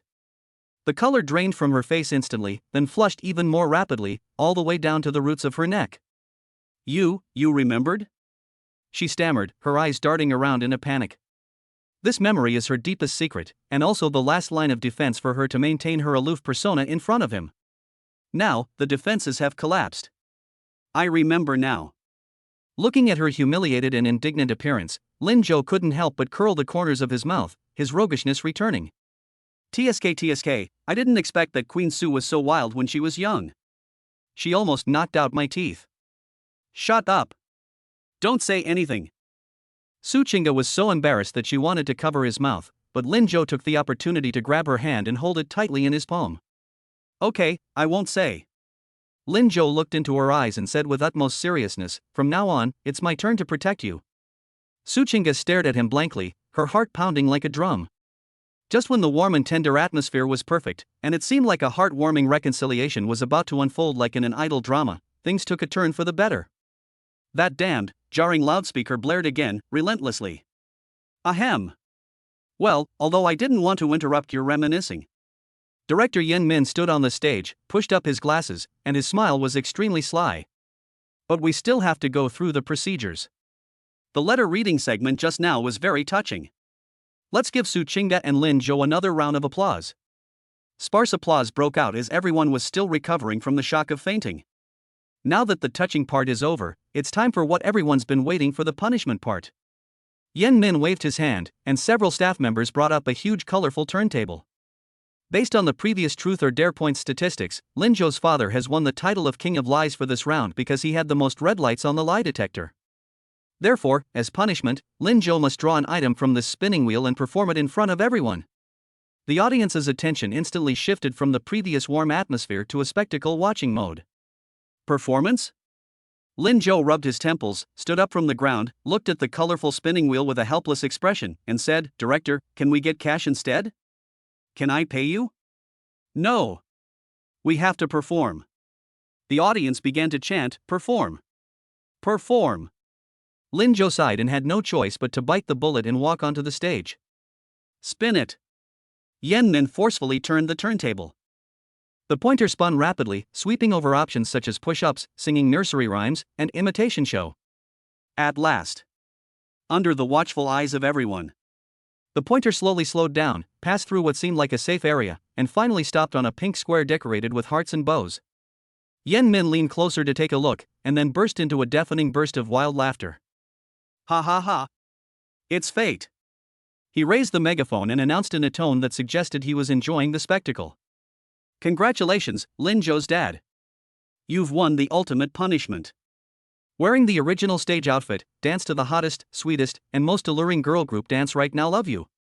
Chapter 65 Closing Party. Lin Zhou forced to perform girl group dance on stage. Lin Zhou. Lin Zhou. Lin Zhou. The enormous sound almost lifted the night sky over Peach Blossom Village. The villagers didn't understand what idol image meant, they only knew that making a fuss was the most fun. The millions of viewers in the livestream were even more eager for a good show, and the barrage of comments was flying everywhere, all saying GKD hurry up and looking forward to it. Standing in the center of the stage, Lin Zhou felt like a duck being roasted over a fire. The profound memories of that rainy night 7 years ago hadn't completely faded from his mind, and that tragic emotion was still surging in his chest when reality slapped him hard across the face. Dancing to girl group dances? Or is it Love You? Director Yen, can we change to something else? Lin Zhou, with a pained expression, pointed to his well-defined biceps, attempting a final struggle. Look at my physique, these muscles. I'd do anything, even break a boulder on my chest, or uproot a willow tree. But dancing this kind of sweet girl dance, isn't that inappropriate? This scene is too beautiful, I'm afraid the audience will get styes from watching it. Yen Min smiled like a fox who had stolen a chicken, completely unmoved by this. Holding a megaphone, he righteously and firmly rejected Lin Zhou's appeal. Hey, Lin Zhou's father, that's not right of you. As you just said, there is no noble or lowly labor, and no high or low art. What's wrong with girl group dance? Girl group dance is also art. Besides, this was chosen by fate through a roulette wheel, and accepting the consequences is a traditional virtue of the Chinese nation. Don't you all agree? A unified roar immediately erupted from the audience. Yes. Su Qingge stood below the stage, initially worried about Lin Zhou's physical condition, but seeing that he still had the mind to negotiate with the director, she felt relieved. She looked at the man on the stage who looked utterly hopeless, and couldn't help but smile slightly, a hint of mockery flashing in her eyes. That bastard, he's always so foul-mouthed, he deserves to be taught a lesson by being punished. Fine. You guys win. Lin Zhou gritted his teeth, looking at the expectant eyes of the audience below the stage, and knew that he was doomed today. Just as he was about to casually twist and turn a couple of times to get by, the system that had always been barely noticeable in my mind suddenly came back to life. Ding. Host is facing a severe talent challenge. Limited time emergency mission triggered. As an all-around super dad, you must be presentable in public and capable in the kitchen, able to outdance like a girl group member and fight off thugs. Task requirements: please perfectly replicate the girl group dance Love You, achieving a 90% or higher accuracy in movement, and showcasing a breathtakingly sweet contrast. Mission reward: God-level fighting skill Grandmaster level. Failure penalty: randomly remove one acquired God tier skill. Lin Zhou. He almost spat a mouthful of blood onto Yen Min's face. Damn you, system. Do you have some serious illness? Why would someone acquire God-level fighting skills by dancing to girl group songs? Is there any logical connection between the two? And if he fails, he has to remove the skill? What if he removes the cooking skills he just gave him? How will he win over these foodie stomachs in the future? Call. Lin Zhou took a deep breath and closed his eyes. In order to master god-level fighting skills, and to better protect his wife and children in this perilous world, mainly because there are too many rivals. Let's give it our all. Isn't it just twisting your waist and swaying your hips? Isn't it just winking and flirting? I'm going all out. Music teacher. Lin Zhou suddenly opened his eyes, and in that instant, his gaze revealed a tragic heroism, as if he were a martyr about to go to the execution ground. Music. Rise. Okay. The sound engineer was already prepared. He simply pointed his finger. HBC Oh Baby. The incredibly sweet background music, Love You, which became a hit across the country, instantly resounded throughout the entire threshing ground. The cheerful drumbeats and sweet melody make every note seem like pink bubbles being sprayed into the air. Lin Zhou stood in the center of the stage. His face remained cold and hard, his brows furrowed, his eyes sharp, and he exuded a tough, unapproachable aura. However, the moment the first beat falls, his body, however, seemed to be taken over by some mysterious force, and he made an extremely standard, even enchanting, starting posture. With his left foot touching the ground, he thrust his right hip outwards with a sudden burst of energy. Clench both fists, cross them in front of your chest, and tilt your head slightly. Say more sweet words, and look at me more if you miss me. As the song began, the tall, muscular man, standing at 1.83 meters, started his performance. Twist your waist. Send crotch. Spinning around. Every movement was perfectly timed, every beat was perfectly timed. The dance moves that should have belonged to a sweet young girl, when performed by him, possessed an eerie fluidity and a sense of power. Especially that classic I love you gesture. Lin Zhou was expressionless, his eyes fierce as if he were collecting a debt, but his hand movements were more precise than any of the girl group members. If you don't love me, then don't hold my hand. As he jumped, he roared wildly in his mind. Kill me. Just kill me already. This is way harder than slaughtering a pig. The audience below the stage had completely gone crazy. Screams, bursts of laughter, and whistles blended together, almost drowning out the sound from the speakers. Su Qingge stood in the crowd, originally intending to watch the spectacle unfold. But as she watched, her expression gradually froze, her mouth slightly agape, and her eyes filled with disbelief. This guy. How can you jump so well? Although her expression was grumpy, her flexibility and coordination were even better than those of the trainees in her company. Especially that hip twisting motion. Su Qingge's gaze involuntarily fell on Lin Zhou's waist and abdomen. As he moved, the hem of his t-shirt would occasionally fly up, revealing a section of his firm, toned abs, which gleamed alluringly under the light. Gulp. Su Qingge subconsciously swallowed, feeling her face burning hot. This man. He's absolutely a prodigy. Just then, the song reached its climax. Lin Zhou turned around, his back to the audience, then suddenly looked back and made a preparatory gesture for an ending pose. His gaze inadvertently swept over Su Qingge in the audience. Their eyes met. Lin Zhou's originally fierce gaze softened subconsciously the moment he saw his wife, even carrying a hint of pleading for help. Wife, save me. He wailed inwardly. But in Su Qingge's eyes, this became a different kind of signal. Those eyes, wet, with a hint of grievance and shame, paired with that alluring movement. Su Qingge felt as if something had gripped her heart tightly. That bastard. She bit her lip, muttered a curse under her breath, her palms sweaty. It's just dancing, does it have to be so provocative?